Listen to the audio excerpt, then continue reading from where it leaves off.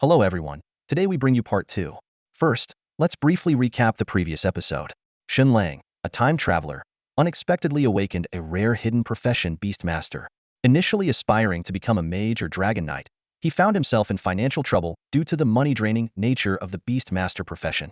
However, fate took a turn for the better when he activated 2 SS-level talents and 3 divine-level talents, setting him on a path to success. During the job transfer ceremony, Shen Lang's talents astonished everyone, leading Dean Songyuan to promise him the support of both the state and the academy. Shen Lang received a scholarship of 115 million and decided to purchase a beast. He visited the Myriad Beast Pavilion and used his divine-level talent, Bloodline Insight, to search for a beast with a powerful bloodline. Eventually, he discovered a fire python with the 10-star bloodline of the Medusa Queen and successfully made a contract with it. Through the talent, Bloodline Reversion, he evolved the fire python into the Medusa Queen, gaining formidable combat power. Shen Lang, accompanied by the Medusa Queen, entered the novice dungeon, Howling Jungle, and easily cleared it with overwhelming force, earning an SSS rating and shocking the world. He re-entered the dungeon, continuing to showcase his immense power, and obtained a supreme treasure chest. At this point, nations worldwide were stirred by Shen Lang's talents and strength, initiating plans focused on him. As Shen Lang's identity gradually became known, the authorities organized a hunt to protect him from external forces. Under official arrangements, Shen Lang continued to farm monsters and level up in the novice dungeon, earning numerous treasure chest rewards. His coordination with the Medusa Queen became increasingly seamless, and his strength continued to grow. After clearing a dungeon, Shen Lang obtained a mysterious card, which, upon activation, endowed him with a new identity, Hidden Dragon. He continued to farm monsters in the novice dungeon, remaining vigilant of his surroundings. With official protection and his own efforts, Shen Lang gradually matured into a truly formidable figure. Shen Lang consistently challenged himself in the novice dungeon, fighting alongside the Medusa Queen and defeating one formidable enemy after another. His strength and talents gained increasing recognition, while also attracting more adversarial forces. Through repeated battles, Shen Lang continually grew, gradually unveiling the mysteries of this world. In the wild, Shen Lang faced various challenges, but always managed to turn danger into safety with the powerful abilities of the Medusa Queen and the Shadow Sovereign. He continuously collected equipment and resources to enhance his strength. In an unexpected encounter, Shen Lang discovered a shadowy ghost with a divine beast bloodline and successfully contracted it, evolving it into the Shadow Sovereign. With 2 powerful beasts at his side, Shen Lang continued to farm monsters and level up in the wild. His strength grew steadily, and he gradually became the dominant force in the region. In one battle, Shen Lang's beasts displayed incredible power, defeating thousands of shadowy ghosts. As Shen Lang's level rose, he mastered more skills and talents. During his adventures in the wild, Shen Lang encountered various powerful enemies and challenges. But with his wisdom and courage, he overcame difficulties time and again. His name gradually spread throughout the world of professionals, becoming a hero in the hearts of many. As Shen Lang continued his adventures in the wild, he grew and progressed continuously. His cooperation with the Medusa Queen and Shadow Sovereign became increasingly seamless, and his strength grew stronger.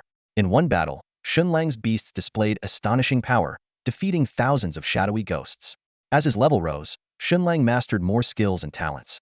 In the wild, Shen Lang faced various powerful enemies and challenges. But with his wisdom and courage, he overcame difficulties time and again. His name gradually spread throughout the world of professionals, becoming a hero in the hearts of many. Shen Lang continued his adventures in the wild, constantly challenging himself and striving towards higher goals. That's the recap of part 1. I hope you enjoy part 2 today. Your likes and comments are my greatest motivation. If you're interested in this story and are watching it for the first time, you can start from part 1 in the comments section or playlist below. Let's begin the story of part 2.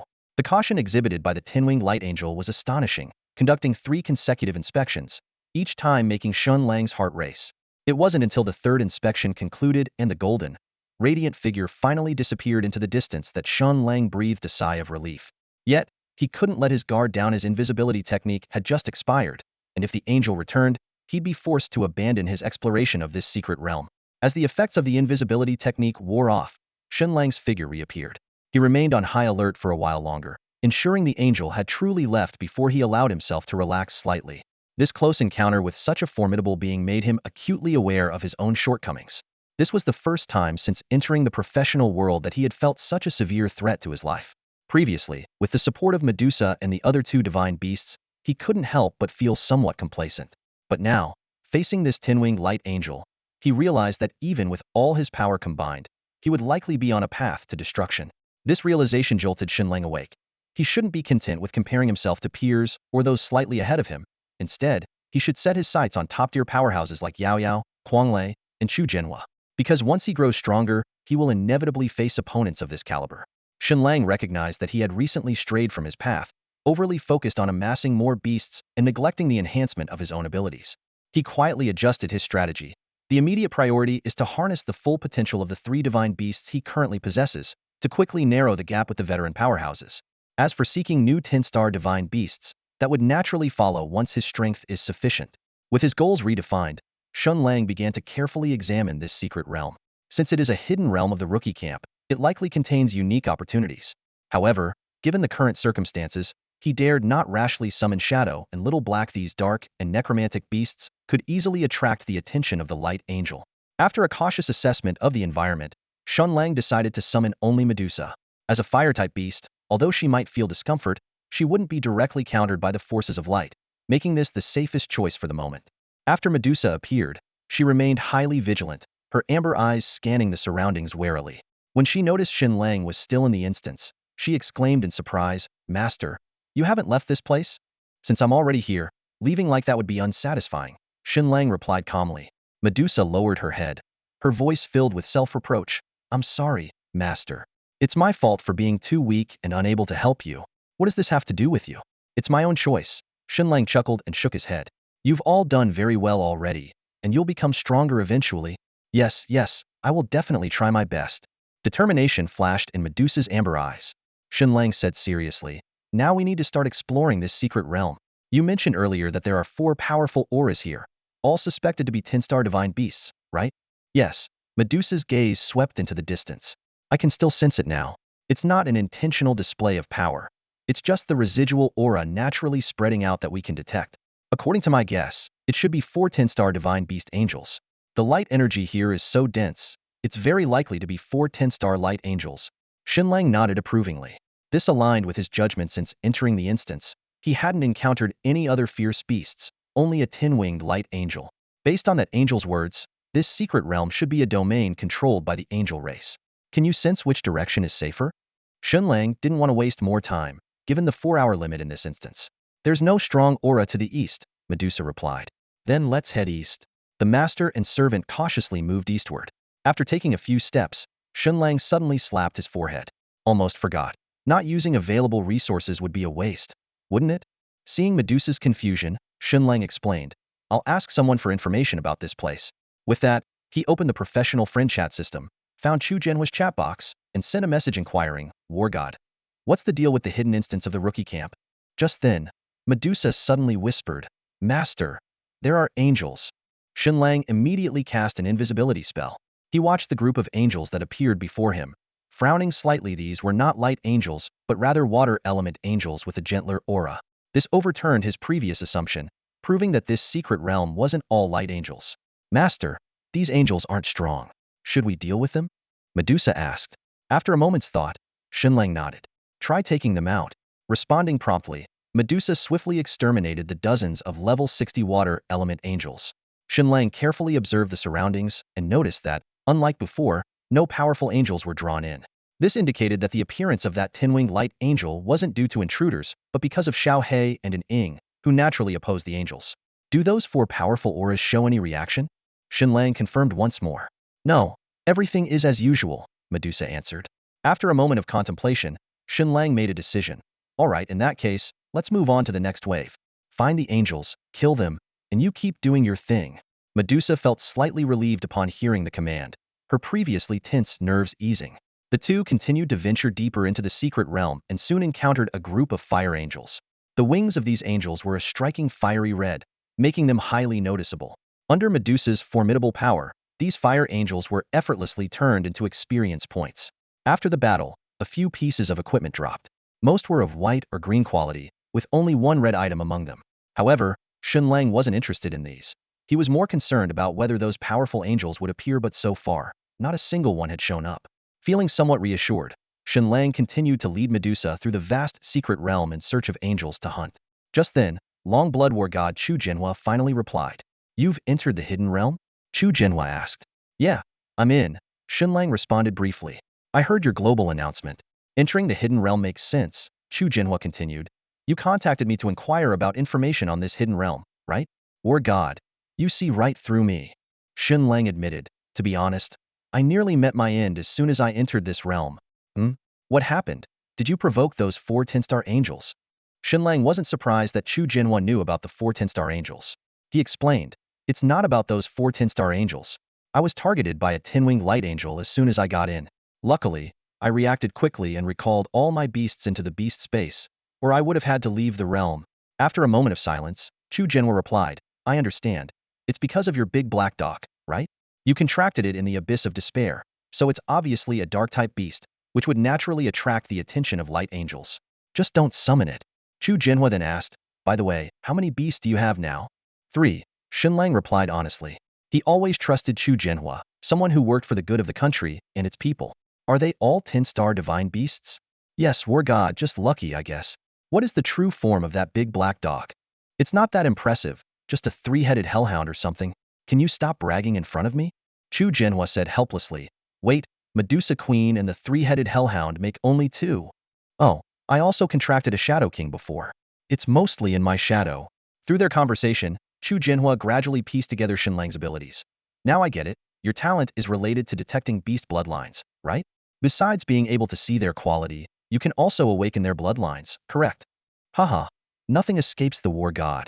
Chu Jinhua continued, anyone with insight could deduce that, which is why I've advised you to keep a low profile for now. However, your recent SSS rating on the hell-level dungeon is likely to draw global attention again.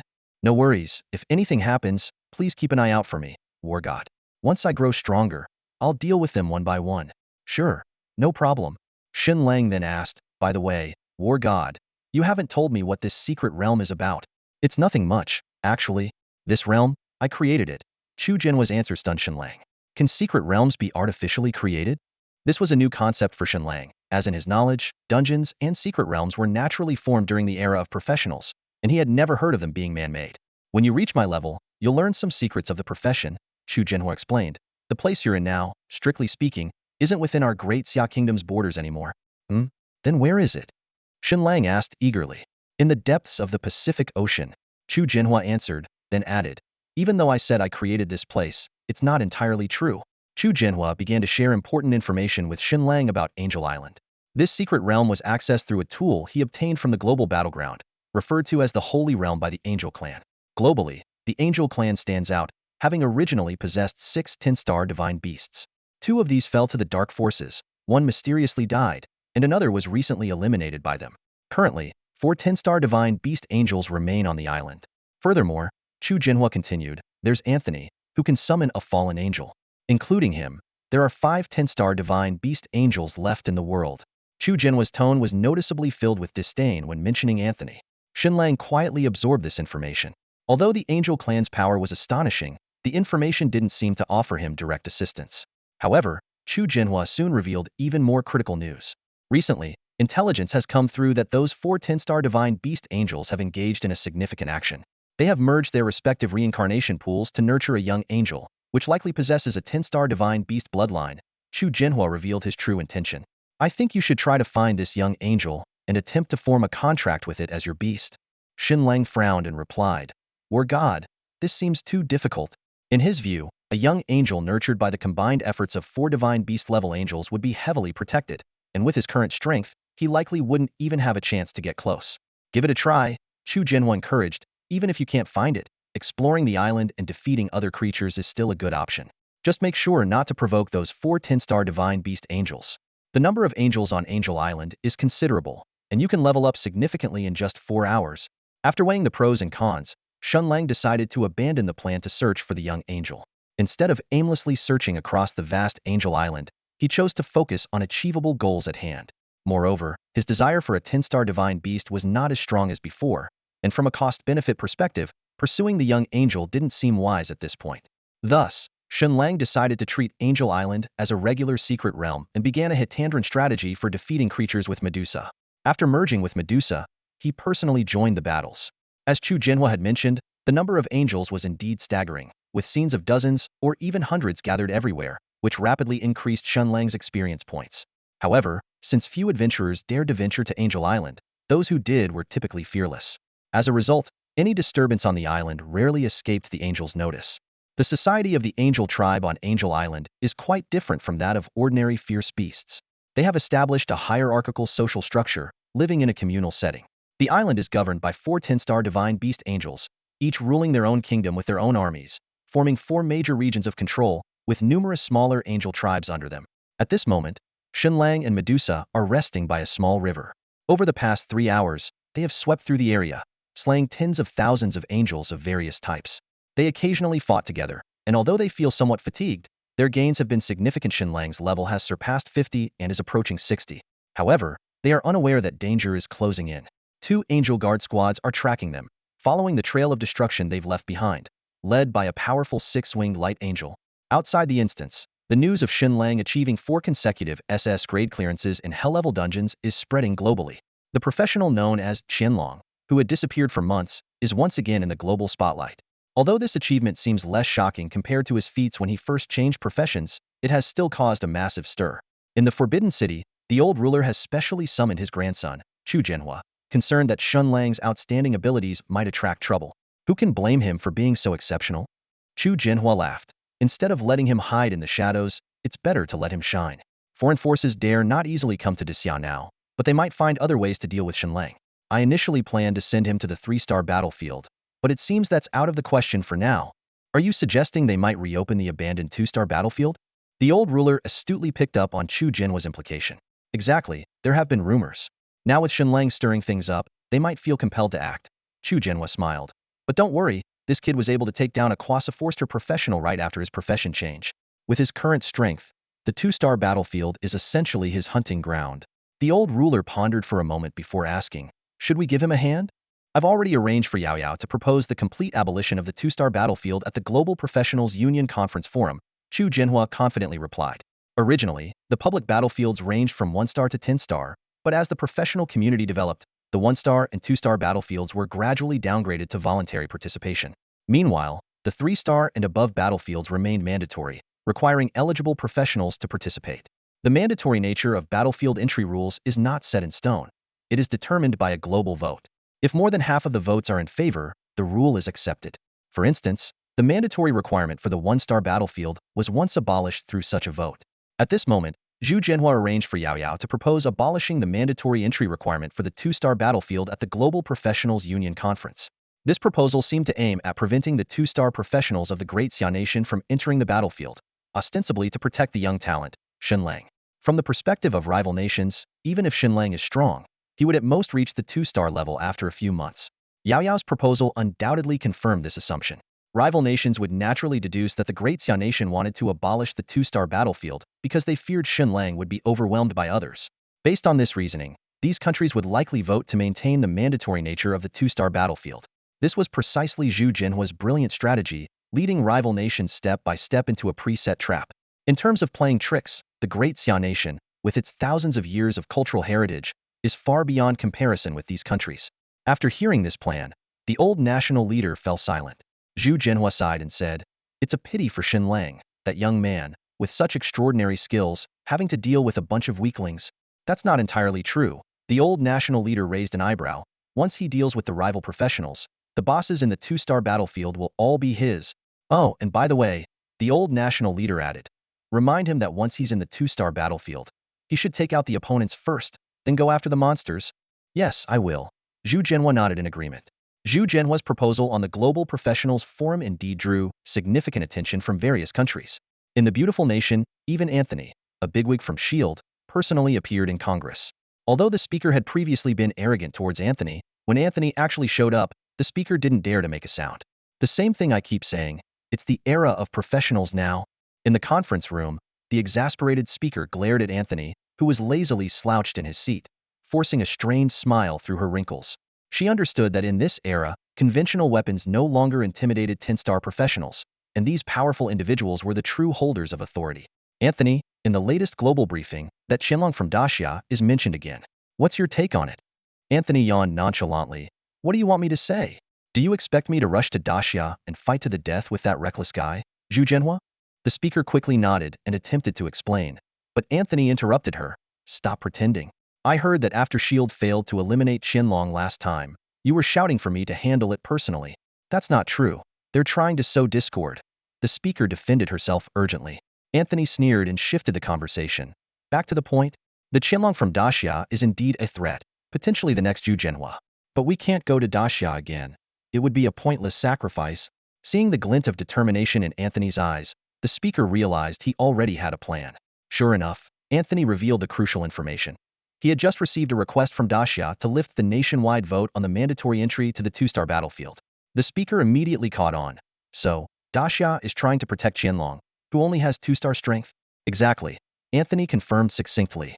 The speaker became excited, quickly contacting allied nations to urge them to vote against the proposal, ensuring the reinstatement of the mandatory entry policy for the 2-star battlefield.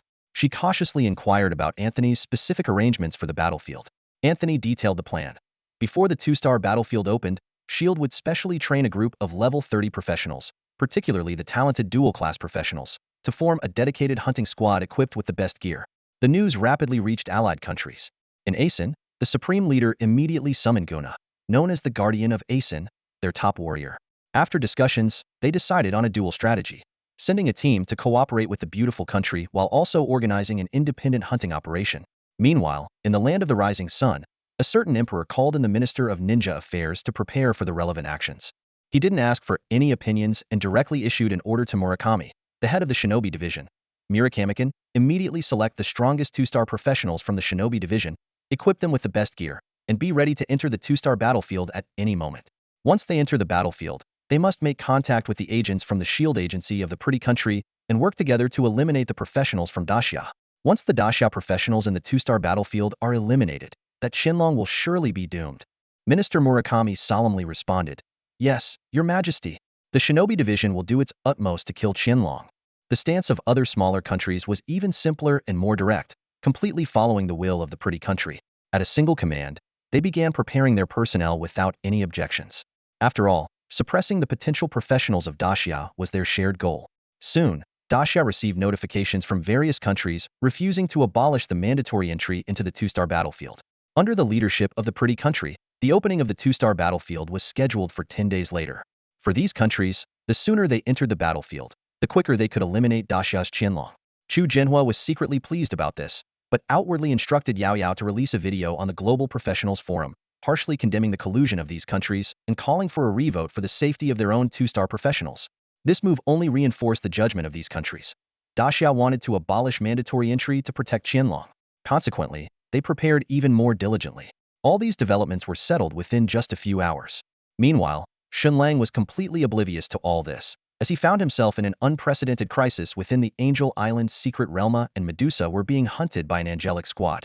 This was the first time since becoming a professional that Shen Lang was being hunted by fierce beasts. The pursuers were the angelic guards of the tribes they had previously slaughtered. Initially, only one 6-winged angel of light led the pursuit, but it had now grown to 3, with the addition of a 6-winged fire angel and a 6-winged metal angel.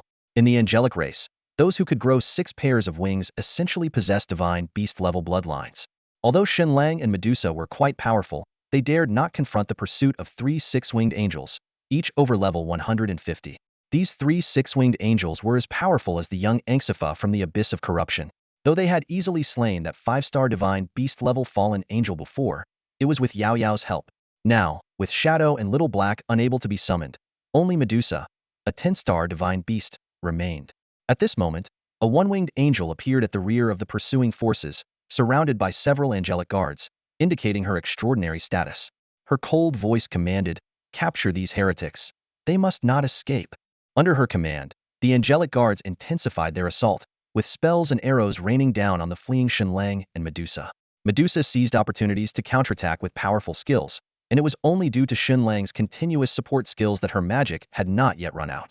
Though 3 6-winged angels blocked some attacks, many angels were still killed under Medusa's fierce counterattacks, enraging the 6-winged angels further and intensifying their pursuit. At this point, Shen Lang noticed the 2-winged angel at the rear. This discovery puzzled him. The angelic hierarchy was strict, with ranks determined by bloodline quality and wing numbers. How could a mere 2-winged angel command this squad, especially with 3 6-winged angels among them? This 2-winged angel must be extraordinary. Taking advantage of a moment when Medusa was casting a skill, Shen Lang immediately used his bloodline insight talent on the 2-winged angel. The moment the bloodline insight landed on the 2-winged angel, Information surged into Shen Lang's mind like a tide. A holy angel level, with a 55-level bloodline cap, and the 10-star divine beast level 12-winged seraph bloodline. This sudden discovery left Shen Lang stunned. Earlier, when he heard from Chu Jinhua that there was a 10-star divine beast level little angel in this secret realm, he didn't pay much attention. After all, that little angel was jointly nurtured by the 4 10-star divine beast angels and was certainly well protected, making it nearly impossible for anyone to capture it. Because of this, he had been casually hunting in this area just to gain experience points. Using bloodline insight on this suspicious 2-winged angel was purely out of instinct. But the discovery in front of him was astonishing. This was no ordinary angel. It was clearly a holy angel with a noble bloodline. Holy angels already held a high status among the angel race, and once mature, they could gain significant authority. More importantly, it possessed both the 10-star divine beast level bloodline and the even rarer seraph bloodline. Although Shen Lang had recently focused on leveling up quickly and his desire for 10-star divine beasts was not as strong as before, how could he easily pass up such an opportunity? However, reality quickly brought him back to the ground. 3 5-star 6-winged angels were in hot pursuit. More than 3 hours had passed, and there were only about 20 minutes left before the dungeon closed. Master, what's happening? Medusa keenly sensed Shen Lang's unusual behavior. Do you see that 2-winged angel back there? Is there any way to capture it? Shen Lang asked while dodging attacks. It's a 10-star divine beast bloodline? Medusa inquired curiously. That's right. It's on the same level as you. Medusa shook her head. Sorry, Master. It's difficult for me to do it alone. Those 3 6-winged angels won't let me get close, and the difference in strength is still too great to force a breakthrough. Shen Lang fully understood the situation. They were only able to fight and retreat thanks to their speed advantage and Medusa's constant magic harassment. But to confront 3 6-winged angels hidden while capturing the little angel, even using the fusion talent would be extremely risky. If they failed to exit the dungeon in time, the consequences would be unimaginable. Shen Lang not only possesses the 10-star beast Medusa but also has 2 other powerful allies, Xiaohe and an Ying. Although summoning the latter might attract a formidable bright angel, given the limited time left in the Angel Island's secret realm, he decided to take the risk. For a 10-star divine beast angel, this risk is worth taking. Shen Lang quickly devised a plan to capture the little angel and communicated it to his 3 beasts through their mental connection. Medusa, Xiaohe, and an Ying all readily agreed to support him. There is considerable danger in this, Shen Lang said gravely, and I don't want to lose any of you for the bloodline of a 10-star divine beast. If it comes to that, it's better to abandon the little angel. Once the 10-winged angel appears, we retreat from the secret realm immediately without waiting for my command. The 3 beasts solemnly agreed. They all understood that if they were too slow and got caught by the 10-winged angel, the consequences would be dire. With their current strength, they were no match for the 10-winged angel and could easily be killed on the spot. Shen Lang chose a shadowy canyon as the ambush site. Here, the power of light was relatively weak, with surrounding cliffs and shadows everywhere. As soon as the angel squad entered the canyon, he ordered, Medusa, attack. Medusa instantly changed tactics, switching from fleeing to an aggressive attack, charging straight at the 3 6-winged angels. Seeing this, the 3 6-winged angels sneered. Not running away? Then accept the great angel's death judgment. The golden 6-winged angel said coldly, let's avenge our fallen angel bloodline together. The 3 6-winged angels surrounded Medusa from 3 directions, while the 2-winged angel pointed at Shen Lang, commanding, and that human, kill him. The angel squad then charged at Shen Lang. Xiaohe, it's your turn. At Shen Lang's command, Xiaohe revealed his true form as a 3-headed hellhound, charging at the angel squad like a fierce tiger and supporting Medusa, who was besieged by the 3 6-winged angels. Damn, it's an undead creature.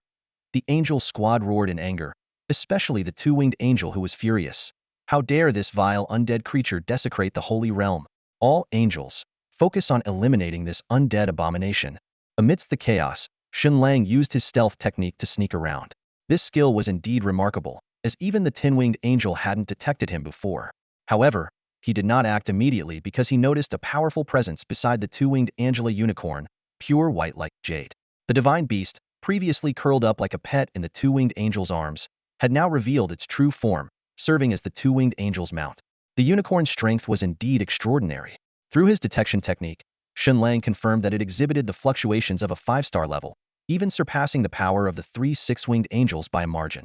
As an outstanding member of the divine beast bloodline, although its potential didn't match some top-tier divine beasts, its prowess as a 5-star divine beast boss was undeniable. What surprised Shen Lang was that such a powerful unicorn served as a mount for a 2-winged angel. This couldn't help but remind him of the special little angel mentioned by the dragon blood war god. Previously, he had assumed this two-winged angel was a naturally born 10-star divine beast bloodline, given its nature as a holy angel. However, it now seemed highly likely that it was the one nurtured by the four great 10-star divine beast angels. But now wasn't the time to ponder these matters. Since he had already taken action, there was no turning back halfway. Moreover, he was prepared to leave through the secret realm at any time. Shen Lang focused his attention on the unicorn. It seemed that relying solely on shadows wouldn't suffice to snatch the little angel from it. He would need to take action personally. Although the two-winged angel possessed two types of 10-star divine beast bloodlines, its power was not yet mature, posing limited threat. At this moment, Xiaohei and Medusa were keeping the three six-winged angels occupied, and the remaining angel guards were hardly a concern. The unicorn was the greatest obstacle. Time was pressing, and Xiaohei's appearance might have already alerted the great bright angel within the secret realm. Shen Lang made a swift decision, summoning the shadow and merging with it. Instantly, black markings appeared on his skin, and wisps of black mist swirled around him. He had mastery over all the shadow skills and could benefit from the enhancement of a second profession. Shen Lang utilized the moon shadow shuttle, disappearing in an instant. A large mass of black mist surged into the sky, enveloping the area where the two-winged angel was located. Using the shadows on the ground, he silently appeared near the two-winged angel. Although still in stealth mode, the unicorn, being a light-type divine beast, had already sensed the presence of dark energy and immediately assumed a defensive stance. Without hesitation, Shen Lang activated the shadow clone technique, with three figures converging on the unicorn from different directions. Each clone could exert 70% of the original strength. The unicorn let out a long howl, unleashing a wave of radiant power that dissipated Shen Lang's stealth technique. The two-winged angel, seeing the sudden appearance of a human, showed a flash of panic on its delicate face and shouted, "Xiao Bai, kill him, kill him." The battle erupted instantly. Shen Lang continuously unleashed the Shadow King's skills, while the unicorn, with its 5-star divine beast boss strength, engaged him in combat.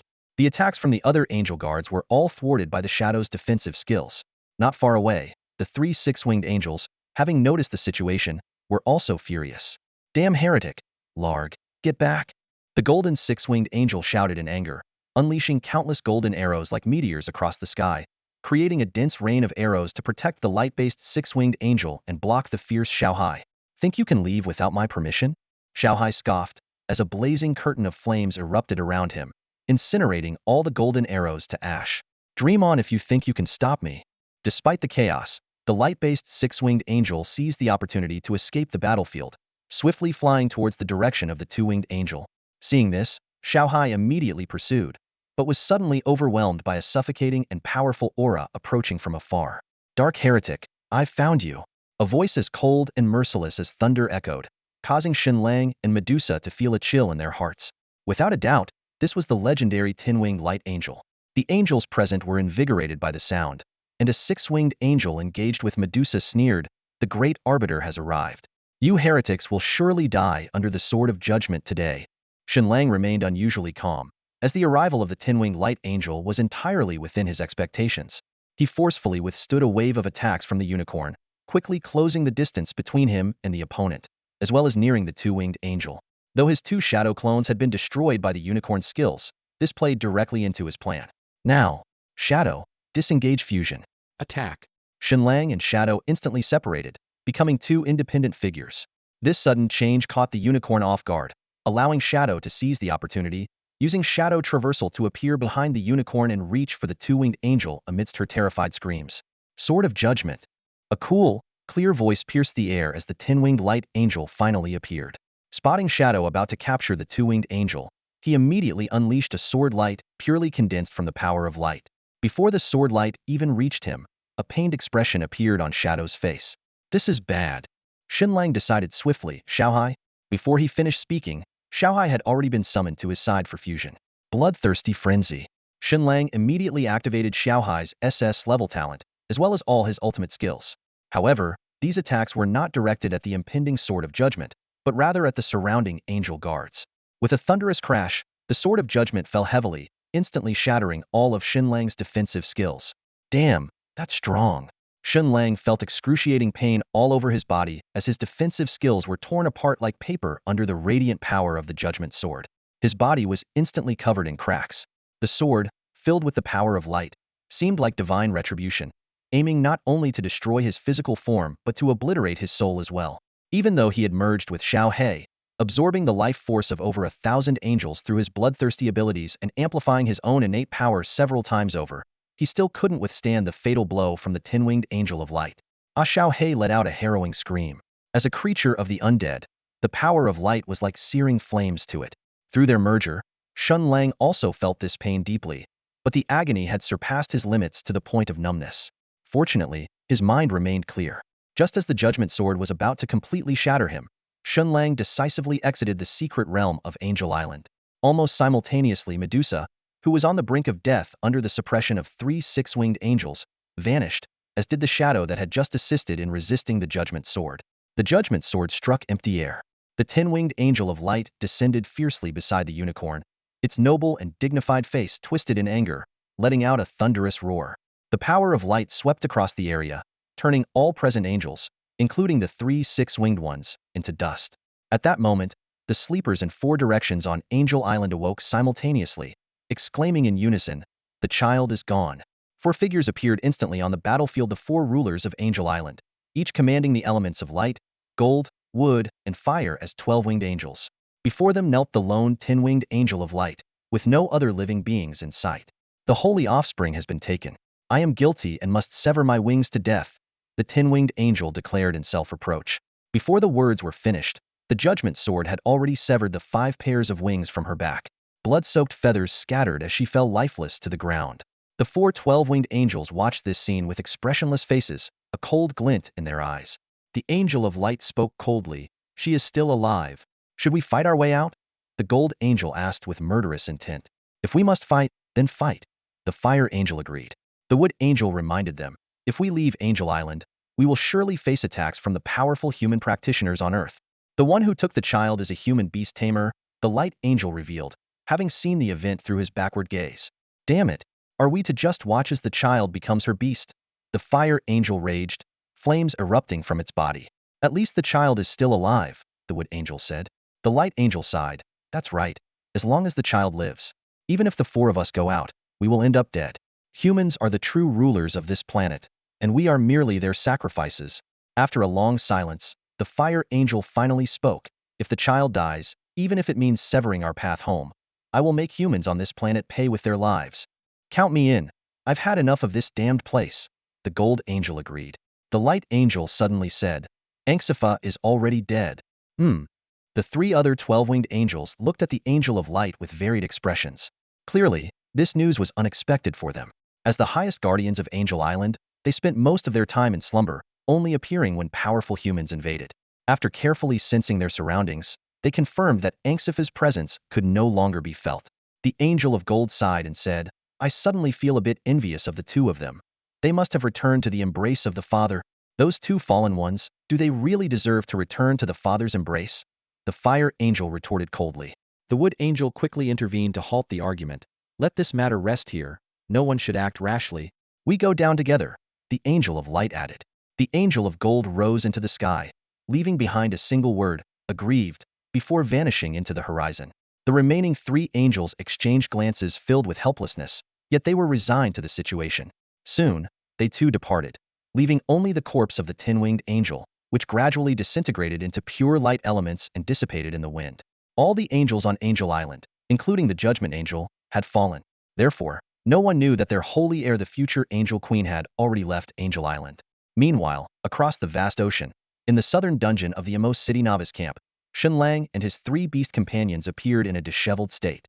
Shen Lang was in the worst condition, completely exposed, his equipment destroyed, his body covered in crackling wounds from the burning power of light. His companion, Xiao He, who had merged with him to resist the Sword of Judgment, was in even worse shape. All its black fur was gone, its flesh torn, resembling a skinned wild dog, barely clinging to life on the ground. The Medusa Queen was in slightly better condition, but still bore numerous scars and was visibly weakened. Shadow was also in a dire state.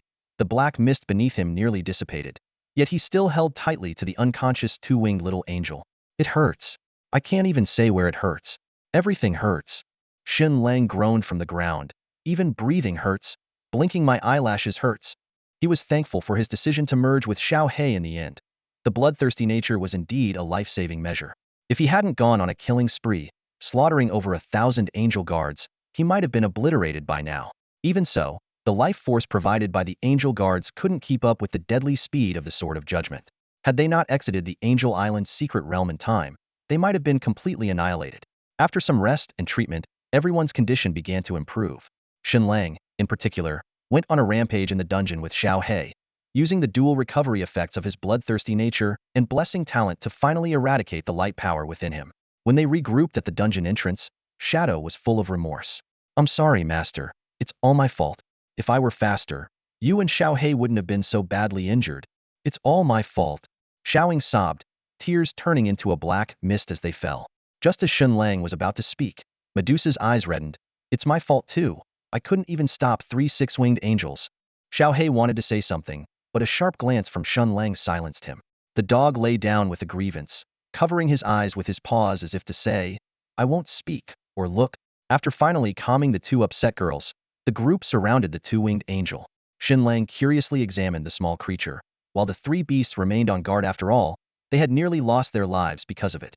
The two-winged little angel, now fully awake and aware of being a highly intelligent species with a dual 10-star divine beast bloodline, quickly grasped the situation. She had been taken from the sacred realm by this human. Despite her high status among angels, usually residing with her 4 mothers, she had ventured out of boredom. Upon hearing of invaders harming angel citizens, she led a pursuit, only to become a captive herself. Shen Lang crouched down and used his bloodline insight on the little angel. Holy Angel, 10-star divine beast level. Bloodline limit, 55. 12-winged seraphim growth limit. Bloodline evolution success rate, 100. Noticing the guaranteed evolution success rate, a glint appeared in Shen Lang's eyes. This meant the holy little angel was destined to become a 10-star divine beast and eventually evolve into a seraphim. No wonder, with a bloodline nurtured by the 4 10-star divine beast angels. Seeing Shen Lang's intense gaze, the little angel nervously wrapped her wings around herself. "What do you want? I warn you, all my mothers are 10-star divine beasts, and they won't let you off if you harm me." "I know, and I have no intention of harming you." Shen Lang smiled, though he felt some concern. This little one's special status could provoke a strong reaction from the 4 10-star divine beast angels once they learned of her capture. However, given the angels' intelligence, they should understand the current power dynamics of human professionals. Even amidst international rivalries, humans unite against existential threats. At worst, I'll stand up to them when I'm grown. With this resolve, Shen Lang didn't hesitate and cast the contract spell. A hexagram appeared, enveloping the struggling little angel, and soon the contract was completed. The other beasts sensed a familiar aura from the little angel, and their hostility vanished. Regardless of past events, this little one was now their companion. The little angel, feeling the bond with Shen Lang, replaced her fear with loyalty to her new master. The divine little angel stood up and bowed to Shen Lang, saying, "Ali greets the master." Ali's origins are quite different from Medusa and Shadow. She is not an evolved form of a low-level beast, but a naturally intelligent being of noble birth. After her birth on Angel Island, her 4 10-star divine beast angel mothers gave her this elegant name. Looking at Ali, Shen Lang felt a bit guilty. In comparison, the names he gave to Medusa and Xiao He seemed rather casual. "Come on, everyone, get to know each other," Shen Lang said. Medusa spoke first. "I am Medusa Queen, the master's first contracted beast, named Sasa by the master." "Nice to meet you, Sister Sasa," Ali politely greeted. "I am Shadow King, the master's second contracted beast, named Xiaoying by the master." Shadow followed. "Nice to meet you, Sister Xiaoying." Ali bowed again. No longer the youngest, Xiao He excitedly exclaimed, "I am a 3-headed hellhound, the master's third contracted beast, Xiao He." "Huh." Ali curiously examined Xiao He. "Aren't you supposed to have 3 heads? Why do you only have one now?" Xiao He was about to show his true form when Shen Lang quickly stopped him. "That's enough, dog. Don't cause trouble." Shen Lang's gaze fell on Ali, pondering a crucial question. Should he activate her holy angel bloodline or the more powerful seraphim bloodline? Although a 10-star holy angel is already strong, since she possesses the seraphim bloodline, the latter is the obvious choice. "Ali, it's time to witness a miracle," Shen Lang announced. "Huh, master, what do you mean?" Ali blinked her big eyes, looking puzzled. Shen Lang offered no further explanation and directly initiated the bloodline reversion. 10-star divine beast seraphim bloodline activated. In an instant, a brilliant light of evolution enveloped Ali. Her form rapidly grew from child to adult size, and the wings on her back multiplied, soon forming 6 pairs of 12 wings. These wings were no longer purely white but had a faint fiery red hue, emitting a dazzling brilliance that was hard to ignore. Even the fire element Medusa had to squint her eyes, sensing the immense power. Xiao He and Shadow naturally felt a slight aversion to this power, yet as companions, they watched curiously to see what form Ali would ultimately evolve into. Amidst the glow of evolution, a figure standing about 6 feet tall gradually emerged. 12 wings ablaze with flames spread wide, creating a majestic and awe-inspiring sight. This was no longer the little sister from before. She had fully matured. Shen Lang squinted as he observed Ali's transformation into the final form of a seraph. As the light gradually faded, the fully developed Ali was revealed, her golden hair flowing, her tall and voluptuous figure exuding an aura of dignity from her eyes filled with holy light. The massive 12 wings unfurled, causing the onlookers to instinctively take a few steps back. Medusa studied Ali with a complex expression. The little angel from before had clearly become a powerful presence, on par with her own commanding aura. Now I'm the shortest one again. Shadow looked up at Ali and sighed with a wry smile. Xiao He covered its eyes, unwilling to look directly, and inwardly lamented. It knew its appearance-obsessed master too well. Now that little Ali had become Big Ali, there would be one more squeezing into the bed at night. Ali regained clarity after evolving, feeling the intense holy energy within her, and exclaimed, "Master, have I truly become a complete 12-winged seraph? How did you achieve this?" "The master has the talent to awaken the strongest bloodline in his beasts," Medusa explained. Upon hearing this, Ali beamed with joy. "My foremothers mentioned that I have a dual 10-star divine beast bloodline. Originally, I was supposed to evolve into a seraph only after my holy angel form reached 10 stars. Shen Lang was somewhat surprised that the 4 divine beast angels were aware of this and pondered their true purpose in cultivating Ali. After all, the seraph is the ruler of the angelic race, and the 4 divine beast angels already held significant power. Why intentionally nurture a new ruler? Putting aside these doubts, Shen Lang began to examine Ali's information panel. In terms of attributes, Ali's overall strength was comparable to that of Medusa and others, all at level 55, but she leaned more towards a supportive role. This aligned with the Seraph's theme of love and truth. Though primarily a support, Ali's fire-based attack skill, Blazing World, sounded quite formidable. Now, with Medusa as the main attacker, Shadow as the main defender, Xiao He as the main tank, and Ali as the main support, Shen Lang, the master, found himself with fewer opportunities to provide support. However, with a secondary profession, he could choose to join the battle as needed. But as a beast master, he preferred to stay back and let others do the fighting. Today, if Shen Lang hadn't taken the lead, there would have been no way to rescue Ali from Angel Island. As the leader, it was his responsibility to act last. After studying Ali's abilities, Shen Lang looked at the angelic girl before him and was at a loss. Xiao He, being a dog, was easy to explain. Medusa and Shadow had their disguises perfected, but Ali's 6 pairs of blazing wings were too conspicuous. Anyone could instantly recognize her as an angel. "Ali, can you retract those wings into your body?" Shen Lang asked cautiously. "Of course," Ali replied without hesitation. Before she finished speaking, the 6 pairs of fiery wings vanished into her body, along with her divine radiance. At this moment, Ali looked no different from an ordinary person, albeit strikingly beautiful. Fortunately, Shen Lang was already accustomed to the stunning appearances of Medusa and Shadow, so he only felt a slight sense of awe, at most curious about the details of their intimate moments. Then, Shen Lang activated the beast armor for Ali and handed her some usable equipment from his backpack. Just as he finished, the time limit for the southern dungeon expired. Shen Lang immediately left the dungeon with all his beasts. The moment they returned to the cloud ladder, they vanished from the platform and reappeared in the corridor of the dormitory building. Having an extra person like Ali was indeed hard to explain, and after visiting the hidden realm, the 4 dungeons no longer held much significance for him. The dorm room was empty. Yi Hongyu was likely still in Emo City, and Xiao Tianyi and the other top rookies were busy battling in the dungeons. For them, the rookie camp's dungeons were indeed great places for leveling up. Shen Lang had decided to leave the rookie camp. Although it violated the rules, he was an exception. Leveling up in the wild was faster than grinding dungeons here. He didn't bother looking for Huang Lin, but contacted Chu Jinhua directly. Only this big shot could provide a reasonable excuse for leaving the camp. When he opened the professional friend system, Shen Lang found multiple urgent messages from Chu Jinhua. "Where are you, kid? Oh? Dead? Don't tell me you died in that godforsaken place. Get out here, or the old man will kill me. Hang tight. I'm heading to the Pacific. Damn, did you really provoke those 4 mythical beast angels?" Seeing these messages, Shen Lang's heart skipped a beat. Clearly, Chu Jinhua had been to the Pacific and sensed the disturbance caused by the 4 10-star mythical beast angels. He quickly looked out the window. Although Emo City was inland, a battle between 10-star powerhouses would definitely cause a spectacle. Luckily, the eastern sky was calm, indicating the mythical beast angels hadn't caused any havoc. "War God," Shen Lang finally replied. The response was instant. Finally decided to show up? Oh? Didn't you go to the Pacific? Shen Lang asked in confusion. Turn back halfway. Tell me, what's going on?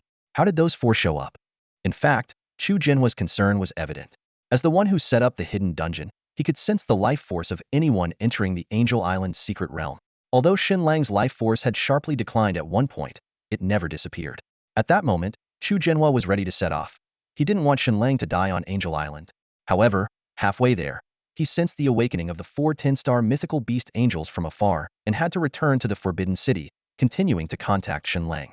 As Shen Lang was deep in thought, Chu Jinhua reached out to inquire, have those four 10-star divine beasts, the angels, appeared yet? Warlord, are you asking me, or am I asking you? Tell me, what exactly did you do on Angel Island? Chu Jinhua's tone carried a hint of urgency. Shen Lang nonchalantly replied, nothing much, just caught a two-winged holy angel. A two-winged holy angel? The island is full of them. Wait a minute.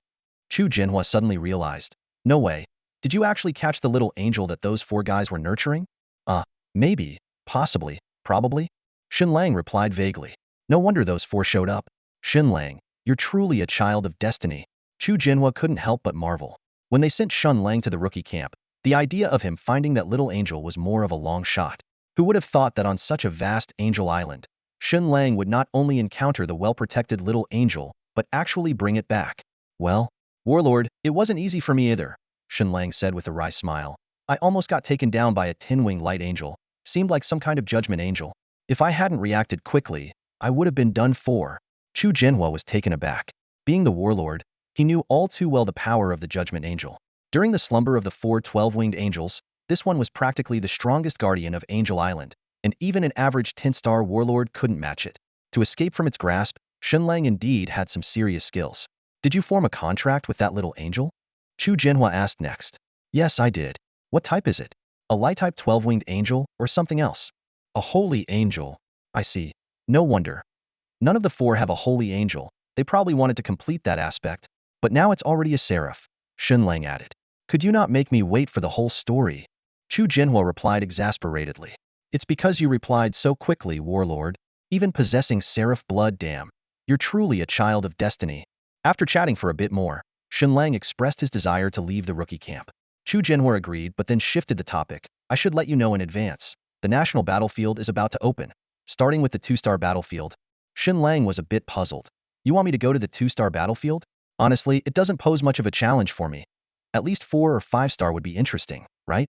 This wasn't just Shen Lang boasting. With 4 10-star divine beasts by his side, he was confident even in a 7-star battlefield. Although he struggled a bit against a few 5-star 6-winged angels before, that was because he hadn't gone all out, and those were divine beast level beings. Ordinary 5-star beasts or practitioners were on a completely different level. That's true, Chu Jinhua agreed. Originally, I intended for you to start from the 3-star level, which is why I asked you to reach 3-star in 3 months. But now the situation has changed, and we might need you to head to the 2-star battlefield. War God, could you be a bit clearer? Do you want me to take a stroll on the 2-star battlefield? Shen Lang asked with some confusion. Chu Jinhua took a deep breath and explained the entire situation to Shen Lang in detail. As a major intelligence power, the Great Xia Kingdom had long planted spies in various countries, gaining insight into the enemy nation's specific preparations. After hearing everything, Shen Lang's eyes lit up, and he immediately straightened his back. I'm going. I have to go. This matter began because of him, and with all the countries paying such attention to him, it would be unreasonable for him not to go. More importantly, the preparations these nations made seemed like gifts delivered to his doorstep. Almost every professional around the globe wanted him dead, and they must have invested heavily. Even if they're fully armed, they can't turn the tables, Shen Lang said with a confident smile. No matter how many of them there are. Even if each one has a 2-star dark gold divine weapon, they're all the same in front of me. In his eyes, the equipment on these people would eventually become his possessions. This trip to the 2-star battlefield was indeed necessary for Shen Lang. He remembered those who wanted to kill him, and although they hadn't succeeded, he noted it all down. While he didn't yet have the strength to challenge other nations, the 2-star battlefield was a perfect platform. All right, it's settled then, Chu Jinhua nodded. I've already talked to Huang Lin. You can leave the rookie camp at any time. Also, your disguise level has been upgraded, and your beast companions have been incorporated into the war god camp. Huh, isn't that against the rules? Shen Lang was a bit surprised. Chu Jinhua raised an eyebrow. The war god camp is mine. What I say goes. Shen Lang was momentarily taken aback by this strong aura, then laughed and said, Alright, you're the boss, so you call the shots. But I heard the war god camp is organized in squads? That's right, 5 to 7 people per squad. You have beast companions. Do you need other team members? No need. Thank you. War god. Chu Jinhua advised, remember, try to reach level 60 as soon as possible during this time. But don't do the star upgrade missions, or you won't be able to enter the 2-star battlefield. Also, your beast companions are too strong. So be careful not to accidentally harm other professionals when fighting in the wild. Shen Lang nodded in agreement. After Chu Jinhua left, he looked out the window and said quietly, since you're so eager for me to participate, don't blame me for being impolite. If even one professional can leave the 2-star battlefield, then I'll consider it a loss. The following day, Shen Lang stayed at the rookie camp and asked Yi Hongyu for some healing potions to tend to the injuries on Angel Island. The next day, he left the rookie camp with a personal send-off from Huang Lin. At that moment, a global announcement rang out. Xiao Tianyi had cleared the Northern Dungeon's normal level with an SSS rating. Although this achievement was impressive, it paled in comparison to Shen Lang's brilliance. In recent months, there had been numerous perfect clear announcements globally, with some even achieving SSS ratings on hell-level dungeons, but none matched the record Shen Lang set just after his job change. After leaving the rookie camp, Shen Lang didn't head directly to the wild areas.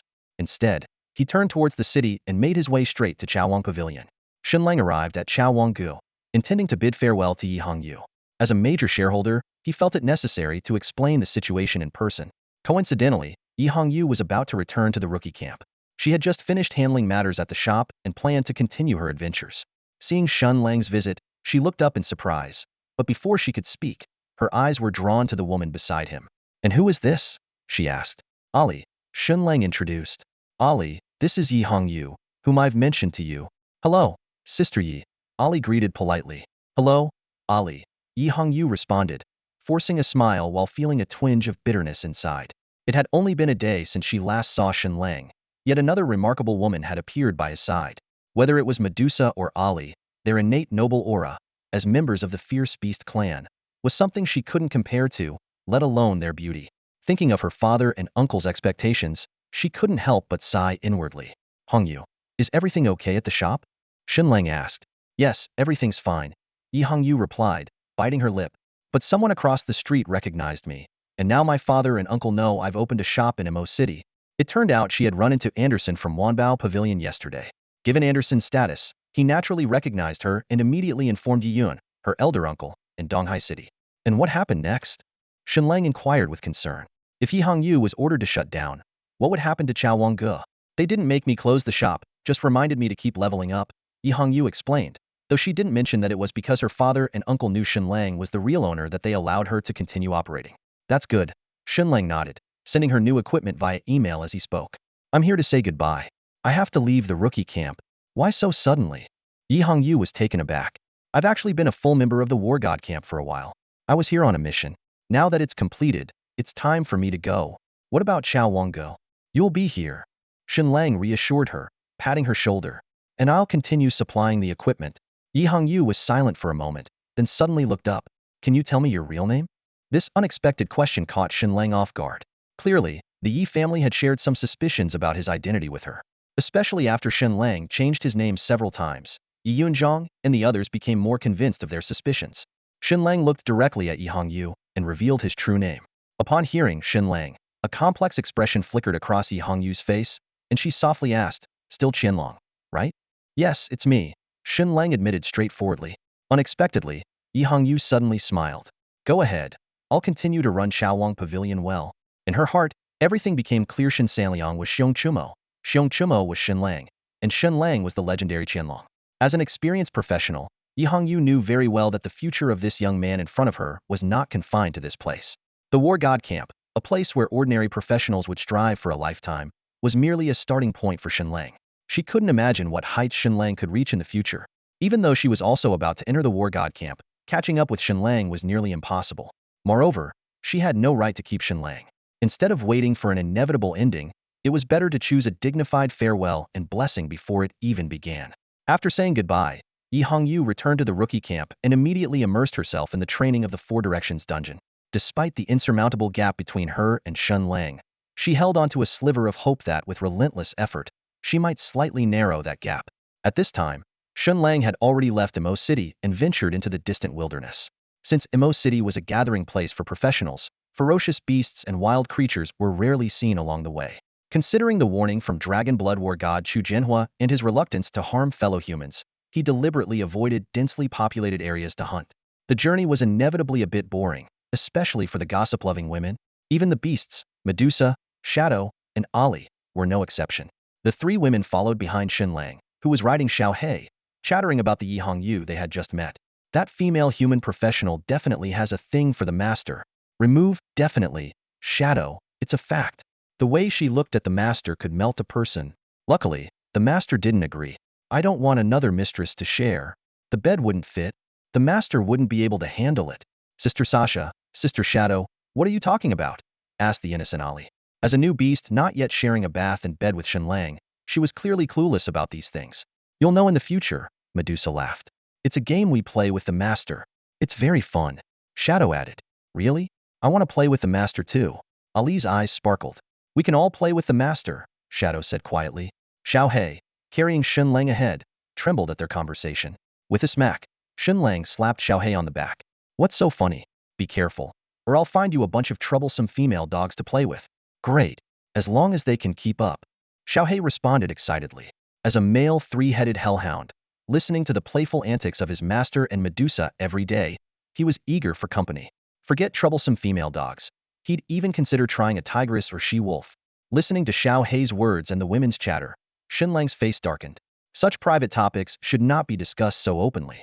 Fortunately, no one else was around.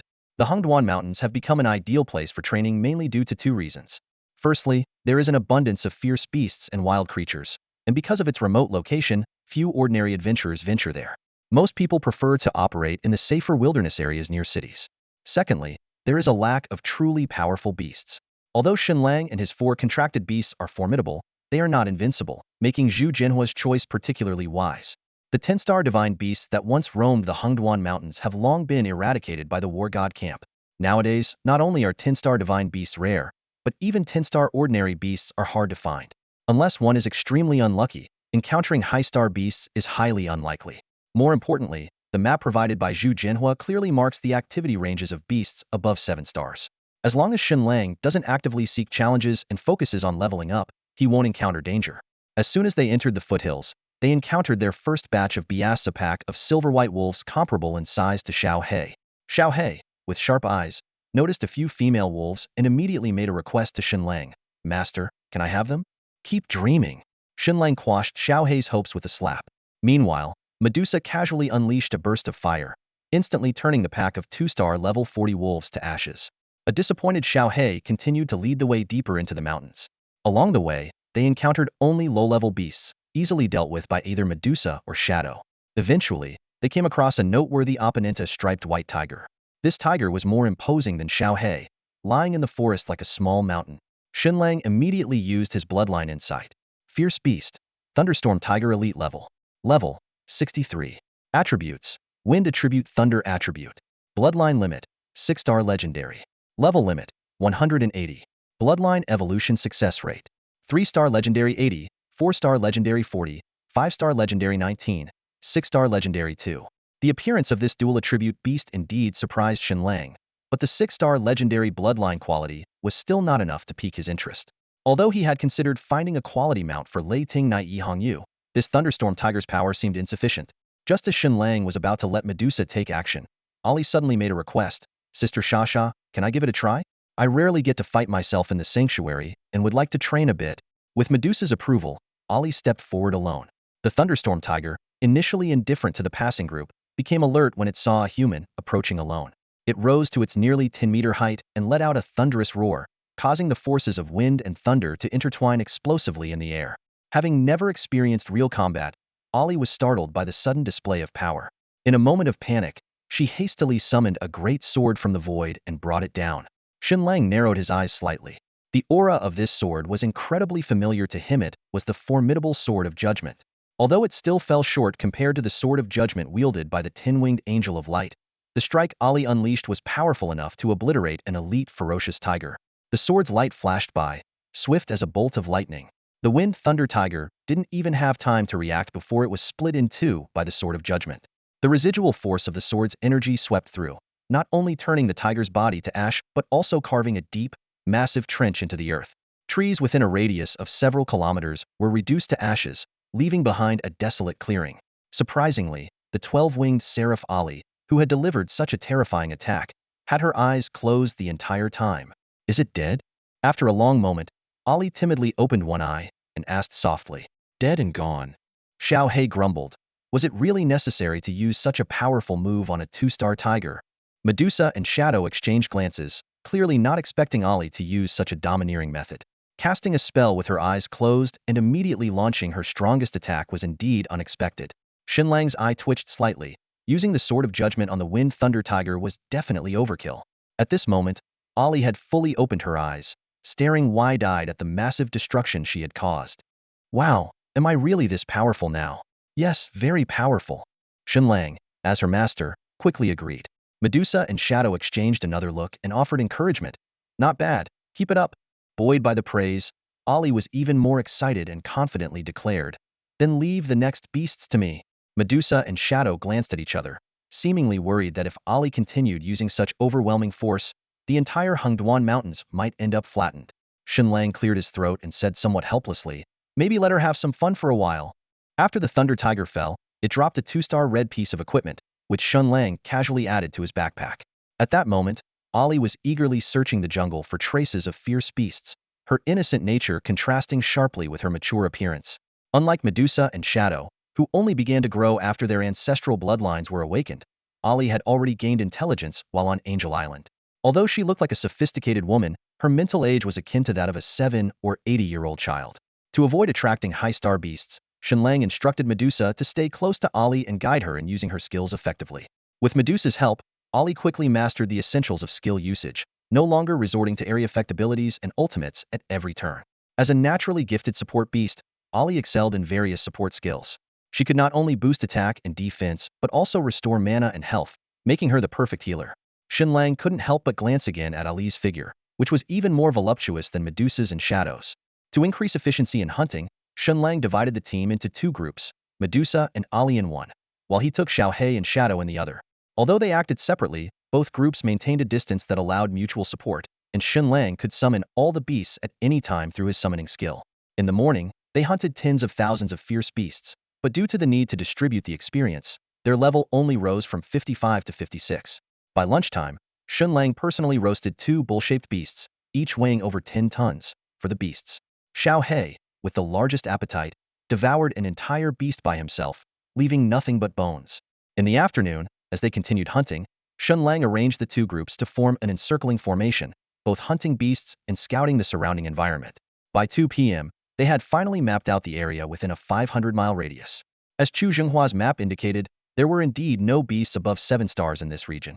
While the exact number of fierce beasts in this area can't be precisely counted, a conservative estimate based on their distribution suggests there are at least 1 million. Most of these beasts are between 1 and 3 stars, with 5 to 6-star beasts being relatively rare and within the control of Shen Lang's team. After a thorough cleansing, they created a clear zone around them. Medusa and others deliberately left the aura of divine beasts in the vicinity, not to ward off outside beasts, but to trap the prey within the area.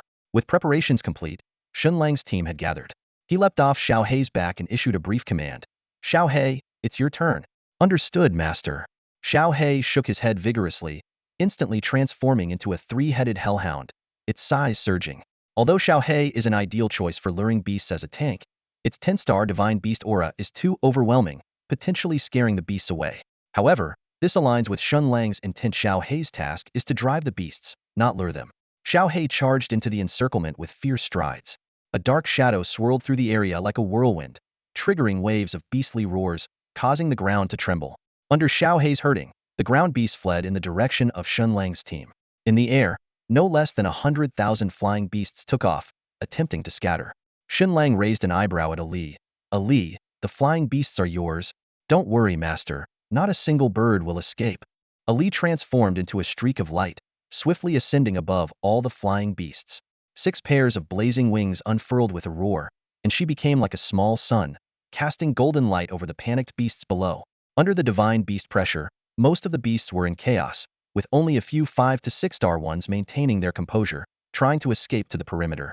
Ali softly uttered 2 words, "Burn the world." A strange wailing echoed through the heavens and earth, like ancient horns resonating. Countless fiery blossoms appeared in the void, each containing an angelic silhouette. These silhouettes had varying numbers of wings, from 2 to 10. As they rose from the blossoms and spread their wings, an aura of apocalyptic destruction spread. They wielded flaming scepters, swords, and spears, like holy spirits executing the final judgment, gazing down upon the multitude below. Swish, swish, swish. The ethereal angels seemed to receive the same command as they uniformly raised their blazing weapons. In an instant, countless streams of fire erupted from their weapons, transforming into a torrential rain of light that swept across the sky. This display of divine might seemed capable of reducing everything in existence to ashes. Under the onslaught of this fiery rain, the flying beasts that had been scattering across the sky were suddenly frozen in midair, each one vanishing into nothingness. Shen Lang was stunned as a continuous stream of notifications about their defeat rang in his ears. This is a bit too powerful, Shen Lang murmured to himself as he gazed up at the sky. No wonder she has so few attack skills. This one alone is ridiculously strong. Even the Fire Medusa, known for her offensive prowess, couldn't help but watch in awe. Shadow remained silent, but the envy in her eyes was unmistakable. As a beastmaster focused on defense, her attack skills indeed paled in comparison to this move by Ali. Yet, the most astonishing transformation was still to come. Suddenly, four enormous fiery blossoms appeared in the void, several times larger than before, comparable in size to Ali and her companions. From each flower's center emerged not ordinary angels, but the spectral forms of 12-winged seraphim. These 4 12-winged angel apparitions were more solid than the others, their faces discernible. Unlike the other angels, they did not attack mechanically but displayed expressions of surprise and uncertainty after a brief pause. This anomaly immediately caught the attention of those below. Shen Lang tensed, while Shadow and Medusa activated all their defensive skills simultaneously. Only Ali seemed bewildered, and upon recognizing the 4 figures, she exclaimed with joy, "Mother!" The 4 12-winged angel apparitions turned to look at Ali, their expressions filled with confusion. They began to converse among themselves, trying to make sense of the situation. Soon, the Angel of Light recognized Ali's identity, Seraph. This is the Seraph. The other 3 angels also noticed the anomaly, especially when the Wood Angel mentioned a strange sense of familiarity, leading them to a sudden realization. Is she our child? Mother, is it really you? Ali looked at the 4 12-winged angel apparitions, her eyes full of anticipation and confusion. The 12-winged angel of Wood looked at Ali and softly asked, "Are you really our child?" "Yes, yes, it's me, Ali." Ali responded eagerly, his eyes shining with anticipation. The phantoms of the 4 great 12-winged angels exchanged glances, their towering figures betraying disbelief. The scene before them defied their understanding. Their child had transformed into a seraph? This can't be. One of the angels murmured, "We failed in our original attempt. We aimed to create a seraph bloodline, but ended up with only the holy angel bloodline. But now Ali has indeed become a seraph." Another angel said, perplexed, "This is completely inexplicable." It was true. These 4 10-star divine beast angels had once tried to create a seraph because, at the time, there were no seraphs among the angels. Although the holy angel bloodline they achieved was quite remarkable, it still couldn't compare to a seraph. And now, in just a few days, their child had undergone this incredible transformation. Seeing the confusion in his mother's expressions, Ali quickly explained, "Mother, although you couldn't directly make me a seraph, the bloodline was always within me. It was my master who helped activate the seraph bloodline." The 4 angelic phantoms were initially stunned. Then the fire 12-winged angel's gaze suddenly sharpened. "Master? Ali, are you saying you've been contracted by a human summoner as a beast?" "Yes, yes, mother. My master is really kind to me," Ali said innocently. "My master is just down there." He looked down, only to find the figure that should have been present had vanished. "Huh, where's my master?" "They were just here." Ali looked down, but Shen Lang's figure was nowhere to be seen. Medusa and an Ing stood on either side, while Xiao He had quietly returned at some point. The 3 beasts appeared tense, with Xiao He crouching low, its 3 dog heads growling softly, eyes blood-red and fixed intently on the 4 spectral images of 12-winged angels above, ready to fight to the death if necessary. "Master? Master?" Ali called out again. As a beast companion, she could sense that Shen Lang was in the protective circle formed by the 3 beasts, having simply activated his concealment technique. This wasn't cowardice. It was the vast disparity in power. Normally, they were invincible before fierce beasts, but if any of the 12-winged angels descended in person, even Shen Lang with his 4 beasts wouldn't stand a chance against a single attack. Such was the terrifying nature of a top-tier 10-star divine beast. Amid Ali's persistent calls and the angel's watchful gaze, Shen Lang finally revealed himself. "Ahem, stop calling. I'm here, I'm here." He shot Ali a slight glare, though he couldn't help but glance at the angelic apparitions. As their eyes met, the fire angel spoke in a deep voice. Are you the human practitioner who contracted with our children's beast master? Yes, that's me, Shen Lang replied calmly. He had long realized these were merely projections of the angel's consciousness, with their true forms still thousands of kilometers away on Angel Island. The fire angel's image fixed its gaze on Shen Lang and coldly said, so it was you who left a trace in the Holy Realm. The War God Camp. Turns out, you're one of Chu Jinhua's people. This statement immediately made Shen Lang realize that the name of the Dragon Blood War God was enough to make these angels wary. Without hesitation, he capitalized on this connection. That's right, Dragon Blood War God. He's my big brother. The four angelic apparitions exchanged a serious look. If possible, they would have preferred to immediately come and reclaim Ali, who had evolved into a seraph. But upon learning that Shen Lang was part of the War God Camp and closely connected to Chu Jinhua, they had to weigh the consequences. Chu Jinhua's power was renowned worldwide, and the one who could slay the 12-winged fallen angel Angsifa within the Great Xia domain was undoubtedly him. Although the four angels together might be able to contend with him, Chu Jinhua had the entire Great Xia nation and the War God Camp behind him. Any move against Shen Lang would invite devastating retaliation, potentially even the destruction of their holy realm. Moreover, Angel Island was already under constant surveillance by various nations. If they acted rashly, they would likely face Chu Jinhua and the War God Camp's forces before even crossing the border. The Xia Empire's protective stance toward its own practitioners is well known worldwide, and even these highly intelligent and powerful divine beasts understand this reality.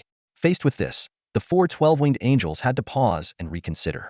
Ultimately, they chose to remain on Angel Island not only for the island's safety, but also for their own and for Ali. In the void, the light element 12-winged angel spoke kindly, human. How did you enable Ali to transform into a seraph? Can you tell us? Shen Lang was slightly surprised, not expecting such politeness from the other side. Clearly, invoking the Xia Empire's reputation had an effect. He stood tall and replied proudly, that's my secret. Why should I tell you? Human, do you really think we don't dare to kill you? The fire element 12-winged angel's phantom roared, the flames on its body crackling fiercely. At that moment, Ali suddenly swooped down from the sky, positioning herself in front of Shen Lang, her voice firm. Mother, you are not allowed to harm my master.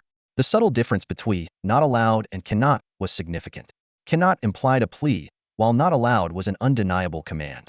Interestingly, the moment these words were spoken, the flames on the fire element 12-winged angel dissipated rapidly, and even its phantom became more translucent. Seeing this, the light element 12-winged angel softened her tone. All right, child, we won't harm this human. I won't return to the holy realm either. Ali stood firm, her attitude unwavering. Fine, we won't force you to return. Come back whenever you wish. The light element 12-winged angel paused, then turned to Shen Lang. However, we're curious. Why, despite Ali evolving into a 12-winged seraph, is her power still so weak? Shen Lang pondered for a moment, maintaining his composure. That question is also my secret. Even with her refined demeanor, a glint of sharpness flashed in the light element 12-winged angel's eyes, yet she restrained herself. After all, she was merely a fragment of consciousness summoned by Ali and couldn't act against Shen Lang with Ali present. In that case, we hope one day you can bring Ali to visit the Holy Realm, the light element 12-winged angel said, conjuring a sword of holy light in her hand. The sword gleamed brilliantly as she gently swung it down, transforming it into countless blades of light that rained down upon the forest below. As the holy light rain dissipated, the figures of the four 12-winged angels gradually vanished. Meanwhile, all the fierce beasts within the sectioned-off area of the forest were purified into nothingness. Shen Lang's system notification sound was instantly overwhelmed with messages of, you have gained experience points, causing the system to lag slightly. This was a bountiful harvest. Not only did Shen Lang's level rise to 57 with 20 progress, but the level progress bars for Medusa, Shadow, Ali, and other summoned beasts also exceeded 10. Although logically, beings of the 12-winged angel level should not yield experience points when killing beasts below 7 stars, since this was merely a consciousness form summoned by Ali, it could be considered Ali's skill, resulting in such gains. Realizing this, Shen Lang excitedly hugged Ali, showering her face with kisses. Master, what is this about? Ali asked, bewildered. Master likes you. Shen Lang laughed, planting more kisses on her cheek. Ali, blushing, glanced at Medusa and the others. Ali likes Master too. Is this the game Sister Sasa and the others talked about? This is just one way to play, Medusa interjected. Though she couldn't help but feel a pang of jealousy, the value Ali exhibited left her with nothing to say. With this skill alone, Ali had undoubtedly become the top combat force among the four summoned beasts under their master. Summoning a 10-star divine beast avatar at the slightest disagreement is something no one can handle. Medusa was deeply shocked by the scene before her.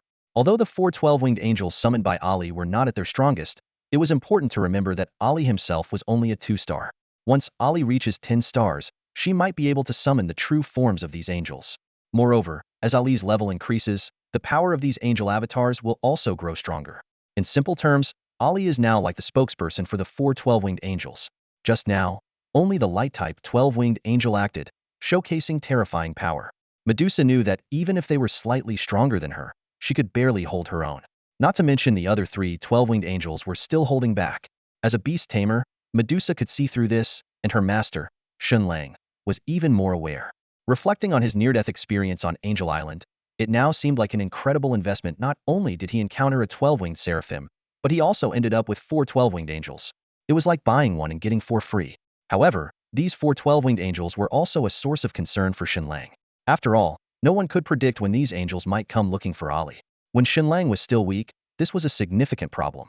But today's events have turned the tables, reducing the threat of the 4 12-winged angels by more than half, as they might even have to serve Shen Lang. Of course, these angelic beasts might still take a risk and target Shen Lang, attempting to take Ali away. But Shen Lang was prepared. He had twice mentioned a secret as a warning to these angelic beasts. Just as he could transform Ali into a 12-winged seraphim, he could also reclaim that bloodline. Moreover, he could leverage the reputation of Zhu Jinhua, which served as an excellent deterrent. Shen Lang carefully assessed the battle power. With Ali mastering a new use of her skills, the team's combat effectiveness had nearly doubled. Excluding himself, Medusa, Shadow, and Little Black, despite being only 2-star level 57, could already contend with 6-star professionals or fierce beasts, and Ali was no exception.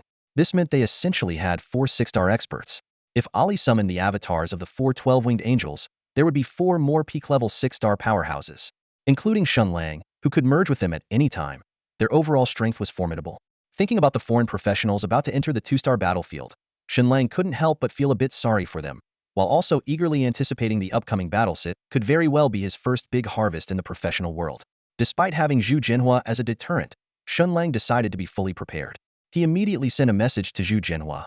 War God, if you're free, could you swing by Angel Island? Zhu Jinhua raised an eyebrow at the message. This kid was getting increasingly cheeky, addressing him casually and now even daring to boss him around. No time. Zhu Jinhua replied curtly. Come on, War God. I'm going to the national battlefield to earn glory for our country. Just take a look around. Shen Lang continued to plead. Don't think I don't know what you're up to, Zhu Jinhua replied bluntly. You've taken their offspring, worried they'll come looking for you, right? All right, since you're risking your life on the national battlefield, I'll go have a word with those old guys. In truth, Zhu Jinhua had already intended to do so. After all, Shen Lang had indeed taken the sacred angel bloodline nurtured by the 4 12-winged angels and evolved it into a 12-winged seraphim bloodline. If the 4 found out, they might indeed risk leaving Angel Island to reclaim the bloodline. Soon, Zhu Jinhua led a group of war gods, using the pretext of hunting a giant whale beast, and directly entered the Pacific Ocean. They made several circuits around Angel Island before killing the whale, then promptly left without actually setting foot on the island. Zhu Jinhua was not reckless. While he could talk big, actually landing on Angel Island was another matter. If he were to be detained by the 4 12-winged angels, it would be a significant issue. Given his current status, his primary concern was not personal safety but the entire nation's welfare. As a pillar of the country, nothing could be allowed to happen to him. If anything goes wrong, the entire nation of Daxia could face a catastrophic disaster. This is precisely why Zhu Jinhua's attitude towards Shen Lang is so conflicted. Although he often verbally declines, whenever Shen Lang seeks his help, he spares no effort to assist. In a world where the higher one's position, the lonelier it becomes, the solitude of a national-level powerhouse is especially profound. Only by nurturing someone who can match or even surpass his strength can Zhu Jinhua ensure that other nations remain wary of Daxia. On Angel Island, the figures of the 4 12-winged angels appeared in the sky above the island. They watched the sea below, stained red with the blood of the giant whale beast, each with a different expression. Zhu Jinhua visiting Angel Island in person suggests his relationship with that beast master is indeed extraordinary. Sighed the wood element, 12-winged angel. Those damned humans dare treat us like this. The gold element 12-winged angel said, suppressing his anger. All 4 angels understood well that Zhu Jinhua's visit was directed at them. They had just seen Shen Lang through their consciousness avatars, and Zhu Jinhua immediately appeared in the waters off Angel Island. This was an unmistakable warning. Shen Lang is under his protection, and they had better think twice before acting. This silent threat indeed had an effect, at least temporarily quelling their desire to capture Ali. After a long silence, the light element 12-winged angel spoke. Perhaps leaving Ali with that beast master isn't a bad thing. Who knows, this might be our opportunity to return to our homeland. It's been over 300 years, and it's time for a true king to emerge among the humans on this planet. Before finishing his sentence, the light element 12-winged angel was the first to leave. The other 3 angels followed suit. Even the most hot-tempered fire element 12-winged angel, who could only sigh helplessly and return to his sanctuary. As the light element angel mentioned, their mission upon arriving on this planet was to fulfill the destiny of the human race here. It's not just the angels. All other races, aside from the native beasts born on Earth after the era of practitioners, share the same purpose. After Shen Lang finished sorting through the equipment he had gathered and passed on what he didn't need to Yi Hongyu, a message from Chu Jianhua popped up. All set, I went on a rampage at Angel Island. Those 4 birdmen won't dare bother you anymore. You're amazing, we're God. Shen Lang knew he was exaggerating, but he still played along with a compliment. I'm waiting for you to wreak havoc on the 2-star battlefield. No problem. After a brief exchange, Shen Lang immediately led Medusa and the others to continue hunting monsters in the Hongduan Mountains. With their previous experience, they coordinated even more smoothly. First, everyone worked together to set a perimeter. Then Xiao He lured the monsters, and finally, they annihilated them in one sweep. Their efficiency improved significantly. 5 days later, Shen Lang was the first to reach level 60, and his experience bar locked. Initially, he planned to allocate the experience points to upgrade general skills, but the last wave of monsters provided too much experience, causing an overflow. Fortunately, Medusa and the others had also reached level 59, just shy of 60, so the wasted experience wasn't much. The task of leveling up was simple. Moving from 2-star to 3-star only required 6 beast crystals. However, the Hongduan Mountains, being a native wild area of the Daxia Kingdom, had beasts evolved from Earth's native species, and the appearance rate of bosses was extremely low. They had only encountered one in the past few days. Shen Lang wasn't worried though, as even if he gathered enough beast crystals, he wouldn't level up immediately since he planned to reap rewards in the 2-star battlefield the next day. By nightfall, the 4 beasts had also reached level 60. Shen Lang didn't leave the Hongduan Mountains, but set up camp by the lake and started a hot pot around the fire. Although Xiao He only had a dog bowl to eat from, it was piled high with various beast meats and bones like a small mountain. Ali's face turned red from eating, constantly blowing on her food to cool it. Medusa and Shadow, who had eaten hot pot before in a store, found the self-prepared meal had a unique flavor. As the aroma spread, any reckless beasts that approached were either killed on the spot or turned into new ingredients. After a satisfying meal, at Medusa's suggestion, they all went for a swim in the lake. She had already cleared the water of any beasts. Under the moonlight, Shen Lang floated on the water, enjoying the attention of the 3 women. With guidance from Medusa and Shadow, Ali quickly got the hang of it. Xiao He was stationed on the perimeter to deal with any unwelcome beasts. In the dead of night, Shen Lang staggered back to the tent. Although he didn't need much sleep at his current level, he still required rest and adjustment. Unexpectedly, Medusa and Shadow tacitly gave Ali the opportunity, and Ali, not shy at all, slipped into the tent. In Shen Lang's 4-dimensional attributes, his mental power has soared to several thousand points, and his physique has surpassed several hundred. After a brief rest by the lake, he has returned to peak condition. He unhesitatingly used his exclusive skill, summoning, to bring Shadow and Medusa into the tent, leading to an unforgettable night of pleasure. The next morning, as sunlight pierced through the tent, Shen Lang and his 3 maidservants stepped out of the camp feeling refreshed. Xiao He, who had been waiting nearby, trotted back from a distance upon seeing them.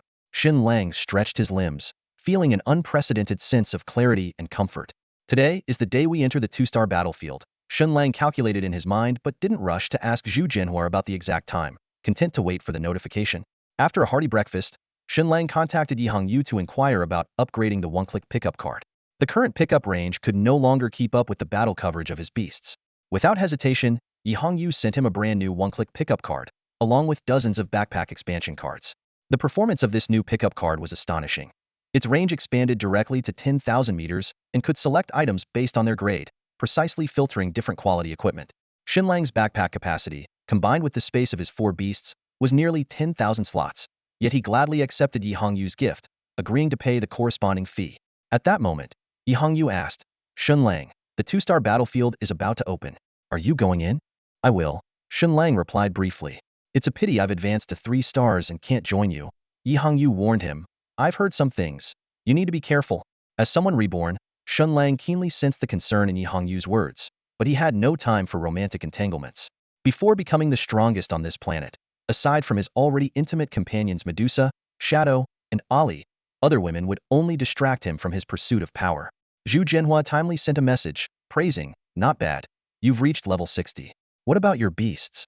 They're all level 60. Are you ready? My sword is itching for a fight. Haha, good. In that case, go all out. The world is watching your performance."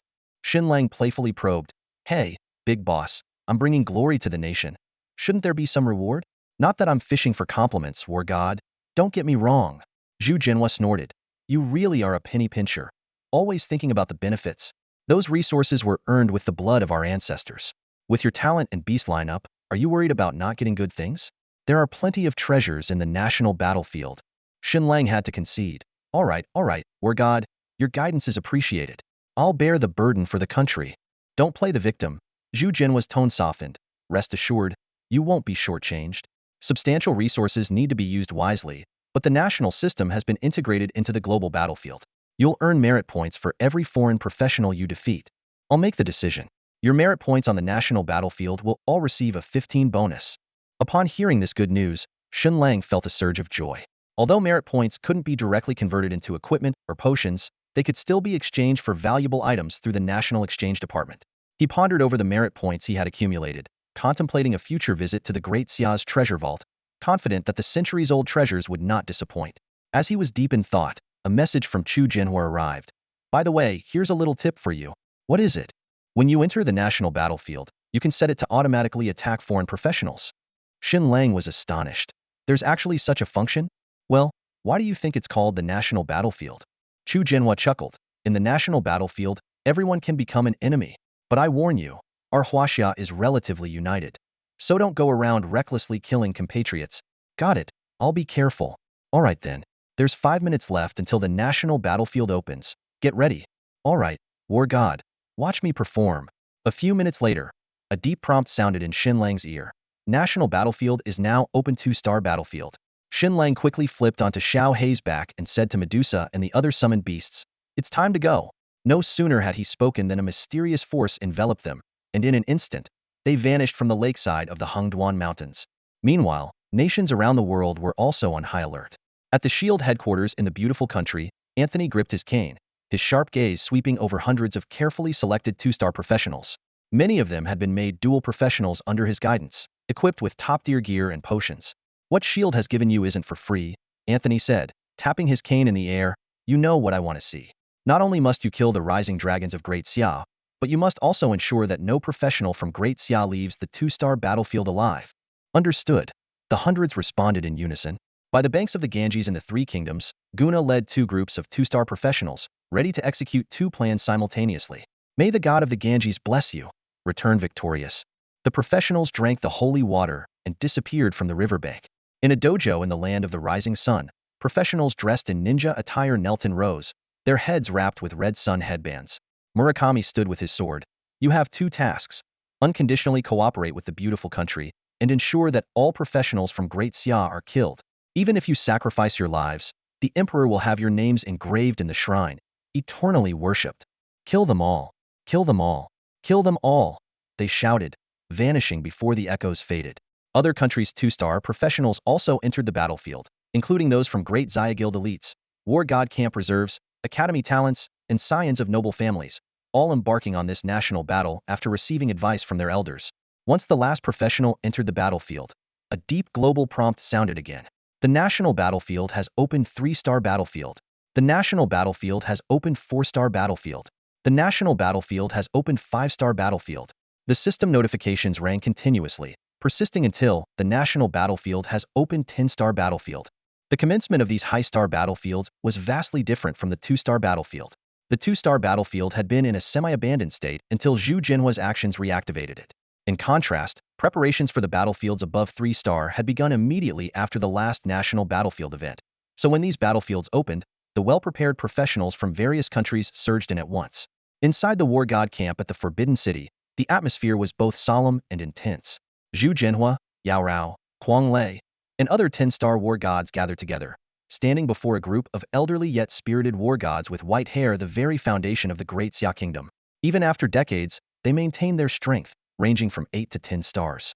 As the notification for the opening of the 10-star battlefield sounded, Zhu Jinhua turned to face these senior war gods with a sincere smile on his face. Old fellows, if I come back and don't see you, it would be hard for me to bear. So, I'm asking you, sincerely asking you, to come back alive. Ha, I haven't lived enough yet. Xiao Huazi, don't jinx us. Exactly, even if you die, I, the old man, can still live on. I'm as tenacious as a turtle, you know. Ha ha ha, if I die, so be it. Let the world be damned. With hearty laughter and joking curses, these veteran war gods who had shed blood for the great Xia kingdom marched proudly into the battlefield. After seeing off the older generation, Zhu Jinhua turned his gaze to the mid-generation warriors of the war god camp. These individuals, whose strengths ranged from 5 to 10 stars, were the promising future stars. The old guys have fought for the country most of their lives. It's time for us, the mid-generation, to take up the mantle, Zhu Jinhua said seriously. Everyone is aware of the situation with Shen Lang. This young man has stirred up a hornet's nest because of his excellence. Countries hostile to Great Xia, like the Pretty Country, the Three Country, and those monkeys on the island to the east, all aim to hunt Shen Lang in the 2-star battlefield. His voice suddenly rose. Even though we're not in the 2-star battlefield, we can't let Shen Lang fight alone. All teams, listen up. Here. The unified response was thunderous. Zhu Jinhua surveyed the crowd, his voice cold. If you encounter professionals from these 3 countries, I have only one word: kill. Yes. Set off, brave warriors.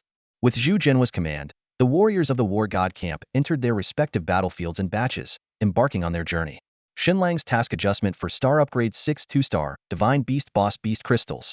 A system notification suddenly echoed in his mind, followed by a message. Beast Master, welcome to the all-people battlefield 2-star battlefield. Once you enter, you must stay for at least an hour. Bosses, divine beasts, divine gear. All sorts of opportunities await you. Embrace the slaughter, for this is the essence of the all-people battlefield. The teleportation felt like passing through a gate of light. Shen Lang's vision dimmed and then brightened, placing him in an expansive, boundless landscape. According to battlefield rules, his beasts were automatically stored in the beast space.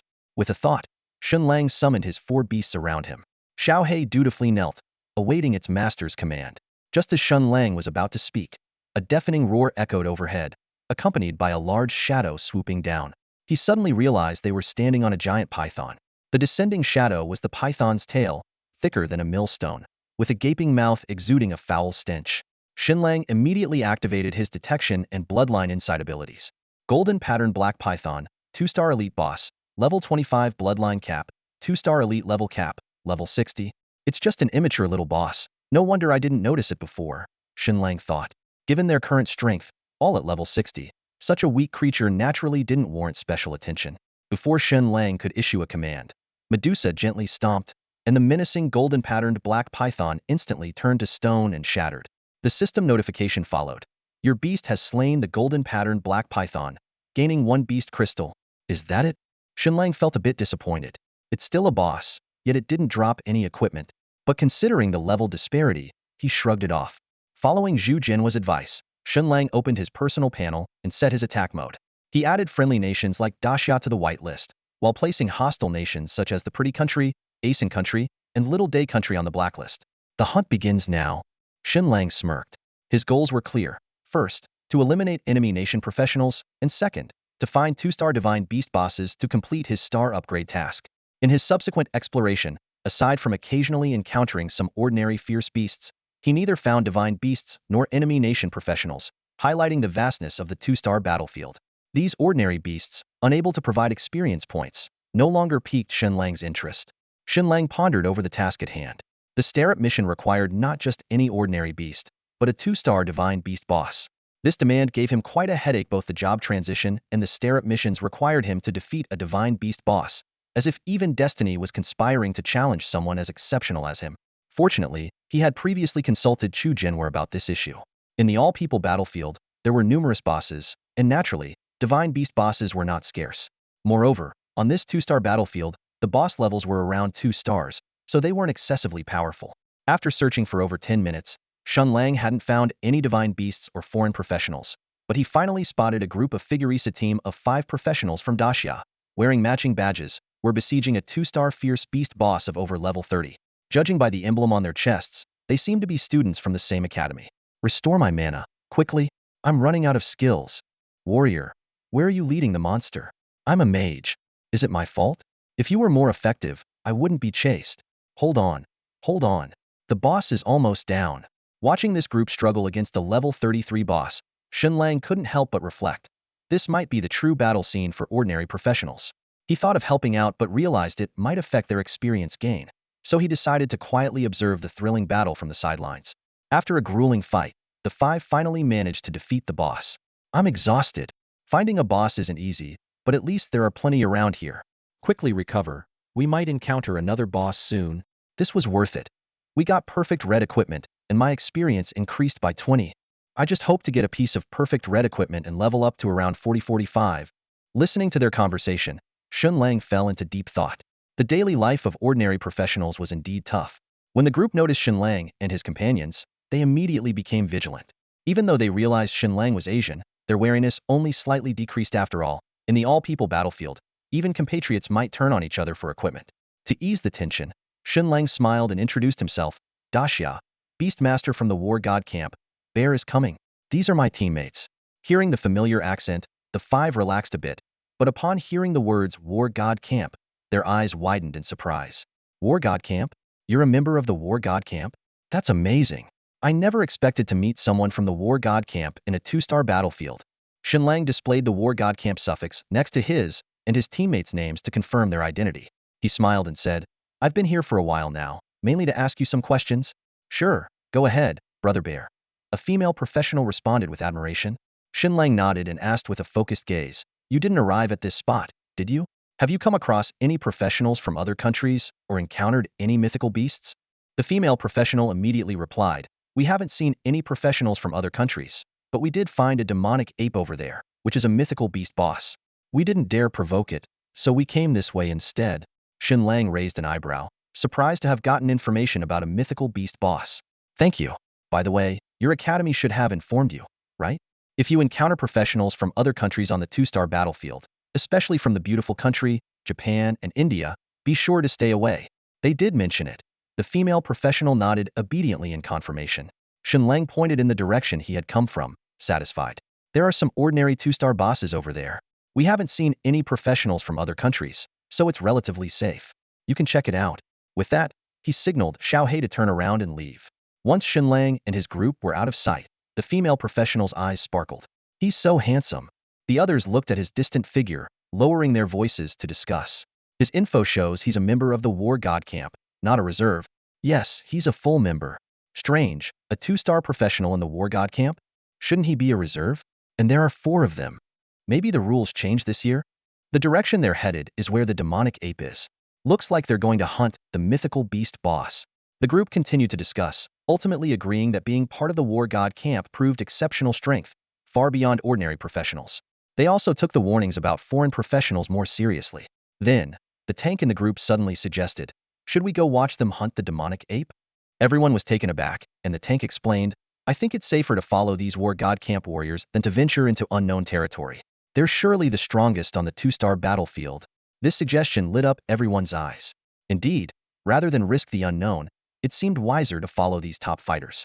They might even benefit from it, which was better than leaving after an hour. The key is safety. The mage's voice was firm and passionate. The 4 warriors of the War God Camp appeared calm, evidently confident in their abilities. Even if danger arose, retreating would be a matter of moments for them. The female priest, however, furrowed her brow, her tone laced with concern. By following them, won't we be causing trouble for Brother Xiong and the others? What trouble? The mage retorted immediately. We're just following from a distance, not interfering with them. He then proposed, let's vote. Raise your hand if you want to follow. With that, he was the first to raise his hand high. The other 3 adventurers exchanged glances, hesitated for a moment, and then raised their hands as well. The mage looked at the female priest with a smug expression. Great, 4-1. Let's go and catch up. I want to see just how strong they really are, and if they can truly handle that 2-star divine beast boss, the demon ape. With the majority ruling, the female priest quietly followed the group, cautiously advancing in the direction of the demon ape. At this moment, Shen Lang was focused on his journey, completely unaware that this group had the audacity to follow him and hadn't even noticed the activity behind him. However, the movements of these 5 did not escape the keen senses of Medusa and the other 4 beast companions. Master, Medusa said with a slight frown, those 5 adventurers didn't follow your indicated direction. Instead, they're following us. Shen Lang paused for a moment, then smiled knowingly. Seems like there's someone clever among them. Why do you say that, master? Ali asked, puzzled. Shen Lang raised his chin slightly and asked in return, where do you think is the safest place in this two-star battlefield? Medusa, Shadow, and Ali were momentarily speechless, but Little Black quickly chimed in, isn't it obvious? Wherever we are, that's the safest place. The other beast companions suddenly understood. Given their strength, there was indeed no safer place than where they were. Master, should we do anything about them? Medusa inquired. Shen Lang thought for a moment. Let them be. If they can't keep up, they'll naturally fall behind. He then added, however, the safest place is often also the most dangerous. The female priest was right. After traveling over 10 kilometers, Shen Lang and his companions indeed encountered the so-called demon ape. What stood before them was actually a large gorilla, about 3 to 5 meters tall, with patches of armor on its body and wielding a massive club as thick as a human head.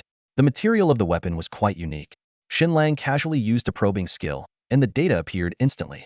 Armored Violent Ape, Divine Beast Boss, level 50, Bloodline cap at 2-star Divine Beast level cap at 60. Despite being able to reach level 60, the Violent Ape's bloodline cap was only at 2-star Divine Beast, giving it little room for growth. Its total attributes barely exceeded 5,000, paling in comparison to Medusa and the others. A regular Divine Beast gains only 100 attribute points per level, highlighting the vast difference from a 10-star Divine Beast. Who wants to take it on? Shen Lang asked, glancing at his companions. Shadow and Ali remained silent, while Xiao He, currently acting as a mount, seemed eager but unable to participate. I'll do it. Medusa, a battle enthusiast, was full of fighting spirit even against a weaker opponent. With Shen Lang's approval, she confidently approached the still-sleeping armored Violent Ape. As Medusa drew near, the armored Violent Ape awoke, flipping over and standing up, its blood-red eyes glaring at the intruder. It slammed its giant club into the ground, letting out an earth-shattering roar, as if warning Medusa not to trespass on its territory. A little monkey dares to shout at me? Medusa sneered, releasing the pressure of a 10-star Divine Beast. The armored Violent Ape sensed the familiar aura, its gaze filled with confusion, but it quickly focused on Shen Lang and his group, particularly Shen Lang, who openly displayed his human aura. As a Divine Beast, it immediately understood Medusa's identity, a beast controlled by a human. In its eyes, traitors who betrayed the Divine Beast clan deserved death. The armored Violent Ape roared, raised its club, and swung it down at Medusa. The club ignited with emerald green flames, clearly not an ordinary strike, but a special skill. For ordinary combatants, this blow would be fatal, likely reducing the 5 adventurers accompanying Shen Lang to mere pulp. However, against the 10-star Divine Beast Medusa, it couldn't even breach her defense. Even with the Violent Ape strength exceeding 1,000, the skill's boost couldn't bring the damage past 2,000 points. Medusa didn't even bother using a skill. She effortlessly raised her slender hand and caught the massive club, which was over 10 meters long. The seemingly unstoppable strike was halted in its tracks, without even causing a ripple. This scene left the armored Violent Ape utterly shocked. The ape roared again, its entire body engulfed in green flames, its aura and strength attributes surging. It gripped the club with both hands, ready to launch an even more ferocious attack. It was clear that it longed to reclaim its weapon. Unfortunately, no matter how hard the armored ape tried, the staff remained immovable, as if it had fused with Medusa's hand.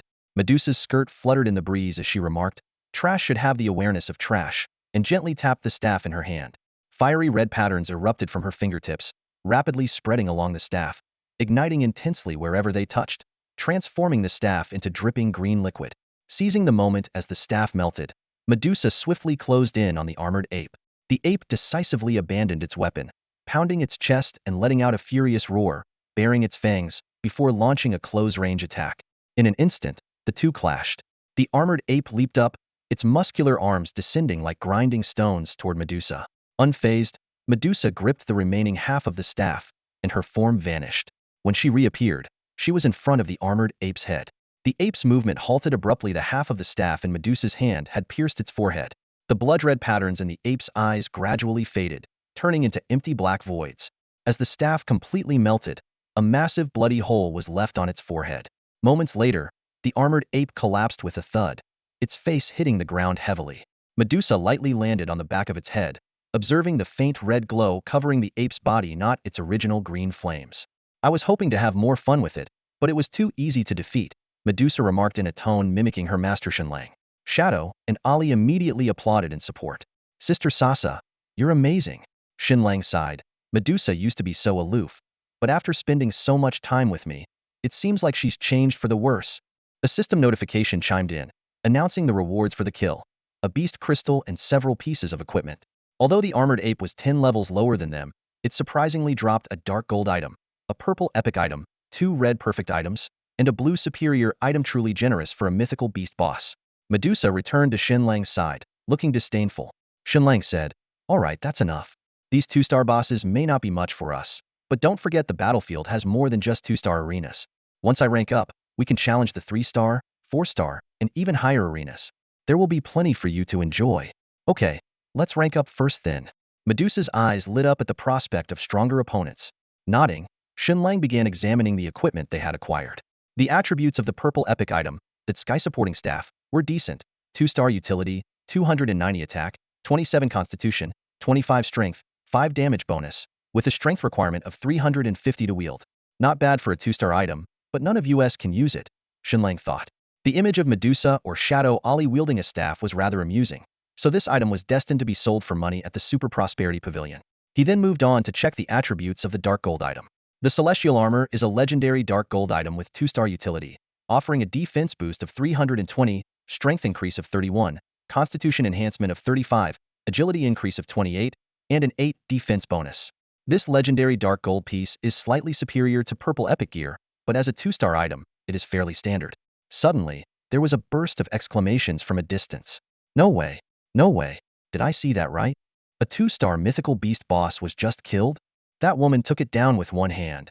5 professionals, who had been watching from afar, instinctively moved closer to the scene, staring in awe at the massive armored ape's corpse on the ground. They initially thought that the team of Shen Lang, his 3 companions, and a big black dog might struggle to hunt the mythical beast. However, the battle was over in the blink of an eye. What shocked them even more was that Medusa didn't even use any skills. She simply grabbed the armored ape's weapon and effortlessly pierced through the boss's head. This completely overturned their understanding of a 2-star mythical beast boss. In their minds, it would take 3 to 5 top-tier 2-star professionals working together to have a chance at defeating such an opponent. Yet, this team not only had the woman effortlessly take down the boss, but other members also appeared relaxed, as if it was just a trivial skirmish. This led them to wonder if every member of this team was equally formidable. Shen Lang turned to these 5 individuals and asked with a smile, "Didn't I tell you to head to the other side? Why are you here?" Faced with this question, the 5 stammered, unable to respond. Shen Lang shook his head and said, "If you follow me, I can protect you. But our target this time is professionals from the beautiful country because they intend to hunt down our great Xia's potential dragon." "Potential dragon?" the warrior exclaimed. "You mean the prodigy who cleared the hell-level dungeon with an SSS rating right after changing classes?" The others suddenly realized why the Academy had specifically warned them to be wary of foreign professionals. Angered by the thought of these individuals planning to ambush their country's genius, the 5 were filled with righteous indignation and began to curse them. "These foreigners are really shameless," an enraged professional exclaimed, shaking his fist. "Our country finally has a genius, and they all want to destroy him." Others quickly echoed his sentiment, their voices filled with righteous indignation. Do they really think they're the global overlords? A prodigy like Shen Lang is destined to become a 10-star war god. They should think twice. These guys are so hegemonic, they can't even coexist peacefully. Another person said through gritted teeth. "Let's hope our nation grows stronger and wipes them out." Listening to their passionate patriotic remarks, Shen Lang nodded silently. The patriotic education in Daxia is indeed commendable, and such genuine patriotism, regardless of how it manifests, is worthy of praise. At that moment, the female cleric turned to Shen Lang with anticipation in her eyes. "Brother Stone, are you here to protect Shen Lang? Have you found him?" "Yes, we're here to protect Shen Lang," Shen Lang replied seriously, then cautioned, "but following us could be more dangerous. We are bound to encounter professionals from enemy nations, and if they outnumber us, we might not be able to protect you." The 5 professionals fell silent, clearly agreeing with this assessment. However, the warrior suddenly frowned and asked, "You're so strong. Why not just kill the professionals from Pretty Country and Little Sun Country? If you eliminate them, Shen Lang will be safe, right?" The female cleric immediately agreed. "Exactly, Brother Xiong. You can easily defeat a 2-star boss, so professionals from other countries are no match. Instead of searching for Shen Lang, why not go directly after them? What's it called? Surround way to rescue Zhao." The mage, who often disagreed with the female cleric, chimed in. Listening to their suggestions, Shen Lang felt a mix of amusement and helplessness. He already intended to do just that, except that Shen Lang he needed to protect was himself. Naturally, he kept this to himself to avoid alarming them. "Yes, your idea is good, we'll consider it. Shen Lang nodded and said, "For your safety, it's better not to follow us." However, this statement was immediately met with unanimous opposition from the five. "No, we can't just walk away like this," one of the fighters exclaimed passionately. "Qianlong is the future of our nation. They say he could become the next dragon blood war god of Dixia. Now that we know foreigners want to kill him, how can we just stand by and do nothing? That's not something we, the people of Dixia, would do." The other four fighters quickly agreed, and although their abilities were modest, there was a resolute glow in each of their eyes. Their righteous declarations left Shen Lang momentarily stunned. He knew very well that the strength of these two-star fighters was indeed quite ordinary. The fighters sent by the enemy nation would undoubtedly be fully equipped and determined to succeed, far beyond what these ordinary fighters could handle. Yet, seeing their sincere expressions, a warmth surged in Shen Lang's heart. This was the power of national identity. They were willing to stand up for a fellow citizen they had never met. "Aren't you afraid?" Shen Lang asked in a softer tone. "Afraid of what?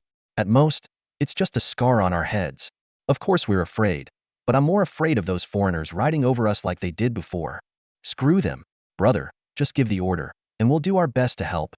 As Shen Lang found himself in a dilemma, the tank-class fighter's gaze fell on the corpse of a two-star mythical beast, the armored demon ape. His eyes lit up.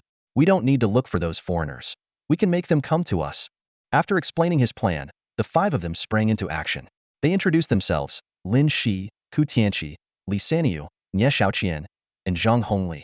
Shen Lang memorized their names and, after reminding them to stay safe, left with Medusa and the others. Although it seemed like they departed without a word, he had already secretly arranged protective measures. From a distance, the sound of the five using their skills echoed, and Shen Lang glanced back, silently hoping they would remain safe. Through his connection with the beasts, he knew this area was relatively secure. Besides a few ordinary fierce beasts, there were no powerful wild animals or other human presences. Even if enemies were indeed drawn in, the precautions he had set up would be enough to ensure the safety of these fellow countrymen. Having left the territory of the armored violent ape, Shen Lang and his group continued their swift journey. They were on the lookout for the two-star mythical beast boss, while also keeping an eye out for professionals from the beautiful country, the Little Day country, and the Asen country. After covering about 20 kilometers, they suddenly encountered a group of 7 or 8 figures dressed in black ninja outfits ahead. The distinctive attire clearly identified them as two-star professionals from the Little Day country. Since Shen Lang had preset the combat mode, the system immediately triggered an automatic attack. A barrage of long-range assaults rained down on these professionals from the Little Day country. Although they were stronger than the compatriots they had previously encountered, they still couldn't escape death under Shen Lang's offensive.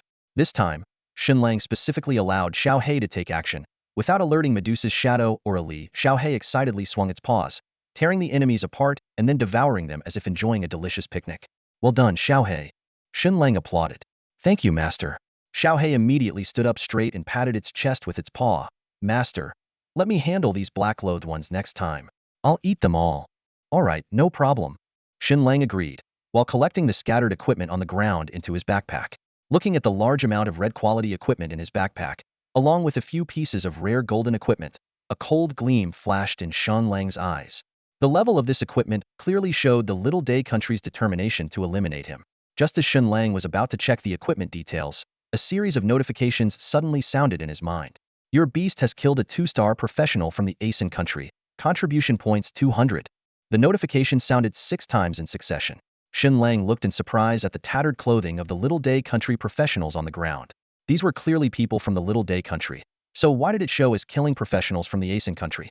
Moreover, these notifications were new, as he had already received contribution points from the previous kills of the Little Day country professionals. At this moment, another notification sounded. "Your beast has killed a 2-star professional from the Asen country. Contribution points 200. Immediately after, a white light appeared in the sky in the direction of the armored violent ape's territory, vaguely forming the outline of a bull. Although it was far away, Shen Lang could confirm it was the shape of a white bull. A signal flare? White bull. Asen country. Shen Lang's expression changed. They might be in danger. We have to go back. After receiving responses from the beasts, Shen Lang quickly leaped onto Xiao Hei's back and sped off towards the direction of the armored violent ape. If Shen Lang's guess was correct, the death of the professionals from Asen was indeed due to the method Medusa had left behind. However, this method didn't manage to eliminate all the enemies at once, allowing someone to release a flare. The white light shooting up into the sky wasn't the agreed-upon fireball signal, but rather the symbol of Asen's sacred beast. This situation made Shen Lang extremely anxious. Medusa's method could only be used once and would become ineffective once triggered. If other countries' professionals saw this signal and arrived, the 5 compatriots would be in danger. Although these 5 were not particularly strong, they had somehow deepened Shen Lang's sense of identity with Daxia, which was even more profound than the protection from Chu Zhenhua. Shen Lang couldn't let them die because of him. Meanwhile, as Shen Lang and his group rushed towards the territory of the armored violent ape, the 5 compatriot professionals stood at the scene in bewilderment. Scattered on the ground were several corpses, all Asen people with turbans and beards. However, these bodies looked more like a row of toppled statues, including the nearby armored violent ape, all in a petrified state with a faint yellowish flame hue. The 5 exchanged glances, recalling the terrifying scene from minutes ago. They had been taking turns using skills to draw the enemy's attention, according to the plan with Shen Lang. Indeed, 7 Asen professionals were lured in. Speaking in broken Daxia language, these Asens arrogantly questioned how these weaklings managed to kill a 2-star divine beast boss. Faced with humiliation, Tankli Sanyu was not one to back down and spat in response. This act enraged the opponent, and just as one Asen was about to kill Li Sanyu, a bizarre turn of events occurred. His companions began to scream in agony as their bodies slowly petrified. Although one Asen decisively severed his infected arm, the petrification continued to spread. In his final moments, he managed to fire the white bull signal flare representing Asen. The entire ordeal lasted only 5 minutes, and the 5 who had brushed with death were still shaken. Mage Lin she nudged Li Sanyu, puzzled about what had happened. Li Sanyu was equally clueless until Nie Xiaoqian pointed out. The ape and the Asens were petrified. Could it have been Brother Xiong's doing? Only then did everyone realize the truth.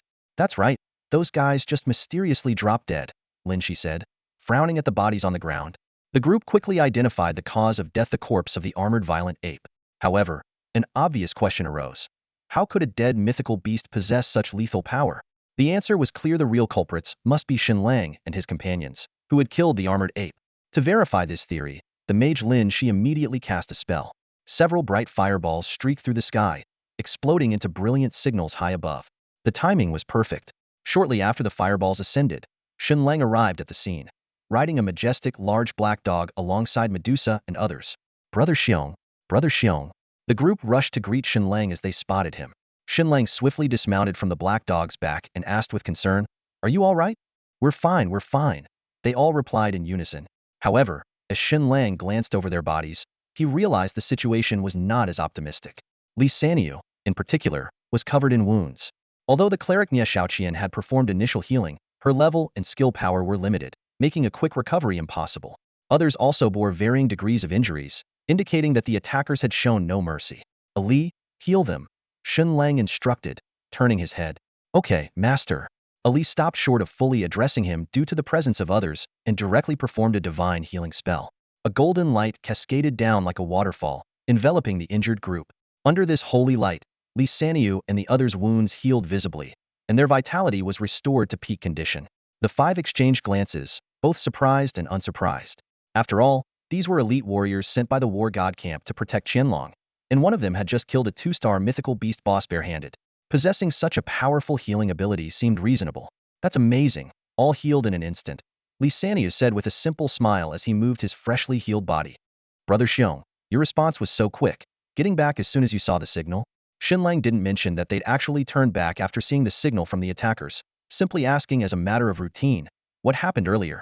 In truth, upon seeing the bodies of the attackers, he already understood everything. It was Medusa's heartfire left in the armored ape's corpse that had activated, targeting those curious about the mythical beast boss. As soon as they approached the corpse, Shen Lang's preset automatic attack mode was triggered. The result was clear. They had successfully dealt with 7 attackers from miles away. After a brief exchange, Li Sanyu eagerly sought praise from Brother Xiong, saying, Brother Xiong, what do you think of my plan? It actually attracted these foreigners. He pointed at the row of petrified corpses, a proud smile on his face. However, Lin Shi, the mage, immediately poured cold water on his enthusiasm. Sure, you attracted them, but what was the result? We didn't even have the chance to fire a signal flare. If it weren't for Brother Xiong's advanced preparations, we'd all be reporting to hell right now. Ahem, but nothing happened, right?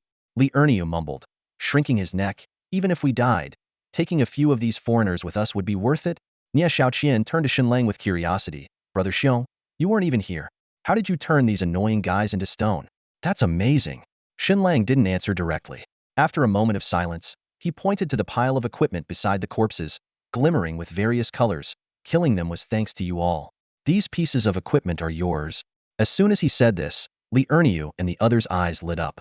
The pile contained over 100 items, including perfect red ear equipment, a dozen legendary dark gold items, and a large number of epic purple items. These were things they rarely even got to see, let alone own. Really? Brother Xiong, all of these are for us? They asked in disbelief. Shen Lang nodded. Of course. I'm an official member of the War God Camp. I don't need these, they're all yours. Cheers erupted. Haha, I finally have legendary equipment. Brother Xiong, you're like a real brother to me. Thank you, Brother Xiong. I love you. The group excitedly rushed to the pile to start dividing the loot. Watching their lively scene, Shen Lang was reminded of another world, sharing watermelons with comrades in the dormitory and the life and death battles on the border with criminals. Although he didn't have those comrades now, he glanced at Medusa and the others. These powerful beasts were enough to trust his back to. As for Yi Hongyu, Shen Lang shook his head. They weren't at that level yet. Just then, Medusa alerted him. Master, they're coming. Shen Lang called the group, who had finished dividing the equipment, over. Li Sanyu, carrying a dark gold axe, looked expectant. What's up, Brother Xiong? Are we continuing? However, Shen Lang directly said, no, we're not. You all should leave. Huh. They didn't quite understand at first. Shen Lang's tone turned cold. These pieces of equipment are enough to boost your strength a bit. Next, go elsewhere to train and level up with the beasts. Don't follow me anymore. But Li Sanyu started to protest but was cut off by Shen Lang. This time, you were just lucky. If they had acted immediately, even with my backup plan, you would have been dead. You're too weak, understand? Though harsh, Shen Lang had to say it. As expected, Li Sanyu and the others' expressions turned grim. Shen Lang spoke again. You might not like what I'm about to say, but it's a truth you need to face. You are really weak. If we encounter enemies, not only will you be unable to help, but you'll also become a burden, distracting me from my task. My mission in the 2-star battlefield is not to protect you. His blunt words made Li Sanyu and his group's faces turn sour instantly. Especially Lin Shi, the mage, known for her strong sense of pride, coldly replied, fine, we're leaving. Nie Xiaoqian looked at Shen Lang in disbelief, seemingly unable to comprehend how he could say something so hurtful. Li Sanyu gently pulled Nie Xiaoqian, who wanted to say more, and sighed. Let's go. The group gave Shen Lang one last look before leaving in anger. After walking a considerable distance, Nie Xiaoqian couldn't hold back her tears. Brother Xiong, why did he have to say that about us? He's acting, just trying to drive us away. Lin Shi snorted, revealing the truth. What? Brother Xiong did it on purpose? Nie Xiaoqian finally realized. Lin Shi chuckled. What else? If he truly looked down on us, he wouldn't have given us those pieces of equipment. But he's right. If we stayed, we would indeed hold him back. Let's work hard, brothers, and become stronger soon. Li Sanyu said deeply. The group exchanged looks and nodded solemnly. This experience made them more aware of the gap between them and true geniuses, and they understood the importance of effort. Meanwhile, a few minutes earlier, about 7 or 8 kilometers away from the armored violent apes territory, a group of professionals from a foreign country had just slain a 2-star beast boss. They disdainfully divided the spoils, as the equipment meant little to them, already fully geared. As they prepared to continue searching for professionals from Daxia country, a white light appeared in the sky, vaguely in the shape of a white bull. It's a signal from Asen country, said a young man with a beard. Let's go, guys. We finally get to see the bodies of Daxia country's 2-star professionals. A chubby man squinted and said. The foreign team quickly moved towards the signal flare. This special signal not only attracted them but also caught the attention of other teams from various countries. At this moment, Shen Lang was not in a hurry to leave, because his beast had sensed enemy professionals approaching.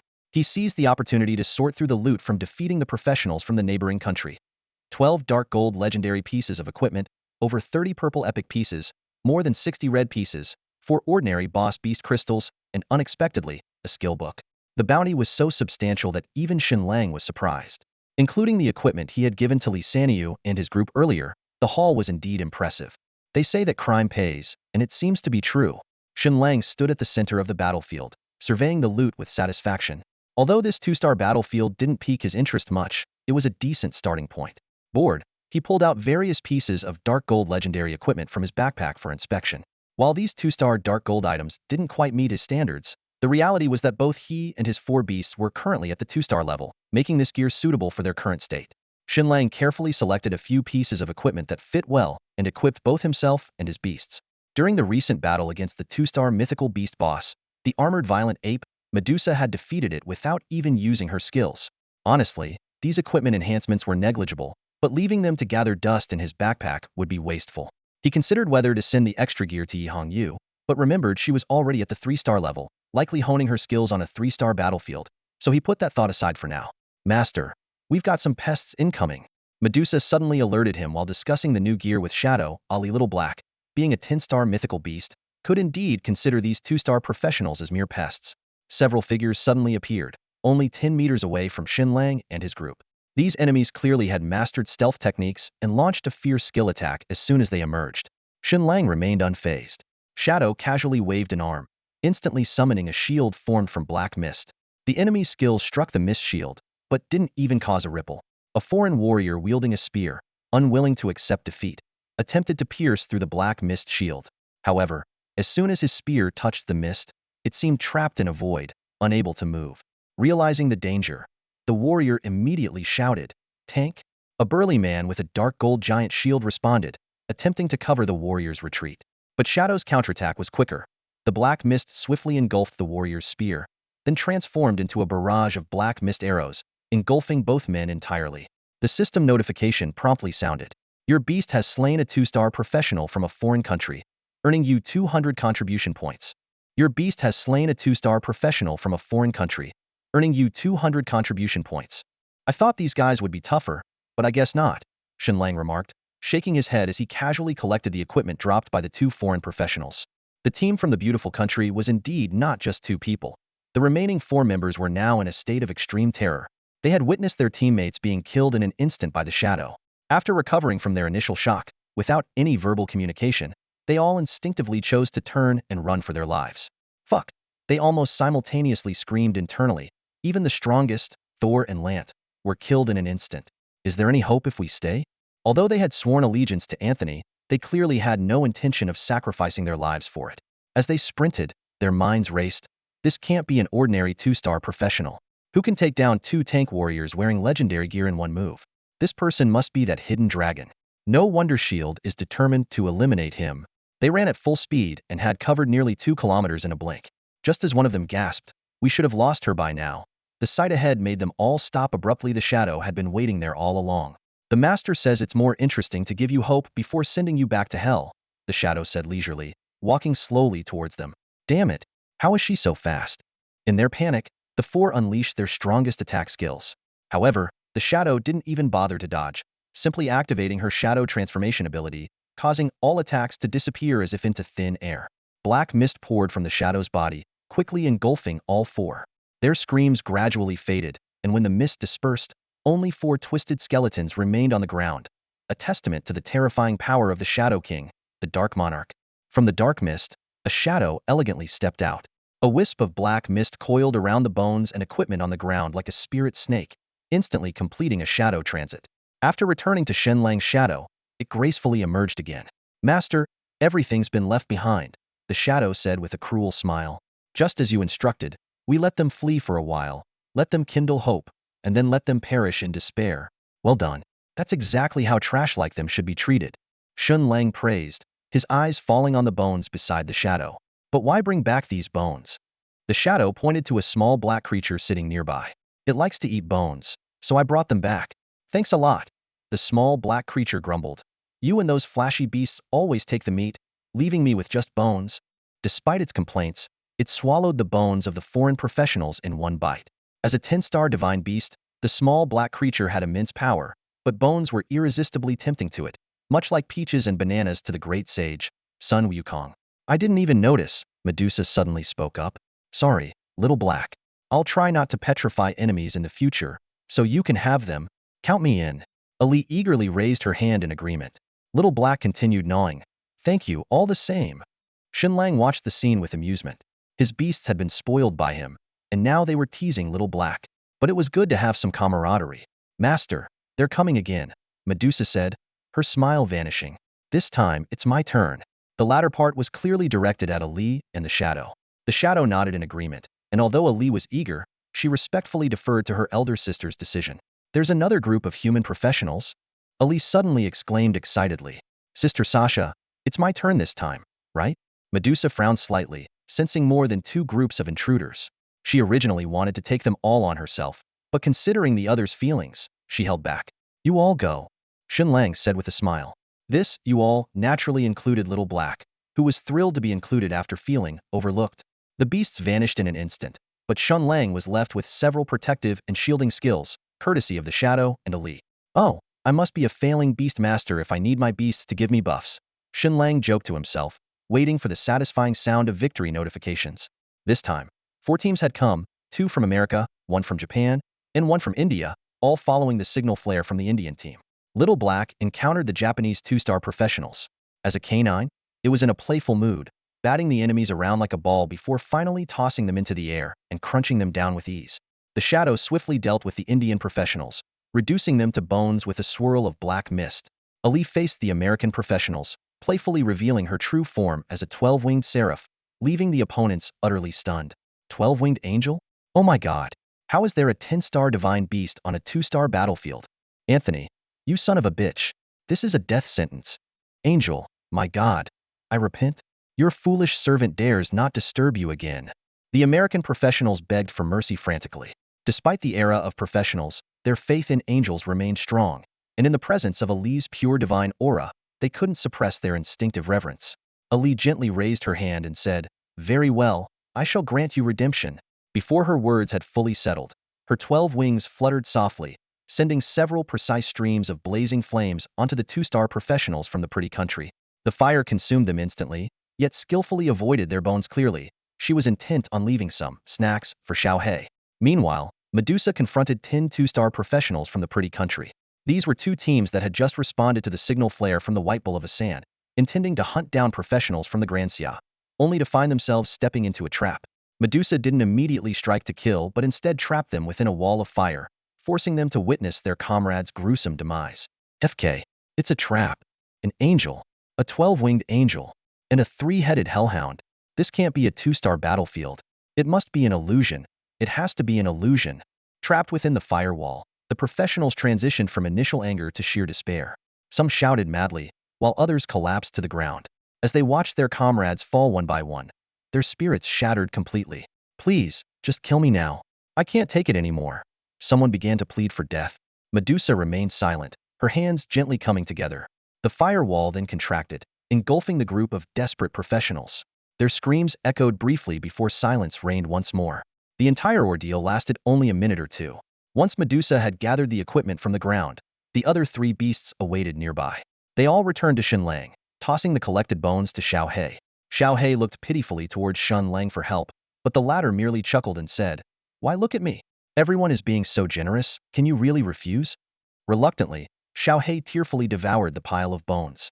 As Shen Lang tallied the spoils, he was astounded by the abundance. 48 dark gold items, 213 purple epic items, over 100 red perfect grade items, and 32 beast crystals, among which was a 2-star divine beast boss crystal. There were also numerous high-grade recovery potions. The battlefield for all is truly where professionals belong. This haul is far more rewarding than grinding monsters, Shen Lang thought. It seems Super Wong Pavilion can indeed become a dark gold legendary equipment specialty store. Though appearing relaxed, his heart grew increasingly cold. The Alliance of Asan, Little Day, and Pretty Country had sent such well-equipped teams to kill him, indicating that more encounters like this were likely to follow. After a long silence, Shen Lang opened the friend system for professionals and found it was still accessible in the national battlefield. Without hesitation, he located Chu Jinhua's chat box but hesitated slightly before sending a message. Was the god of war already in the 10-star battlefield? "Hey, we're god. I need to ask you something." As soon as the message was sent, Chu Jinhua replied, "Wow, you actually have time to contact me? How's it going?" "Not bad. I've killed dozens of foreigners and obtained dozens of 2-star dark gold equipment," Shen Lang replied honestly. TSK. Now you see, the 2-star battlefield is practically your gold mine. I'm a bit envious. We're god. I have something serious to discuss. Go ahead, while I still have some time. Shen Lang got straight to the point. There should be quite a few 2-star professionals from the Great Xia Kingdom in the 2-star battlefield, right? About 30 to 40,000 people. Why do you ask? Is there a way to contact all of them directly? I'm asking you, what exactly do you want to do? Shen Lang explained. Actively seeking out foreigners is too difficult. So far, I've only encountered a team of ninjas from the small sun country, and the rest were by chance. It's too inefficient and severely impacts my task of upgrading stars. I want to resolve the 2-star battlefield issue quickly and move on to the 3-star and 4-star battlefields. After a moment of silence, Chu Jinhua replied, "So, what can I do? If we can contact all the professionals from the Great Xia Kingdom and have them gather in one place, I can designate a safe zone. Then I'll have the beasts conduct a carpet-style saturation attack on the battlefield, also known as a firepower sweep. After a series of ellipses from Chu Jinhua, Shen Lang grew anxious. Can you give me a straight answer instead of dots? Is it doable or not? Wake up, Chu Jinhua replied bluntly. Although I can notify everyone, whether they comply is uncertain. Besides, the battlefield is so large, gathering everyone would take a long time. It's not realistic, and Shen Lang, your idea is too selfish. Realizing his oversight, Shen Lang apologized. Sorry, war god, I was too impatient. Ending the conversation, Shen Lang reconsidered his strategy. Waiting for opportunities was indeed inefficient, so he decided to change tactics and have the beasts act separately. He gathered the beasts and assigned new tasks. We need to take the initiative, but staying together wastes our combat strength. Now, split into 4 directions to search and eliminate professionals from the beautiful country, Sand country, and small sun country. After enhancing each beast with support skills, Medusa was assigned to the northeast, Shadow to the northwest, and Ali to the southwest. As for Shen Lang himself, he and Xiao He headed southeast. Finally, Shen Lang leaped onto Xiao He's back and issued a concise order. Southeast direction, charge. With a low growl, Xiao He shot off toward the target direction. In the northeastern direction of the 2-star battlefield, a desolate desert stretches with swirling sandstorms. The landscape is barren, without a trace of life. Even ferocious beasts are hard to find, resembling a land of deathly silence. Amidst this wasteland, a 2-star professional team from the Qinglong Guild of the Great Xia Kingdom is fleeing in panic. The Qinglong Guild, one of the few 9-star guilds in the Great Xia Kingdom, may not match the 10-star guilds like the mythical Celestial Court, but it is still considered top tier with 9-star professionals in its ranks. Yet, at this moment, the well-equipped Qinglong Guild squad appears to be in a dire situation. Behind them, a group of professionals from the land of the rising sun, dressed in black ninja outfits, is relentlessly pursuing them in a crushing chase. Despite the Qinglong Guild equipping its members with numerous red perfect grade and epic grade items to help them level up quickly on the 2-star battlefield, they still pale in comparison to this elite squad from the land of the rising sun, specializing in hunting the hidden dragon. These ninjas are the best 2-star professionals selected from across the nation, many of whom have the potential to ascend to 3-star status, but they deliberately suppress their levels to hunt professionals from the Great Xia Kingdom. Damn it, these bastards are toying with us like we're mice. A member of the Qinglong Guild growled through clenched teeth. They have the power to kill us outright, yet they choose to chase us for sport, another said angrily. Damn it, it's so frustrating. How come their gear is so good? The guild leader has sent a message, saying it's because of the hidden dragon that the land of the rising sun has sent so many experts to hunt us. Why should we be sacrificed for a hidden dragon we've never even met? If they want to kill the hidden dragon, what's it got to do with us? The selfishness of human nature is laid bare in the face of life and death. However, a young man with white hair coldly rebuked, "Stop complaining. Even without the hidden dragon, these people from the land of the rising sun wouldn't spare us Great Xia professionals. This is a battlefield for everyone, and anyone could be an enemy, especially foreigners. So what do we do? Just keep running?" someone asked in despair. What else can we do? If they haven't killed us yet, there's still hope for survival. It's useless. They're just toying with us. Once they're done, they'll kill us all anyway. We're doomed. As if to confirm this grim prediction, the ninjas behind them suddenly sped up, quickly closing the distance. A professional, completely shrouded in black ninja garb, revealing only a pair of mocking eyes, taunted loudly in broken Great Xia language. Run faster, you bunch of pigs, or we'll catch up with you soon. The Catan Mouse game is such great fun. Another ninja laughed wildly in agreement. In this mocking chase, the distance between the two sides was rapidly closing. The distance left was less than 10 meters, and the heavily armed pursuers from Zyrazigwo were relentlessly closing in, ready to launch a deadly strike at any moment. The white-haired combatant suddenly halted, his body radiating an intense aura. He unleashed a special skill, instantly boosting all his attributes, and commanded in a deep voice, "You all go. I'll hold them off." Before he finished speaking, he waved his red staff, and massive earthen walls erupted from the ground. Countless sharp earthen spikes emerged from the sand, both blocking the enemy's path and launching a fierce attack. This earth mage was sacrificing himself to buy his comrades time to escape. Damn it, letting a mage cover the rear? What kind of tank am I? A teammate shouted angrily. I'm not running. Zyrazigwo, damn you all. The white-haired combatant glanced back to see all his teammates had stopped, even those who initially showed fear. They turned to face the pursuers, their eyes filled with determination. Seeing this, a smile spread across the white-haired fighter's face. In that case, let's die together. At least we'll take some of them with us. That's right. Let these bastards see our true spirit, someone in the group shouted. Shen Lang, if you survive, avenge us and wipe out these bastards. Amidst these cries of defiance, the members of the Qinglong Guild launched a fierce counterattack. They knew they were doomed, but they wanted to die with dignity. The Zyrazigwo pursuers easily breached the earthen walls, and seeing their prey now ready to fight, they were enraged. Fools! We haven't finished our game of cat and mouse. Arrogant fools! Don't waste time. Kill them and find Qianlong. The battle erupted instantly. Tanks and warriors of the Qinglong Guild charged forward, creating space for the mages to cast spells. They held nothing back, unleashing all their skills with abandon. The white-haired mage and archers provided relentless support from the rear, but the disparity in gear and level was too great, and their defenses were soon overwhelmed. Haha, I'm going first. It's just a shame I never got with a woman. Well, I have no regrets. I slept with 3 girls in school. Facing death, they became carefree. In the end, even the mage and archers abandoned their long-range tactics, rushing to the front lines to fight side by side. The Zyrazigwo pursuers, seeing this, grew impatient and prepared for a final blow. Just at that critical moment, a figure suddenly descended from the sky. Boom! The figure crashed heavily into the ground like a meteor, causing the entire desert to shake violently. The Qinglong Guild members were swept away by the powerful impact before they could react. In the moment when everyone was sent flying, their vision remained exceptionally clear. Amidst their astonished gazes, the goddess descending from the sky uttered a single, icy word. Die. This word seemed like a decree from the laws of heaven and earth, and the first to be affected were the skills targeting the Qinglong Guild from the Little Sun Country.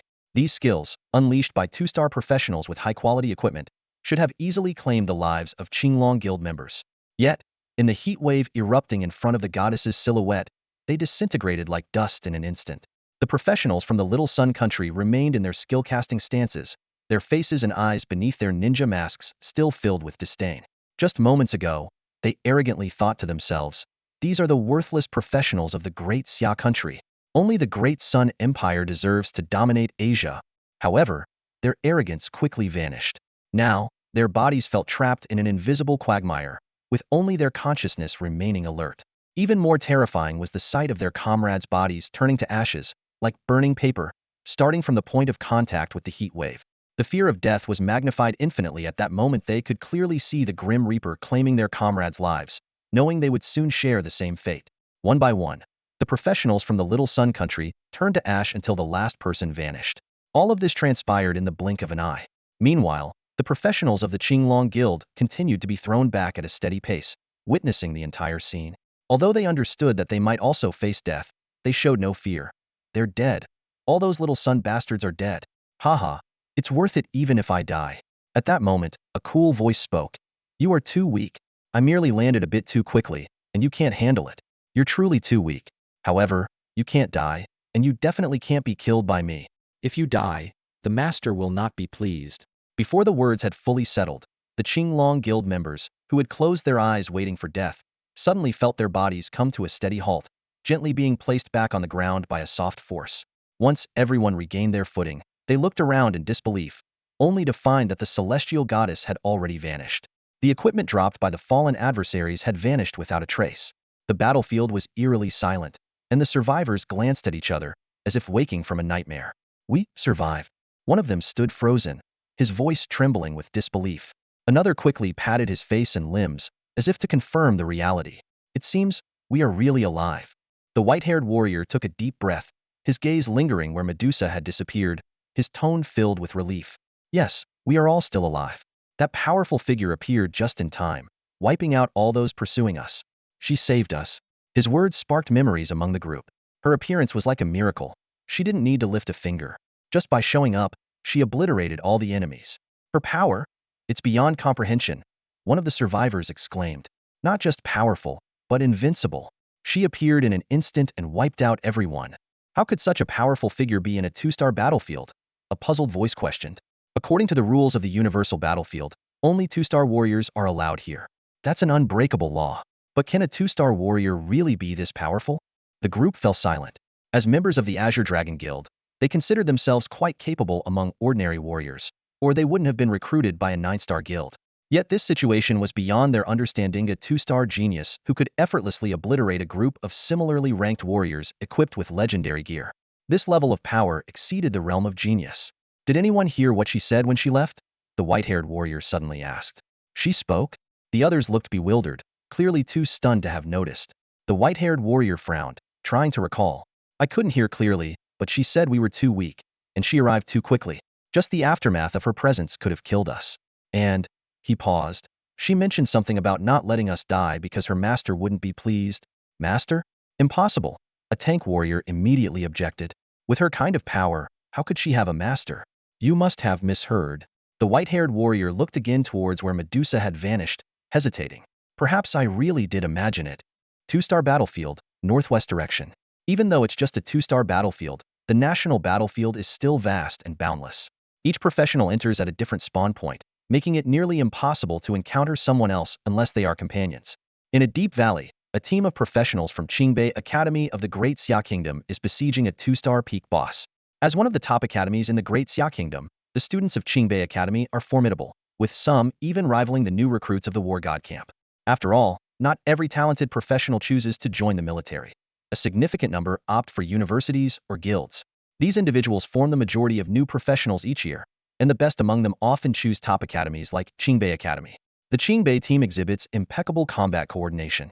All members are level 50, equipped with high-quality gear, and 2 of the attack professionals are wearing legendary dark gold equipment.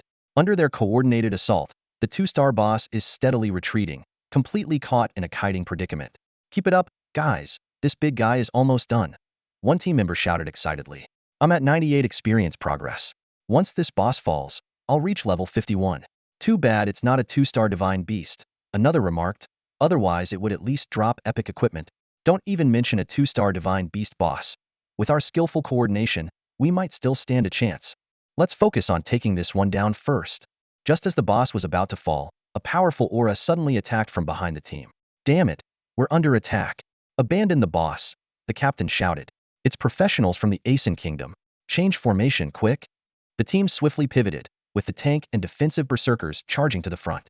Support professionals immediately cast defensive buff skills, while the backline attackers launched their assaults without hesitation.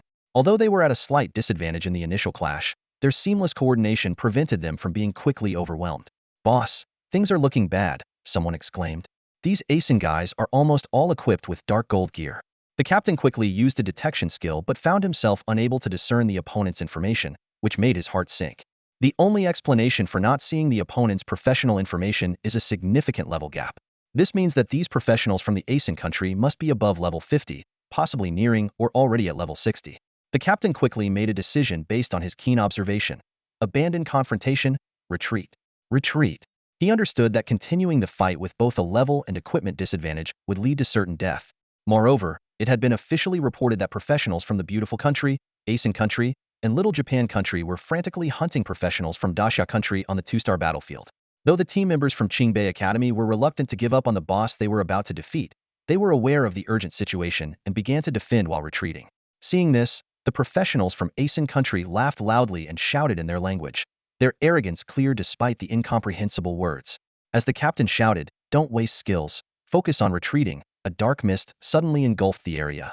The professionals from Asen Country were swallowed without a chance to react, and when the mist cleared, only a pile of bones remained on the ground, a chilling sight. The Qingbei Academy team members stood in shock. When they tried to spot the source of the mist again, they only caught a glimpse of a not-so-tall figure moving swiftly through the fog. Who was that? Definitely a professional from our Daxia country. If it wasn't for them, we'd be dead at the hands of those ambushing Asen. That was incredible. A group of semi-divine equipped Asen just vanished. Could it be Qianlong? Isn't everyone trying to hunt him down? No wonder Asen wants to eliminate him at all costs. He's already so strong at 2 stars. He might surpass the Dragon Blood War god in the future. That figure was none other than Shadow, who continued forward in a fan-shaped path without looking back, attacking beasts or enemy professionals without hesitation. Suddenly, he sensed a large group of enemies ahead and immediately veered in that direction. At the same time, Medusa sensed the presence of over 30 enemy professionals, some of whom seemed familiar, likely from the rookie camp in Emo City. These enemies were approaching those familiar auras. Hovering in the air, her amber eyes flashed with a spark of fire. The 2 peak 2-star bosses battling below instantly turned into fiery red stones, then shattered piece by piece, dropping equipment all over the ground. She swiftly collected the equipment using the 3000-meter range instant pickup card provided by Shen Lang. After collecting the loot dropped by the boss, Medusa followed the familiar aura, pressing forward without hesitation. On a desolate stretch of desert over 10 kilometers away, two rookie camp squads were working together to hunt down two Earth Dragon bosses. One team, led by the exceptionally skilled Xiao Tianyi, and another composed of members with the highest clearance, had originally been operating independently. However, upon discovering the two-headed Earth Dragon, they chose to join forces. Xiao Tianyi was clad in a complete set of two-star dark gold equipment, a divine set specially prepared by his family to give him an edge on the two-star battlefield. With a heavy blade in hand, and aided by his teammates, he executed swift and powerful strikes, slicing the first Earth Dragon in half with a single blow. Without pausing for breath, he immediately turned to aid the other team, and before long, the second Earth Dragon also fell to his blade. The back-to-back kills had taken a toll on Xiao Tianyi, leaving him pale and slightly breathless. The team's healers were about to cast recovery spells on him when he suddenly leapt into the air, surrounded by a surge of storm power. "Show yourself, coward!" Xiao Tianyi shouted fiercely, swinging his heavy blade to send a stormy wave over 10 meters long roaring forward, scattering stones into the air. As the storm subsided, 30 figures emerged from hiding, each wearing one of 3 distinct sets of gear. Teammates exclaimed, "Damn, it's people from Japan, India, and America. How did they end up together?" This 30-person squad was clearly a temporary joint force with 2 teams from each of the 3 countries. Xiao Tianyi frowned deeply. Even with his strength, facing so many enemies was a daunting challenge. "Wow, didn't expect to run into such a capable guy," a Japanese player taunted. Xiao Tianyi, having learned various languages from a young age, understood the mockery in his words. A bald American player stepped forward, scrutinizing Xiao Tianyi as he spoke. "Xiao Tianyi? Never heard of someone like you among the 2-star players from Daxia. Damn it, why aren't you Shen Lang?" Hearing the codename, Shen Lang, Xiao Tianyi immediately realized the enemy player's objective. Although the rookie camp leader and his family had warned him to be wary of these enemy players searching for Shen Lang, he hadn't anticipated encountering them so soon.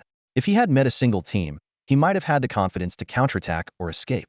But facing this 30-person joint force, he was truly trapped in a dire situation. The other recruits at the rookie camp, though internally terrified when facing the enemy nation's professionals, managed to steady themselves due to their status as reserves for the war god camp. They quickly formed ranks behind Xiao Tianyi, gripping their weapons tightly and adopting a combat stance. Xiao Tianyi's gaze was sharp as a knife as he stared down the enemy professionals. With a string of colorful language, he taunted, "Is this all your countries can do? You can't stand to see talent. A bunch of cowards. Just wait until I reach 10 stars, and I'll come to your turf myself." A tall, slender professional from ASEAN smirked and replied in fluent English, "The fury of the weak is worthless in the face of true warriors." Xiao Tianyi immediately raised his heavy ruler, pointing it at the ASEAN. "Then it's you. Do you dare to face your grandpa Xiao in a duel?" The ASEAN, influenced by a sense of chivalry, straightened his back at the challenge. "I, Kimid, accept you." Before he could finish, a burly bald man from America shoved Kimid aside, interrupting, "Idiot, can't you see this Daxia pig is stalling for time?" Kimid immediately fell silent and stepped back obediently. The bald man glanced around disdainfully and waved dismissively, "Stop wasting time. Just kill them. These Daxia monkeys are too annoying." In that instant, Xiao Tianyi shot forward like an arrow, his figure appearing in a flash before the bald man. The blunt edge of his heavy ruler aimed directly at his throat. "You white pigs are even more detestable." The bald man clearly hadn't anticipated Xiao Tianyi's speed and could only hastily activate a defensive skill. However, Xiao Tianyi's strength far exceeded expectations. Even Shen Lang had praised his prowess. With a sickening sound, the bald man's head was sent flying, blood gushing into the air. This sudden turn of events stunned all the enemy professionals present. Xiao Tianyi quickly turned around, shouting angrily at his dazed teammates, "What the hell are you standing around for? Run!" 32-star professionals, equipped far beyond his side, stood against Xiao Tianyi, making him realize it was a deadlock. Although he could easily defeat any one of these enemy professionals in an unknown fight, taking on all 30 was out of the question. His rookie camp teammates were at a significant disadvantage in terms of level, equipment, and numbers. Therefore, Xiao Tianyi deliberately provoked these enemy professionals, even challenging ASEAN to a duel. This was a tactic to buy time and call for support from other rookie camp members. ASEAN had initially agreed to the duel, but a bald man from the pretty country intervened. Enraged, Xiao Tianyi swiftly beheaded the bald man. This unexpected act of violence threw the professionals from the 3 countries into temporary chaos. Seizing the moment, Xiao Tianyi ordered his teammates to scatter and escape. The rookie camp members immediately sprang into action, fleeing in different directions. Xiao Tianyi was no exception, running the fastest because staying behind would mean certain death. However, during his escape, Xiao Tianyi looked back and saw a support teammate about to be overtaken by a professional from Little Japan. The support's combat ability was weak, and death seemed inevitable. Qiu Tianyi hesitated for a moment, but remembered his family's oath to never be a deserter, and turned back.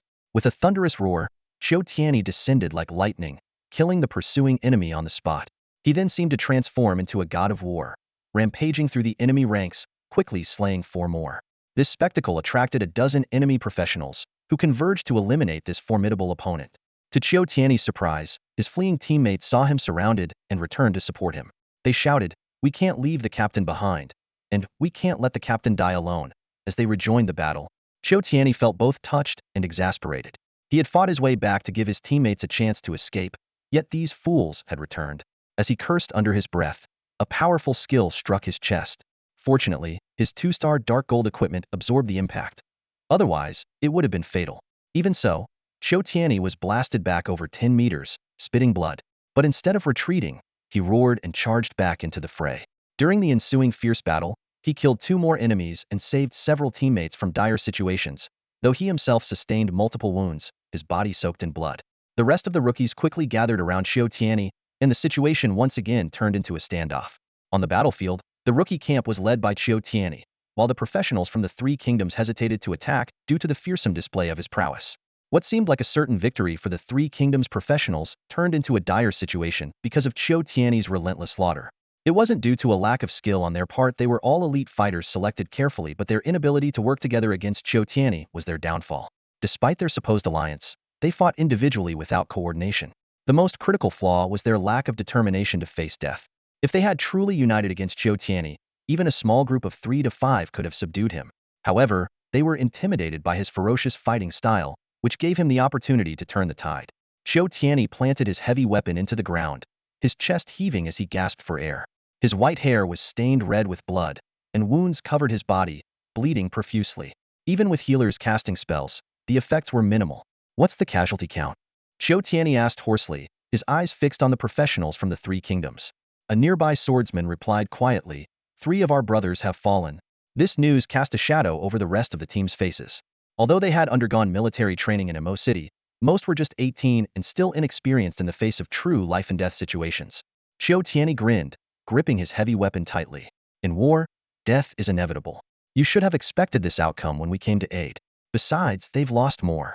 Indeed, 9 out of the 30 professionals from the 3 kingdoms had been killed, while the rookie camp had lost only 3 out of 10. Among the fallen, aside from those killed by Qiu Tianyi, 2 were taken down by the combined efforts of other warriors. Within the 3 kingdoms ranks, someone suggested prioritizing the killing of Qiu Tianyi. However, a professional from the land of the rising sun proposed a different tactic. "Let's take out the other Xia professionals first.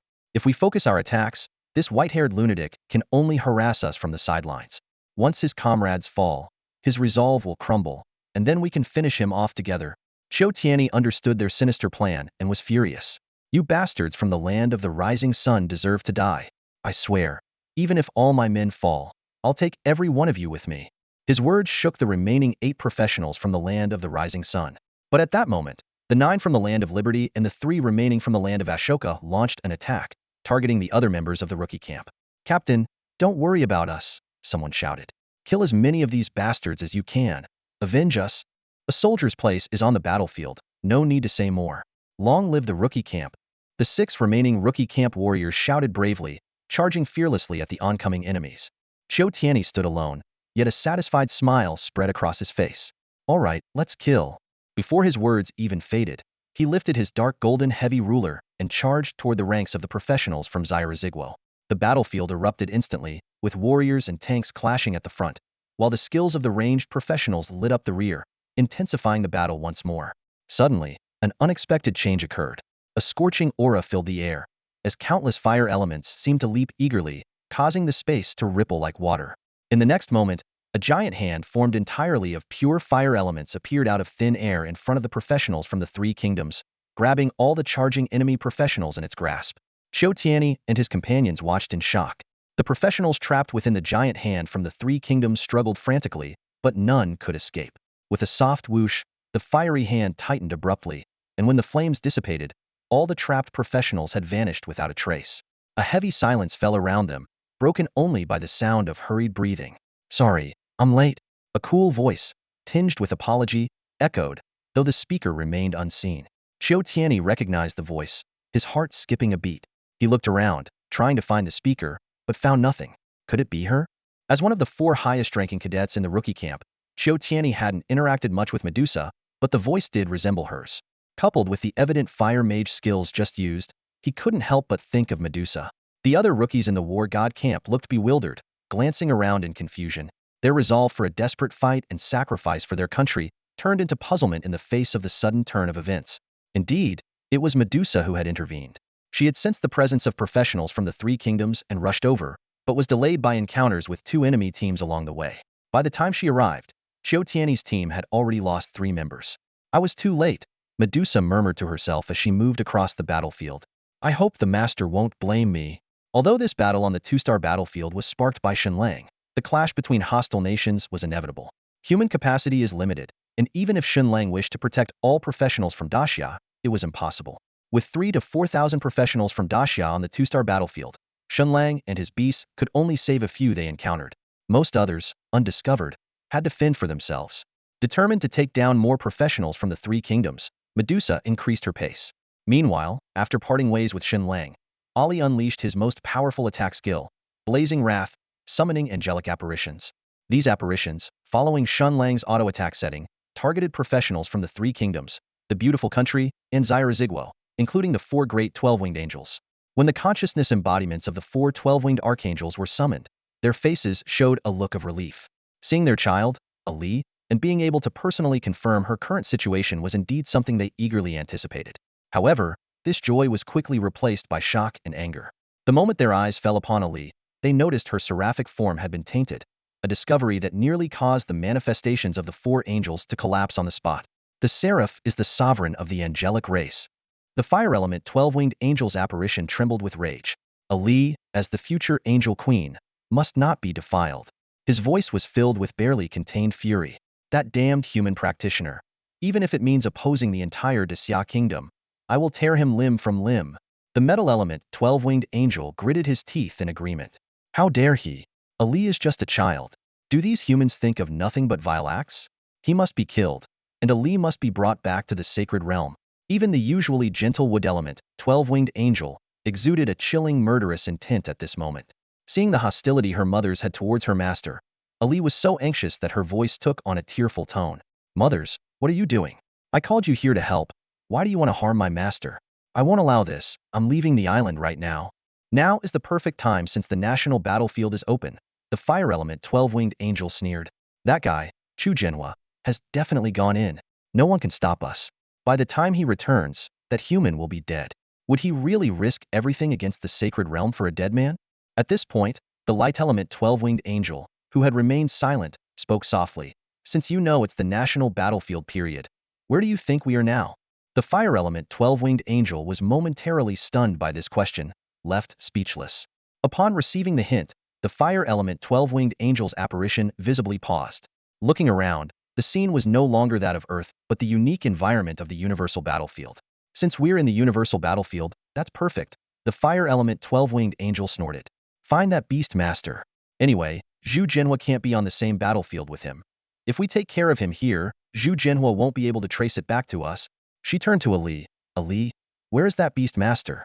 Why isn't he with you? Weren't you together? The other 12-winged angels shook their heads helplessly at the fire angel's demeanor. However, Ali responded earnestly, I won't tell you where my master is. Mother, you can't harm my master. Master, master, master, we're your mothers. The fire element 12-winged angel grumbled discontentedly. The 12-winged light angel intervened just in time. Enough? There's a contract between them. Right now, the relationship between that beast master and Ali is closer than ours. The fire element 12-winged angel fell silent, but her expression beneath the apparition was clearly displeased. She knew well that they couldn't harm Shen Lang right now. This wasn't just because Shen Lang wasn't present. More importantly, as consciousness incarnations descended onto the universal battlefield, their actions were constrained by Ali. Even with autonomous consciousness, they needed Ali's approval to act. Otherwise, they would dissipate. This was due to the authority of the Flame Empress. For this reason, the 4 12-winged angels had to comply with Ali. Even if their true forms descended here, they would still face certain restrictions. In Ali's heart, the Beast Master contract trumped everything. Between her master and her mothers, she would undoubtedly choose the former. Therefore, As long as Ali was present, they could never harm Shen Lang. The Fire Angel's current anger was nothing more than impotent frustration. Ali looked at the 12-winged angels with determination. My master treats me well. Mothers, please don't speak ill of him, or I'll be upset and won't be close to you anymore. The 12-winged angels sighed inwardly at her words. The fire element 12-winged angel immediately conceded. All right, we won't say anything bad about him. In reality, the 12-winged angels and Ali were not truly mother and daughter. Angels couldn't reproduce, but could propagate by injecting their own bloodline into the angel rebirth pool. Ali was born from the fusion of the 4 angels' bloodlines, nurtured together in 4 rebirth pools. While considered a bloodline inheritance among the angels, the fusion of the 4 bloodlines created a new one, which is why Ali possesses the seraphim bloodline. The 12-winged light angel shifted to the main topic. Ali, you said you needed our help. What exactly is it? Ali suddenly remembered and quickly explained. It's like this. There are some humans here who want to harm my master. I need to find them all and eliminate them. As she spoke, a terrifying killing intent flashed in her holy eyes. Anyone threatening her master would become her enemy and must be prepared to pay with their life. The 4 12-winged angels sighed inwardly again. If they truly wanted to deal with Shen Lang, they might end up clashing with Ali. Once Ali grew stronger, she might indeed be able to kill them. This is the rule of the Beast Master Contract Master above all, never betray. The 12-winged light angel paused to sense. As an incarnation summoned by Ali, she was also subject to the combat mode restrictions set by Shen Lang. Is it the practitioners from Asen, the beautiful country, and the small island country who want to kill your master?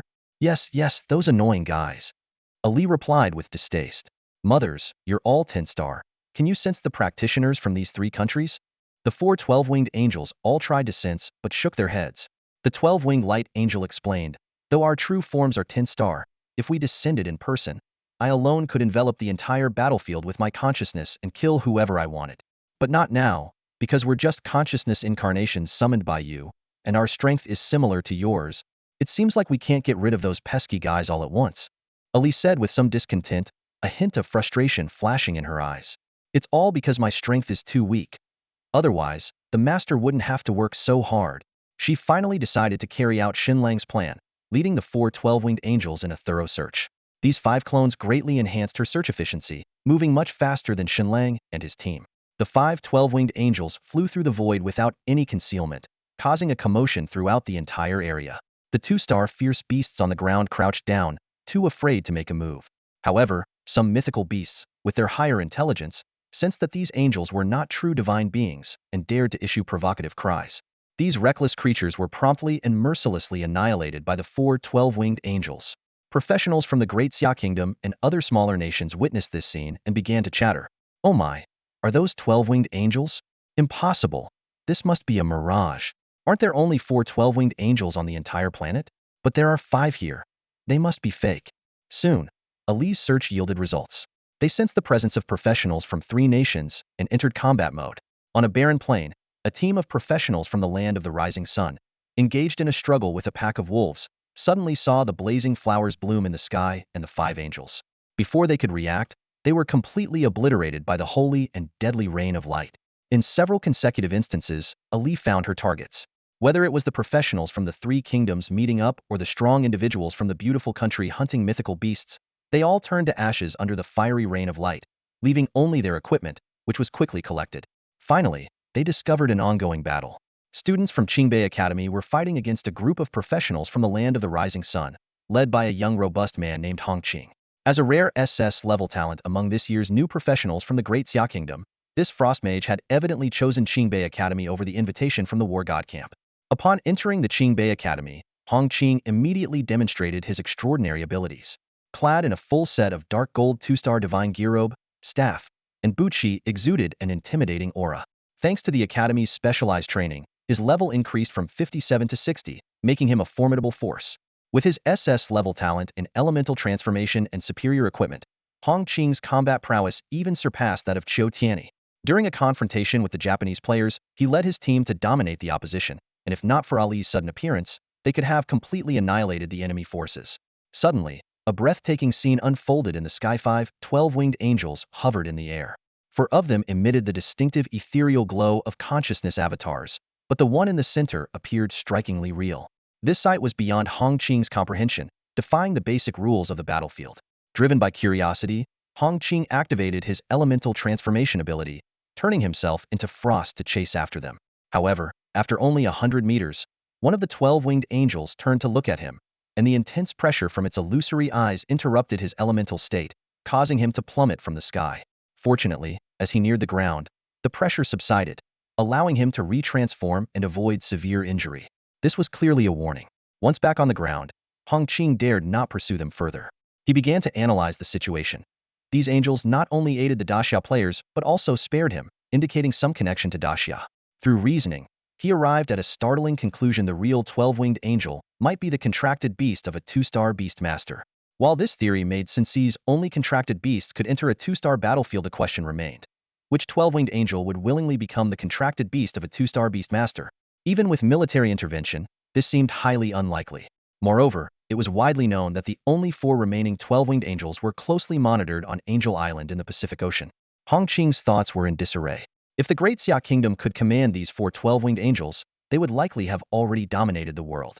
Just the 4 12-winged angels, combined with a formidable dragon blood war god, would be enough to make any nation tremble in fear. He rubbed his temples, trying to make sense of the connections. The identity of Shen Lang became the biggest question. Could he be a beast master who successfully contracted a 12-winged angel? But this theory immediately faced a challenge. All 4 12-winged angels on Earth were 10-star divine beasts, and with Shen Lang's entry-level professional strength, how could he possibly control such powerful beings? Unless... A thought struck Hongqing. A 5th 12-winged sacred angel has emerged in the world and was coincidentally contracted by Shen Lang. Although this assumption seemed absurd, it was the most reasonable explanation at the moment. Thinking about this, Hongqing couldn't help but smile wryly. His pride as an SS-level talent awakener seemed insignificant at this moment. Previously, he hadn't paid much attention to Shen Lang's feat of clearing the Hell-level novice dungeon. No matter how impressive a dungeon record was, it couldn't compare to the real test of strength in battle. He always believed that only a direct confrontation could truly measure one's prowess. But if Shen Lang was indeed, as he suspected, a beast master in control of a 10-star divine beast angel, it meant that Shen Lang was already on par with the likes of the dragon blood war god, Chu Zhenhua. This kind of power gap was not something that could be bridged by sheer courage alone. Although the truth remained a mystery, one thing became increasingly clear. The professional fighters from the 3 nations on the 2-star battlefield were about to face a catastrophic disaster. The 12-winged angel was evidently on Shen Lang's side. Otherwise, it wouldn't have casually annihilated those from the small Japanese nation. Facing a 10-star divine beast angel, no matter how prepared the 3-nation fighters were, they were likely only to face slaughter. A mere gesture from such a being could obliterate opponents completely. Just like the professionals from the Great Xia Kingdom, the professionals from the other 3 nations are not all acting under orders. Some are simply here to take down bosses, acquire gear, and level up in the national battlefield. However, this mindset does not spare them from danger. If discovered by Shen Lang's beasts, they are mercilessly eliminated without hesitation. Death can strike at any moment on the national battlefield. One must be wary not only of professionals from other countries, but also of colleagues from their own nation, who could be potential threats. This is the harsh reality of the battlefield. Shen Lang bears no psychological burden regarding this. In his view, although professions themselves transcend borders, professionals inevitably have national allegiances. Anyone from an enemy nation, even if appearing innocent now, could one day turn against professionals from the Great Xia Kingdom. Rather than waiting for that day, it is better to strike preemptively. World peace has never been achieved through kindness. In the era of professions, the foundation of peace is strength. The more 10-star professionals you have, the more secure your peace is. Therefore, eliminating professionals from enemy nations is about removing threats to peace. At this moment, Medusa, Shadow, and Ali are each operating in different directions, indiscriminately purging professionals from the opposing 3 countries. Shen Lang and Xiao He are not idle either, reaping the lives of enemies along the way. Xiao He's keen canine nose is like a divine tool, accurately detecting the scent of professionals from the 3 nations, leading Shen Lang in tracking their movements. After devouring several professionals from the Little Sun country, Xiao He suddenly said to Shen Lang, "Master, these people carry the scent of beautiful country's professionals. They must have been in contact not long ago." Several dozen kilometers away, in a stone forest, 15 beautiful country professionals are divided into 3 teams lying in wait. Their target is Duan Zijin, a professional from the Great Xia Kingdom leading a team to hunt a 2-star divine beast just a few hundred meters ahead. Duan Zijin is the top-ranked student at Shandan Academy, an SS-grade talent awakener, and a Storm Knight professional. "You're in luck," a dark-skinned professional from beautiful country chuckled, "to have found a big fish from the Great Xia Kingdom." These so-called professionals from the free countries are merely in pursuit of professional resources, power, and women. Serving their country is nothing but a joke to them. They even suspect that this powerful Duan Zijin might be the mysterious hidden dragon, unaware that the true identity of hidden dragon Shen Lang is virtually unknown abroad. If this guy really is a hidden dragon, then we're in for a big score this time. The blonde Caucasian's eyes gleamed as he stared at Duan Zijing, but he quickly frowned. However, this guy is indeed very strong, not only decked out in divine gear, but also with a mount that seems to be a mythical beast cub. Its capabilities are unknown. The black professional nodded in agreement. Their whole team isn't simple. I doubt 3 squads would be enough to take them down. Then let's call in more people. The blonde Caucasian had to admit the necessity of this suggestion, even though the credit would be split thinner.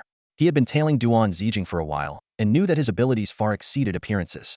The beautiful country wouldn't spend a fortune hunting a hidden dragon for no reason. There must be more to this identity. Soon, 3 more squads from the beautiful country arrived, and their leaders eagerly inquired about the hidden dragon's whereabouts. The black bald man had to explain it was only suspected, but a scarred burly man grinned indifferently. Who cares? An SS-level talent awakener is already worth it. Shall we move now? Wait until they finish off the boss and their magic is mostly depleted, the black bald man suggested. The scarred burly man was a bit impatient. With 6 squads, what are we afraid of? Even a god-level talent can be taken down. As they were discussing, a fierce wind, laced with blue lightning, suddenly descended. In panic, a few quick-reacting tanks barely raised their defenses, only to have them shattered by a dark golden spear. 2 tanks were killed instantly, and then a figure emerged from the storm. Duan Zijing, surrounded by wind and thunder, stood with his spear. A bunch of trash, and you dare trouble me, Duan Zijing? He coldly surveyed the crowd. He had already noticed their presence and deliberately waited for more enemies to gather. Faced with such dominance, the professionals from the beautiful country had no choice but to fight to the death, unleashing a barrage of skills at Duan Zijing. But he merely smirked, raising his spear to the sky. Wind and thunder descend. Divine spear strike. In an instant, the sky changed, clouds gathered, and lightning surged. A massive tornado, infused with lightning, descended with the swing of Duan Zijing's spear. The more than 20 professionals from the beautiful country were utterly powerless against this apocalyptic storm, and in a blink, they lay dead, either shredded by wind blades or charred by lightning. Duan Zijing retracted his blood-stained, dark golden spear as the body of the bald black man fell heavily to the ground. The man's terrified expression and his last words, "Are you Chen Lang?" still lingered in the air. Chen Lang? Duan Zijing flicked the blood off the spear's tip, his eyes sharp. If I had the chance, I'd be more eager than any of you to face him and see if he's truly as powerful as the rumors suggest. As an SS-level talent professional, Duan Zijing's recent feat of defeating over 20 elite fighters from a foreign country in a single strike was enough to prove his strength far surpassed Qiu Tianyi's, and was even on par with Hong Qing, another SS-level warrior. Yet neither he nor Hong Qing left a lasting impression on others, as their brilliance was overshadowed by the legendary figure known as Chen Lang. Both Duan Zijing and Hong Qing shared the same opinion regarding Chen Lang's SS level rating in the Hell-level novice dungeon. It didn't necessarily prove anything, as true strength needed to be validated through real combat. Consequently, Duan Zijing had been secretly seeking information about Chen Lang, but even with his status at Shendan Academy, he couldn't uncover Chen Lang's true identity. "Don't let these trash take you down," Duan Zijing muttered to himself. Just as he finished speaking, he suddenly frowned and thrust his spear backward with lightning speed. "Whoa, quick reflexes," a playful voice called out. Duan Zijing's spear struck only air, and he turned to see a nonconformist-looking man with a green buzz cut and piercings in his ears and nose approaching him. "A Japanese?" Duan Zijing asked with disdain. No, the green-haired man replied fluently in Daxia language. "My name is Da Vinci, and I'm a legitimate Daxia native. But that was 10 years ago. Now, I'm a citizen of the United States. A traitor to your ancestors, and you call yourself human?" Duan Zijing retorted coldly. "Call it what you want, as long as I like it. It's my freedom," the green-haired man replied nonchalantly. His interest peaked as he examined Duan Zijing. "I thought you might be Chen Lang, but you denied it. I've been searching for him everywhere, but no luck. You're not bad, though. You have the qualifications to duel me, but let's see how long you can last." Duan Zijing realized he hadn't sensed this guy observing him all along. Just as he was about to react, the green-haired man continued, "Let me introduce myself. On my job transfer day, I became a dual hidden combat professional, a holy swordsman and a holy mage. I also awakened 2 SS-level talents, the True Sword and Holy Light, which allow me to deal 50% true damage and amplify magical damage, respectively." This revelation shocked Duan Zijing. Having 2 combat professions simultaneously, obtained directly rather than through a job transfer card, was astonishing enough. But to also possess 2 SS-level talents was even more incredible. The effect of the True Sword, which could ignore half of the opponent's defense and inflict true damage, was particularly terrifying. No matter how strong the defense, even if this green-haired creature only inflicts 100 points of damage, it will still deal 50 points. The higher the damage, the more terrifying this 50% effect becomes. Duan Zijin pondered to himself. Couple that with the holy light that can boost magic damage by 50%, and you've got a top-tier talent in both magic and martial arts in this fantasy world. Da Vinci noticed the shock on Duan Zijin's face, crossing his arms with a smug smile. Surprised by just that? Listen up, I'm level 60 now. I should have ranked up to 3 or 4 stars long ago. But old Anthony insisted I hold back, and as a result, I stumbled upon the hidden class of summoner during a job change quest. He paused briefly before continuing. What's even more amazing is that I awakened the SS-level talent Undying Summon. As long as I'm alive, my summoned creatures will never truly die. They can be resurrected indefinitely after being defeated. Hearing about this third profession made Duan Zijin's heart race. 3 hidden professions paired with 3 SS-level talent, such power even made him, usually confident, feel the pressure. Da Vinci seemed to relish Duan Zijin's reaction, chuckling as he said, "Since we're both from Xia, I'll give you a chance. I'll count to 10, and you can run as far as you can. If I can't catch you, I'll spare your life this time. How about it? It's a rare privilege, so don't let me catch you." Such contemptuous words immediately ignited a fire of anger in Duan Zijin's heart, dispelling his awe of Da Vinci's formidable strength. Gripping his spear tightly, he coldly replied, "Run? If you can kill me, then that's your skill." Ha ha ha. Da Vinci burst into laughter. "I love your kind's unyielding spirit, because it's so damn ridiculous." Duan Zijin didn't doubt Da Vinci's self-introduction. From the start, his opponent exuded confidence. More importantly, this guy had been observing quietly for quite some time. These details indicated that Da Vinci's abilities were extraordinary, possibly surpassing his own. Even when faced with a formidable opponent possessing 3 talents and 3 SS-level talents, Duan Zijin was shocked but not afraid. Instead, his blood began to boil, and all distractions vanished, including the matter of Shen Lang, which he temporarily set aside. At this moment, he was focused on one thought: to take down this professional from the west. Attack! Duan Zijin growled, swinging his spear as wind and thunder forces erupted, propelling him towards Da Vinci like an arrow released from a bow. Da Vinci stifled his laughter, but maintained a playful smile. "I gave you a chance to run, but you didn't take it. Don't blame me for killing you then. Let's see how I can make your death more painful." These words revealed Da Vinci to be not only arrogant but also a complete psychopath. After all, who would reveal all their cards before a life-or-death battle? Facing Duan Zijin's assault, Da Vinci casually remarked, "A storm warrior? Huh? That's a melee class, right? Then I'll fight you as a warrior and then string you up, slicing off your flesh piece by piece to feed my summons." Before he finished speaking, a dark golden rapier appeared in Da Vinci's hand.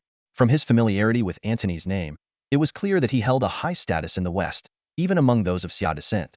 Legendary equipment was nothing unusual for him. Their first clash sent sparks flying. Da Vinci was forced back several meters before regaining his footing, while Duan Zijin remained unmoved. On the surface, it seemed Duan Zijin had the upper hand, but his expression was unusually serious. Da Vinci flexed his wrist holding the sword and grinned. "Not bad, that was painful, but that's all there is to it. Now it's my turn." In the next instant, a divine light enveloped Da Vinci, transforming him into a golden lightning bolt that appeared before Duan Zijin in a flash. His speed surpassed that of Duan Zijin's mastery over wind and thunder. Duan Zijin's pupils contracted, and he didn't have time to raise his spear to block. Instead, he quickly gathered wind and thunder power to unleash his skill ninefold shield of storm and thunder. Layer upon layer of defensive barriers formed just in time as Da Vinci's sword tip made contact. The two forces collided, creating waves of energy. Although the first 7 shields were pierced instantly, the last 2 managed to halt the rapier's advance. Just as Duan Zijin felt a sense of relief, Da Vinci's taunting voice reached him. "Did you forget about my talent, buddy?"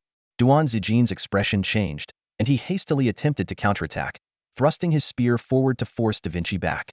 However, Da Vinci did not retreat. Instead, he intensified his thrust. Bang, bang, bang. The terrifying nature of the Sword of Truth finally became apparent. What seemed like equal strength to Duan Zijin was only half of Da Vinci's true power. 50% true damage effortlessly broke through the remaining defenses. The devastating force of the attack shattered the last 3 layers of the wind and thunder shield, and the rapier pierced straight towards Duan Zijin's chest. Although Duan Zijin managed to dodge in time to avoid his heart, the blade still went through his shoulder. At the same moment, Duan Zijin's spear was already in position. With a reach more than twice as long as the rapier, the spear swept across, poised to impale Da Vinci at close range. However, the spearhead suddenly sunk into a fluffy mass. Duan Zijin, did you really think I would face you as a swordsman? Da Vinci sneered. I've never encountered an opponent as foolish as you. Before he finished speaking, a divine light flashed in Da Vinci's eyes. Duan Zijin immediately sensed a terrifying power gathering behind him. A sphere of holy light was forming. This was Da Vinci's ultimate skill as a holy mage, holy light devourer, capable of consuming and disintegrating all elements. It turned out that Da Vinci never intended to fight as a holy swordsman. It was a trap. At this moment, Duan Zijin not only had a rapier piercing his shoulder, but his spear was also stuck in the corpse of the 5-star bloodline beast, Earth Bear, summoned by Da Vinci. Even though Duan Zijin successfully pierced the heart of the Earth Bear, this powerful defensive beast managed to trap his weapon even in death. To make matters worse, Da Vinci, with his SS-level talent, Undying Summon, deliberately left the Earth Bear unrevived to trap Duan Zijin's spear, allowing the Holy Light Devourer to be executed. Get off me! Feeling the intense pull from behind, Duan Zijin decisively abandoned his spear and grabbed the rapier in his shoulder. He instantly unleashed Storm of Wind and Thunder, a violent force of wind and thunder that surged along the blade towards Da Vinci's arm, suppressing the holy light on the sword. Simultaneously, a crimson rock appeared beneath Duan Zijin's feet, his 10-star king beast bloodline mount, the Red Rock. This was one of the conditions offered by Shendan University to entice him to enroll. While there were options for 2- or 3-star beast bloodlines, a mature 10-star king beast was clearly more powerful. Duan Zijin summoned the Red Rock to escape the range of the Holy Light Devourer. The purpose of the Storm of Wind and Thunder was clear: to force Da Vinci back and give the Red Rock a chance to break free. As expected, Da Vinci was reluctant to confront the force directly and retreated on a beam of divine light. Goodbye, foolish one, he waved and laughed. In your next life, remember to be smarter. If someone tells you to run, just run and don't look back. At that moment, the Earth Bear, which Duan Zijin had slain, suddenly revived. One massive paw clamped down on the Red Rock's neck, while the other swept towards Duan Zijin, threatening to knock him into the Holy Light Devourer behind him. Screech, the Chi-Pong bird let out a piercing cry as its slender neck was tightly clamped by the powerful claws of the great Earth Bear. This scene sent a chill through Duan Zijin's heart. The mature form of a 10-star king beast could indeed use its level advantage to bridge the gap with a 2-star divine beast, but his Chi-Pong bird was not yet mature and was no match for the great Earth Bear, which was also a 2-star divine beast. Duan Zijin bitterly clenched his fist, the power of wind and thunder flickering between his fingers, but it was barely enough to hold on. Now, he was besieged from all sides, helpless against the great Earth Bear, which possessed the bloodline of a 5-star divine beast. The bear's paw, about to strike, seemed to outline his fate, being slapped away, falling into the engulfing holy light, and eventually dissipating into the smallest particles. As someone proud enough to challenge the hidden dragon, Duan Zijin had to admit that from the moment the green-haired Da Vinci appeared, he had fallen into the opponent's control. The combination of 3 professions with 3 SS-level talents left him overwhelmed, struggling to manage. This battle, he lost completely, lost with humiliation. As the great Earth Bear roared, Duan Zijin's consciousness began to blur. Childhood memories flashed by like a lantern show. His parents sending him to vocational school, the ambitious pride when he awakened his SS-level talent, the vow to become the strongest professional in Daxia. The tearing pain in his back threatened to swallow his consciousness, and the Chi-Pong bird's cries grew weaker. Just when Duan Zijin thought it was all over, a dissatisfied voice suddenly rang out. What the heck, Xiaohei? Didn't you say there were foreign brats here? Why is it just our own people fighting to the death? The next moment, Duan Zijin felt himself being lifted by the back of his collar out of the engulfing holy light. When he opened his eyes, he found himself lying on the back of a massive black dog, and his Chi-Pong bird was shakily flying toward him. Looking up, he saw an unfamiliar man with a displeased expression. It was Shen Lang riding the black dog. Xiaohei had followed the scent of foreign professionals here, only to find 2 Eastern faces fighting, which left it quite frustrated. Master, this is it, can't you see the bodies on the ground? They're all foreign professionals. I'm not blind. Shen Lang jumped off Xiaohei's back with Duan Zijin, casually casting a healing spell on him, then turned his gaze toward Da Vinci and his prostrate great Earth Bear, who had retreated more than 10 meters away. From the moment Shen Lang appeared, Da Vinci felt an immense threat, especially when he saw his great Earth Bear showing fear toward that black dog. What shocked him even more was that the black dog had swallowed his prized holy light engulfment in one gulp. This forced him to regard Shen Lang as a powerful summoner or knight with a bloodline above 5-star divine beasts. Shen Lang smirked and pointed at the surroundings and the bodies on the ground, asking, "Can anyone tell me, what exactly is going on here?" Upon hearing Shen Lang's question, a flicker of surprise crossed Da Vinci's eyes. After a moment of contemplation, He suddenly pointed at Duan Zijin, who was crouching beside Shen Lang, and displayed an expression of righteous indignation. You shouldn't have saved him, Da Vinci said urgently. This guy is from that pretty country. I'm Duan Zijin from Shandan University. My classmates and I were besieging a mythical beast here, but this guy led dozens of professionals from that country to ambush us. I was entangled with the beast and those professionals. By the time I fought them off, all my classmates were dead. If it weren't for your intervention, I would have avenged them already. Da Vinci's performance was remarkable, with his tone and expression perfectly on point. What he said was indeed true, except he had completely swapped his and Duan Zijin's roles. Those classmates who were killed indeed died at Da Vinci's hands. Shen Lang looked down at Duan Zijin and asked, "And you? Do you have anything to say?" Duan Zijin weakly lifted his eyes and whispered, "If you have time to ask that question, can't you just use a detection spell?" True, Shen Lang chuckled softly before his expression turned serious. He didn't actually need a detection spell. The situation was clear enough, or he wouldn't have stepped in to save Duan Zijin. Turning to Da Vinci, Shen Lang sighed. Your acting skills are indeed impressive. I wanted to play along, but my supporting role would ruin the script as soon as I spoke. His eyes flashed coldly. I'm curious, why? With the blood of your ancestors and wearing their skin, would you choose to be a lapdog for that pretty country? Realizing he had been exposed, Da Vinci's expression turned vicious. He was used to manipulating others, and being tricked himself was a new experience. He replied coldly, everyone has a price. Ancestral bloodlines, national loyalty, those are trash if the price is right. The pretty country offers enough, so what if I'm a dog for them? If you can pay more, I'll be your dog too. Shen Lang turned to Xiao He and asked, this guy wants to take your spot. Do you have any objections? Objections, of course. This trash isn't worthy of being your dog, master. Xiao He immediately replied. You see, Shen Lang said to Da Vinci, I already have a dog, and a very capable one at that. You won't have the chance to be mine. So, I guess I'll have to eliminate you for the sake of your ancestors who must be turning in their graves. When Shen Lang arrived, he happened to witness Da Vinci trying to deceive Duan Zijin. Seeing this, he couldn't help but shake his head.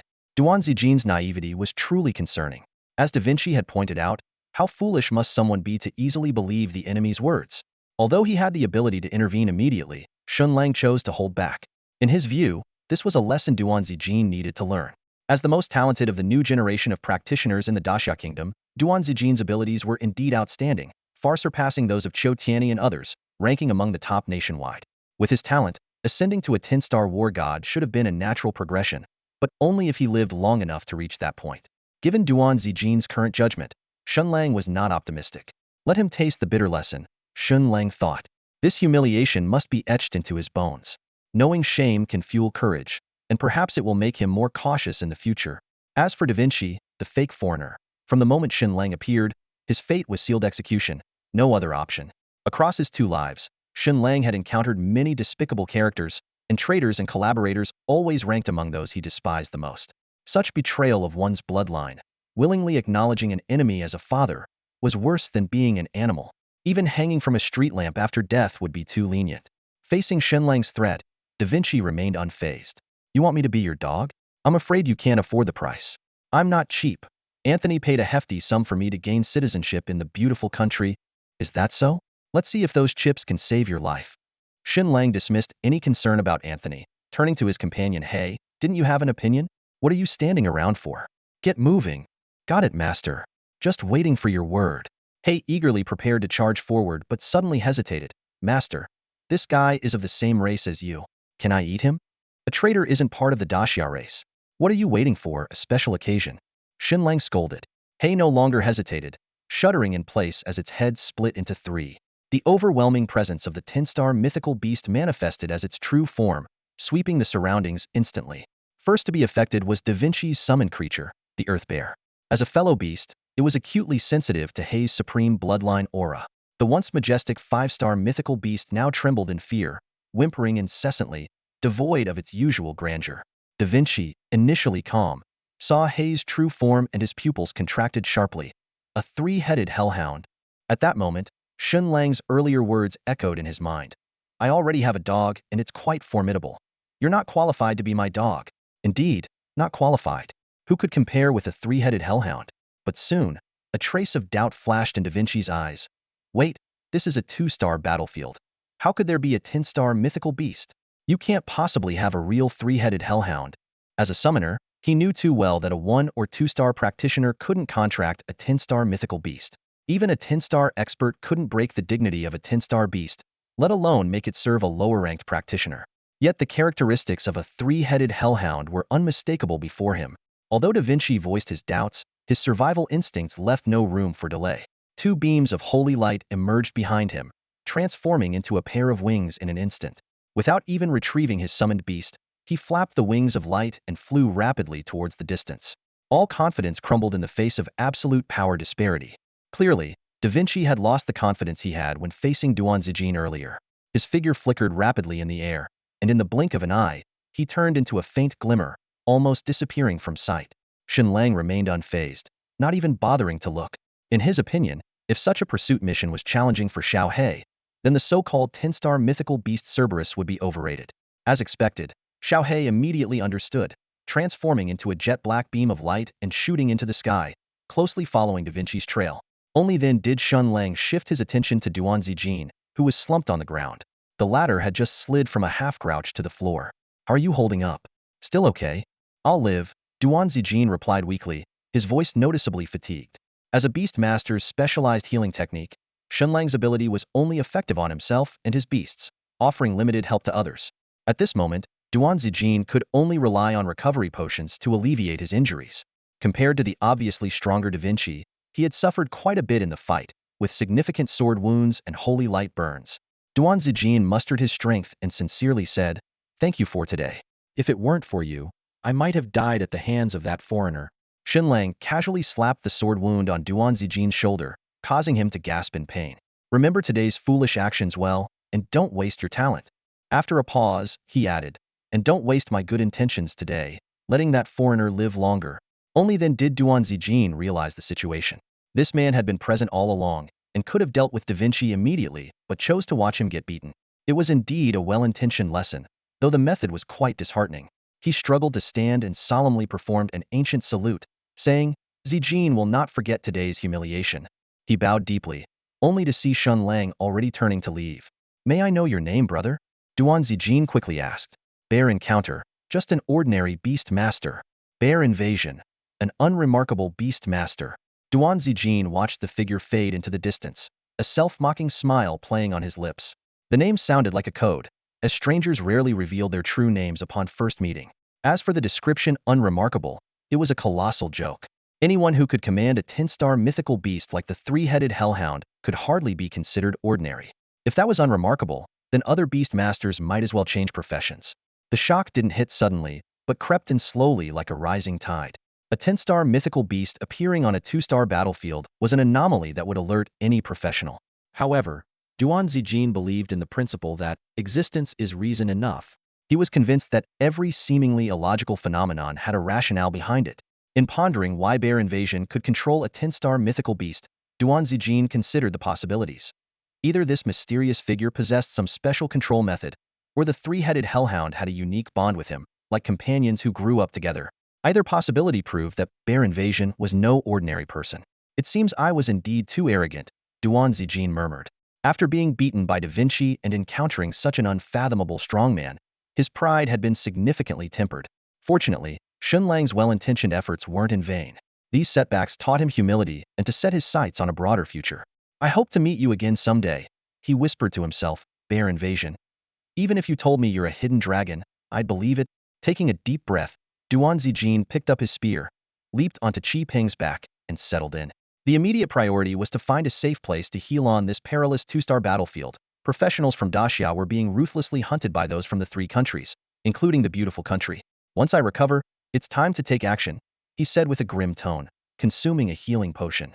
He had resolved that once his injuries healed, besides fighting monsters, he would mercilessly hunt the professionals from the 3 countries to repay the favor of being saved. Meanwhile, developments were rapidly unfolding on Shen Lang's side. He had intentionally left alone as a ruse, knowing full well that Xiao He would soon return to assist. As expected, Xiao He had already caught up with and subdued Da Vinci. Da Vinci was undeniably a genius. With 2 professions and 2 SS grade talents from the first job transfer, and now a 3rd profession and another SS grade talent, he was among the elite globally. If he were loyal to Daxia, he might have become a comrade fighting alongside Shen Lang in the future. Unfortunately, such talent was wasted on a deceitful fake foreigner. Shen Lang had no sympathy for such a person. Even if he temporarily submitted, someone like that would undoubtedly betray at a critical moment. It was better to decisively deal with the potential threat now, which is why Shen Lang unhesitatingly ordered Xiao He to deal with Da Vinci. After all, no matter how strong Da Vinci was, he was at best equivalent to 3 Duan Zijins. And in front of Xiao He, even 100 Duan Zijins wouldn't be a match for a single swipe of its paw. At this moment, Xiao He had already accurately sensed its master's location and, after capturing Da Vinci, was swiftly heading towards where Shen Lang was. Da Vinci was in a pitiful state, clamped in Little Black's mouth, completely covered in sticky saliva. His signature green hair was soaked, and he hung limply like a boneless worm, clearly having endured severe torment. Shen Lang frowned at the scene and disapprovingly addressed Little Black. "Didn't I tell you to just eat him? Why did you bring him back?" Little Black released Da Vinci, who rolled over twice on the ground like a lifeless dog before collapsing. "He said he has something to tell you," Little Black explained. "Oh, what is it?" Shen Lang looked down at the weakened Da Vinci, recalling the man's previous words, and a cold smile appeared on his lips. "You mentioned everyone has a price. I'm curious, what's your price for your life?" It's worth it," Da Vinci gasped, struggling to speak. "I know Anthony's secret. Spare my life and I'll tell you." This was the second time Da Vinci mentioned Anthony, and Shen Lang's interest was piqued. Who is Anthony? Is he powerful? Seeing Shen Lang's ignorance, Da Vinci dared not mock him as usual and answered truthfully, "Anthony, he's the director of S.H.I.E.L.D. in the beautiful country, and their top fighter. In terms of status, he's comparable to our Desia's dragon blood war god, Chu Jinhua." Before he could finish, Shen Lang swiftly appeared beside Da Vinci and stomped hard on his shoulder. A sharp crack echoed as Da Vinci's arm broke off completely. A piercing scream tore through the air. With cold disdain, Shen Lang kicked the severed arm towards Little Black, who agilely caught it and quickly chewed it up. Shen Lang's voice was icy and filled with contempt.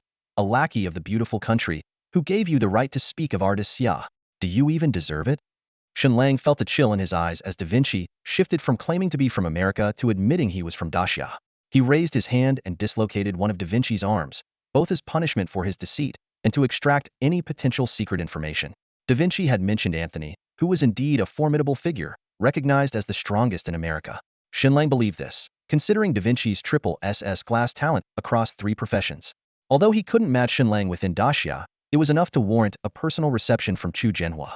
The excruciating pain from his severed arm made Da Vinci scream repeatedly, his face turning pale beneath his green hair, and beads of sweat rolling down his forehead. All right, you Daxia people. You Daxia people." He had treated enemies like this before, and was now experiencing the taste of being at someone else's mercy. "Name your price directly." "I have other matters to attend to," Shen Lang said calmly. Da Vinci understood that these matters involved sweeping through the 3 nations' professionals. For someone like him, everything was negotiable, and loyalty was non-existent. Sensing Shen Lang's impatience, Da Vinci quickly said, "Anthony's primary profession is a summoner, and his 12-winged fallen angel is his greatest asset, making him America's top powerhouse. But I know how to deal with him." Shen Lang looked at him with disdain and said, "Do you think you're an idiot, or am I the idiot? You just said he's the strongest in America, and you're suggesting I go to my death?" These words sparked a thought in Da Vinci's mind. This Daxia professional's big black dog might be a 10-star divine beast, but there must be some issue. Otherwise, he wouldn't say confronting Anthony was suicide. However, he kept this discovery to himself for now and quickly added, "You might not be able to deal with Anthony for now, but there's someone who can, and he has a deep-seated grudge against Anthony. If you pass this information to him, you're bound to receive a generous reward." "Who?" Shen Lang was intrigued. "Dragon blood war god, Chu Jinhua," Da Vinci said directly. "He has a blood feud with Anthony." This answer piqued Shen Lang's curiosity even more. If it were anyone else, he wouldn't bother, but since it involved Chu Jinhua, it was worth listening to. Plus, he was a bit driven by gossip, so he asked, "What's the blood feud between them? You don't know Chu Jinhua?" Da Vinci was somewhat surprised. With Shen Lang's level of power, he should have known Chu Jinhua, just as Da Vinci, though only a 2-star professional, knew Anthony. Shen Lang raised an eyebrow, glancing at Da Vinci on the ground. "Am I asking you, or are you asking me?" Fearing the loss of another arm, Da Vinci quickly explained, "Chu Jinhua became famous several years after Anthony. When Chu Jinhua first changed his profession, Anthony was already a 10-star powerhouse. At that time, Chu Jinhua, like this year's Qianlong, achieved remarkable feats in the novice dungeons, causing a global sensation. Anthony, unwilling to see Chu Jinhua rise, lowered himself to infiltrate Daxia, attempting to nip this genius in the bud. This situation is quite similar to Qianlong's current predicament." Da Vinci observed Shen Lang's expression when he mentioned Qianlong twice, but he couldn't detect any change. After a brief pause, He continued, however, Chu Jinhua's situation was far more dangerous back then. As Anthony was already standing at the pinnacle of global 10-star professionals, Chu Jinhua indeed received the full protection of the Daxia Nation back in the day. During that earth-shattering battle, Daxia Nation paid a heavy price, with countless warriors sacrificing their lives to protect the young Chu Jinhua.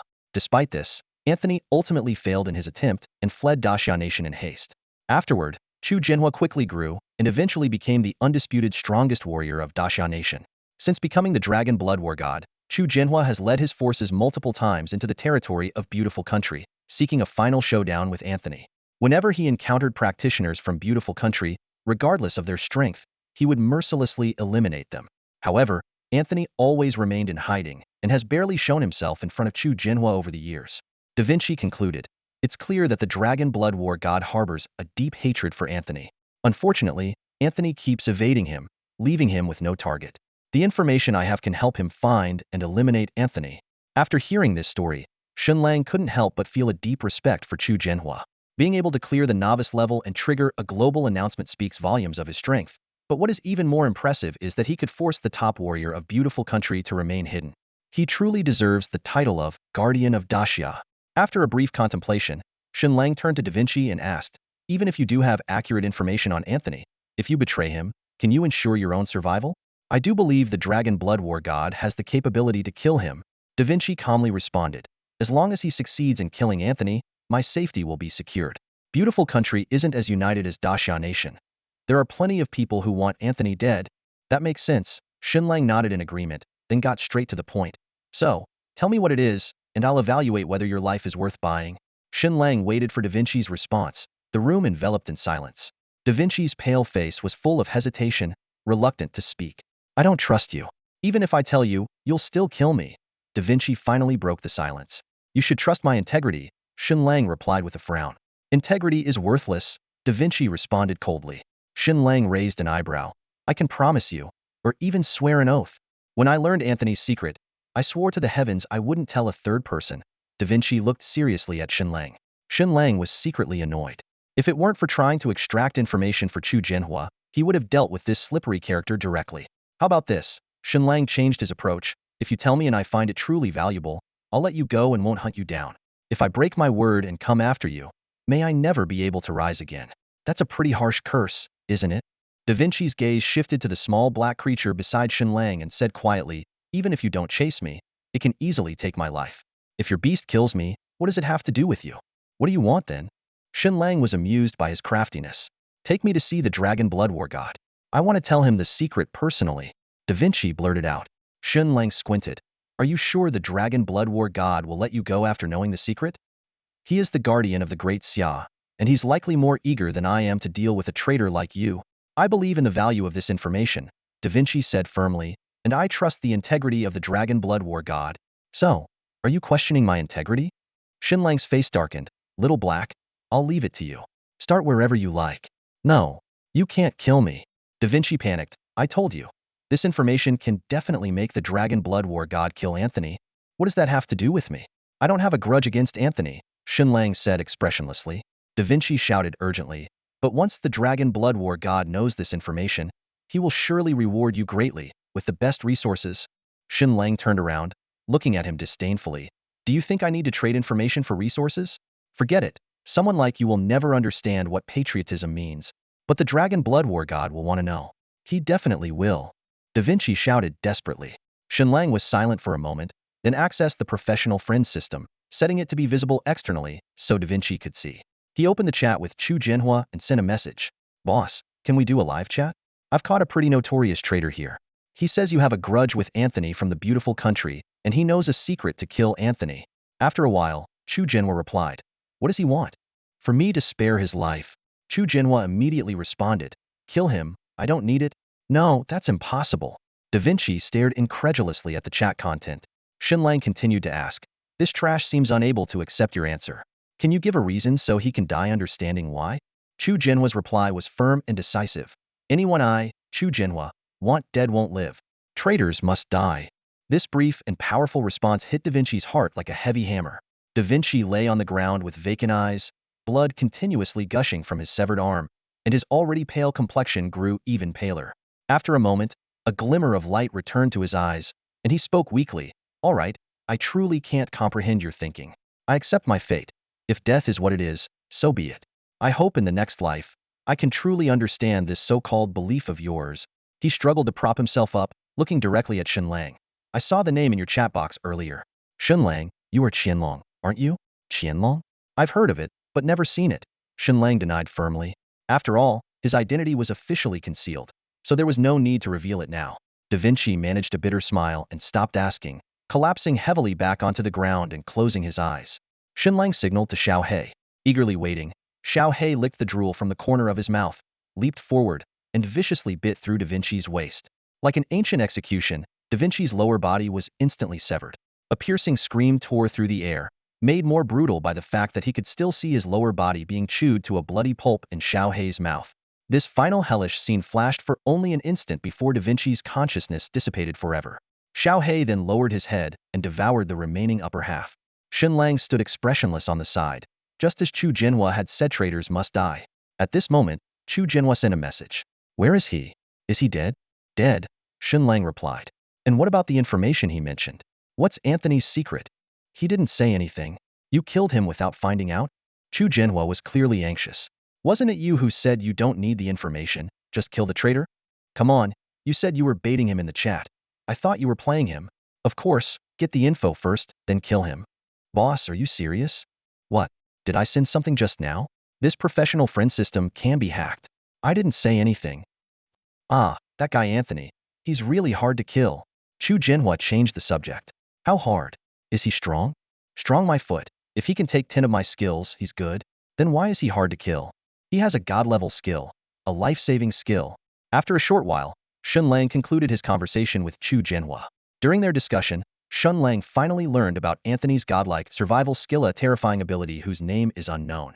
This skill allows Anthony to freely transfer life between himself and any of his summoned creatures.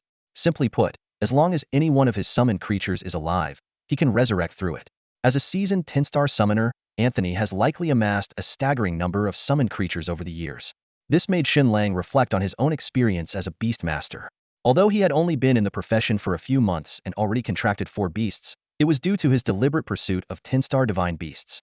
In reality, neither beast masters nor summoners blindly pursue quantity, as more creatures means scattered experience and sharply increased training costs. But for someone like Anthony, these are not concerns. As the top powerhouse of his nation, he has access to nearly limitless resources. More importantly, he rarely acts personally, and aside from the 12-winged fallen angel, no one knows how many summoned creatures he controls. Shen Lang frowned, slightly regretting his earlier decision to eliminate Da Vinci. However, he quickly adjusted his mindset. There is no invincible person, only insufficient strength on his part. In the cycle of nature, every ability has its counter. No matter how formidable Anthony's skill is, there must be a way to counter it. As for the secret Da Vinci mentioned, its truth was uncertain. Although he sensed Chu Jinhua's intense desire to kill Anthony during their conversation, Shen Lang felt that Chu Jinhua's claim of having a preliminary plan against Anthony was more to reassure him. Anthony. Shen Lang silently repeated the name and decided to set aside this grievance for the moment. For now, he wasn't strong enough to take on such an adversary, but who knows what the future holds. For the rest of the afternoon, Shen Lang, along with Xiao He and his other beasts, launched a frenzied hunt in their designated areas. Their actions quickly attracted attention across the entire 2-star battlefield. Although rumors varied about the number of people involved, the number of professionals from Anthony's country, India, and Japan was indeed rapidly decreasing, with some areas seeing them completely vanish. By nightfall, Shen Lang regrouped with his 3 other beasts. Conservatively estimated, they had already eliminated at least 80 to 90,000 professionals from the 3 countries. In comparison, the number of 2-star professionals from Daxia entering the 2-star battlefield was about 30 to 40,000, possibly exceeding 50,000. The combined total for the 3 countries was conservatively estimated at over 100,000. After Shen Lang's relentless massacre, nearly all the professionals from the 3 kingdoms were wiped out by him. The survivors were already terrified and chose to withdraw just an hour after the 2-star battlefield opened. After witnessing their comrades fall one after another under Shen Lang's blade, who would dare to remain on this battlefield that had become a slaughterhouse, except for a few reckless individuals? Shen Lang's reputation as a ruthless killer echoed across the battlefield. An intense aura of menace had unknowingly gathered around him, and this was no exaggeration. Together with Xiao He, he had slain over 20,000 professionals from the 3 kingdoms. Including the contributions of Medusa's Shadow and Ali, the number was staggering. Like a butcher accustomed to slaughter, Shen Lang's presence was enough to make those with weaker resolve feel their courage wane at the mere sight of him. This aura, born from countless battles, set him apart from ordinary people, much like seasoned soldiers returning from war. However, these changes were just minor details for Shen Lang. The real focus was the substantial rewards from this massacre. Although only a small portion of those killed were specifically assembled to target Shen Lang, their numbers still reached into the thousands. Each of these elite warriors was equipped with at least one piece of dark gold gear, and many were fully armed with purple epic level equipment. The value of these two levels of gear alone was enough to surpass the wealth of Wanwang Group. Not to mention, during the hunt, they also effortlessly took down numerous fierce beasts and divine creatures, acquiring a wealth of rare equipment. After inventory, Shen Lang's bag contained 1,400 pieces of dark gold equipment, and the purple epic level equipment exceeded 10,000 pieces. While the ambition of turning Chawang Pavilion into a dark gold equipment specialty store might take some time, establishing an epic level equipment specialty store was already a certainty. As for the sheer quantity of lower tier equipment, it was so vast that Shen Lang couldn't bother to count, roughly estimated to be in the hundreds of thousands. Faced with such an enormous volume of equipment, even his repeatedly expanded bag couldn't hold it all.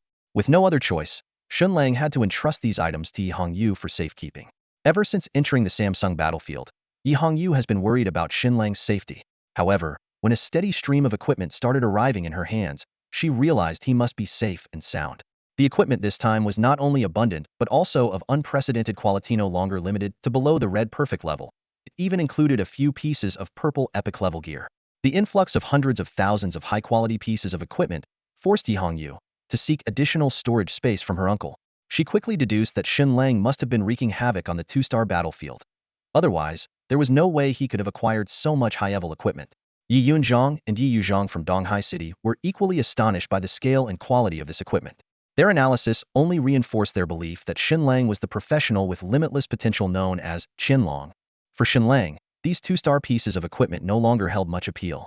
Besides the equipment, he also acquired a large number of valuable non-ordinary items, including attribute potions and skill books. He discarded low-value items like mana potions without a second thought. As night fell, having almost cleared the battlefield of the Three Kingdoms professionals, Shen Lang was finally able to relax. He enjoyed a peaceful night in the tent with his companions, resting up for the next day's plan to level up. The following morning, the group immediately set out to find a divine beast boss. With the help of the 4 10-star divine beasts, they quickly located a white-bone banshee. Through his probing technique and bloodline insight talent, Shen Lang discovered that this divine beast had a bloodline cap of 8 stars. Although its quality was decent, it did not particularly interest him. Once the white-bone banshee sensed it was being probed, it launched an attack, shooting several sharp ribs. Shadow instantly shielded Shen Lang, easily deflecting the attack with a shield of black mist. Following Shen Lang's command, Shadow swiftly shattered the reckless white-bone banshee with a single blow. The battle yielded a 2-star divine beast boss beast crystal and several pieces of equipment that Shen Lang didn't even bother to look at, despite one being a 2-star dark gold legendary item. The group of 1 man and 4 beasts continued their journey. Along the way, the ordinary divine and ferocious beasts didn't pique Shen Lang's interest. At most, he would casually use his bloodline insight ability to take a look. These common beasts weren't even worth their attention. Only the divine beast bosses were worth stopping for. Not long into their journey, a divine beast boss appeared in their sight-up purple-eyed white tiger. Bloodline insight revealed it to be a level 60 bloodline cap, 5-star divine beast known as the purple-eyed Thunder Tiger King. This Thunder-type beast had a growth cap of level 150, with a 78 chance of evolving to 3 stars, 23 to 4 stars, and only 9 to 5 stars. Thunder-type beasts are quite rare, Shen Lang mused to himself. If it were an 8 or 9 star, it could serve as a mount for Yi Hongyu, given her secondary profession as a Thunder Knight. Unfortunately, at just 5 stars, it's not impressive enough. With a slight sigh, Shen Lang signaled Ali to take action. Ali effortlessly dispatched the purple-eyed white tiger with a simple holy light slash. Shen Lang then collected another divine beast boss crystal, marking his 5th 2-star divine beast boss crystal. He needed just 1 more to complete the star upgrade task to advance to 3 stars. Half an hour later, they arrived at a small lake. A white figure suddenly skimmed across the lake surface, catching Shen Lang's attention. It was a fierce bird, about a meter long with a wingspan of roughly 2 meters, pure white like ice, and nearly translucent. Each time it flew over the lake, it left trails of ice crystals on the water, forming beautiful patterns. As usual, Shen Lang used bloodline insight on the ice-type bird, and the result astonished Hyman Icebird with a level 60 bloodline cap, revealed to be a 10-star divine beast, the Ice Crystal Phoenix, with a level cap of 300 and a stunning 99 success rate for 3-star evolution. Upon seeing this result, Shen Lang's eyes gleamed with excitement. Since arriving at the two-star battlefield, he had encountered countless divine beasts and hunted several divine beast bosses, but the highest bloodline quality he'd seen before was the White-Bone Witch. Who would have thought that an ordinary-looking fierce bird could conceal the bloodline of a 10-star divine beast? In this secluded place, Shen Lang did not hide his inner joy. On the lake's surface, a mysterious ice-blue bird danced gracefully, capturing the attention of Medusa and the other 4 divine beasts. "We might have a new companion," Medusa smiled. "Such a beautiful bird. It seems like a little sister." Shadow tilted its head, curious about Medusa's ability to discern the bird's gender. Ali muttered softly, "I won't be the only one with wings anymore. But, heh, her wings aren't as many as mine." Xiaohei sighed internally, lamenting, "My fate is truly unfortunate. My rank in the Master's heart is going to drop again. I was 3rd, now I'm 4th, and soon I'll be 5th. I wonder when I can change my status as the least favored." At that moment, the icebird noticed Shen Lang and his group on the shore and immediately hovered above the lake. It let out a loud cry, and with its sharp call, a powerful chill erupted. Instantly, the unfrozen surface of the lake cracked and transformed into a thick layer of ice. The chill turned into a blizzard, carrying countless ice shards and snowflakes, roaring towards Shen Lang and his companions. An ice-type beast with such a fiery temperament? Shen Lang raised an eyebrow with a smile. "Sasha, go calm her down." "Yes, my master." Medusa gracefully stepped forward, a rich fire aura emanating from her. The fire elements in the air responded to her, flickering like fireflies, each particle radiating intense energy. She gently raised her hand, and the fire elements quickly formed into a fire python, charging towards the icebird. Faced with this threat, the icebird's feathers stood on end. Being an ordinary fierce beast, its instincts sensed a deadly threat. Accompanied by a panicked cry, it spread its wings and fled without hesitation. Big temper, but not much courage. Shen Lang chuckled and shook his head. "Sasha, be careful not to hurt her. Bring her back." "Got it, master." "I won't harm your new treasure," Medusa replied softly, pursuing the bird. New treasure. Shen Lang's mouth twitched. The term reminded him of intimate moments under the covers, and now it was being used for a beast he hadn't even bonded with yet. He glanced at the distant ice bird with slight hesitation. Although it was indeed a 10-star divine beast, the ice crystal phoenix was still just a bird. While he had a special preference for beast girls, they had to be in human form. In the distance, a sharp chirp echoed, a mix of fear and warning from the ice bird, seemingly trying to deter Medusa, who was closing in on it. Medusa said, "You're being a bit disrespectful to me. At least use a skill against me, won't you?" The ice bird in front of her was completely intimidated by the overwhelming presence of this powerful being, trembling uncontrollably. It had forgotten that it was a level 60 beast, let alone using any skills, and was left with only the most primal instinct of fear towards a stronger creature. Chirp! The ice bird let out a fearful screech in response. Medusa sighed inwardly. "I hope you're not this timid after your regression." Before she finished speaking, she flicked her wrist, and a fiery chain shot through the air, ensnaring the ice bird's neck before it could dodge. The chain tightened, forcibly dragging the struggling bird towards the lake shore. The ice bird landed heavily on the shore. Its wings splayed out weakly, emitting a cry of pain.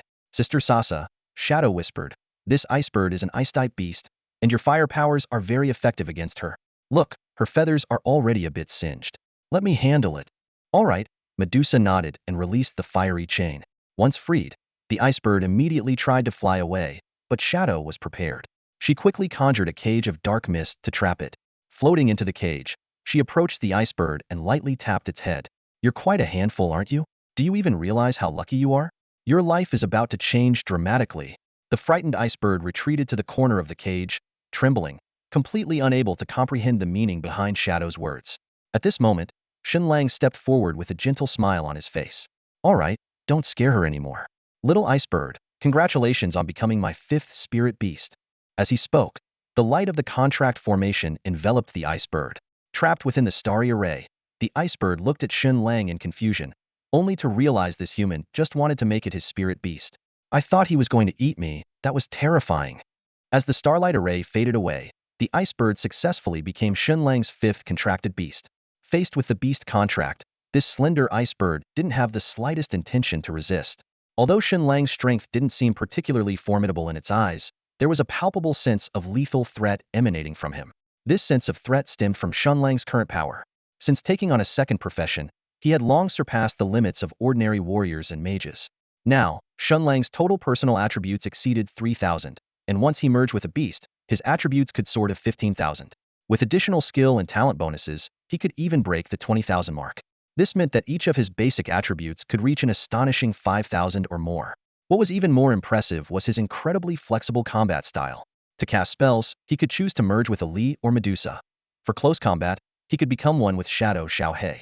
This ability to switch combat forms that will made him the most powerful being, even surpassing any single contracted beast in strength when in a merged state. The ice bird crouched on the ground, its slender bird legs trembling uncontrollably with fear.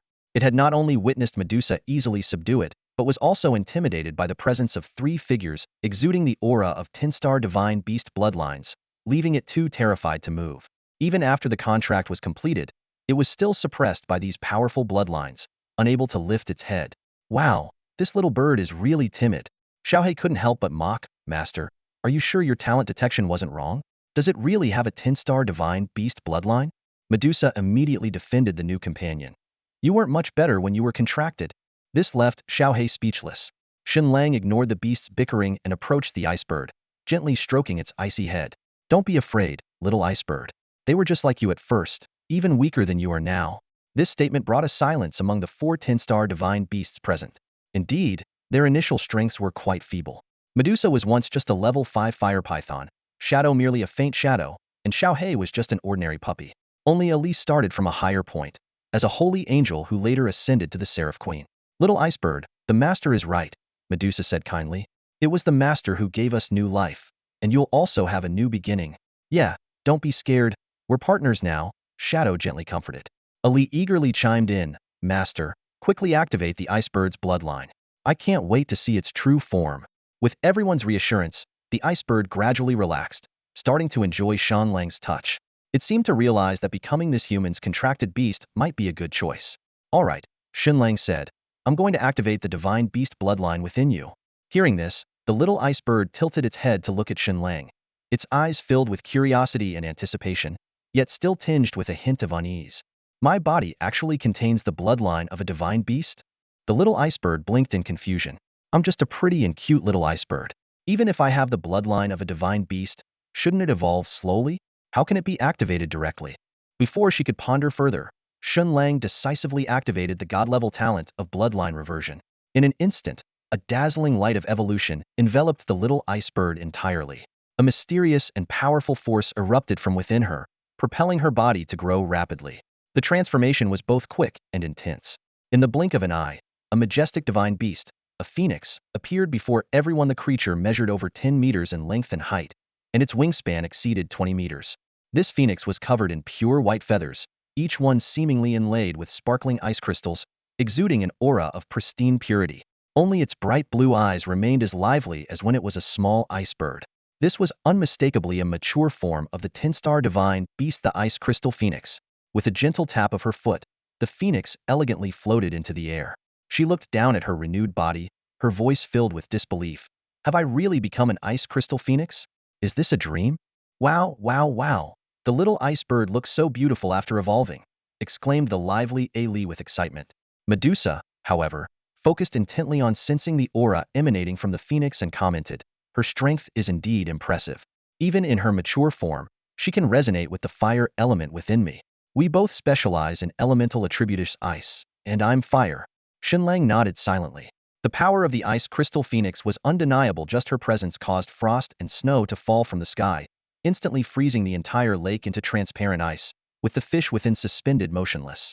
Although the strength of a 10-star divine beast was awe-inspiring, Shen Lang felt a slight disappointment. Like Xiaohei, this little ice bird retained its original form after the bloodline reversion.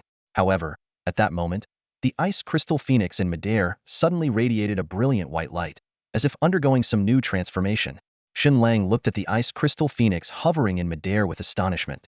As the white light dissipated, a petite and exquisite figure emerged. She was about the same height as an Ing, dressed in a long white gown, with ice blue hair gently fluttering in the breeze. Her eyes had a faint white hue, and she wore a pair of delicate crystal high heels. How is this possible? Shen Lang wondered silently. He had never heard of a 10-star divine beast transforming into human form. Even Medusa and others only had humanoid forms, while Xiaohei maintained a complete beast shape. Yet, the blue-haired girl before him was entirely human in appearance, without any beast-like features. Medusa and the other beast companions also showed expressions of surprise, clearly puzzled by the situation. The blue-haired girl stepped down from her crystal shoes, and with each step, an ice crystal staircase formed beneath her feet. She walked slowly up to Shen Lang and timidly called out, "Master, how did you transform into a human shape?" Shen Lang asked, scrutinizing her. "I saw that the two sisters were in this form, so I mimicked them. I merged their appearances," the blue-haired girl explained, glancing at Medusa and an Ing, her eyes blinking. Medusa suddenly spoke up, "Master, this might be her skill or innate ability." At her reminder, Shen Lang immediately checked the Ice Crystal Phoenix's attribute panel. Ice Crystal Phoenix, 10-star Divine Beast. Ice Element Level, 60. Talent 1. SS Level Talent Master of Frost Ice. Element damage increased by 400. High chance of causing a freezing effect. Talent 2. SS Level Talent Nirvana Transformation can change forms at will. Attributes reduced by 50 during transformation. Skills: Frozen Descent, Frostfall, Ice Arrow, Ice Storm. This is like the Monkey King's 72 transformations. Shen Lang's eyes lit up. This talent, combined with a disguise card, would be the perfect camouflage skill. He immediately activated the talent extraction on the Ice Crystal Phoenix and soon received a system notification. "Congratulations, you have successfully extracted the Nirvana transformation talent." Eager to test the skill, Shen Lang transformed in a flash of white light, first into Medusa's snake-haired form, then into the petite and Ing, perfectly mimicking even their unique auras. "Master is amazing. Not only can you awaken our divine beast bloodline, but you can also extract talents," the Ice Crystal Phoenix exclaimed in admiration. Returning to his original appearance, Shen Lang said to her, "Your skill is indeed impressive. It not only changes your appearance but also mimics the opponent's aura, making it nearly impossible to distinguish the real from the fake. Although it reduces attributes by half, that's not important, as the main purpose of this skill isn't for combat. When it comes down to it, why bother with disguises?" Shadow stood to the side, a slight smirk on her lips. She turned to the Ice Crystal Phoenix, her eyebrows playfully twitching. "This is just the beginning. Our master's got many more impressive tricks up his sleeve." The Ice Crystal Phoenix looked at Shadow's expression in confusion, then turned her gaze to Shen Lang, full of puzzlement. "What nonsense are you spouting?" Shen Lang shot a glare at Shadow. Shadow blinked innocently. "I'm not making things up, Master. You can equip us with professional gear, can't you?" "Oh, you mean that?" Shen Lang's initially awkward expression relaxed. He had misunderstood Shadow's teasing tone and almost took it the wrong way. Clearing his throat, he spoke seriously. "Yes, Shadow is right. I do have other impressive skills." With that, he immediately equipped the Ice Crystal Phoenix with the beast armor and selected a set of dark gold equipment from his backpack that matched her attributes. Soon, the equipment was perfectly donned on the Ice Crystal Phoenix. "Master, you're amazing." The Ice Crystal Phoenix's eyes sparkled with admiration. Shen Lang nodded in satisfaction, then began introducing his four main beasts. Medusa stepped forward gracefully and said, "I am Queen Medusa, but the master usually calls me Sasa. You can call me Sister Sasa." "Sister Sasa." The Ice Crystal Phoenix respectfully addressed her, clearly sensing Medusa's leadership role among the beasts. "I am the Shadow King, but the master calls me Little Shadow." Shadow quickly introduced herself. "Sister Little Shadow." The Ice Crystal Phoenix responded with a smile. "Yay, I'm a sister again." Shadow joyfully bounced around. Ollie approached gracefully. "I'm just an ordinary little angel. You can call me Ollie." "She's a 12-winged seraph." Shen Lang corrected with a hint of exasperation. "Sister Ollie." The Ice Crystal Phoenix obediently called out. At this point, Little Black emerged from somewhere, grinning as he said, "I'm the three-headed hellhound. You can call me Brother Black." "This dog doesn't matter. Just call him Little Black." Shen Lang swatted Little Black's head aside. Unexpectedly, the Ice Crystal Phoenix still politely addressed him, "Brother Black." "Oh no, no need. The master said you can just call me Little Black." Little Black's face lit up with joy, his tail wagging like a fan, quickly forgetting the scolding he had just received. After getting to know each other better, their relationship became more harmonious, and the Ice Crystal Phoenix officially became a part of Shen Lang's family. She blinked her clear eyes at Shen Lang and softly asked, "Master, everyone has a name. Could you give me one too?" "Of course, I almost forgot about that," Shen Lang said, contemplating names as he looked at the Ice Crystal Phoenix. "Xiao Bing?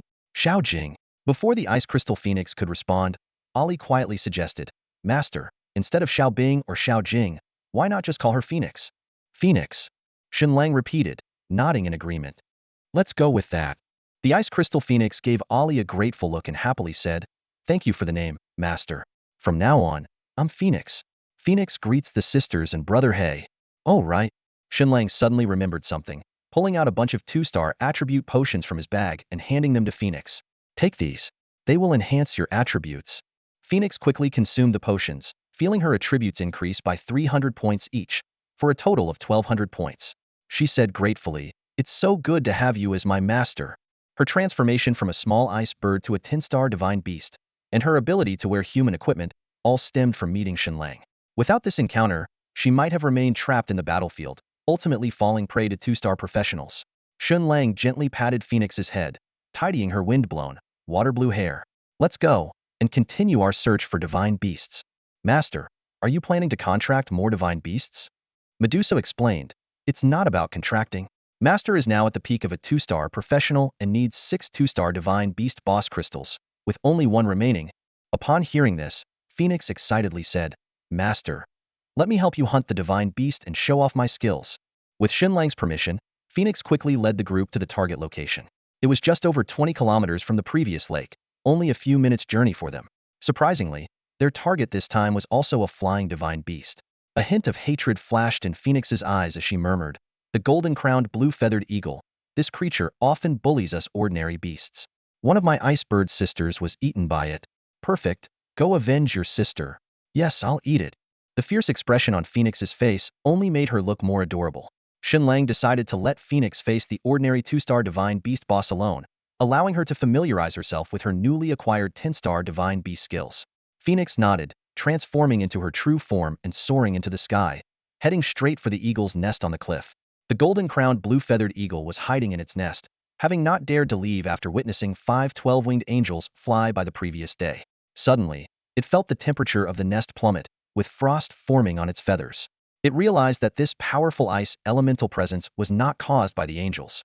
Curious and concerned, the golden-crowned blue-feathered eagle spread its wings and flew out of the nest to investigate. As the golden-crowned blue-feathered eagle emerged from its nest, ready to soar into the sky, a massive frost arrow pierced through the air towards it.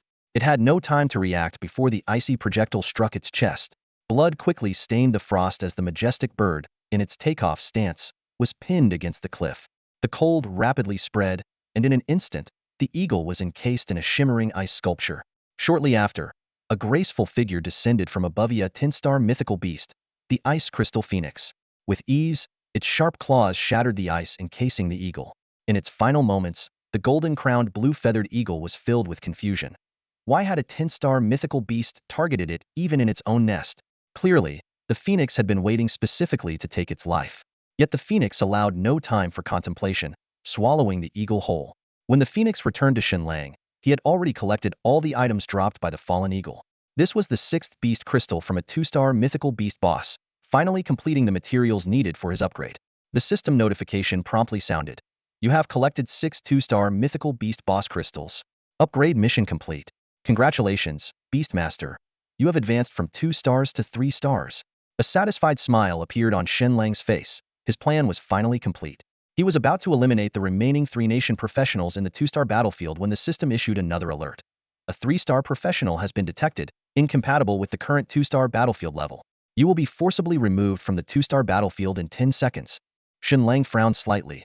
These stragglers were fortunate. But it didn't matter once he reached the 3-star battlefield. He would reclaim any losses with interest. After advancing to a 3-star professional, Shen Lang encountered a small complication, had to exit the 2-star battlefield before entering the 3-star one. Although this unexpected requirement left him slightly resigned, he wasn't in a rush. Before leaving, he prepared a disguise card for Feng Huang, officially incorporating her into the War God camp. In fact, when Shen Lang left the rookie camp, the disguise cards for all the mythical beasts, including Medusa, had already been upgraded. Feng Huang's Nirvana transformation effect was indeed impressive, allowing her to move freely without having to return to the beast space. Of course, this had nothing to do with the fact that she could share a bed with Shen Lang. As the 10-second countdown ended, Shen Lang and his companions returned directly to the Hongduan Mountains. Although monsters could be fought and levels increased here, it was clearly not the best choice during the opening of the global battlefield. The ferocity of the beasts on the battlefield far exceeded those in this area. While the phrase bosses everywhere, mythical beasts flying in the sky might be an exaggeration, it wasn't far from the truth.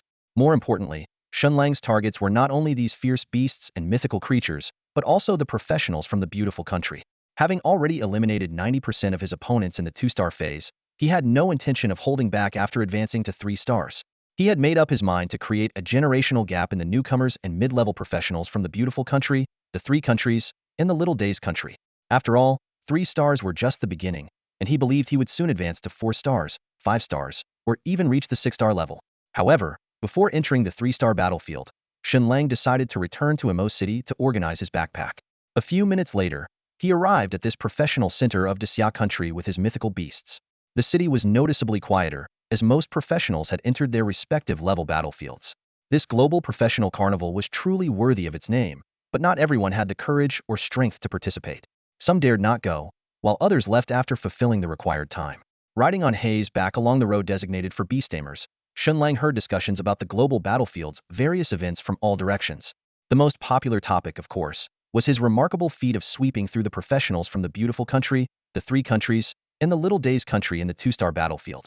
This news had already spread through various channels in the professional circles of Desya country. Ha ha ha, this time the beautiful country really took a hard hit. A group of professionals gathered to passionately discuss the recent battle developments. In order to hunt down Ardashia's hidden dragons, they've spared no expense, sending quite a few 2-star professionals. They're not just targeting the hidden dragons. Even Ardashia's 2-star professionals are on their hit list. One professional said excitedly. I was chased by professionals from the small day country. Another chimed in. They were really overbearing, each one equipped with a piece of dark gold legendary gear. So determined? Seems like they're really afraid of the hidden dragons growing stronger.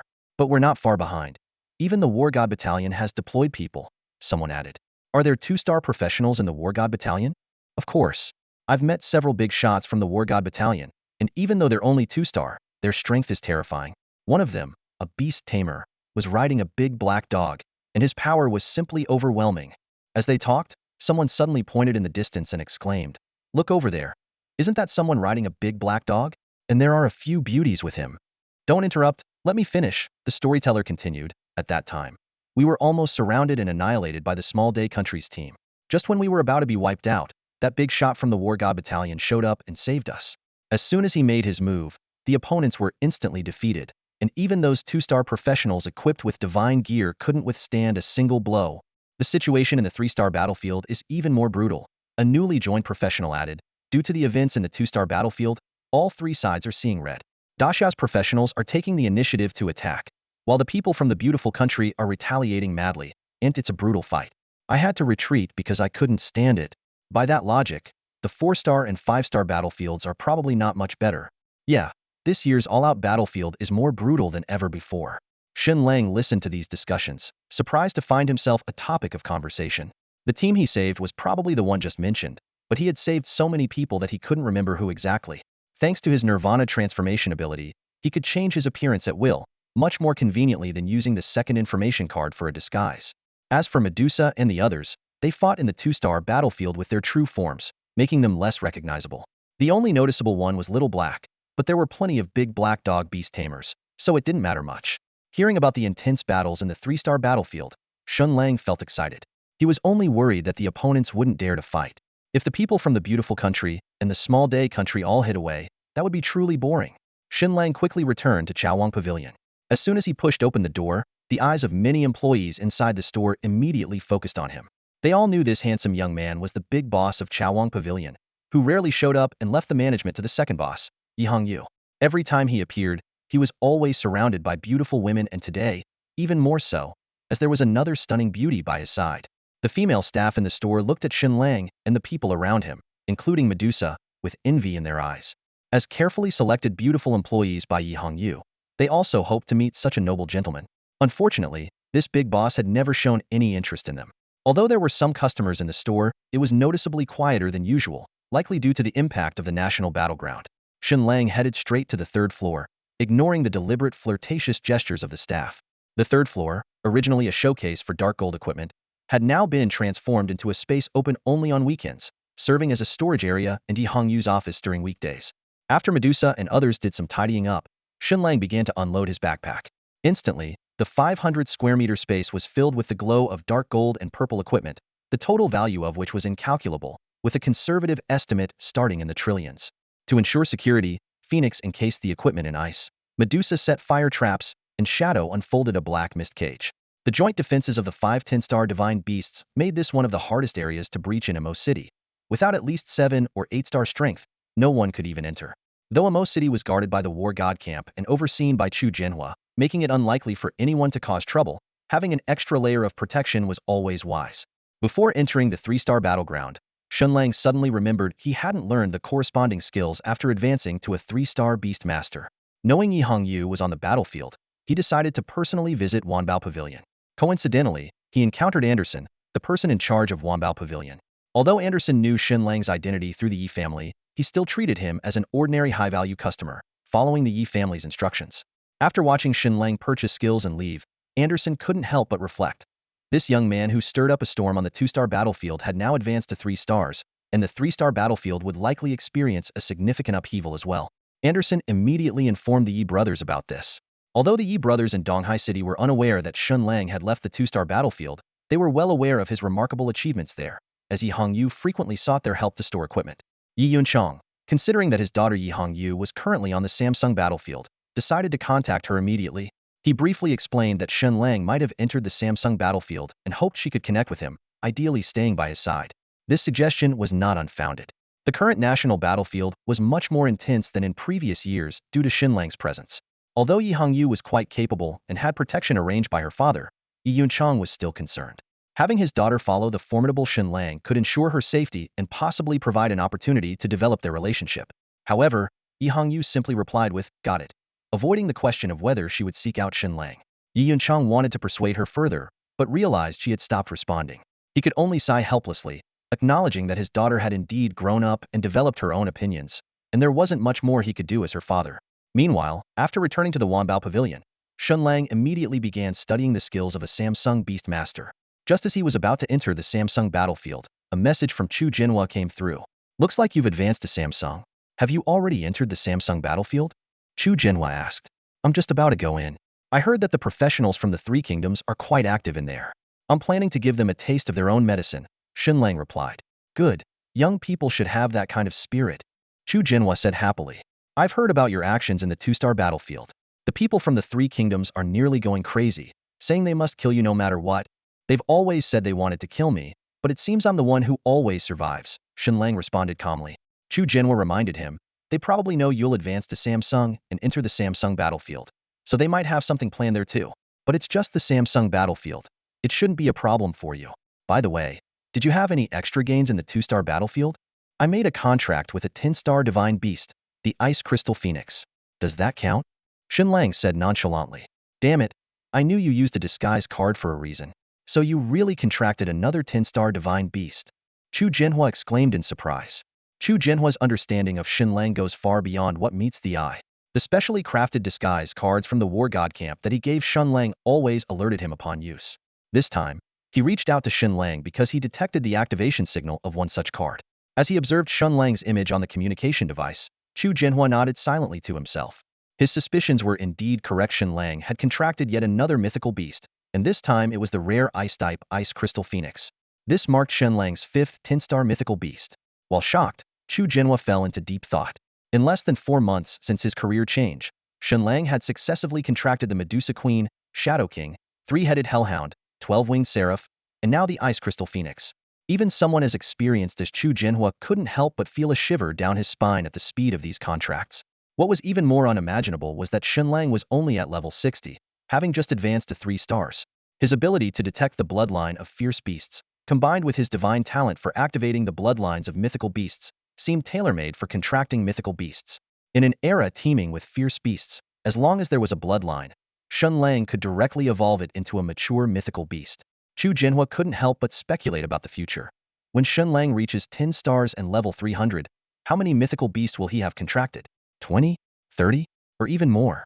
At that time, Shen Lang might truly become an invincible force, capable of altering the world's balance of power. At this thought, Chu Jinhua felt genuine relief that Shen Lang was born in the Great Xia Kingdom. If he belonged to another country, he might have been perceived as a threat and eliminated long ago. After all, a professional capable of controlling dozens or even hundreds of 10-star mythical beasts could easily destroy any nation. From previous interactions, Chu Jinhua could see that Shen Lang inherently identified with his homeland. Although he might appear a bit rebellious at times, it didn't affect his fundamental loyalty to the country. For Chu Jinhua, that was enough. As for further demands, Chu Jinhua dared not have any. After all, Shen Lang is bound to surpass his own achievements and become someone everyone looks up to. While there might still be some influence over him now, what about the future? Therefore, ensuring Shen Lang's identification with his Great Xia identity was paramount. Of course, the potential uncontrollable nature of such an individual had sparked deep discussions among the Great Xia leadership.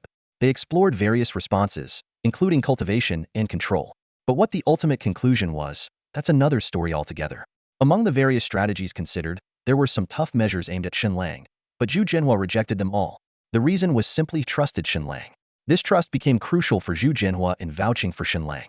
Although he didn't appear in person, Zhu Jianhua maintained close contact with Shen Lang through a professional chat system. He truly believed in Shen Lang, but given that Shen Lang was only 18, an age prone to temptation, the question of whether someone with great power could remain true to themselves lingered in Zhu Jianhua's mind. Unknowingly, Zhu Jianhua had come to regard Shen Lang as a junior, subtly guiding him in their everyday conversations. As an old soul reborn, Shen Lang could certainly sense Zhu Jianhua's sincere intentions, but this mutual understanding needed no verbal acknowledgement. He had long made his stance clear to both Zhu Jianhua and Dezia. So long as Dezia remained loyal to him, he would never betray it. Shen Lang was also aware that his extraordinary talent might cause concern among the higher-ups in Dezia. However, so far, neither Dezia nor Zhu Jianhua had shown any hostility. Truth be told, Shen Lang admired Zhu Jianhua's down-to-earth yet flamboyant personality, despite being a dragon blood war god in his 50s. Of course, if Dezia were ever to turn against him, Shen Lang wouldn't sit idly by, even out of respect for Zhu Jianhua. Having been reborn with a golden finger and steadily increasing strength, he had no reason to endure any grievances. After finishing the conversation with Zhu Jianhua, Shen Lang immediately took action, leading his 5 10-star divine beasts into the 3-star battlefield. In the battlefield for all, the 3-star battleground finds itself in an awkward position.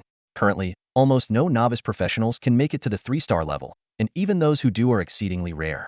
Apart from true prodigies, some professionals who reach 3 stars by grinding or being carried often have combat abilities that don't even match some 2-star professionals. As a result, the main force in the 3-star battlefield consists mostly of professionals who changed careers last year. These individuals have been hovering at the 3-star level for a whole year, indicating that their professional talents are rather average. Those with exceptional talent have already advanced to 4 or even 5 stars. However, the development of professionals is inherently challenging, and it's quite normal for most people with limited talent to remain at 3 or 4 stars. This is also one of the reasons why entry into the battlefield below 2 stars is not mandatory. At this moment, in a low hilly area of the 3-star battlefield, 7 or 8 professionals from the land of the rising sun are huddled in a mountain hollow. Each of them looks dispirited, and several bear obvious wounds, suggesting they have just endured a fierce battle.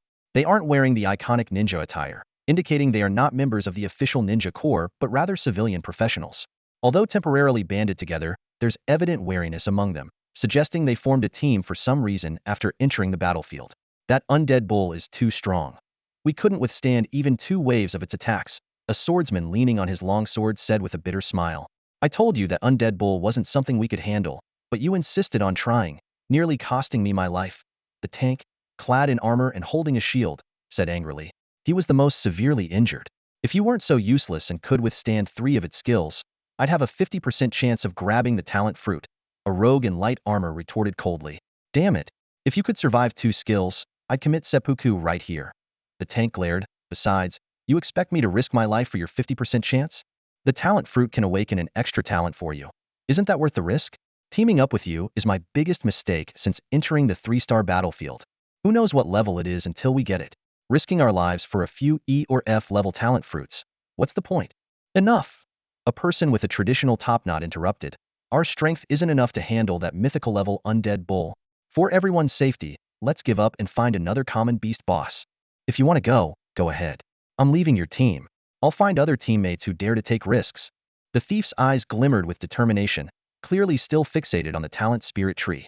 He decisively left the team and walked away without looking back. The remaining members from the Empire of Hinomaru exchanged glances, hesitant to speak. Although they wanted to say something, their unfamiliarity with each other left them shaking their heads in resignation. The tank sneered, going solo now. Aren't you worried about running into professionals from the Great Xia Kingdom? I've heard they're targeting us from the Empire of Hinomaru, like crazy on the 3-star battlefield. It's all because the Emperor and the Ninja Division insisted on hunting the hidden dragon. Causing this mess, a priest frowned. We already had significant hostility with the Great Xia Kingdom, and now the tension has worsened, dragging even us civilian professionals into it. If they wanted to kill, they should have done it secretly. Why make it so public? Now it's causing us trouble. The tank was clearly dissatisfied with the official actions. Why worry about some hidden dragon? I'm here on the public battlefield to complete my task of advancing to 4 stars. I just need a dozen legendary level boss beast crystals, and I don't plan on losing my life over this nonsense. He turned to his teammates. Have you rested enough? It's time to continue fighting the beast bosses. The swordsman glanced at the tank. You think you're the only one who needs to rank up? It wasn't you who got beaten earlier. Let me rest a bit longer. The tank, breathing heavily, called out to the supporting priest. Hey, girl, don't just stand there. Give me a few more healing spells. Oh, okay, Appa. The chubby priest quickly cast healing spells. Just then, they saw a familiar figure running back. It was the thief who had left earlier. The tank mocked. Thought you were leaving? Why are you back? Great Xia professionals, the thief said urgently. Hearing this, the tank jumped up from the ground, cursing. Baka, you damn fool. You led the great Xia professionals right to us. The group of small-time people stood up nervously, their eyes fixed on the returning thief. The recent encounter with a 3-star mythical beast was still fresh in their minds, and if they were to face the Xia Kingdom's professionals now, the situation would be even more dire. The thief, however, wore a disdainful expression. How can you, citizens of the Empire of the Rising Sun, be so afraid of the Xia Kingdom's professionals? Don't forget, our ancestors almost conquered the Xia Kingdom. The tank's face darkened as he was about to speak, but the thief interrupted him. If there were other comrades nearby, I wouldn't bother telling you this news. Let me rejoin the team quickly. What's going on? Speak clearly. The swordsman frowned and pressed. The thief looked around smugly. I just scouted over by the undead divine bull. Surely, you understand what those Xia Kingdom professionals are up to? Damn it. You're not saying anything useful, the tank interrupted impatiently.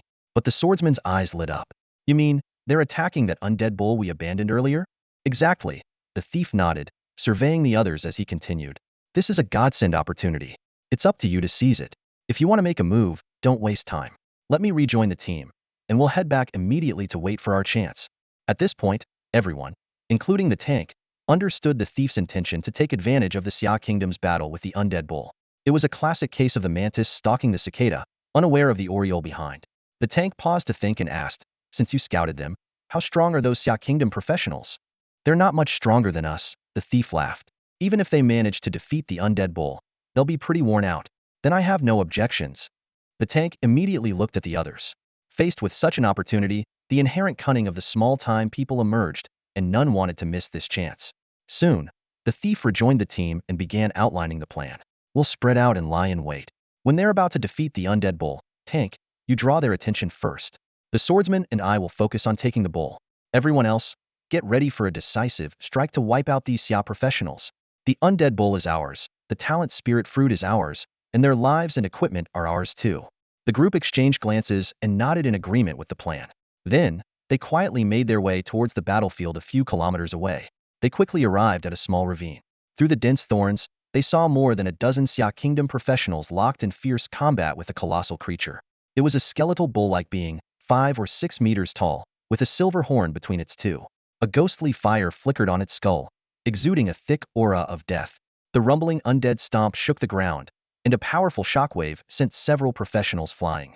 However, among the opposing forces was a skilled metal mage, who, during the intervals between the bull's attacks, launched a series of spells that forced it back repeatedly. This guy's got some skill, the tank frowned. The thief nodded. But he's the only one that's a bit tough. The rest aren't much of a threat. Once he's out of magic, that's our chance.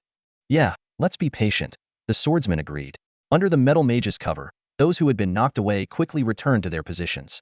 The tanks charged ahead, while the assassins waited for the right moment to strike, working in seamless coordination.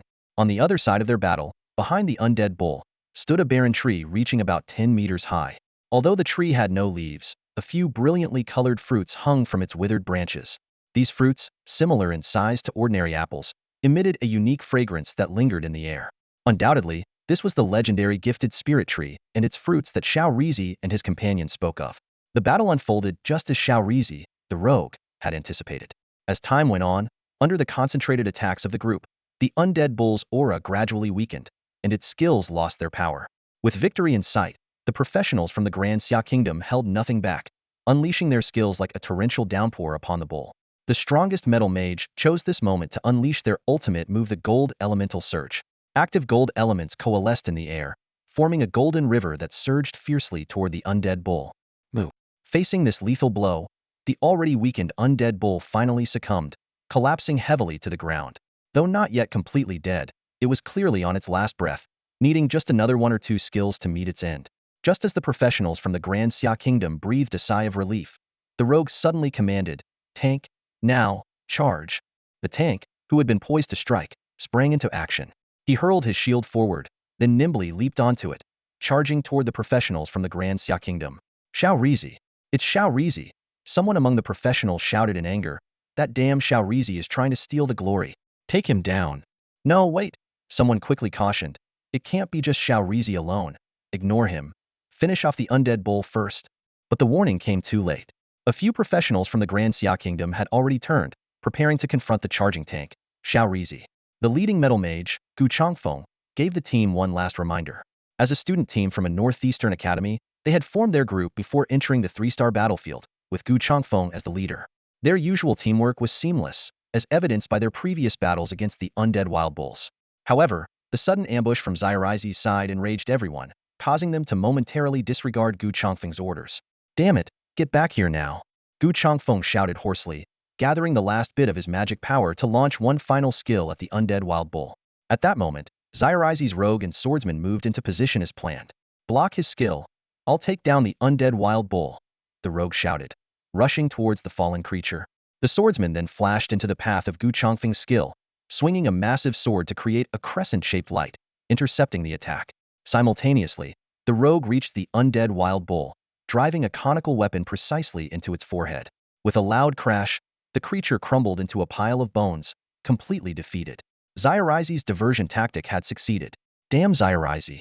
Fall back! Fall back! Protect Captain Gu!" The Daxia warriors snapped back to reality, abandoning their pursuit of Xiaorizi's tank and quickly regrouping around Gu Chongfeng. "Sorry, Captain, we fell for their trap," one berserker said regretfully, and the other team members quickly admitted their mistakes. The support members cast mana recovery spells on Gu Chongfeng and buffs on the team, preparing for the battle ahead. Gu Chongfeng glared coldly at the opponents. "You made mistakes, no doubt. But now, you'd better hope everyone survives, or I won't even have the chance to hold you accountable." The other team members remained silent, fully aware of the danger they were in. The heavy toll of the monster battle had left them, especially the tank and Gu Chongfeng, almost incapacitated, making the situation dire against Xiaorizi's ambush. As the rogue and swordsman succeeded, the rest of Xiaorizi's team emerged, surrounding the 12 Daxia warriors. Despite the numbers advantage, they could only defend passively. In contrast, the rested Xiaorizi team was in peak condition, their greedy eyes fixed on the minimal red perfect level gear of Gu Chongfeng and especially his 2 dark gold legendary items. For this temporary team lacking official ninja support from Xiaorizi, owning even 1 or 2 red perfect level items was impressive, and they were clearly determined to claim Gu Chongfeng's gear. "Now that you've taken the undead wild bull, how about we leave and not contest the talent spirit tree?" Gu Chongfeng asked sternly. "Do you think that's possible?" The Xiaorizi rogue replied fluently in Daxia language. "Then you better think carefully," Gu Chongfeng said coldly. "If it comes to a fight, you won't walk away unscathed. With just 8 of you, even if you kill us, at least half of you will die." This was clearly a bluff. Gu Chongfeng had noticed that Xiaorizi's team coordination was not seamless. If it were, they would have attacked him along with the swordsman when the rogue made his move. Their appearance only after the undead wild bull was killed indicated a lack of complete trust in the rogue, fearing complications, and thus they were not united. Indeed, Gu Chongfeng's words struck a chord with the weaker Xiaorizi members, who showed signs of hesitation. If deaths were inevitable, they would likely be the first casualties. Even faced with significant gains, no one wanted to be the one to die. No matter how great the benefits are, if they don't ultimately come to you, you're just making a wedding dress for someone else. On the battlefield, the Nippon thieves were warily scanning their surroundings when one of them suddenly shouted loudly in their native language, "Fools! Can't you see? They're not only trying to divide us, but also regaining their strength. If we don't act now, blood will be spilled. Take down that mage first." Before the words had even finished echoing, the thief executed an impressive stealth maneuver, vanishing from sight. However, when he reappeared, an unexpected scream rang out. Contrary to his claim, he hadn't attacked Gu Chongfeng but had instead ambushed another priest from the Great Xia Kingdom. This priest, with the weakest defenses, was nearly killed on the spot. Fortunately, a nearby tank warrior intercepted the fatal blow, but the priest's arm was severed at the shoulder. "What are you waiting for? Attack!" the thief yelled, revealing himself and urging his companions into action. Seeing the thief's success, the other Nippon professionals quickly joined in, thinking they could retreat if things went awry. The battle erupted instantly, with both sides exchanging blows and a dazzling array of skills lighting up the battlefield. However, the Great Xia side soon showed signs of faltering, their magic and stamina nearly depleted, preventing them from using powerful skills. Gu Changfeng, in particular, was fighting at less than a tenth of his peak strength. In no time, several Great Xia professionals were injured, and the one-armed priest was already down. Just as it seemed the Great Xia professionals were about to be overwhelmed, several figures suddenly appeared on the battlefield out of nowhere. What's going on? Arriving straight into a battlefield. Under the relentless assault of their adversaries, Gu Changfeng's wounds multiplied, staining his mage robes with blotches of blood. The Xia Kingdom's warriors were nearly depleted, and their enemies' attacks became increasingly fierce, determined to end the battle quickly. With a dull thud, the protective shield Gu Changfeng maintained for his teammates was shattered, and a dagger pierced his thigh. Blood gushed out, and though his face showed pain, a fierce determination flashed in his eyes. The situation was clear, there was no chance of survival. He decided to fight to the death, aiming to take down several enemies with him. At this critical moment, a few figures suddenly appeared on the battlefield. What's going on? We arrive, and it's already a battlefield, a puzzled voice asked. Gu Changfeng focused and saw a man accompanied by 4 women and a large black dog. This unexpected group surprised both the Xia Kingdom's warriors and their enemies, the latter retreating cautiously, wary of becoming the prey instead of the predator. Shen Lang surveyed the scene, noticing both sides were of Asian descent, and frowned. He patted the black dog, asking, "Can you tell which country they're from?" The black dog, a 10-star mythical beast well-trained from the 2-star battlefields, easily discerned. The left side are the master's compatriots, the right side are the enemies. Shen Lang immediately turned to the right and smiled. "Lucky us, we just got to the 3-star battlefield and already encountered them. Who wants to test their strength against these 3-star warriors?" "I do." Medusa and the other 3 women exclaimed in unison. Sensing the unfavorable situation, the lead rogue of the enemy reluctantly ordered a retreat. They had already expended significant energy and had secured the mythical beast, the undead bull, making further fighting unnecessary. "Why don't you all go together?" Shen Lang casually suggested, prompting the 4 women to charge forward like arrows. Gu Changfeng was about to warn them, but the scene before him left him speechless. The 4 beautiful women, like hungry wolves, effortlessly slaughtered the enemies. Even the cunning rogue who tried to escape using stealth was frozen into an ice sculpture by the blue-haired girl. What was even more astonishing was that after the women finished, they dragged the bodies back and piled them in front of the large black dog. This sight made Gu Changfeng and his companions involuntarily twitch. "Xiao He, eat while it's hot," several women called out enthusiastically. "Hey Gu, the sisters said you like this, so they brought it especially for you. No need to be so formal, just call him Xiao He." Despite the women's warm welcome, the large black dog seemed uninterested, with its ears drooping and a forlorn expression on its face. Before anyone could say more, it opened its seemingly bottomless mouth and swallowed the small country's practitioners in one gulp. Crunch crunch. The crisp sound of chewing echoed in the air, sending shivers down the spines of the practitioners from Daxia, causing goosebumps to rise on their skin. One particularly timid person couldn't help but swallow loudly, the sound conspicuously audible. Shen Lang noticed the group's unusual reactions and turned to them with a smile, asking, "Are you all right?" He then saw someone was injured and immediately instructed, "Ali, treat them." "Okay," Ali responded simply, as she never addressed him as master in front of outsiders. In the next moment, the holy healing spell rained down like a fine drizzle over the group of practitioners. Their previously chaotic and weak auras quickly stabilized and grew stronger. "Ah, my hand, my hand." Suddenly, a startled cry broke the calm. Everyone turned to see the priest who had lost an arm staring in disbelief at where his arm had been severed. Astonishingly, at the shoulder's stump, flesh was visibly wriggling and growing. The practitioners exchanged bewildered glances, ultimately focusing their shocked gazes on Ali. Such a healing spell, capable of regenerating a lost limb, was unheard of and far beyond their understanding of healing magic. Ordinary healing spells could at best reattach a severed limb, but this scene seemed like a miracle. Under the stunned eyes of the crowd, a fresh, pale arm quickly grew out from the stump. The priest excitedly waved his newly regrown arm, exclaiming repeatedly, "I have my hand back! I have my hand back!" Recovering something lost is always a joyful experience, especially when it concerns an important part of one's body.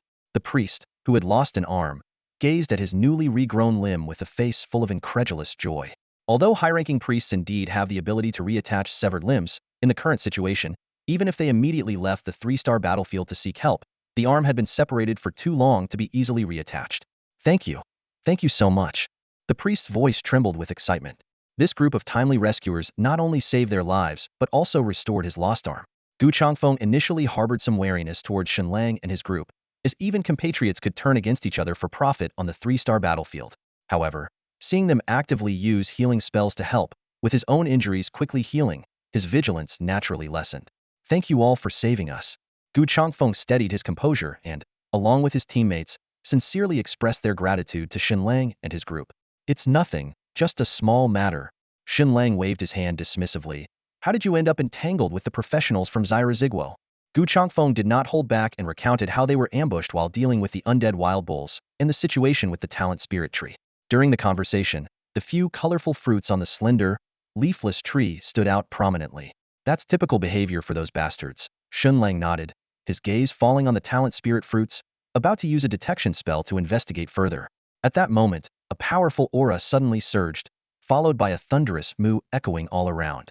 Everyone looked towards the sound to see that the pile of undead wild bull bones had reassembled into a massive skeletal bull, its hollow eye sockets glowing with an increasingly intense soul light. How is this possible? It was clearly killed. Yeah, I saw with my own eyes that Zyarizi put a hole in its head. Wait, did anyone see it drop any gear? I didn't notice. I thought those Zyarizi took the gear. Listening to his teammates' discussions, Gu Changfeng pondered. Since it can revive, it means it never truly died before. Otherwise, it should have dropped gear. This deduction left everyone astonished. Even Shen Lang took another look. He immediately activated his detection spell and bloodline insight. Undead Wild Bull. Legendary Boss. Level 90. Talent. A-rank talent rekindle the extinguished soul's fire, allowing it to bloom again in death. Bloodline limit. 5-star legendary. Level cap. 150. Seeing this A-rank talent, Shen Lang instantly understood the reason behind the undead wild bull's revival. However, in his view, this seemingly powerful talent was somewhat impractical, because in the face of true strength, having an extra life only means dying one more time. If Gu Changfeng and his group hadn't been preoccupied with fighting the Zyra Zigwo people, they might have noticed the lack of gear drop after its death, preventing its chance to revive. Shen Lang turned to look at Gu Changfeng and the others, a slight smile on his lips. This guy has a nice talent. He has 2 lives, so he's back again. He paused. By the way, can you handle that 3-star divine beast? If you're okay with it, I'll leave it to you. I'm more interested in the talent spirit fruit. Gu Changfeng thought for a moment and readily agreed. Sure, thanks. They had no objections to this arrangement. After all, if not for Shen Lang and his team saving them in time, they would have been dead. They wouldn't complain even if they were asked to leave without getting a share of the beast. No worries, you can go ahead. Shen Lang nodded to Gu Changfeng and the others, then turned his attention to the talent spirit fruit tree. A 3-star divine beast was indeed not much of a challenge for them. Gu Changfeng and his team quickly regained their composure and began to surround the death spirit bull. They actually had the capability to subdue this divine beast. It was only due to an ambush by Zyarizi and his group that the situation got out of hand. Now, with renewed efforts, the battle was no longer a problem. Let's go and check out the talent spirit fruit. Shen Lang instructed Medusa and the other beast tamers. The death spirit bull, restrained by Gu Changfeng and his team, could only let out roars, powerless to stop Shen Lang's group from approaching the fruit tree. Shen Lang gazed up at the vibrant fruit on the tree, taking in the unique fragrance wafting through the air. Phoenix, pick them all. All right, master. Phoenix replied softly before soaring up into the tree, skillfully navigating through the branches. Moments later, she returned to Shen Lang with 5 colorful fruits. Shen Lang picked up a talent fruit and immediately activated his probing technique. The fruit's information appeared. Upon consumption, there is a chance to awaken a certain talent. As he had suspected, the fruit could indeed awaken talents, but it neither guaranteed activation nor specified the talent's level. As he looked at the fruit in his hand, Shen Lang suddenly had a question. Bloodline insight can see through a beast's lineage, but can it discern the quality of the spirit fruit? Acting on impulse, Shen Lang didn't hesitate to use bloodline insight on the gifted spirit fruit. As soon as the skill was activated, a string of information appeared before him. Gifted spirit fruit. Level, F. Awakening talent level, F. Awakening success rate, 0.2. Awakening talent type, random. Seeing these statistics, Shen Lang frowned. An level spirit fruit with a mere 0.2 success rate and a random talent awakening wasn't up to his expectations. Soon, a thought occurred to him. If bloodline insight could affect the spirit fruit, could bloodline reversion do the same? With a mindset of experimentation, Shen Lang immediately activated bloodline reversion on the gifted spirit fruit. The system prompt sounded. Rare talent factor detected in level spirit fruit. Activate completely? Shen Lang smiled. Indeed, this god-level talent could also work on the spirit fruit. Without hesitation, he chose to activate it. Moments later, An eerie light flickered across the spirit fruit's surface. Although its appearance remained unchanged, its properties had undergone a remarkable transformation under bloodline insight. Gifted spirit fruit enhanced. Level, F. Awakening talent level, F. Awakening success rate, 100. Awakening talent type, random. The awakening success rate had risen to 100. Although the talent type remained random, this discovery thrilled Shen Lang. If he could find higher-level gifted spirit fruits, such as S-level, S-level, or even God-level, wouldn't he be guaranteed to gain powerful talents? With this in mind, Shen Lang quickly used bloodline reversion on the remaining 4 spirit fruits, boosting their awakening rates to 100. However, he wasn't in a hurry to consume them. Level talents held little significance for him now, much like he wouldn't contract with ordinary grade fierce beasts. After storing the enhanced spirit fruits in his bag, Shen Lang turned his gaze to Gu Changfeng and the others, who were engaged in battle. The group of Daxia Kingdom professionals worked in perfect harmony, relentlessly attacking the resurrected undead bull as if it were a live target. Soon, with an unwilling bellow, the undead bull collapsed once more, its skeletal remains turning to bone dust. Some equipment fell to the ground, the most notable being a piece of purple armor. It seemed that despite the influence of the gifted spirit tree, the loot from this mythical beast wasn't particularly impressive. Gu Changfeng and the others stepped forward, quickly gathering the equipment scattered on the ground. After a brief, hushed discussion, Gu Changfeng, holding a piece of epic purple armor and a beast crystal, solemnly approached Shen Lang. Thanks to you, we narrowly escaped a grim fate at the hands of those enemies, Gu Changfeng said sincerely. You all are incredibly powerful and might not need these items, but please accept this as a token of our gratitude. Shen Lang thought for a moment before accepting the armor and beast crystal, nodding, all right, I'll take them. Although the equipment was quite ordinary, rejecting their heartfelt gesture would seem impolite. He turned to Ali and said, help them recover. Ali nodded gently and cast a healing skill. A gentle glow enveloped Gu Changfeng and his group, swiftly restoring them to peak condition. Witnessing this, they couldn't help but show expressions of delight. We can't thank you enough, Gu Changfeng exclaimed with genuine appreciation. We're all from Huaxia. It's only right to help each other, Shen Lang replied with a smile. Well, we should be on our way. Until we meet again. Gu Changfeng and his group bowed respectfully. After Shen Lang returned the gesture, he and his companions, including Medusa and the other beasts, slowly departed, soon vanishing from sight. Once Shen Lang's group was out of sight, Gu Changfeng quietly marveled. This group of professionals is extraordinary. Indeed, they are, someone nearby said with lingering fear. Those enemies.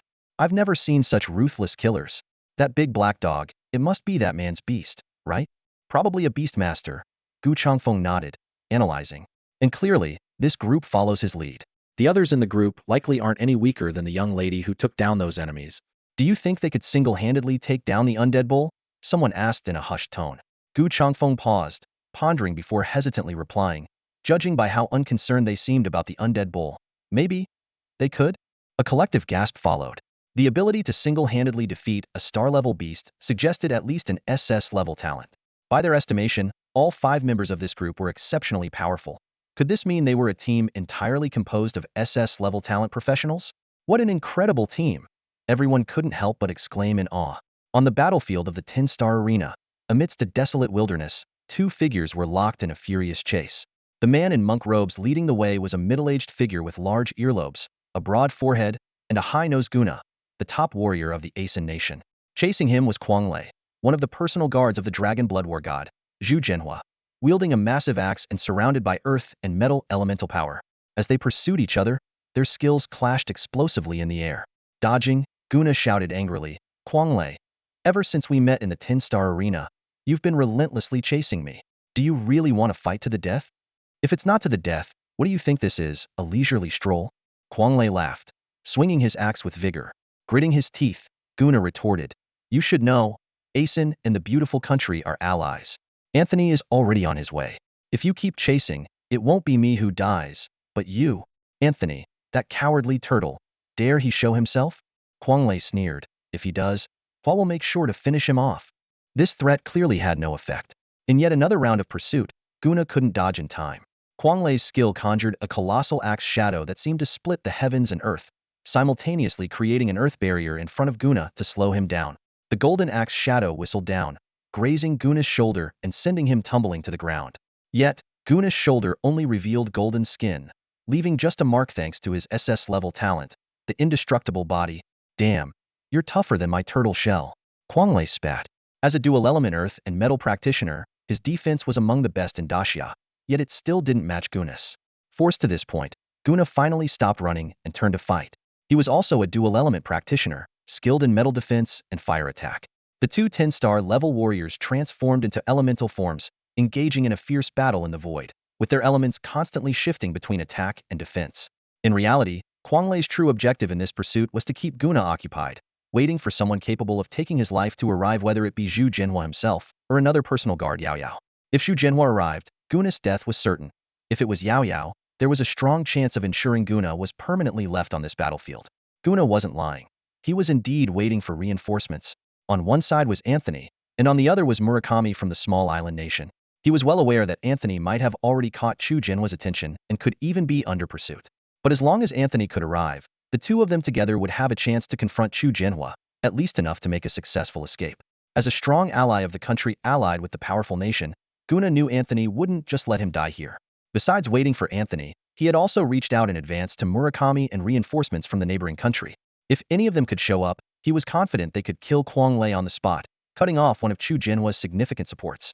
The battle between these two peak 10-star professionals was earth-shattering, with the aftermath sweeping across tens of kilometers. Such a scale of conflict, if it occurred on Earth, could flatten a city. The surrounding beasts were completely wiped out by this terrifying aftermath. Professionals from various countries were drawn to this epic battle, but only dared to watch from afar. For these ordinary 10-star professionals, a slight misstep could result in severe injury or even death from the aftermath. The spectators discussed among themselves. It's unbelievable that the personal guard of the Dragon Blood War god from the Great Xia Kingdom can fight Guna to such an extent. It's not surprising. How could anyone under Zhu Jinhua be weak? The outcome is uncertain. A confrontation at this level can't be decided quickly. After all, Guna is the strongest in his country and seems to have a slight advantage from the exchanges. Experienced observers had already noticed a pattern. Both are deliberately holding back their strength, clearly waiting for reinforcements. Whoever's support arrives first will gain the upper hand. But soon, news came.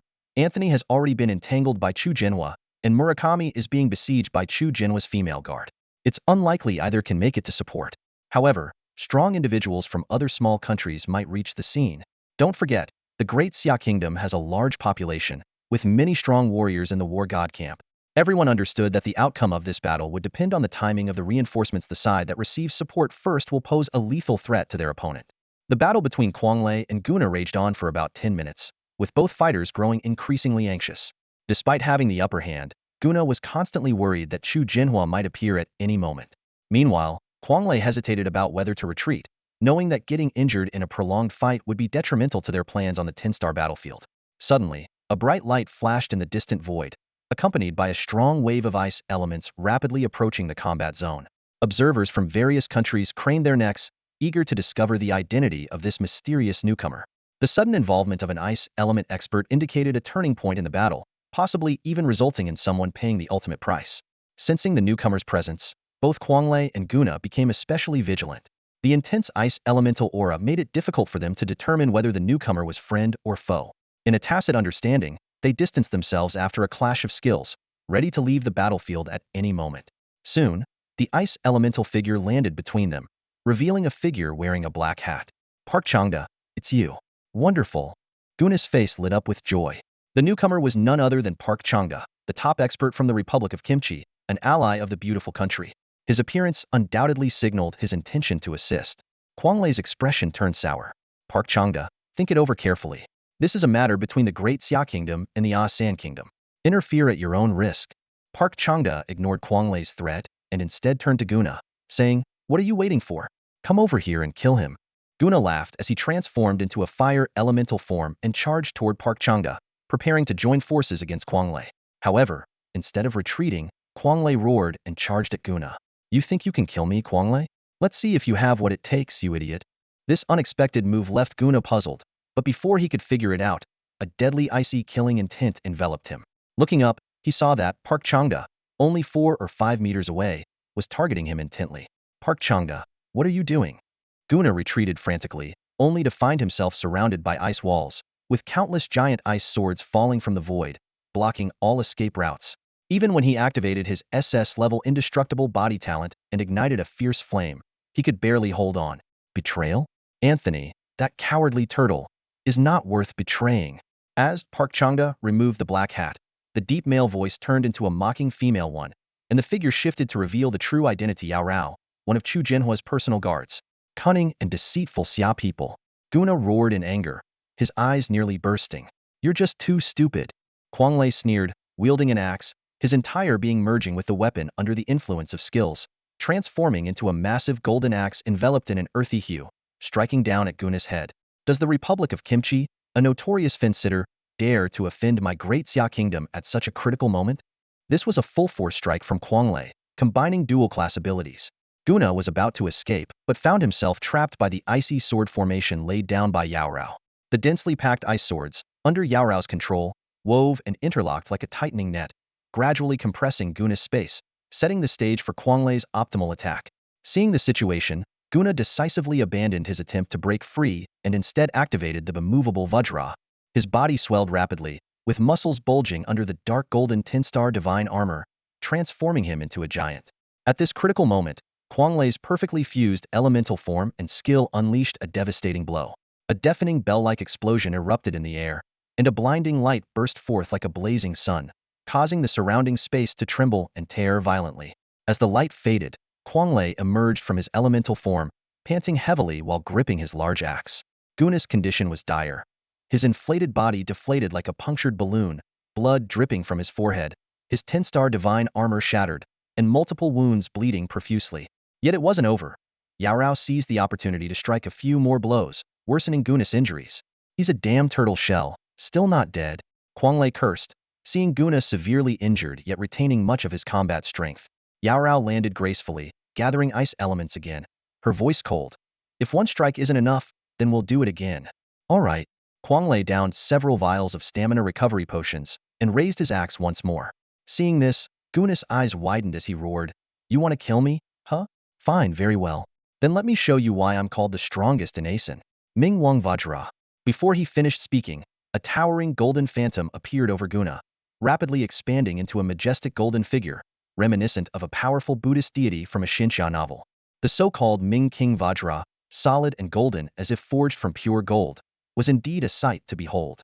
Guna struck a bizarre pose reminiscent of yoga, causing the golden giant to move in sync with him, while the gold and fire elements in the void surged wildly. This Ming King Vajra was one of Guna's strongest cards, serving both as a formidable defense and a lethal attack. As Guna's posture shifted, his body transformed into an elemental form, merging with the golden giant. Notably, he became a body of fire elements, signifying a perfect fusion of gold and fire elements. Dual element practitioners are not uncommon, like Kuang Lei, who skillfully wields both gold and earth elements for offense and defense. However, achieving perfect fusion of two elements is a feat even Kuang Lei has not attained. It is the realm he dreams of reaching, where his power would dramatically increase. This brat becoming the strongest in Asen is no fluke. Dual element fusion, how infuriating. Kuang Lei couldn't hide his envy. Stop envying and get to work. Yao Rao frowned, clearly also shocked by Guna's ability. At this moment, the towering Ming King Vajra was striding closer, its massive hand descending on them like swatting a fly. Kuang Lei immediately positioned himself in front of Yao Rao, instantly conjuring hundreds of layered earth shields, while swinging a dark golden axe to counter. Yao Rao wasn't idle either. She infused the earth shields with frost from ice elements and summoned an array of ice swords to attack from all sides. However, her sword array only sparked slightly against Guna's Vajra, leaving no mark. Kuang Lei's golden element axe barely lasted a moment before shattering under the blow. The flaming body of the Vajra resembled an enraged deity. Die, all of you. Guna's roar echoed across the sky as the giant hand effortlessly shattered their combined ice and earth defenses, targeting them directly. Yao Rao, retreat. Kuang Lei shouted, transforming into an earth elemental form. Retreat, my foot. I've never backed down in my life. Yao Rao turned into an ice elemental form and charged forward.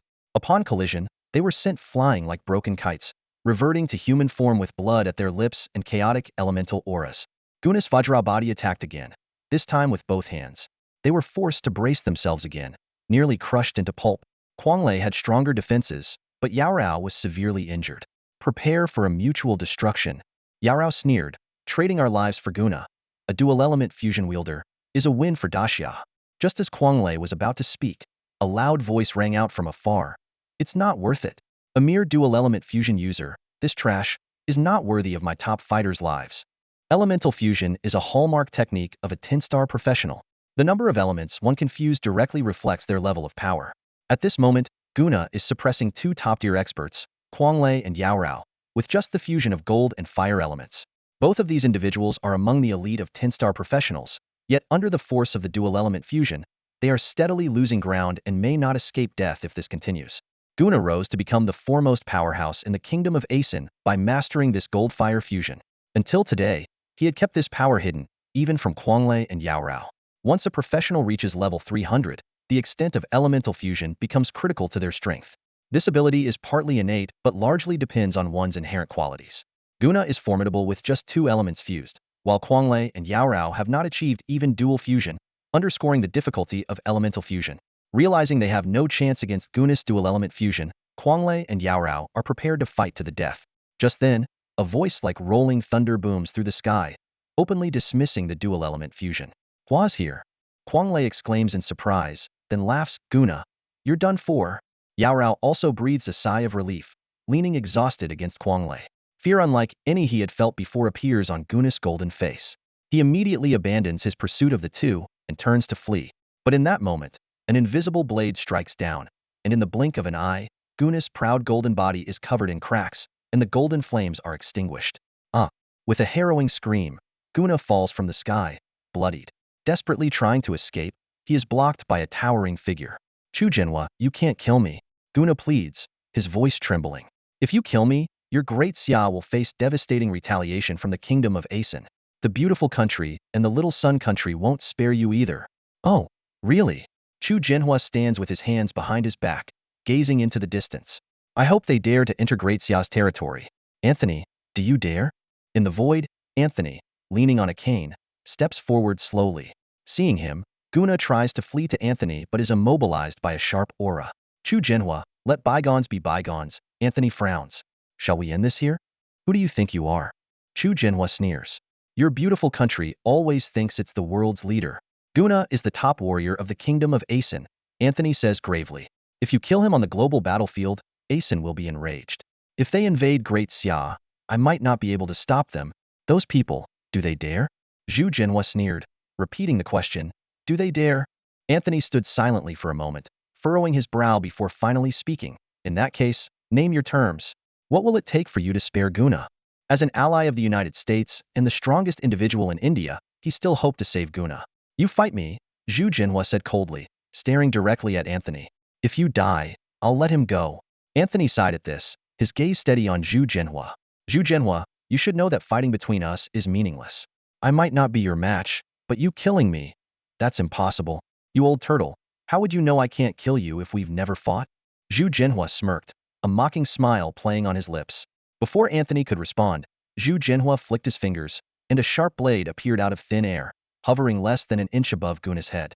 The sudden threat left Guna terrified. Anthony, save me. Guna's voice trembled. We're allies. You have to save me. Then, turning to Zhu Jinhua, he pleaded desperately, Zhu Jinhua, let me go, and I'll trade my life for something valuable.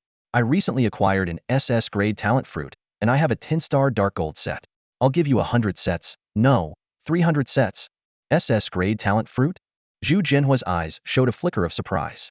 Seeing Zhu Jinhua's interest, Guna quickly added, that's right, an SS grade talent fruit. I've personally tested it, and the success rate for awakening SS grade talent is 50%.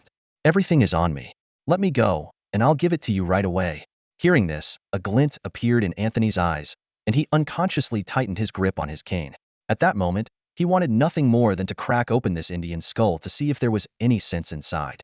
The value of an SS-level talent fruit far surpasses that of 300 sets of 10-star divine equipment. This rare global strategic resource is something even top-tier powerhouses like Anthony and Chu Jinhua cannot ignore. With a 50 awakening rate, it practically ensures the emergence of an SS-level talent professional. Guna's foolishness lay in not only revealing the existence of the talent fruit, but also in admitting it was on his person. This was akin to courting death once he was killed. These treasures would naturally be up for grabs. Chu Jinhua, isn't this enough? Guna, oblivious to the danger, continued, once I leave the battlefield, the Supreme Leader will surely provide your great Xia with trillions in vocational resources. Guna, shut up. Anthony sharply interrupted, turning his gaze to Chu Jinhua. Killing Guna is tantamount to declaring war on my beautiful country. Can Great Xia afford the consequences? Declare war? You old turtle, are you threatening me? Chu Jinhua's lips curled into a sneer before his expression turned cold. Today, I'm determined to kill this Guna. Stop me if you dare.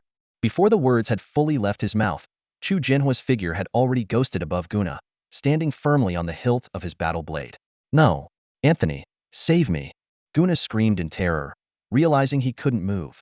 Anthony shouted, Chu Jinhua, you dare, as he summoned a dark purple 12-winged fallen angel.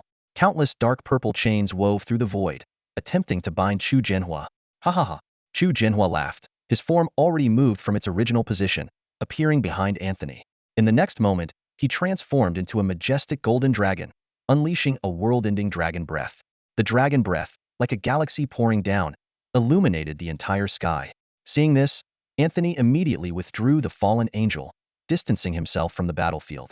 Facing the unavoidable dragon breath, he could only observe quietly. This power has already fused with at least 7 elements. The dragon breath instantly pierced through Anthony and Guna. Anthony resurrected through his fallen angel, while Guna was utterly obliterated. Chu Jinhua, the supreme leader won't let your great Xia. Guna's final words, filled with resentment and unwillingness, became his last. Chu Jinhua, you'll regret this. Anthony left a cold warning before disappearing as well. When Quanglei and Yarao arrived, Chu Jinhua had already reverted to human form. After confirming the two were in good condition, he checked the time. Half an hour left until the battlefield restriction ends. Pass the order. All Great Xia professionals are to eliminate the professionals from the 3 countries with full force. Once the time is up, immediate withdrawal is mandatory, or face charges of treason. In the distance, professionals from various countries, who had long retreated dozens of kilometers away, witnessed the awe-inspiring battle. The lingering power of the dragon breath that traversed the battlefield left everyone in shock. Is this the strength of Great Xia's dragon blood war god? The power is overwhelming. This dragon blood war god of Daxia must be the strongest in the world. The crowd erupted in amazement. Indeed, Zhu Jinhua had killed Guna, the top fighter from Asen, with just one move, prompting even the usually arrogant Anthony to retreat. The professionals on the battlefield engaged in discussions. Some questioned whether Quanglei and Yarua had been faking their previous performances, but more believed that Zhu Jinhua's strength was beyond imagination. He has probably already mastered at least 5 elements, someone speculated. In comparison, other 10-star professionals couldn't help but feel insignificant. Guna's death was sure to cause a global uproar, especially given his connection as the brother-in-law of Asen's leader, making the situation even more sensitive. The reactions from Pretty Country and Little Day Country were also worrying. Daxia has always kept a low profile, so why are they being so aggressive this time? Someone quietly asked. Aren't they afraid of retaliation from the allied forces of the 3 countries? The world order might change because of this, someone said, only to be immediately countered. Pretty Country has been in the lead for hundreds of years. From before the professional era to now, they've always been the global leader. But Daxia was once a world dominator in ancient times, someone reminded.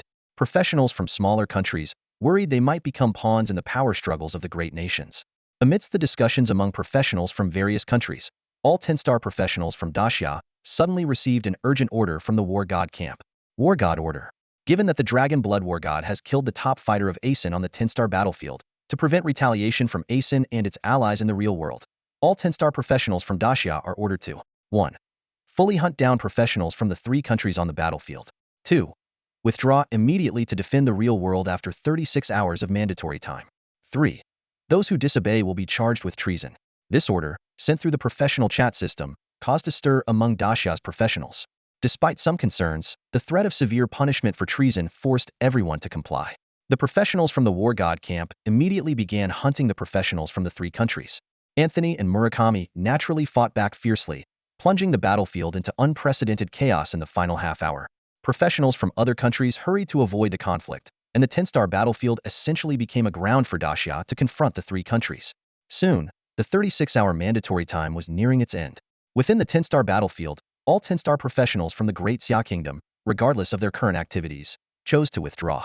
Some were engaged in fierce battles with professionals from the 3 nations, while others were tackling 10-star beast bosses, yet they all decisively left at the same time. This sudden move left 10-star professionals from around the world, especially those from the 3 nations including the beautiful country, bewildered. Upon receiving the news, Anthony furrowed his brows. They've all exited the 10-star battlefield? A hint of caution flashed in his eyes. Could it be that the Great Xia Kingdom is planning to strike first? Anthony was well aware of the brutal nature of battles, whether in 2-star or 10-star arenas. The three nations had suffered significant losses in the 10-star battlefield, even losing their top warrior, Guna, from the Asa nation. The actions of the Great Xia Kingdom could mean two things. Either they were retreating to defend their homeland, as the three nations would not let such a defeat go unanswered, or they were planning a surprise attack on the real world while the main forces of the three nations were trapped on the battlefield. Historically, the Great Xia Kingdom adhered to the principle of, if others do not provoke me, I do not provoke them, rarely instigating conflicts. However, Anthony couldn't afford to be complacent. Most of the beautiful country's elite 10-star professionals were concentrated on the battlefield, leaving only a few strategic defenders at home. If the Great Xia attacked, the consequences would be dire. He immediately ordered all 10-star professionals from the beautiful country to withdraw from the battlefield. The minister of the ninja department from the small day country, Murakami, made the same decision. Other countries followed suit after analysis. Although military personnel would strictly follow orders, the more free-spirited civilian professionals might not comply. In terms of organizational discipline, these countries indeed fell short compared to the Great Xia. The number of 10-star professionals on the battlefield quickly dwindled to a tenth of its original size, setting a record low in recent years. Meanwhile, at the headquarters of the War God Battalion within the Forbidden City of the Great Xia Kingdom, all warriors withdrew from the battlefield and returned on time. A third of the spots on the muster platform were empty, signifying that these warriors had permanently stayed on the battlefield. Standing on the platform, Dragon Blood War God Zhu Jinhua solemnly declared, "Honor the heroes." The warriors responded in unison, their voices echoing across the sky. There was no sorrow, only solemnity. For the warriors of the War God Battalion, dying on the battlefield was the greatest honor. Zhu Jinhua then issued new War God orders, instructing all 10-star professionals to stand by and be ready to join the National Guard to repel foreign invaders. Each team was to follow the military district's directives. A national order was also issued, raising the nation's defense readiness to level 3. The entire Great Xia Kingdom swiftly entered a state of active preparation for war. However, at the War God Battalion headquarters, Zhu Jinhua remained calm, leisurely enjoying his meal, accompanied only by Quang Lei.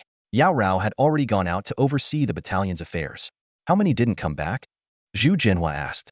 1,342. Quang Lei replied somberly.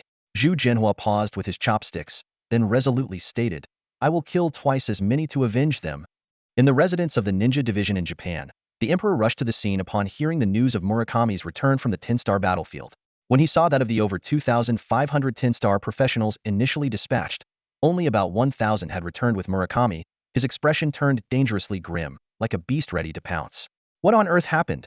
the emperor demanded, his voice icy as he stared into Murakami's lifeless eyes. Murakami replied expressionlessly, "The Xia Kingdom has been ruthlessly hunting our professionals. As your majesty knows, they have a vast population and territory, with far more 10-star professionals than we do. So, that's your excuse for bringing back so few?" the emperor questioned, suppressing his anger. Murakami gave a bitter smile. "I apologize, your majesty. I have failed you. Please punish me." These words were merely formalities, as even the emperor was helpless against this strongest warrior of Japan. "What about the United States and India?" the emperor asked sternly. "What are their losses?" At this, Murakami recalled the scene of Guna's death, a flash of fear crossing his eyes. Although he had been hundreds of kilometers from the battlefield, he could still sense the terrifying power of the dragon's breath. Had he been within range, his fate might have been no better than Guna's. Just as he was about to elaborate on Guna's situation, the emperor suddenly asked through gritted teeth, "Do you know about the situation on the 2-star battlefield?" "I know a bit," Murakami nodded. "Whether it's the 10-star or 2-star battlefield, this appears to be a premeditated counterattack by the Xia Kingdom. By the way, your majesty, what are the specific losses on the 2-star battlefield?" "Losses?" the emperor erupted in anger. "It's not a loss. It's a complete wipeout." A sense of foreboding filled Murakami. The emperor took a deep breath and continued, "Your ninja division has only 3 survivors returning from the 2-star battlefield. The return rate for professionals nationwide entering the 2-star battlefield is less than 10%. This news struck Murakami like a bolt from the blue, leaving him stunned. Although he was aware of losses on the 2-star battlefield, he had not anticipated such a devastating outcome. With only 3 members of the ninja division surviving, and less than 1 in 10 civilian professionals returning, it meant that Japan's 2-star professionals were nearly wiped out. While the loss of high-level 10-star professionals pained Murakami, it was still somewhat acceptable. After all, the Xia Kingdom and the United States had also suffered significant 10-star casualties, and even India's top warrior, Guna, had died. But 2-star professionals were different. They were the future of the country, the hope to fill the gaps in the upper echelons. Now, with these future pillars nearly obliterated, along with the significant loss of high-star professionals, it was a catastrophe. Murakami, The emperor roared. You are the commander of this all-nation battlefield and must take responsibility. I may overlook other things, but for this, you must give me an explanation. The empire's warriors cannot die in vain. You must avenge them, repay with tenfold, 100-fold of the Xia professionals' lives. Murakami fell into deep thought. The 10-star battlefield had Chu Jinhua, an unbeatable warrior, making casualties unavoidable. Though the losses were severe, they were expected. However, the situation on the 2-star battlefield was perplexing. Japan had invested significant elite forces and high-quality equipment. Additionally, both the United States and India had also made substantial commitments. Given the severe blow Japan had suffered, it was likely that the other two countries were faring no better. What exactly happened on the 2-star battlefield? Murakami sat in the dim room, his brow furrowed. The fact that a 2-star combatant from the Great Xia Kingdom managed to defeat 3 elite forces from different nations was truly astonishing. It was understandable for Zhu Jinhua to dominate the 10-star battlefield, but where did such a formidable fighter emerge from on the 2-star battlefield? His thoughts were abruptly interrupted by the emperor's angry shout. Murakami, are you even listening? Your Majesty, I apologize, Murakami quickly bowed. I was contemplating the situation on the 2-star battlefield. What did you just say? The emperor gritted his teeth and said, I said, at any cost, even in the real world, the Great Xia Kingdom must pay for the fallen warriors of our Empire of the Rising Sun. Murakami paused for a moment, then revealed a shocking piece of news with a bitter smile. Your Majesty, Guna is dead. Guna? The top fighter of the Asen Kingdom? The emperor's pupils contracted sharply. How did he die? Zhu Jinhua, Murakami replied, his tone filled with deep apprehension. Hearing this name, the emperor became unexpectedly calm. Such a reaction was normal when facing the dragon blood war god. Murakami continued his report. On the 10-star battlefield, all of the Great Xia Kingdom's combatants withdrew after the mandatory 36-hour period. I returned as well, worried they might take action against us in the real world. Entering Great Xia territory now would be like walking into a trap. The emperor's eyes sparkled. Then we won't go into Great Xia territory. The national battlefield isn't limited to just 2-star and 10-star arenas. We can seek revenge on other battlefields as well. Ultimately, the emperor decided. First, select a few invincible but limited potential combatants of the same star level. Arm them to hunt down people from the Great Xia. Second, order the spies and death operatives within Great Xia to take action, creating chaos while the Asen Kingdom seeks revenge. Meanwhile, at the southern tip of Asia, within the headquarters of the Asen Kingdom, the leader was furiously staring at the 8 survivors who had returned from the 2-star battlefield. Hundreds went in, and only a few of you came out. Where are the others? Did they all die on the battlefield? The leader roared. A 2-star combatant nervously replied, Leader, we're not lying. Several 10-star divine beasts appeared on the 2-star battlefield. What? The leader kicked the person in the chest. 10-star beasts on a 2-star battlefield? Do you take me for a fool? In a 2-star battlefield, it's impossible for professionals above the 2-star level to be present. This has been a steadfast rule among professionals worldwide for centuries. No battlefield permits individuals exceeding its designated star level. However, the disheveled 2-star professionals in front of him claimed to have seen a 10-star mythical beast, which enraged Commander Asen. The survivors knelt on the ground, hardly daring to breathe, except for the one who was kicked down. He trembled as he got up, crying out, Commander, we really saw a 10-star mythical beast. More than one. My brother was killed on the spot by 5 12-winged angels. 12-winged angels? Commander Asen roared, a special handgun appearing in his hand instantly. With 2 gunshots, the 3 speaking professionals fell to the ground, their blood staining the earth. The remaining 4 trembled with fear.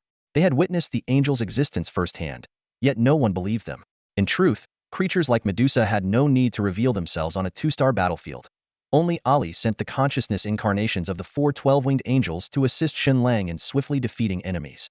Just as Commander Asen was about to continue his interrogation, dozens of figures suddenly appeared, professionals returning from the 10-star battlefield. They brought even more shocking news. Commander, Lord Guna was killed by Chu Jinhua of the Great Xia Kingdom. This news hit Commander Asen like a bolt from the blue, causing him to fall back into his chair. A moment later, he sprang to his feet, his face pale, and ordered, Relay my command. Except for the generals at the border, all 10-star professionals must return to the capital immediately. All of them. Meanwhile, in the American nation that has dominated Earth for hundreds of years, Anthony was interrogating over 20 survivors who escaped from the 2-star battlefield. Upon learning that the brilliant Chinese-American Da Vinci had yet to return, he immediately tried to contact him through the professional chat system. This genius, who embodied 3 professions, was his great hope for the future weapon of S.H.I.E.L.D. However, the prolonged lack of response suggested that Da Vinci might have perished on the 2-star battlefield. No one understood Da Vinci's strength better than Anthony, his direct superior. In Anthony's memory, Da Vinci was not only unbeatable among his peers, but had also efficiently dealt with a 4-star professional right in front of him. For this reason, Da Vinci was always the sharpest weapon in Anthony's arsenal. Logically, even if that Shen Lang had considerable strength, he should not have been a match for Da Vinci. As long as Da Vinci found Shen Lang's trail, victory was assured. However, the reality was that Da Vinci had disappeared without a trace. A 2-star professional falling in a 2-star battlefield? How is that possible? Anthony's expression was grim, his thoughts unreadable. Nearby, the counselor, an old witch, questioned over 22-star professionals with her signature shrill voice. What exactly happened in the 2-star battlefield? Speak the truth. The first to speak, a black professional, trembled and looked terrified. I only know what happened to our team. Suddenly, an area of over 10 kilometers was frozen. I was lucky to be outside the range because I had gone to the restroom. He emphasized, such a large-scale freezing is definitely beyond the capabilities of a 2-star professional. Anthony nodded slightly, not doubting the black man's words like Asan did. As a summoner specializing in summoning fierce beasts, he knew that such a wide-ranging group damage skill required at least a 4-star professional to execute, something even the mythical beast bosses in the 2-star battlefield couldn't achieve.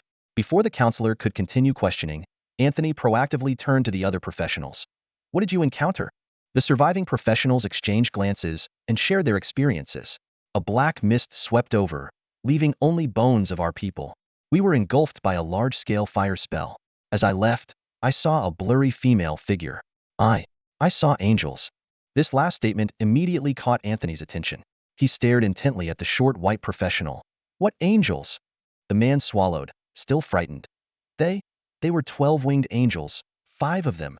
Although I couldn't see clearly, I felt the fluctuations of metal, wood, and light elements, and their figures seemed unreal. After hearing the reports, Anthony gestured for everyone to leave. Once the professionals departed under the guidance of the shield priest, the counselor asked ominously, could it be those angels from Angel Island? Anthony nodded thoughtfully. It's very likely. He squinted his eyes. It seems we've fallen into a trap set by Daxia Kingdom. From showing concern over Shen Lang to being unwilling to let him enter the 2-star battlefield, it was all a show for us to see, aimed at luring us to invest more resources. Although Anthony's post-event analysis was logical, the thought of the heavy losses in the national battlefield pained him. The counselor beside him was even more furious, gritting her teeth. Despite their deep resources, this battle had dealt a substantial blow to their nation. The United States suffered significant losses among the 2-star professionals they sent, particularly those elite individuals with S-level or higher talents, many of whom had already transitioned to their second professions. These were the new generation of powerhouses that the United States had meticulously cultivated, yet now only about 20 mediocre survivors remain. Although the elder speaker, known as the Old Witch, was unaware of Da Vinci being Anthony's mole, she clearly remembered that 3 other SS-level 2-star professionals were also lost in this battle. These geniuses were supposed to be the future 10-star powerhouses of the United States, the backbone of the nation, but they were completely wiped out in this operation. The Old Witch furrowed her brow, thinking more practically than Anthony. This loss directly threatened her political standing. If the situation continued to deteriorate, she might not only fail to secure re-election at the end of her term, but could also be ousted prematurely by her political adversaries. This deepened her resentment towards the Great Xia even further.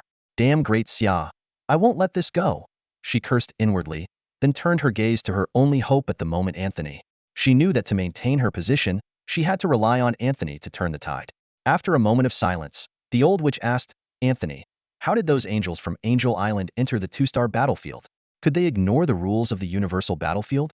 They didn't ignore the rules, Anthony's eyes flickered, because what entered the battlefield were merely their spectral projections. Moreover, Angel Island originally had only 4 12-winged angels, but the reports from the agents mentioned seeing 5. This suggests that a 5th 12-winged angel might have emerged on Angel Island. Could they have become the beasts of the Great Xia professionals? The Old Witch asked in astonishment. Anthony shook his head and explained, impossible. Mature 10-star divine beasts would never allow themselves to be contracted by humans. It's their pride and dignity. According to intelligence, not only were there 12-winged angels from Angel Island on the battlefield, but other 10-star divine beast projections appeared as well. Whoever accomplished this must be a summoner like me. After some speculation, Anthony added, if I'm not mistaken, it must be a 2-star professional from Great Xia who has reached a temporary summoning contract with these 10-star divine beasts. Is it that Shen Lang? The Old Witch pressed. Anthony gripped his cane, pondering, it very well could be him, which would explain why he was able to achieve an SS level evaluation when completing the novice dungeon right after transitioning. However, This talent that allows summoning the projections of 10-star divine beasts is truly terrifying. Typically, the strength of summoned creatures should match that of the summoner, and even the projections of divine beasts shouldn't greatly exceed 2-star combat power. But the divine beast projections on this battlefield demonstrated strength far beyond a 2-star boss, indicating that the Great Xia summoner possesses a special talent that can significantly enhance the combat power of summoned creatures, which is exactly why Anthony described it as terrifying. A wave of bitterness surged in Anthony's heart. If such a powerful summoner could be brought over to the United States, what would there be to fear? What would Chu Jinhua count for? Even if he couldn't defeat him now, the future potential of this summoner from Daxia was limitless. At just 2 stars, he could already summon multiple 10-star divine beast avatars. When he ascended to the 10-star level, wouldn't he be able to summon the actual divine beasts? As a summoner himself, Anthony understood the terrifying nature of 10-star divine beasts. The 12-winged fallen angel he could summon already far surpassed his peers, let alone 3 or 5 10-star divine beasts working together, which could easily overpower the arrogant non-human Chu Jinhua. This thought nearly made Anthony abandon the idea of eliminating Shen Lang. He was willing to pay any price to recruit this summoner to the United States, making him a key figure. With such a person on their side, the entire Earth would be within their grasp. But reality quickly doused his fantasy. From the battle conditions on the 2-star and 10-star battlefields, it was evident that this summoner had reached some understanding with the Daxia officials. Otherwise, there wouldn't be such coordinated collaboration, which had caught their 3-nation alliance off guard. Since it's confirmed that Shen Lang is a summoner, our search range will be significantly narrowed, Anthony said, turning to the old witch, the speaker, with a cold glint in his eyes. Have the intelligence department act immediately. We must uncover his true identity. Once we confirm it, I have my ways to make him disappear forever. The old witch was surprised by Anthony's sudden confidence, but knew her position well. Although she was also a 10-star professional, she was more of a politician. All right, I'll get the list of summoners among this year's career changers in Daxia as soon as possible, she said, pausing with a fierce look in her eyes. We've suffered such a heavy loss this time. We can't let it go. Now that Daxia's 10-star professionals should still be on the 10-star battlefield, we might as well take the opportunity. Do you know why I left the 10-star battlefield now? Anthony interrupted coldly. Seeing the puzzled look on the old witch's face, he continued, half an hour before I left, Chu Jinhua killed the top powerhouse of Asen, Guna, right in front of me. And shortly after I left, all of Daxia's 10-star professionals withdrew from the battlefield as their 36-hour mandatory time expired. Guna was killed? The old witch's sunken eyes widened. As the top powerhouse of Asen, Guna was renowned among global 10-star professionals. Although everyone knew he wasn't a match for Chu Jinhua, his death was still shocking. More surprising was that Anthony was present, but did not intervene. After a long pause, the old witch gave a bitter smile. It seems this is Chu Jinhua's response to our encirclement of Shen Lang, using Guna's death to deter the world. Other countries thinking of harming Daxia or Shen Lang should consider whether they can withstand Chu Jinhua's wrath. The prestige of our United States might plummet. Anthony, however, smiled slightly. Where you fall is where you rise. The United States will always be the United States. This time, I will take action. You're going to act? The old witch asked in surprise. Anthony leaned on his cane, a shadow passing through his eyes, and he sighed. Some people are destined to be stopped before they grow. They must be eliminated. The elder witch, aware that he was referring to the summoner Shen Lang, still lowered her voice to ask, what are your plans? Guna is already dead. Anthony's eyes flickered, a cold smile playing at the corners of his mouth. That's why Asen is the most frustrated right now. Without Guna, their top warrior, their leader must be worried about an attack from Daxia. The elder witch, being a seasoned strategist, quickly grasped Anthony's plan and couldn't help but praise him. Anthony, you're wasted at shield. The position of speaker suits you much better. Ignoring the flattery, Anthony continued outlining his plan. The leader of Asen must be desperate for our support to resist Daxia. I'll gather Murakami from Japan and other strong allies to head to Asen and challenge Zhu Jinhua. He analyzed calmly. Zhu Jinhua is powerful but impulsive. A little provocation might lure him out. If he leaves Daxia for Asen, we might have a chance to eliminate him. With Zhu Jinhua dead, Daxia would descend into chaos. Even if he doesn't take the bait, Daxia would appear cowardly, losing prestige. Meanwhile, with our 10-star warriors in Asen, we can both contain their forces and hunt down Shen Lang. The elder witch nodded in agreement. Very well. I'll take care of finding Shen Lang. Anthony, I'll leave Asen to you. As for the leader, she smiled obsequiously. I'll handle him personally. Anthony gave her a meaningful look. The elder witch chuckled dryly. So it's settled. A pleasure working with you. After she left, Anthony returned to his usual calm demeanor and vanished like smoke from the office.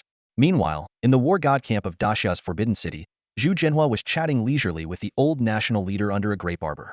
He fiddled with a colorful SS-level spirit fruit acquired from Guna, its fragrance so potent it seemed to invigorate the surrounding grapevines. The old national leader lay back in a rocking chair, fanning himself as he asked, I hear there's unrest in Asen. They're rallying 10-star professionals to the capital. Afraid your war god camp will attack? War god camp going to Asen? Zhu Jinhua scoffed. They overestimate themselves. Daxia's real opponents have never been Asen. The beautiful country in Japan suffered huge losses on two fronts and remained silent, which is unusual. The old national leader mused. What do you think they'll do? Zhu Jinhua sneered. What else? The beautiful country always lets its little brothers take the lead. Next, either Japan or Asen will stir up trouble. Who do you think it will be? After a moment of thought, Zhu Jinhua concluded, most likely Asen. Due to the presence of Guna, the Asen nation has always outwardly complied with the beautiful country, while secretly harboring ambitions to profit from the power struggle between the Great Xia and the beautiful country. Now, with Guna's passing, Asen has lost its backbone, presenting a perfect opportunity for the beautiful country to completely control Asen. The beautiful country is likely to push Asen to confront the Great Xia. Even if they can't shake the Great Xia, they can continue to weaken Asen's strength, eventually turning it into a forward base against the Great Xia. After Zhu Jinhua finished his analysis, the old ruler chuckled and shook his head. People say you're a brute, but that's not fair to you. Well, I just don't usually bother thinking about these things, Zhu Jinhua said with a smirk. If fists can solve the problem, why waste brain power? The old ruler paused his fanning, placing the fan on his lap as his expression turned serious. What you said is largely correct. We indeed need to prepare for a long-term standoff with Asen. However, I believe the beautiful country's control over Asen is incidental. Their real target might be you. Old man, do you think Anthony would seek his own demise? Zhu Jinhua frowned and asked. The old ruler turned to his grandson, speaking earnestly, young man, you are indeed strong, but not invincible globally. Anthony has always avoided you, but can you kill him? His depth is unknown, and he never engages directly, which is his brilliance. I don't underestimate him, and I won't, Zhu Jinhua replied seriously. Then let me ask you, the old ruler's eyes were sharp. If he provokes you within Asen's borders, will you go or not? This question left Zhu Jinhua momentarily stunned. After a moment, he realized. You mean they're not planning to enter the Great Xia, but rather to lure me out? Exactly. The old ruler continued his analysis. You have an honor attribute boost within the Great Xia, and Anthony's group wouldn't dare step in lightly. But getting you to leave the Great Xia is much simpler. You've challenged him many times, and he's always avoided you. What if he officially accepts the challenge within Asen's territory? How will you choose? Without waiting for Zhu Jinhua to answer, the old ruler continued, if you go, you'll lose the honor attribute boost, while they gain Asen's boost. Even if this doesn't affect you much, will Anthony face you unknown? Two fists can't fight four hands, and going there recklessly could turn Asen into your grave. If you don't go, wouldn't past provocations become a joke? Zhu Jinhua fell silent. Given his nature, if Anthony truly accepted a duel, he might cross the border to face him. The outcome is uncertain. He might kill Anthony but is more likely to die at the hands of numerous 10-star powerhouses. Yet, if he doesn't go, where would his and the Great Xia's dignity be? This is indeed an open conspiracy. Whichever choice he makes will severely damage his and the Great Xia's reputation. Spend some time here with this old man. The old ruler clearly didn't want Zhu Jinhua to leave. No need, old man, Zhu Jinhua smiled. I won't act recklessly until Shen Lang grows up. If things are as you say, I know what to do. The old ruler stood up and walked to Zhu Jinhua. You've grown up and rarely listen to me anymore. If you don't want to accompany this old fool, I won't force you. But remember, you're not just Zhu Jinhua. You're the dragon blood war god of the Great Xia, my grandson. I understand, Grandpa, Zhu Jinhua replied with a grin. The old ruler gently tapped Zhu Jinhua on the forehead, smiling yet speaking sternly, don't joke around with me. Let me be clear, if you die in the third country, I will not hesitate to declare war on the beautiful country, mobilizing the entire nation, fighting to the end. Sir, isn't that a bit much? Zhu Jinhua replied with a pained expression. The thought weighed heavily on him. If it came to that, he would be remembered as a traitor in Daxia's history. If war broke out, countless citizens of Daxia would perish on the battlefield. The old ruler merely shrugged. You can try and see. This was a blatant threat, leveraging the lives of millions to pressure Zhu Jinhua.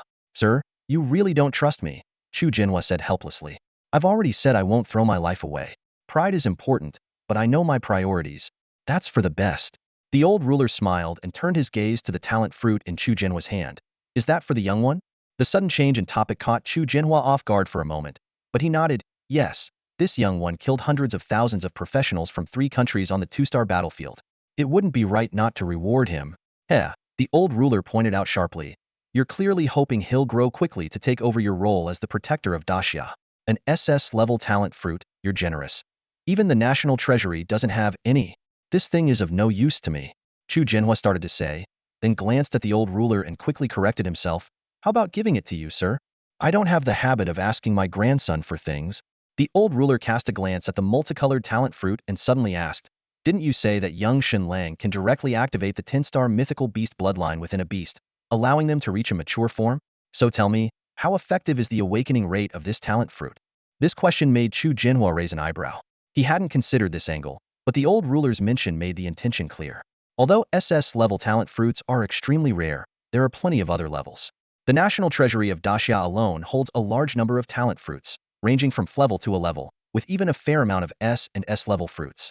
Obtaining the talent fruits on the national battlefield isn't particularly difficult, as they can appear on any battlefield rated 3 stars or higher. Over the years, the Great Xia Kingdom has accumulated a substantial amount.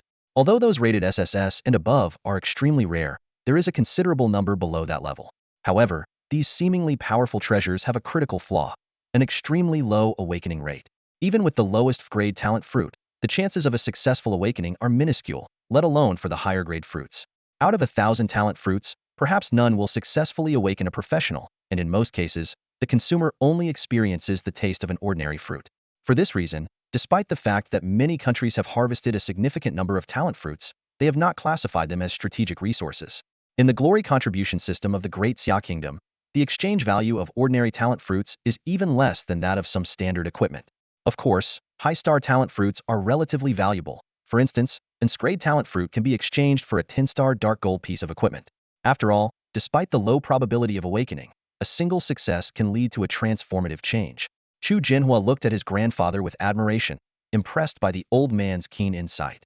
Being able to connect this with Shen Lang's talent, it's no wonder he could maintain his position as the nation's leader. If what the former ruler said is true, these once dismissed talent fruits could become the most important strategic resource for the Great Xia Kingdom. Imagine the Great Xia Kingdom being able to cultivate a large number of highly talented professionals in a short time. Those who have not yet awakened their talents could obtain the corresponding level of talent just by consuming a talent fruit.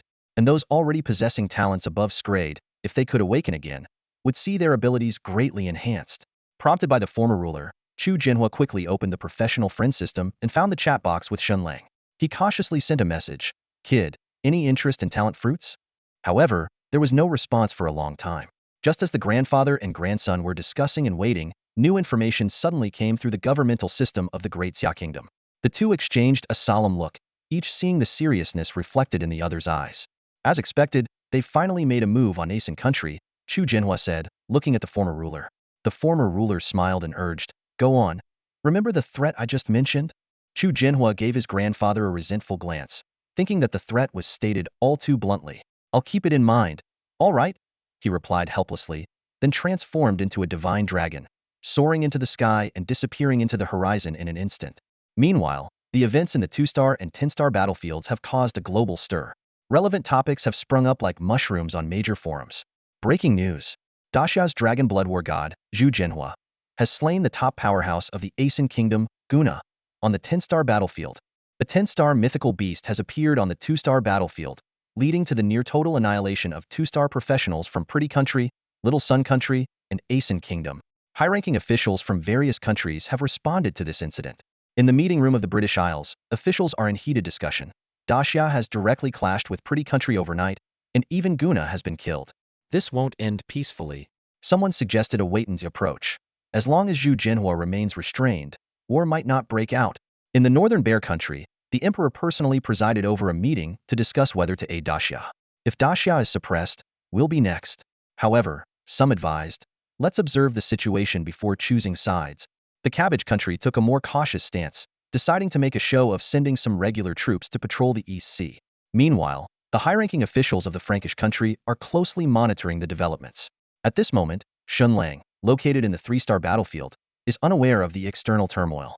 He is currently dealing with a fiery red bird wrapped in chains of black mist Xuanhua Yubird, a 3-star mythical beast boss, alongside Shadow. It's just a 5-star beast bloodline. Take it down, Xiaoing. Shen Lang said nonchalantly. Shadow followed the command, manipulating the black mist chains to penetrate the Xuanhua Yubird's body. In an instant, The mythical beast shattered into fragments and fell from the sky. The system notification promptly sounded. Killed 3-star mythical beast boss, Xuanhui Yubert, gained experience points. Obtained 3-star mythical beast crystal 1, level up to 61. Gained dual profession fixed attribute points 20, free attribute points 20. Didn't expect to level up? Shen Lang said to Shadow with a smile. Impressive. Killing a level 90 mythical beast boss is like child's play. The level 93-star divine beast was indeed formidable, with each attribute averaging around 2,500, and the boss's stats being slightly higher. In terms of total attribute points, it boasted an impressive 12,000. However, as a 10-star mature divine beast, an Ing, even at just level 60, had already surpassed 13,000 total attribute points. With the boost from her equipment and the support from Li Lang and Ali, and Ying's total attribute points easily exceeded 15,000. In terms of attack, I'm still quite weak. If Sister Sasha were to step in, it would definitely be much easier, Ning said humbly upon hearing Shen Lang's words. This was indeed true. Medusa, as the main attacker, had significant attack bonuses. As for Ali, her strength was even more formidable. She could directly summon 4 12-winged angel avatars, each with strength comparable to Medusa's main attack beast.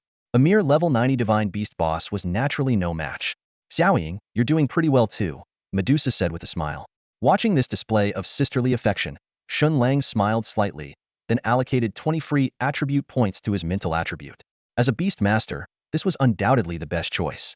Next, Shen Lang took out the dark gold legendary equipment dropped by the boss.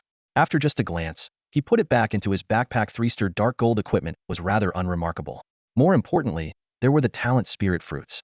The talent spirit tree guarded by this flying fierce beast had 3 fruits, but unfortunately, after inspection, they were only grade talent spirit fruits. After a bloodline regression, Shen Lang stored them in his backpack. Let's take a break and get something to eat, Shen Lang said, rubbing his stomach. Looking at the bones on the ground, he felt a tinge of regret. What a shame. Otherwise, we could have had a barbecue. As soon as he said this, Ali's eyes lit up. Master, I'll go catch some more right away. Before she finished speaking, she had already disappeared into the distance on a beam of holy light. Shen Lang shook his head helplessly but didn't stop her. This former little angel had now become a bona fide foodie. Sure enough, it wasn't long before Ali returned with 2 flying fierce beasts, one a regular 3-star beast, the other a 3-star divine beast. After being processed by Medusa, an Ing, and Phoenix, Shen Lang took charge of the cooking. Sasha, start the fire. Okay, master. Medusa casually conjured a flame. With her extensive barbecue experience, she had mastered the control of the heat. Soon, the golden, crispy wings and bird legs exuded a tempting aroma. Here, you caught them. You get the first bite. Shen Lang handed a large piece of bird leg to Ali. Then I won't hold back. Ali accepted it with both hands and immediately started devouring it. The others also enjoyed the feast, and even Xiaohei got a large piece of bird rump, which he ate with relish. Meanwhile, a kilometer away, a druid transformed into a bear was leading several black and white professionals through the forest at a brisk pace. Suddenly, the druid stopped, sniffing the air. There's a smell up ahead, the smell of barbecue. The other professionals exchanged glances, finding it hard to believe. Who would be so bold as to openly barbecue in the public battleground? Is it ignorance or sheer confidence, not fearing that the smell will attract enemies? A burly black man sneered. Confidence? That's the most foolish notion on the public battleground. A tank mocked. Anyone still on the 3-star battleground at this time can't possibly be weak. Barbecuing openly is either foolish or brainless. Exactly, even our team, which is quite good in our country, doesn't dare to be so ostentatious. A white swordsman carrying a broadsword laughed. Since they're so confident, it would be a shame not to take advantage. Wouldn't you agree, my mates? The other 3-star professionals from their country nodded eagerly, all ready to teach this overconfident opponent a lesson. Soon, they stealthily approached the area where the smoke was rising. At this moment, they were on the other side of a high slope, perfectly positioned to see everything happening below. In their view, by a small stream, a group of people were enjoying a hearty meal, 1 man and 4 Eastern women. Damn, those Eastern women are gorgeous, the black man said, his eyes glinting with greed. Buddy, can you tell what country they're from? Japan? Dacia? Korea? Without a word, the white swordsman took the broad sword off his shoulder and climbed over the slope. Who cares what country they're from? Let's go. The others quickly agreed. In this all-out battlefield, who cared about nationality? A group of American professionals immediately started approaching Shen Lang and the others by the stream. Although these professionals tried to hide their presence, at such close range, they couldn't escape the senses of Shen Lang's 5 great beasts. They had already been spotted while still in the forest. Xiaohei, are you full? It's your turn, Shen Lang said without looking up. Xiao He muttered reluctantly, I've only had a few bites, there's still half left. But he dared not disobey his master's order. He swallowed the remaining bird meat in one gulp and turned to face the American professionals descending the hill, his eyes filled with hostility. Xiao He walked over boldly without any attempt to conceal himself. Because he had been hidden by the trees, the American professionals hadn't initially noticed him. Guys, what's that? Looks like a big black dog. Is it a beast? These yellow-skinned folks are unlucky, not noticing a beast right next to them. Wait, why is the beast coming towards us? Before they could react, Xiao He had already rushed to them. As a being capable of easily taking on a 3-star divine beast boss, dealing with a few 3-star professionals was no challenge. Luckily for them, Xiao He was eager to return to his barbecue and didn't prolong their suffering, quickly swallowing them whole. With a whoosh, Xiao He shot back to the stream and lay in front of Shen Lang, seeking praise. Shen Lang tossed him a bird breast larger than a big buffalo. Ha, hiss, ha. Thank you, master. Xiao He happily took the bird breast and ran off to enjoy it. As Shen Lang continued to eat his barbecue, he reflected on the difference between the 3-star battlefield and the 2-star battlefield. This group of American professionals had obviously poor equipment, with not a single dark gold legendary item, only 3 purple epic items, and the rest were red and green.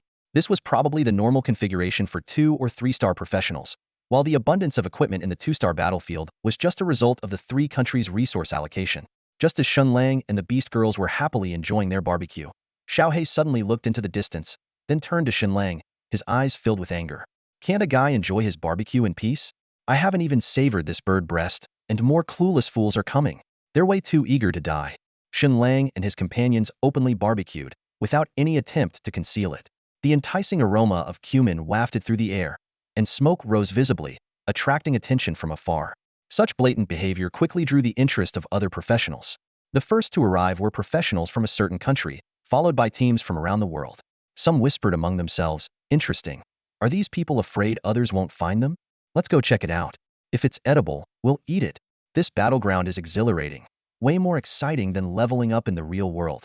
Yeah, I've already gotten 3 pieces of perfect red equipment. A team from another country rushed up the hillside, only to find a large black dog waiting there. Before they could shout, ferocious beast, Xiao He lunged like lightning, devouring them as effortlessly as if they were tiny morsels. Meanwhile, professionals from 2 other countries were plotting to join forces and seize the opportunity to rob and kill in this 3-star battleground. Unfortunately for them, before they could approach their target, Xiao He, already in a frenzy, found them and began a new feast. Shen Lang hadn't planned to lure anyone in. He simply wanted to enjoy a barbecue with his beasts. But seeing these professionals continuously delivering themselves to him, he gladly took advantage. After all, refusing free equipment would seem unkind. Suddenly, a group of professionals from yet another country spotted the shadows on the hillside and cried out, something's wrong. There's too much bloodlust here. Retreat, retreat. They fled in panic. Xiao He didn't chase them, as another group was approaching, naively trying to greet Shen Lang's team, mistaking them for allies. Xiao He, not wanting to disturb his master's meal, swiftly eliminated them. By now, Xiao He had dealt with 7 or 8 teams from various countries, mostly from certain countries. Among those attracted were also professionals from the Great Xia country, who were more cautious, observing from a neighboring hill. Xiao He recognized their scent, sparing them from becoming its prey. The Great Xia professionals had a clear view of the scene by the stream, watching Shen Lang and his group enjoy the barbecue. Wow, it's making me hungry, remarked a knight on a black panther. Do you think they're from our country? A mage asked, frowning. The support member pondered, it's possible. That big black dog seems to be their beast, targeting professionals from certain countries, but leaving us alone. Maybe because we didn't disturb their meal, the shield warrior speculated quietly. The mage analyzed, I think they've noticed us. After the dog finished, it glanced our way but didn't come over. Our 3-star battleground has been affected by events in the 2-star and 10-star battlegrounds, the support girl added. Conflict between professionals from different countries is common. But these folks seem to be fishing, targeting only certain countries while sparing us, suggesting they might be strong professionals from Great Xia. Should we go over and say hello? The knight suggested, eyeing the roasting meat. However, everyone hesitated. These were only assumptions, and in the battleground, even compatriots could turn against each other. Vigilance was essential at all times. The captain, who had been silent until now, suddenly broke the silence with a firm and steady voice. We need to confirm if they are professionals from the Great Xia Kingdom. The other team members all turned their gaze towards the captain. He focused intently on Shen Lang and his group by the stream, analyzing, if they are professionals from the Great Xia Kingdom, not only are we safe, but we might also gain a powerful ally to hunt down professionals from the three nations. If they aren't. His tone became grave. A 3-star beast master paired with a 3-star beast can keep all attackers at bay from 100 meters away. We must gather intelligence on such formidable foes from other nations. His words revealed their true mission to collect intelligence for the Great Xia Kingdom. A 3-star professional with such power must be added to the Great Xia Kingdom's kill list. This is similar to how other countries have targeted Shen Lang as a top priority. Hunting down talents from other nations is a common global practice. But the support team member, a woman, expressed her concern. They are too strong. If we go, the chances of returning alive?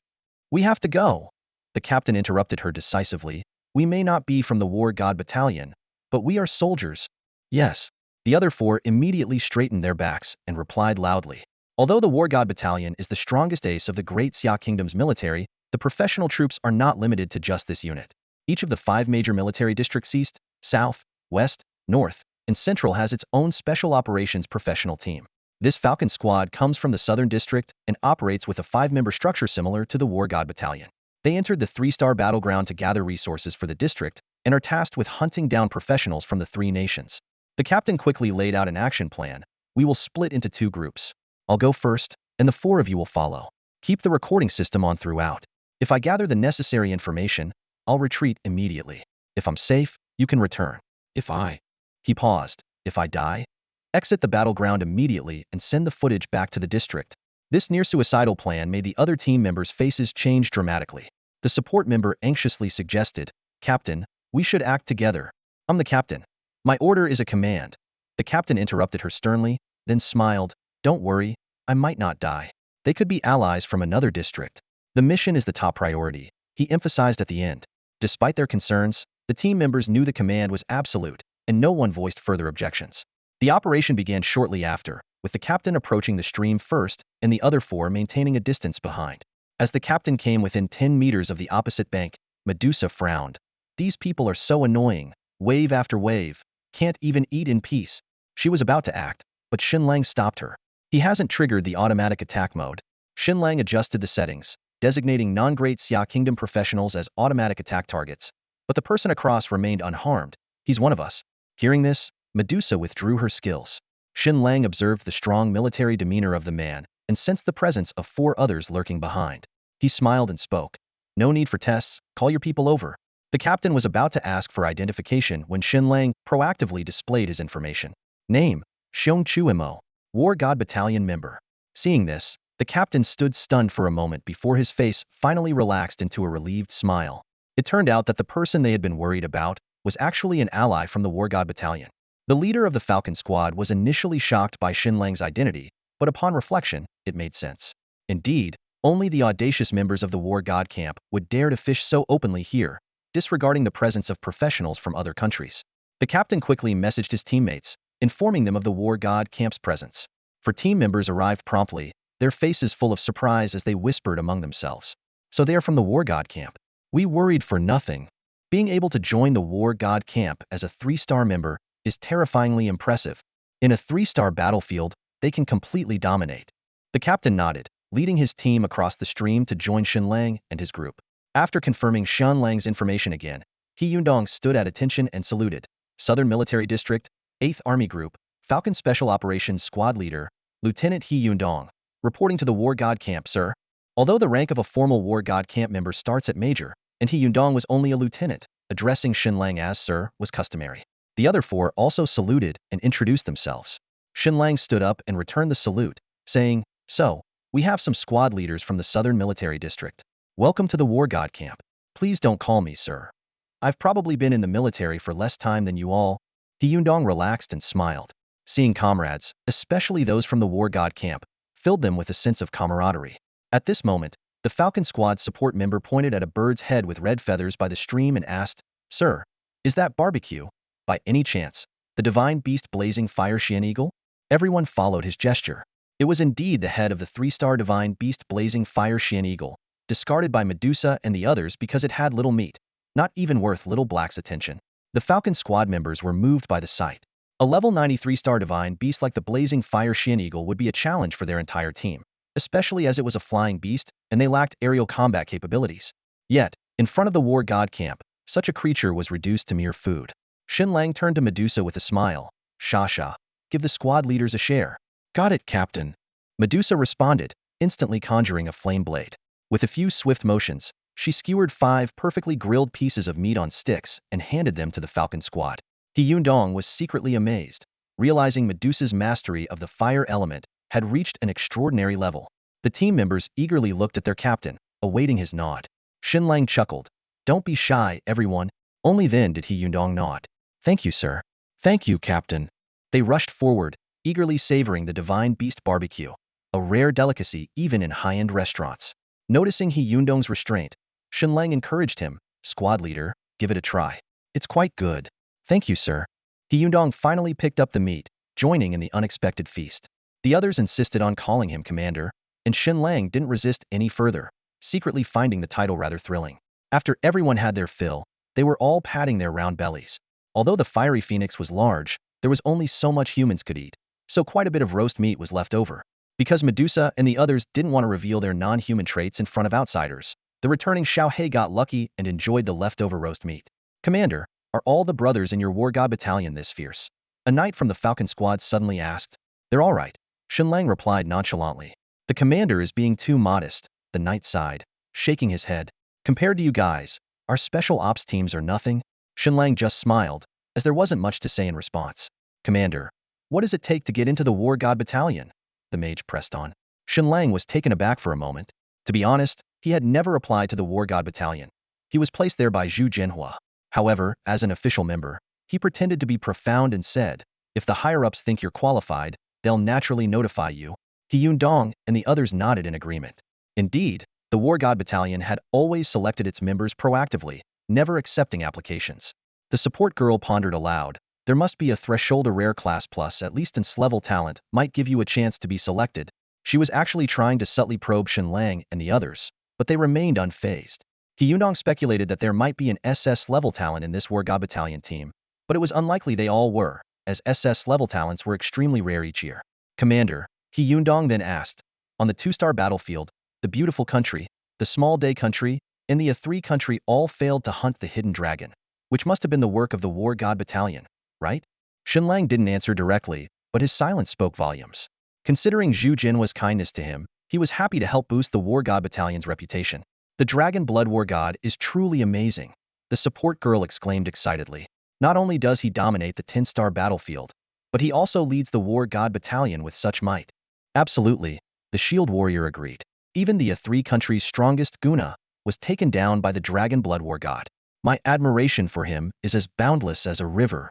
Shen Lang was secretly surprised, not expecting Zhu Jinhua to have dealt with the A3 country's strongest. Although he wasn't sure of Guna's exact strength, being the strongest in a country meant he couldn't be weak. At that moment, He Yundong frowned. Although we've won big on the national battlefield, the 3 countries have now gathered a large number of conventional troops and top-tier professionals at the A3 countries' border, threatening to start a war. A war? What's going on? Shen Lang raised an eyebrow and asked. Hasn't your team been out? He Yundong asked, puzzled. Not yet.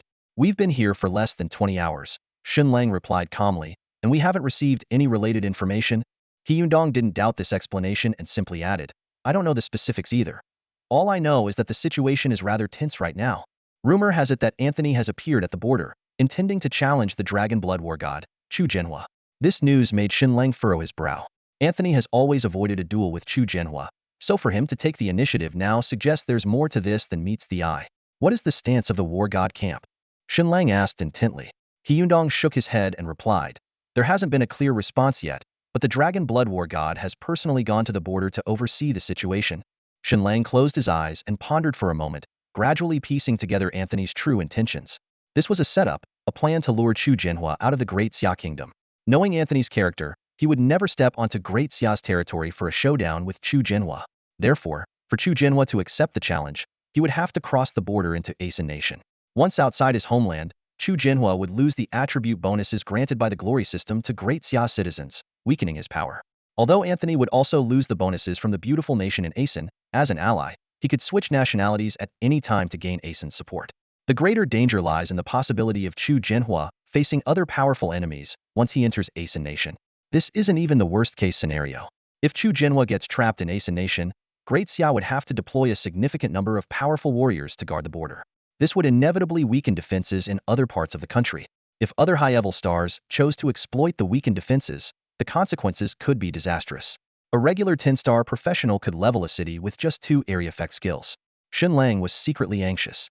Although Chu Jinhua's wisdom should allow him to see through these crises, whether this war god, with his invincible belief, would be blinded by rage in the face of provocation is uncertain.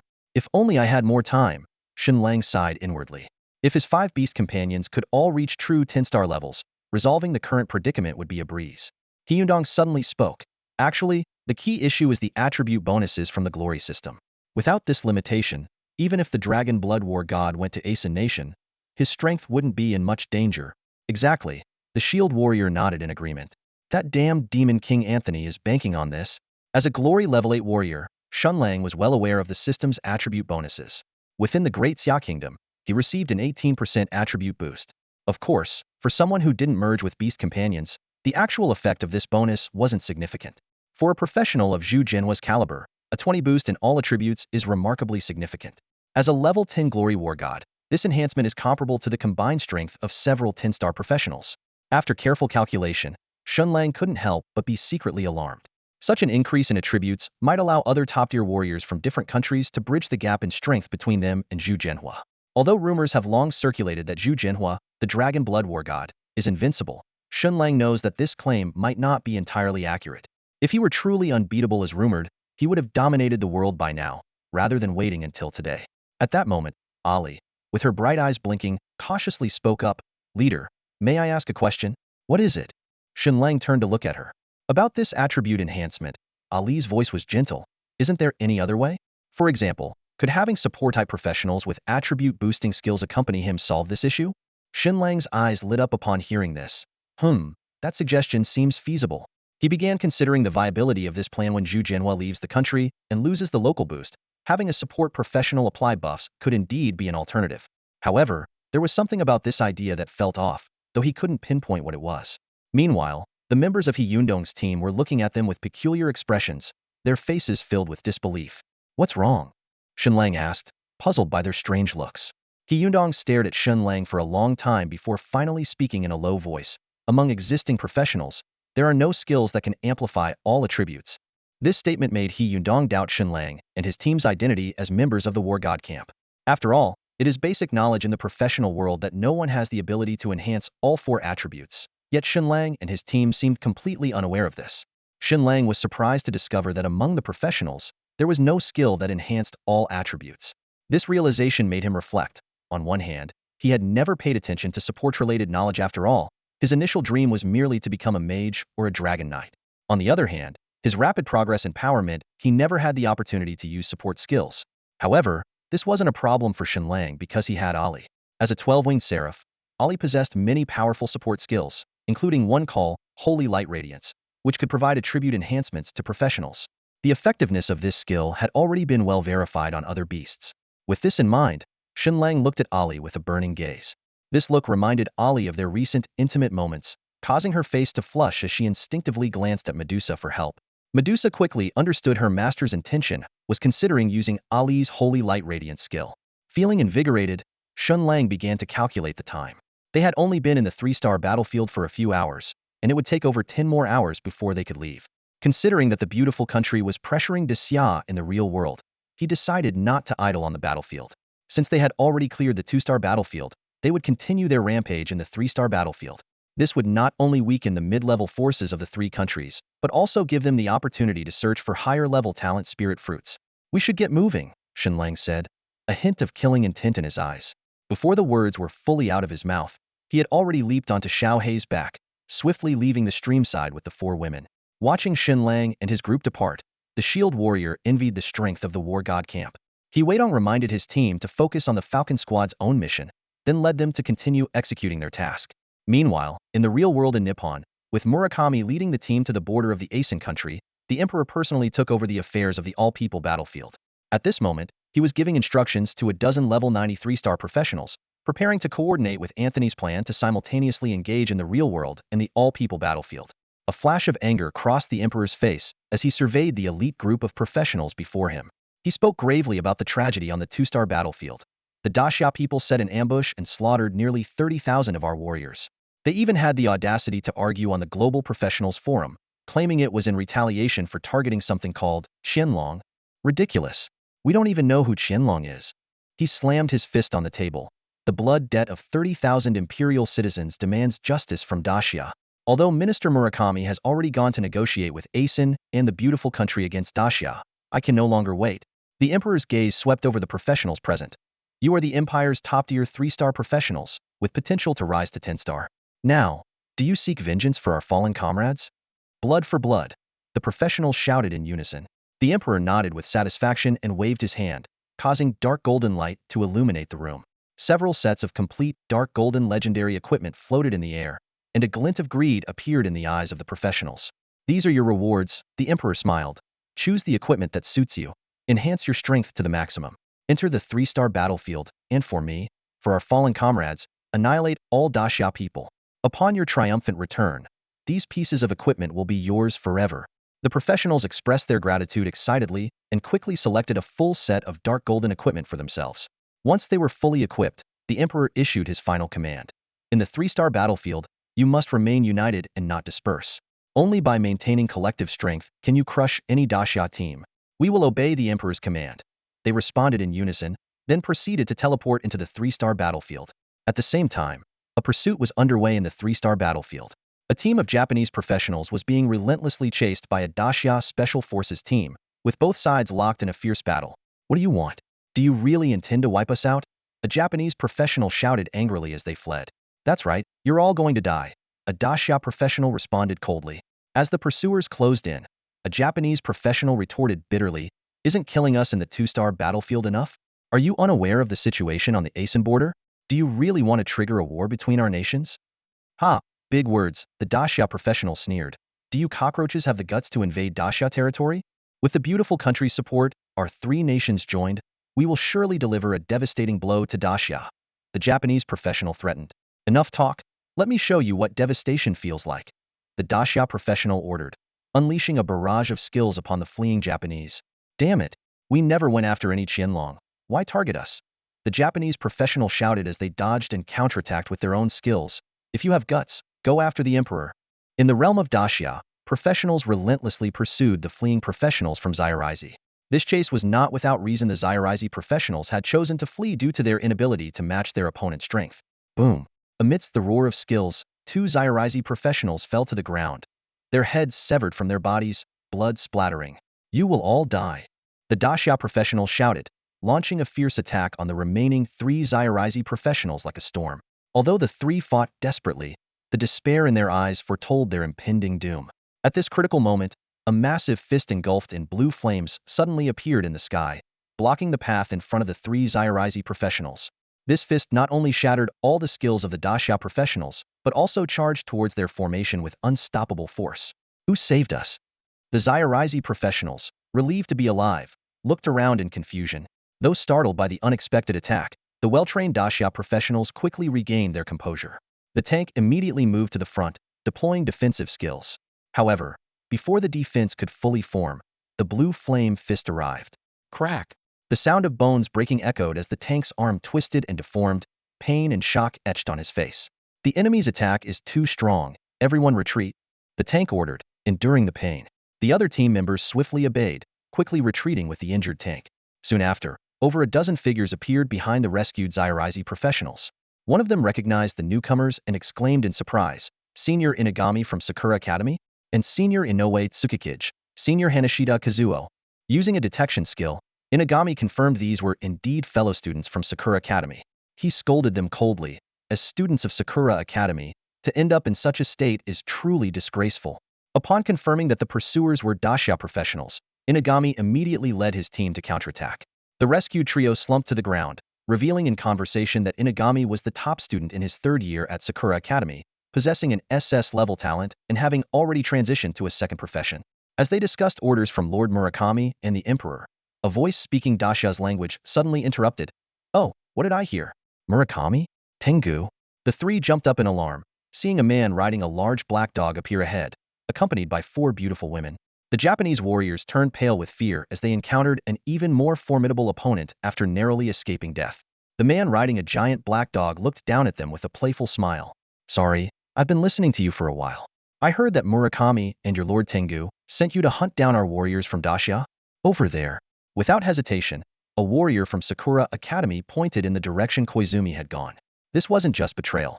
It was a trap to lure Shen Lang and his group into a dead end. In his view, given Koizumi's strength, the man on the black dog and the woman behind him were no threat. Shen Lang patted Xiao He, who confirmed, he's telling the truth. They went that way.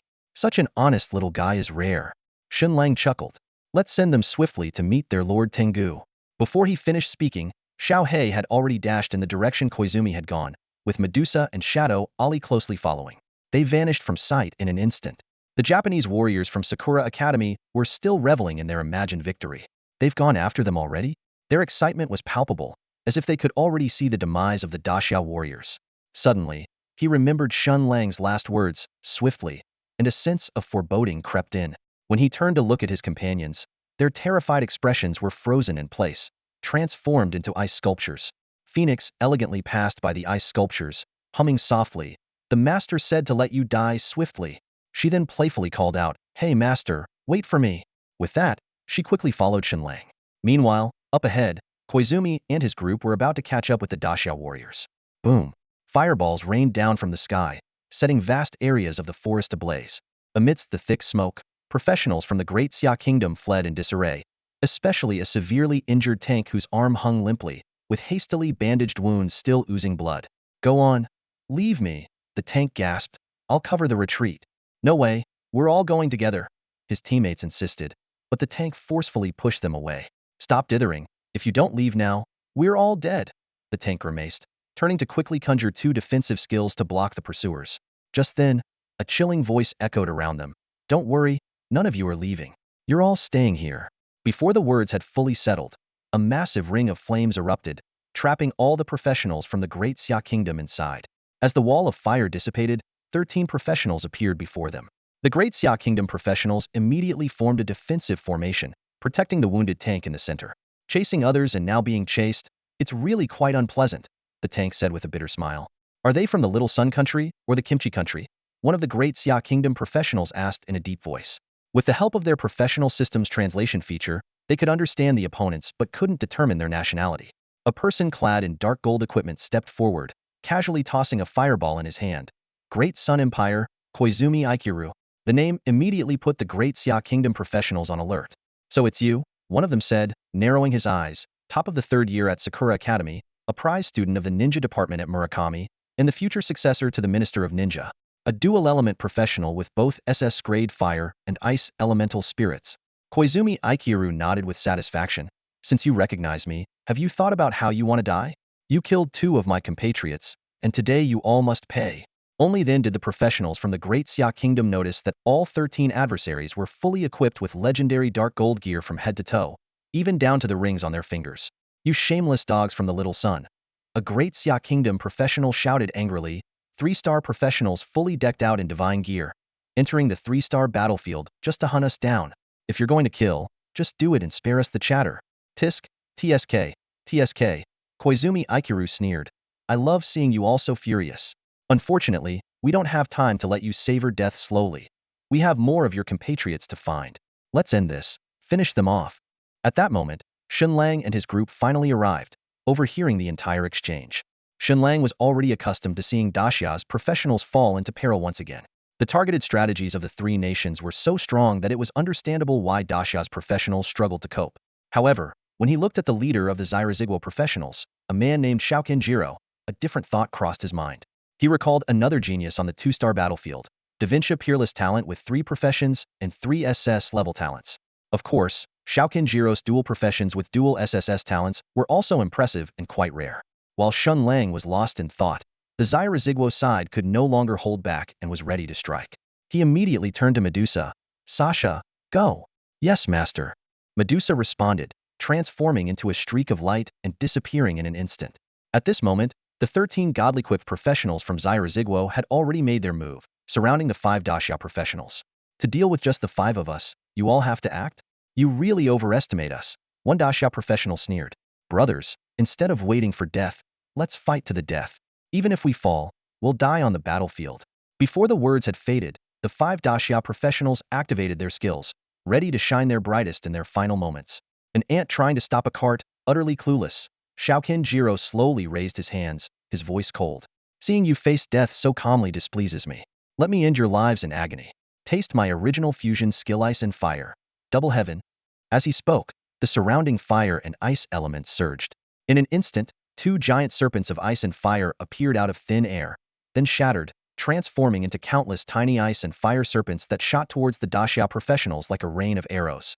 These ice and fire elements weren't extremely lethal but could burrow into the target's body, causing extreme pain and a slow death. Faced with the overwhelming wave of serpents, the Daxia professionals' defensive skills were useless. Jiro, at level 90, had a crushing level advantage over these professionals, whose highest level was only 78. In a critical moment, a tall figure suddenly appeared in front of the skill, moving with breathtaking speed. What incredible speed! Jiro and his team were instantly captivated by this sudden appearance. The Daxia professionals were also stunned. They had been ready to face death, but now a female professional had suddenly appeared? The ice and fire serpents continued their assault on this mysterious woman. Get out of the way! The tank from Daxia, knowing Jiro's fearsome power, shouted urgently. However, what happened next left everyone present utterly dumbfounded. Is this all you've got to play with fire in front of me? Medusa's cool voice rang out.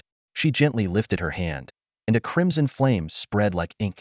This red flame, seemingly less intense than Jiro's blue flame, effortlessly dissolved all the ice and fire serpents.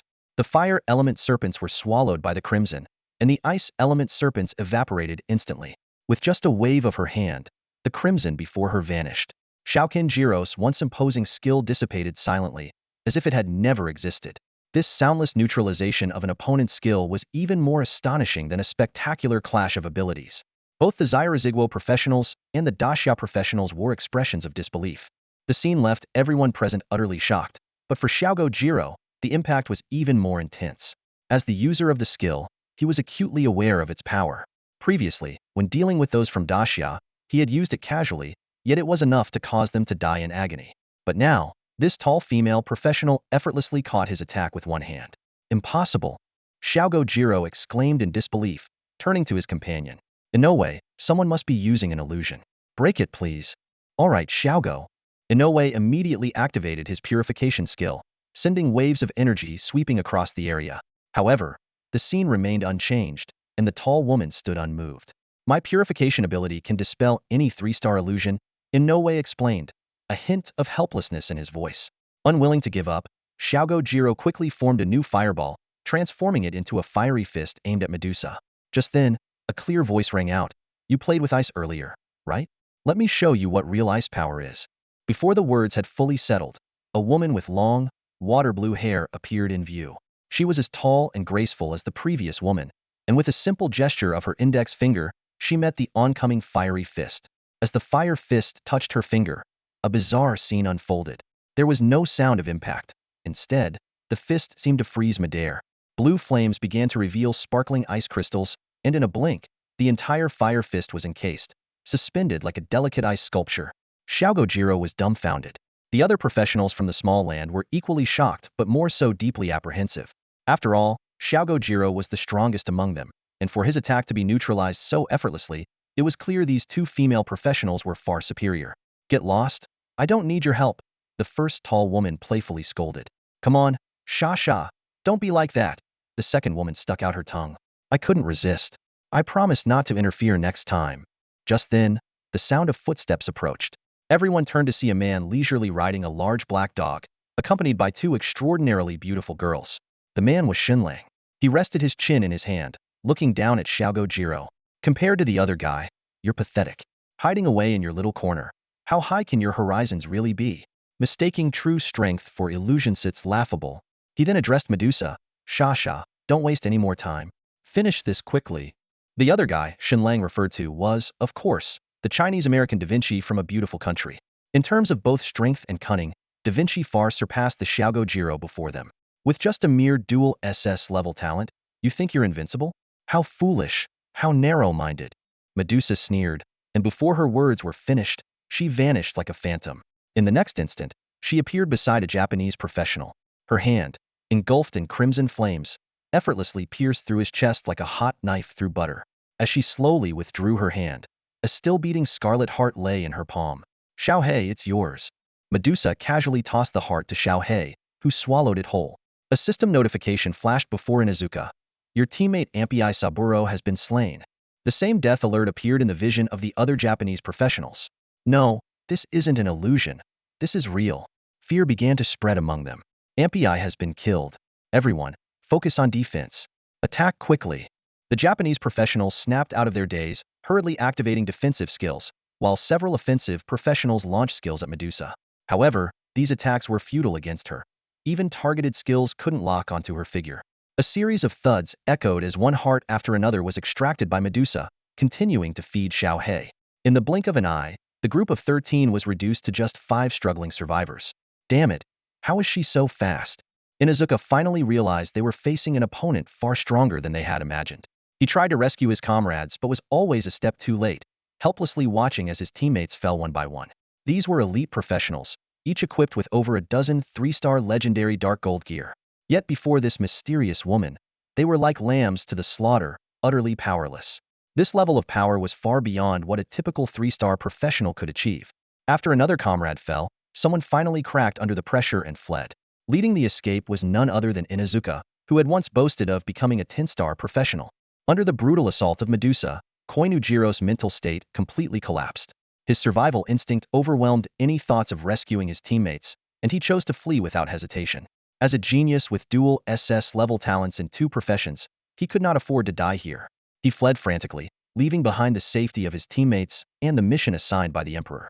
At this moment, he had only one thought: to survive. Koinujiro immediately activated his most powerful SS-level talent, the Spirit of Elements. This ability, similar to the elemental body of a 10-star professional, allowed him to transform his body into an elemental form. He quickly turned into a being of flames, hoping to escape. Don't play with fire in front of me. Medusa's cold voice rang out. This made Koinujiro even more terrified, and he shot into the sky as a flame. However, Medusa was already waiting in midair and grabbed his head. Get off me! Koinujiro screamed in terror, immediately switching from flame to frost form. It was a smart choice, but he severely underestimated Medusa's mastery over fire elements. After all, she was the queen of fire elements. Almost instantly, Koinujiro let out a harrowing scream. His icy elemental body quickly melted under Medusa's power, forcing him to revert to human form. His skin was destroyed, leaving him a bloody, pitiful sight. Who are you? How can you be so strong? Koinujiro asked in despair, but accidentally met Medusa's eyes. The death gaze was activated instantly, and his body quickly turned to stone, then crumbled into fragments. The professional warriors from the Daxia kingdom on the ground were speechless with shock.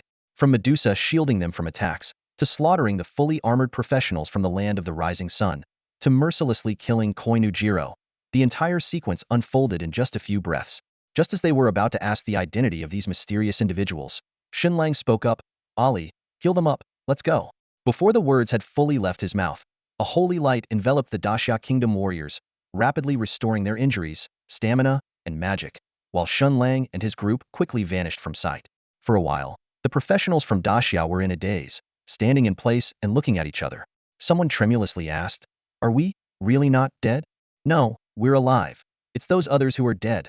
Another person quickly responded, with a tone of relief after surviving a disaster. The group exchanged glances and suddenly burst into laughter, collapsing onto the ground. Although Ali had already healed their injuries, it was only now that their taut nerves truly relaxed. That was incredible, absolutely superhuman. One of the professionals exclaimed excitedly. A fully equipped professional from those days was single-handedly defeated by a female professional, and it was a complete rout. That was Koinujiro, supposedly unbeatable among 3-star professionals, yet he didn't even have a chance to fight back and was instantly killed. As they recalled the battle scene, disbelief shone in their eyes. The way they left so calmly, as if nothing had happened. Someone mused, "Do you think the other members of their team are as strong as that woman?" "Very likely. This must be a team composed of super strong individuals. It's reassuring to know that we have such powerful people in Daxia. Too bad they left so quickly, we didn't even get their names. But I've memorized their faces. They must be from the War God camp, right? Only the War God camp could train such extraordinary talents." Meanwhile, several kilometers away, Shen Lang was inventorying the spoils of war. The pile of dark gold legendary equipment before him was unexpected. Those 13 professionals from the other country had carried a total of 106 pieces of dark gold legendary equipment. Although he had noticed their full gear before, the actual quantity was still shocking once in hand. After careful selection, everyone, including Xiao He, was outfitted with brand new 3-star dark gold gear. Although Shen Lang had better equipment, he was limited by his level and could only use these for now. Once fully equipped, Shen Lang's fighting spirit soared. This elite team from the other country was exceptionally well equipped, far surpassing the typical 2-star battlefield configuration where each person had a piece of dark gold gear. I wonder if the same goes for the teams from Asen and the beautiful country? Shen Lang mused, then set off with his beasts to find new targets. Meanwhile, in the real world, the border situation between Asen and Daxia was growing increasingly tense. Both sides had gathered a large number of conventional troops and professional fighters at the border. On the Asen side, a figure hovered in the air, not Anthony, but Murakami, the top professional from those days. Chu Jinhua, Lord Anthony has been waiting for you for a long time. Murakami called out towards the Daxia side with a voice amplified by skill. Why do you remain hidden? Are you afraid? A bolt of lightning rose from the Daxia side, carrying a large axe and facing Murakami directly. Where's that coward Anthony? I don't see him. When Chu Jinhua arrives, Lord Anthony will naturally appear, Murakami replied calmly. Bah! Quanglei spat with disdain in his eyes. Anthony, you old turtle, if you really want to challenge Huagu, why choose India? Huagu made it clear, if you want to fight, go to the Pacific high seas. He'll gladly accommodate however you wish to meet your end. Although Anthony himself didn't appear, his voice echoed in the air. Chu Jinhua, the dragon blood war god of Daxia, is indeed formidable. I admit I'm no match for him, which is why I have to resort to special tactics. But if he dares to come to America to challenge me, why is he so hesitant in India? Chu Jinhua remained silent in the face of Anthony's provocation. Seeing this, Quanglei turned his attention to Murakami. Hey Murakami, since you're idle, why not have a match with me? You are no match for me, Murakami replied expressionlessly. Perfect, Quanglei grinned. Come to Daxia and fight me. With my attribute boost, I might just chop your head off. I am the strongest in the Empire of the Rising Sun. You are not worthy, Murakami responded coldly. As their verbal sparring continued, at the border war god camp, Chu Jinhua was leisurely slurping noodles. 5 elderly war gods, each nearing 70, were stationed around him, closely monitoring his every move. Yao Rao sat across from him, unable to resist complaining, Huagu, can you not eat so loudly? Slurping noodles is my greatest pleasure, Chu Jinhua said with noodles hanging from his mouth. It brings me peace of mind, nothing to worry about. Besides, if there's no noise, it's not really slurping, is it? Meanwhile, at the border station in India, Murakami reported gravely to Anthony, Lord Anthony, this prolonged standoff is extremely disadvantageous for our empire. The emperor has sent word that there are military movements in Daxia's northeast war zone, and even signs of nuclear weapon transfers. Anthony leaned on his cane, his eyes half closed. Daxia doesn't have the courage. It's not just Daxia, Murakami sighed. There are also sea beasts. After the world entered the era of professions, a subtle balance was established among nations. Over the past 3 centuries, while small-scale conflicts have been frequent, large-scale wars have rarely occurred. Nuclear weapons have become more of a deterrent, as only the very few professionals above the 10-star level can disregard their power. Even 9-star professionals would struggle to escape severe injury from high-yield nuclear weapons. Today, the competition of national strength has shifted to the number of 10-star professionals each country possesses. In this competition, countries with vast territories and large populations have a natural advantage. The opportunities for career advancement and the number of combat and support professionals are directly linked to population size. Additionally, the land area determines the number of dungeons and beasts within a country, which are key resources for nurturing strong individuals. Some small countries have managed to produce only a handful of 10-star professionals over these 3 centuries, while others have yet to see the emergence of even one. These nations pin their hopes on the open seas, where the abundance of sea beasts offers opportunities, although the challenges and risks of leveling up in the ocean far exceed those on land. The conflict between the Great Xia and the beautiful country has deep roots, with their struggle for global dominance dating back to before the era of professionals. Today, the Great Xia has the capability to challenge the beautiful country's position but exercises restraint to avoid the heavy casualties that a full-scale war would bring. However, the beautiful country is unwilling to accept any threat to its dominance, so it has allied with smaller nations to confront the Great Xia in the 3-country region. In this geopolitical game, the little days have sided with the beautiful country. Murakami and the emperor readily agreed to Anthony's plan, even personally leading thousands of 10-star professionals to the 3-country region, ready to coordinate an attack on the Great Xia. Yet, in reality, there has been no progress beyond rhetoric. While Murakami claims to be concerned about homeland security, he is in fact pressuring Anthony to take more aggressive actions. In truth, Murakami is not overly worried about the Great Xia attacking the Little Day's homeland. He believes that the Great Xia is too benevolent. Otherwise, the little days would not have existed peacefully next to the Great Xia for 3 centuries. Although the beautiful country has continually provided support, if the Great Xia were truly determined, these islands would have long been destroyed. After all, in this era of professionals, the beautiful country, separated by vast oceans, can no longer project power as easily as it did in the era of conventional weapons. However, the threat from beasts is indeed a concern.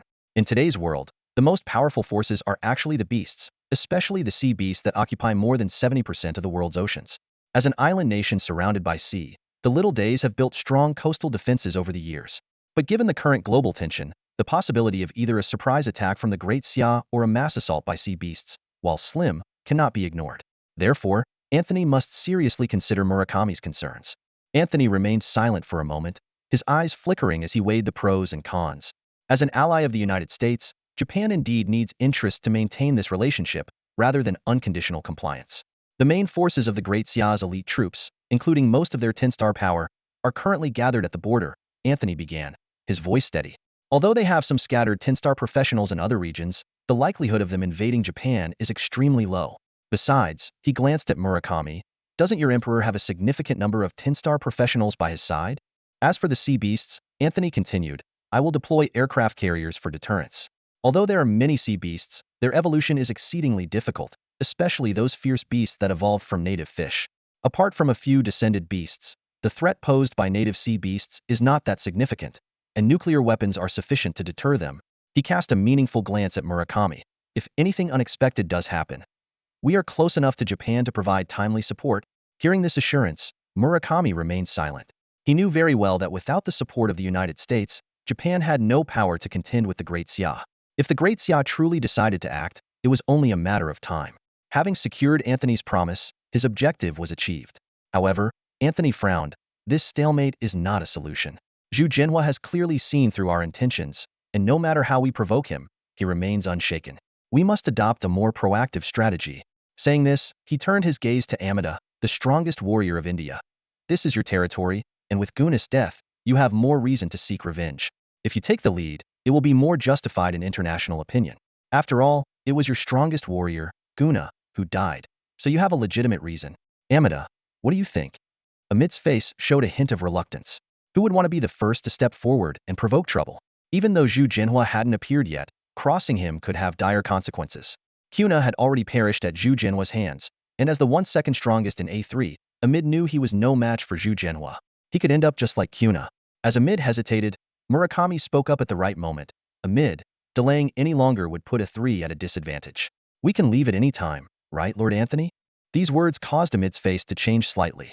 Murakami's threat was unmistakable. If Amid was unwilling to act, they might withdraw from A3. The standoff was occurring within A3's borders, and from an international perspective, it seemed as if A3 had invited Pretty Country and Little Sun Country to provoke Daxia. If their allies withdrew now, A3 would face Daxia's wrath alone. Although A3 had a large population and many combat professionals, they were far inferior to Daxia when it came to 10-star professionals. In both professional battles and conventional warfare, A3 was no match for Daxia. Despite the A3 leadership constantly claiming to have surpassed Daxia, they were well aware of the actual gap. If they truly had surpassed Daxia, why would they still rely on Pretty Country? Seeing Amit's continued silence, Anthony sighed, Murakami, there's no need to be so distant. We're allies, and we can't just stand by and watch. We must help each other and face Daxia together. Since Amid is unwilling to act, I suppose I must. Before he could finish, Amid interrupted, Lord Anthony, let me handle it. At this point, Amid had no choice. No matter how nicely Anthony spoke, it was just for show. The idea of personally taking action was likely a ruse to push Amid into a trap. Moreover, with A3's strongest, Kuna, dead, if Amid didn't take a stand, how would the domestic and international communities view A3? As the new strongest, it was indeed his responsibility to confront Daxia. Thank you, Amid, Anthony said calmly. Murakami added, don't worry, if Zhu Jinhua shows up, we'll definitely support you. All right. Amid no longer hesitated, transforming into a green light and heading straight for the border. Anthony and Murakami exchanged a knowing smile, their eyes returning to the border area. In an instant, a massive star formation appeared in the void within Daxia's territory, with thick branches writhing like giant serpents, ready to descend at any moment. This is exciting. If Zhu Jinhua doesn't act, then his past recklessness was clearly an act, Murakami said quietly, a slight smile on his lips. Amit's actions sent a clear message to Daxia. This was no joke. Whether a real war would break out was another matter. The important thing was that this forced Daxia to take the situation seriously, concentrating their top forces here and leaving them unable to focus elsewhere. This played right into Anthony and Little Sun Country's hands, preventing Daxia from fainting and attacking Pretty Country's homeland instead. Amit's move immediately caught the attention of both sides at the border, with everyone looking up at the sky. Both the Daxia side and the A3 alliance felt a Tremora war seemed truly imminent. This scene also drew global attention, as such a large-scale standoff hadn't been seen in a century.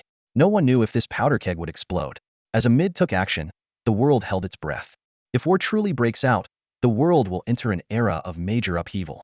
Nations around the globe are skeptical about whether Daxia and the beautiful country are ready for war. After all, the two countries are currently evenly matched, and it's not yet time for a decisive showdown. In the eyes of the world, the battlefield of this conflict is not on the land of Asan, but rather a contest between two superpowers. The border of Asan is merely their chessboard, and even Little Day Country is just a pawn in this game. At the war god camp on Daxia's border, Zhu Jinhua had just finished a bowl of noodles and was about to drink the soup when a starry formation suddenly appeared in the void ahead. A massive surge of wood elemental energy rushed towards the center of the formation. Zhu Jinhua slowly set down his bowl, his gaze fixed on the intertwining branches and vines within the star formation. He coldly remarked, daring to use skills within Daxia's territory, "You're really asking for me to step in?" Before he finished speaking, Zhu Jinhua's figure vanished, leaving the bowl steadily on the table. It was only then that the 5 veteran war gods reacted. Seeing Zhu Jinhua transform into a divine dragon soaring into the sky, they hurriedly pursued him. "Damn it, Hua, don't be reckless." Yao Rao shouted helplessly. "Generals, don't worry, Hua won't act rashly, right?" With that, she also quickly took to the sky to follow. In the sky, within the star formation cast by Amida, countless branches and vines shot out like furious serpents, roaring towards Daxia. The space trembled under this force, producing a thunderous roar. Amida, once the second strongest in Asan, indeed had an extraordinary mastery of wood elemental energy. His move, 10,000 Trees Fall, was one of his most powerful area attacks. Under pressure from Anthony, he finally launched an attack on Daxia's territory. Although Amida himself remained within Asan's borders, his skill had crossed over. The target of this attack wasn't an empty field but a practitioner camp within Daxia. Clearly, this cunning veteran didn't brazenly provoke Zhu Jinhua's war god camp, but chose another camp instead. He aimed to act as a catalyst, hoping to provoke a counterattack from Daxia's practitioners. Under the area affected by Amida's skill, lie 2 unique guilds of the Great Xia Kingdom, the Beast Tamer Guild and the Summoner Guild. These official guilds, endorsed by the government, are linked to 2 hidden professions, Beast Tamer and Summoner. Similar to rare professions, awakeners of these 2 professions are extremely rare. The 2 guilds were established under official guidance to centrally manage all beast tamers and summoners across the nation.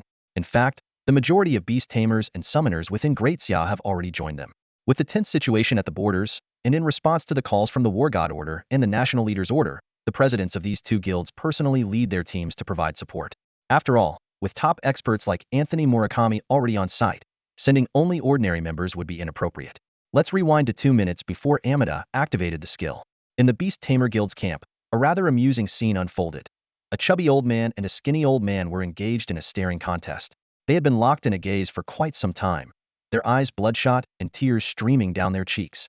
Finally, the chubby old man conceded, clutching his aching eyes and waving his hand. "I can't take it anymore. Damn it, I'm going blind." Though the skinny old man was also rubbing his eyes urgently, he boasted triumphantly, "Ha! Compete with me in a staring contest? Old Huang, you're way out of your league. Back in school, I was a pro at sleeping with my eyes open. Never got caught by the teacher. You rascal, you win this time."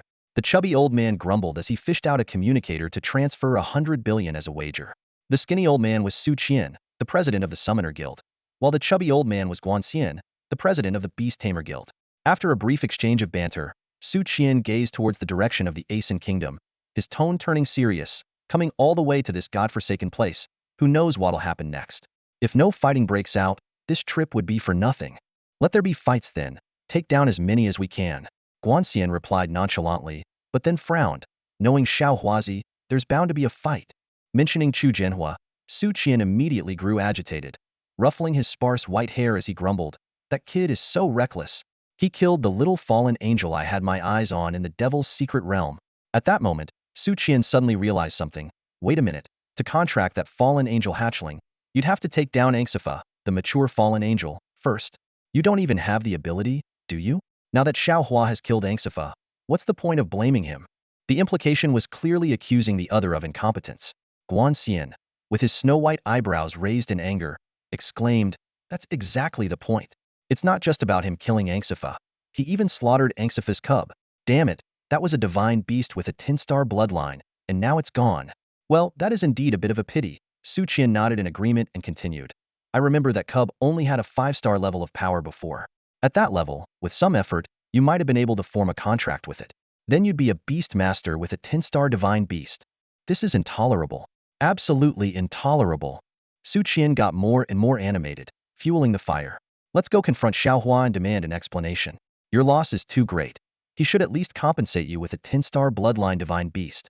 Guan Xian glared at Su Qian, gritting his teeth. "If I could beat him, I would have already.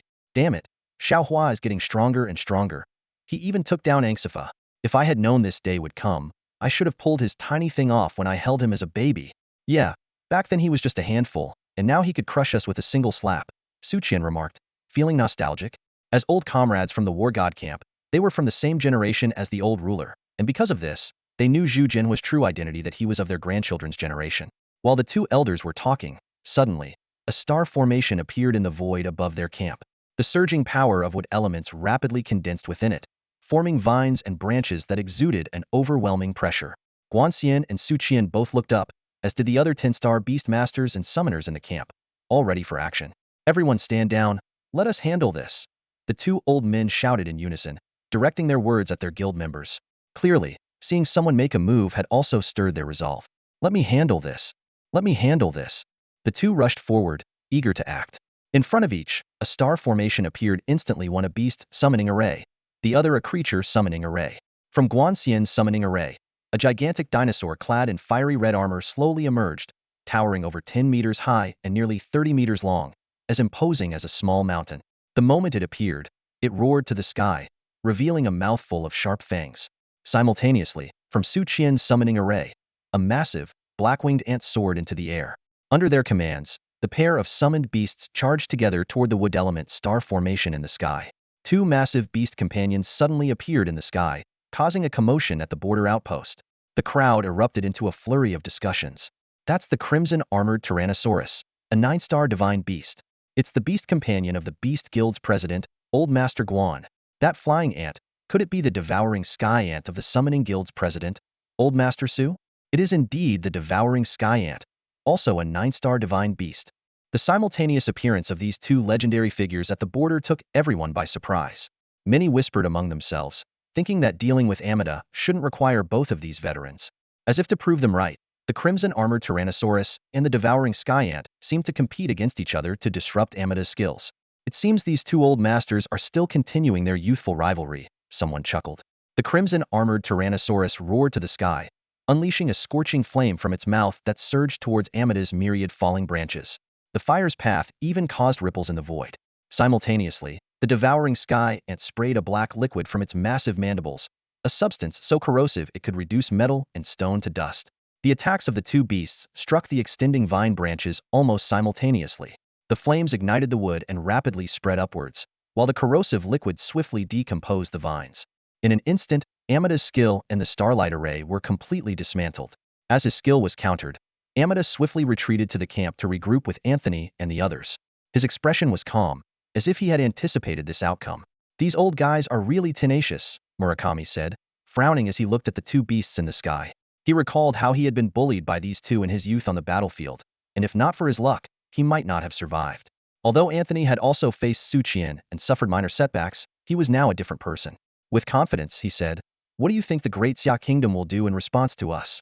Before he could finish, everyone's attention was drawn to the direction of the Great Xia Kingdom. A suffocating aura emanated from 100 miles away, as a divine dragon soared through the sky, exuding an unparalleled aura of majesty. "This little guy really can't keep his cool," Guan Xian frowned. Su Qian, however, remained composed. "As long as Xiaohua doesn't cross the border, it's fine. It's just that I'm worried he might act on impulse." Guan Xian expressed concern. "What are we afraid of? If it really comes to a fight, we won't be the ones trembling." Su Qian shrugged. "That's easy for you to say, but we have over 1 billion citizens of the Great Xia Kingdom to protect." Guan Xian retorted coldly. Su Qian immediately lost his bravado and awkwardly suggested, "Should we stop them?" Those old guys seem to be catching up. No time for nonsense, let's go check it out. Guanxian replied, turning around to summon his red-armored Tyrannosaurus, and quickly flew towards where the dragon was. Su Qian was not one to lag behind, so he promptly called back his devourer ant and followed closely. In the sky, a massive dragon soared through the air. For the professionals of the Great Xia Kingdom, this was a familiar sight. Only Zhu Jianhua, the dragon blood war god, could transform into a dragon. The professionals at the border were both excited and worried. They were thrilled because the dragon blood war god himself was stepping in, potentially to subdue the strong forces from Pretty Country, Asen Country, and Little Day Country. However, they were concerned that Zhu Jianhua might recklessly fall into Anthony's carefully laid trap. The dragon glided through the void, drawing closer to the border. Behind it, Yao Rao and 5 veteran war gods were in hot pursuit. Jianhua, don't forget the leader's words. Didn't act impulsively. One of the old war gods shouted. Relax, I'm just having some fun with them. Zhu Jianhua replied, but he didn't slow down at all. The professionals of the Great Xia Kingdom below didn't hear this exchange. Seeing Zhu Jianhua continue forward, they gathered together. A group of 10-star professionals even transformed into elemental forms, rising into the air to form an impressive escort behind the dragon.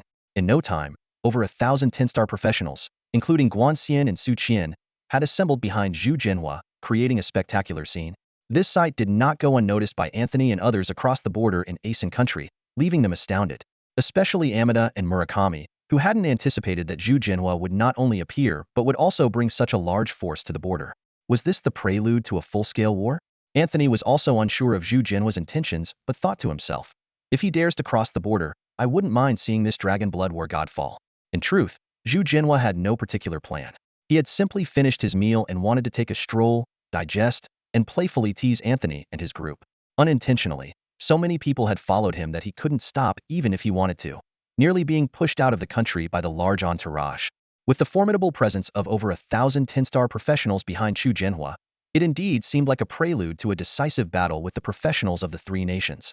As the divine dragon approached from the sky, the nerves of 10-star professionals like Murakami and Amida were stretched to their limits. Anthony squinted, secretly speculating about the intentions of the other side.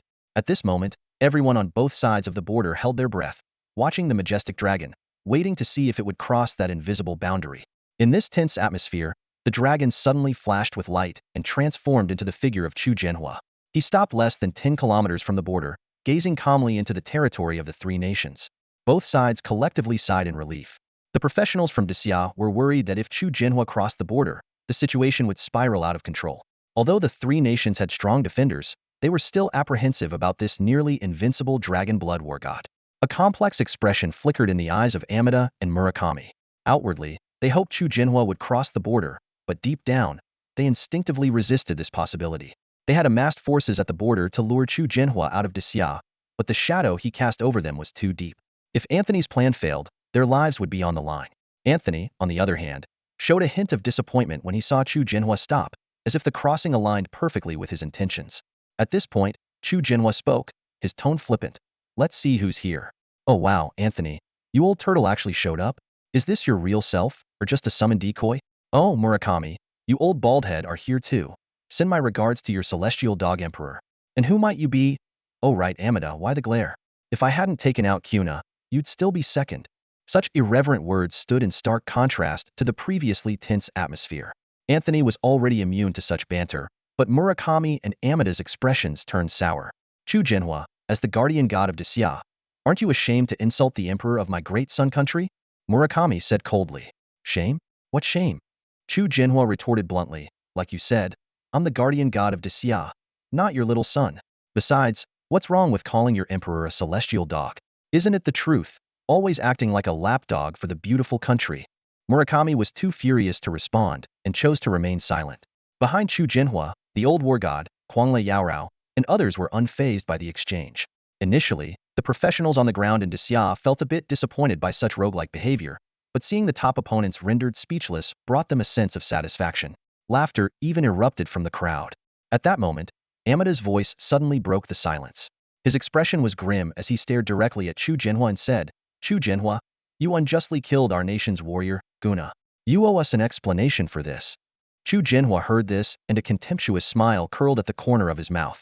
He glanced at Amida with a look as if he were an idiot. Come on, that was a battlefield for everyone. A place of slaughter. Do I need to report to you in advance if I kill someone? He paused, his voice suddenly turning cold. Yes, I killed Guna. But haven't your hands also been stained with the blood of my great Xia country citizens? If we're talking about explanations, shouldn't you give me one too? He looked at Amida's conflicted face and continued to mock him. Is there water in your brain or something? If it weren't for me, you'd still be the second in command. I made you number one, and instead of thanking me, you question me? Whose side are you on, anyway? Amida was rendered speechless, his face alternating between shades of green and white. At this point, Anthony, wearing a fake smile, tried to ease the tension.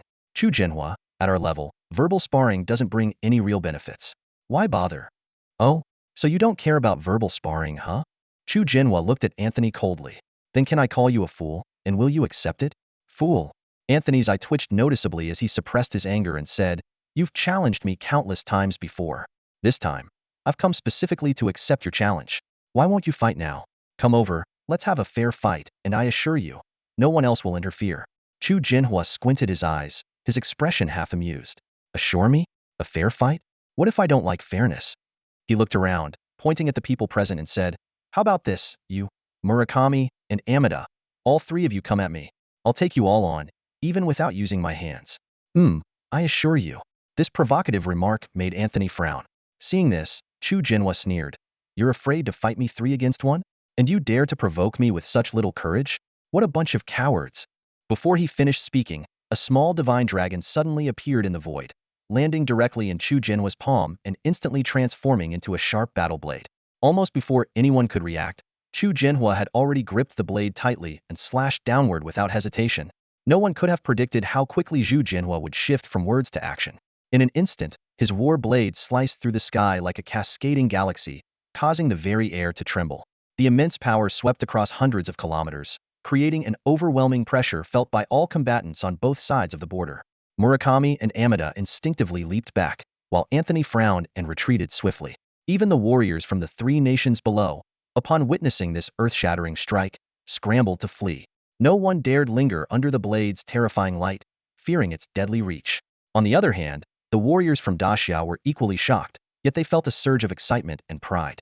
This was the power of their guardian deity one strike, and all creatures retreated. Chu Jinhua's blade did not target the enemy camp, but instead struck precisely along the borderline. As the blade's energy hit the ground, the earth shook violently, and 2 massive waves of force erupted from the point of impact. Sand and stone surged like a colossal wave, rushing madly to the sides. The blade's power continued to spread along the ground, raising more terrifying waves of force. The combatants within the borders of the 3 kingdoms watched in disbelief, swallowing hard. Such a skill defied their understanding of human limits, leaving them trembling with fear from afar. When the blade's glow finally dissipated, the once flat borderline was transformed. A massive gorge, 100 meters deep and stretching for hundreds of kilometers, now lay before them. This sight left everyone gasping in shock. Amida stared at the terrifying chasm, his chest heaving, forced to admit that the gap in strength between him and Chu Jinhua was far greater than he had imagined. Murakami was equally stunned, realizing that during the national battlefield, Chu Jinhua had not even used his full strength to defeat Guna. Although Anthony maintained a calm exterior, inside he was equally shaken. He analyzed the elemental fusion power contained in that strike, increasingly aware of the threat Chu Jinhua posed. When Chu Jinhua locked eyes with Anthony, he hoisted his blade with a challenging smile and said, Old turtle, is your shell tougher than my blade? I know you hide well, but who doesn't have a few tricks up their sleeve? Finally, Chu Jinhua pointed his blade at the deep gorge, his voice thundering. This trench marks the boundary. Anyone who crosses it, no matter who, I will cut down. What does provocation mean? This is true provocation. Chu Jinhua's voice boomed like thunder. A real, no-holds-barred provocation. The boundary is the ravine, cross it, and I'll kill. This bold declaration made the professionals from the 3 countries, who had already retreated by several kilometers, instinctively pull back even further, almost reaching the regular army's camp. No one dared to question this threat from the Grand Xia's god of slaughter. They all knew that Chu Jinhua's horizontal slash could easily reach where they stood, and perhaps even further. Amida and Murakami instinctively wanted to retreat, but seeing Anthony standing still, they suppressed their urge to back down. Anthony leaned on his cane, a smile appearing on his face. That's more like the dragon blood war god I know. Since neither of us wants to cross the line, how about we play it this way? Anthony lifted his cane, drawing a cross in the air, releasing a brilliant burst of light energy. Simultaneously, his other hand traced a circle, conjuring an intense force of darkness. This formidable figure, known to many only as a summoner, now revealed a new, unprecedented side. The professionals within the border of the three countries were stunned by Anthony's power and even more so by his audacity to confront Chu Jinhua Hiden. Amida and Murakami had their own concerns. Amida worried about the repercussions of a war breaking out within the borders, while Murakami hoped Anthony could balance Chu Jinhua to secure the future of their nation. On the Grand Xia side, Yao Rao, Kuang Lei, and others were ready to counterattack at any moment, as were the veteran war gods. Yet, Chu Jinhua seemed unfazed, watching the two developing skills in the distance and laughing. Let's play then. Who's afraid of whom? I thought you'd bring out your 12-winged dark angel for a stroll, but is this all? Still, you've managed to fuse light and dark elements, so your years of hiding weren't wasted. I just wonder, how many elements have you fused over these years? There are many paths to greatness, and beyond the 10-star level, the distinctions between professions become less pronounced, Zhu Jinhua said calmly. Each has its own focus, and aside from the main profession, the rest are secondary. The real key is the fusion of elements. As his words faded, Anthony began to demonstrate his skill. Under his control, the elements of light and darkness gradually drew closer, eventually merging seamlessly. At the center of the swirling darkness, a faint, shining cross appeared, where two opposing elements coexisted in perfect harmony. Let's see if my sword can match your blade, Anthony said, not directly responding to Zhu Jinhua, but instead focusing on the attack he was about to unleash. The dark vortex suddenly contracted, and simultaneously, the power of light within it erupted. A massive sword took shape in the air, with one half as dark as ink and the other dazzlingly bright. This sword, a fusion of light and darkness, descended like a divine judgment upon Zhu Jinhua. Despite the overwhelming power, Zhu Jinhua remained as calm as ever. With a simple, unadorned motion, he wielded his blade as if chopping wood, unleashing a silver-white slash to meet the imposing sword of light and dark. As the two forces collided in midair, a violent shockwave immediately swept out to the sides. Then, a blinding flash of light erupted, so intense that even the 10-star professionals present had to shield their eyes. Once the brilliant light faded, the clashing energies shattered into pieces with a deafening explosion. The terrifying shockwaves radiated from the point of impact, spreading wave after wave in all directions, obliterating everything in their path. Even a sizable mountain near the border was sheared in half by the force. The clash of their skills sent shockwaves that extended for kilometers before gradually dissipating. The strong winds continued to sweep further, leaving devastation in their wake. Once the effects of the skills fully dissipated, all the professionals present couldn't help but have their pupils contract. At the center of the collision, a massive undulating crater appeared, with the land within a radius of several meters completely vanished. Further out, the surface was similarly leveled, a shocking sight. Even the 10-star professionals who followed Chu Jinhua and Anthony, despite being among the strongest of their time, couldn't help but feel a chill. If they had been a few steps closer, just the aftermath might have torn them to pieces. Anthony cast a sidelong glance at Murakami and Amida, his eyes filled with unmistakable provocation. Murakami immediately transformed into an 8-headed black serpent, each head shooting dazzling beams towards the direction of Xia. Amida, not to be outdone, merged with the giant ape's apparition behind him, swinging a black staff towards the Xia border. The battle was imminent. Thousands of professionals from both sides engaged, with support and attack skills intertwining in the air like dazzling fireworks. However, amidst this seemingly chaotic confrontation, both sides tacitly refrained from crossing the border.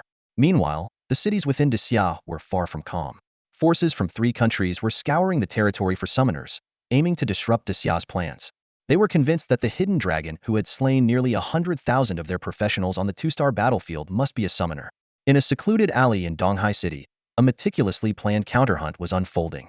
Disguised as the summoner Shui Ziqiang, Yao Yao successfully lured dozens of hunters composed of professionals from the Zyrigwo and traders. Are you brutes brainless? How could you be so easily fooled? The young voice suddenly broke the silence, revealing a crisp female tone.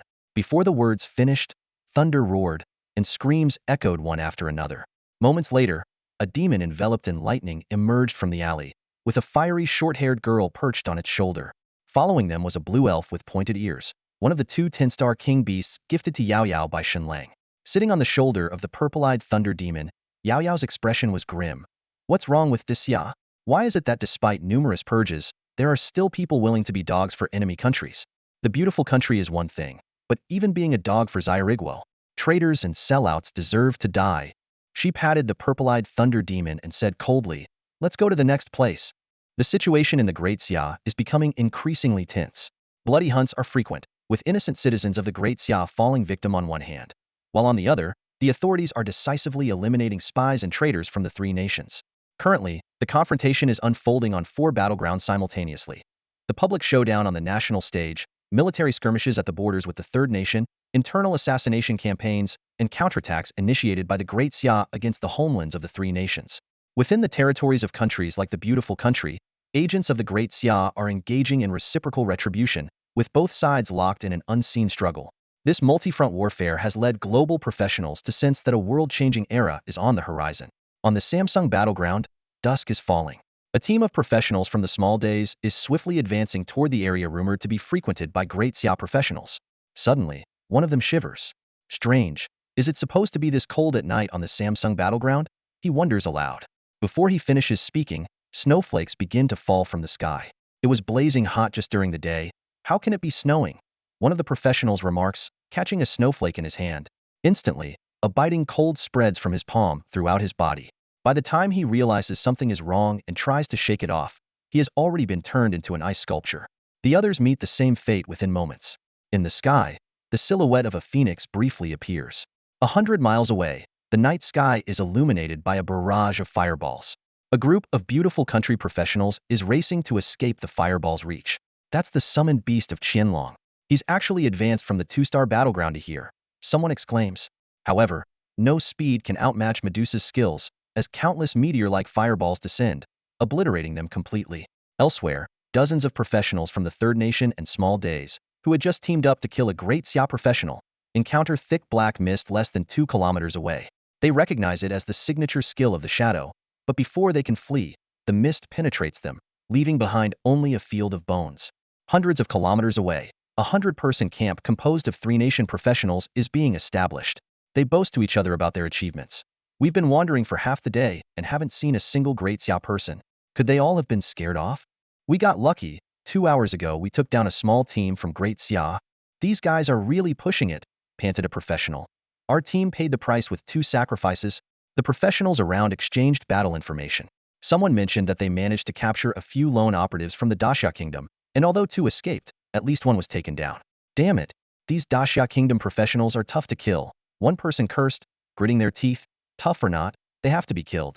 I'm not going after the beast bosses anymore. I'm targeting the Daxia Kingdom professionals, killing every single one I see.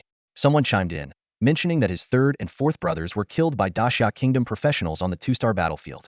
The conversation shifted to the situation within the border of the Asen Nation. Someone asked about the outcome of Lord Anthony from the Beautiful Country seeking out Chu Jinhua, but no one could provide a definitive answer. Suddenly, an exclamation from a professional interrupted the conversation. Look up at the sky. Is that an angel?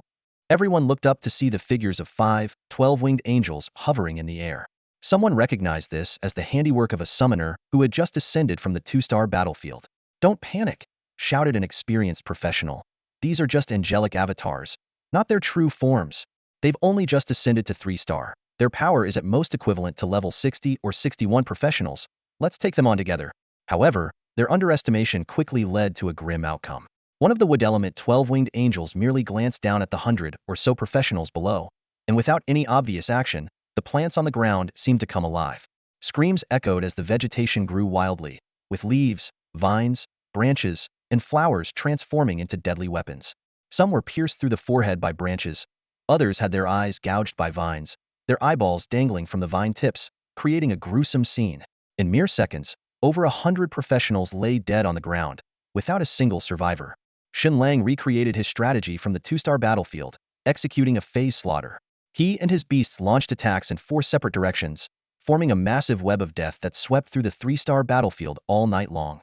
Not only did adventurers from the Beautiful Country, the 3 countries, and the Little Days country suffer heavy casualties, but even fierce beast bosses and divine beasts couldn't escape their fate, nearly being wiped out. With just an hour left before the exit deadline, Shen Lang encountered a unique individual. He had just rescued a burly woman from a group of Little Days country adventurers, a descriptor that was quite polite, considering her weight likely surpassed 200 pounds. Although she was only half a year older than Shen Lang, her appearance resembled that of a woman in her 30s. What was even more striking was her dark gold armor, making her look like a humanoid Trex. This big sister was also a Beast Tamer, and her strength was not to be underestimated. Although Shen Lang refrained from using bloodline insight on her beasts out of courtesy, the aura of her high-star king beast suggested that her status was anything but ordinary. After all, An average 3-star Beast Tamer wouldn't possess both a set of 3-star divine armor and a high-star king beast.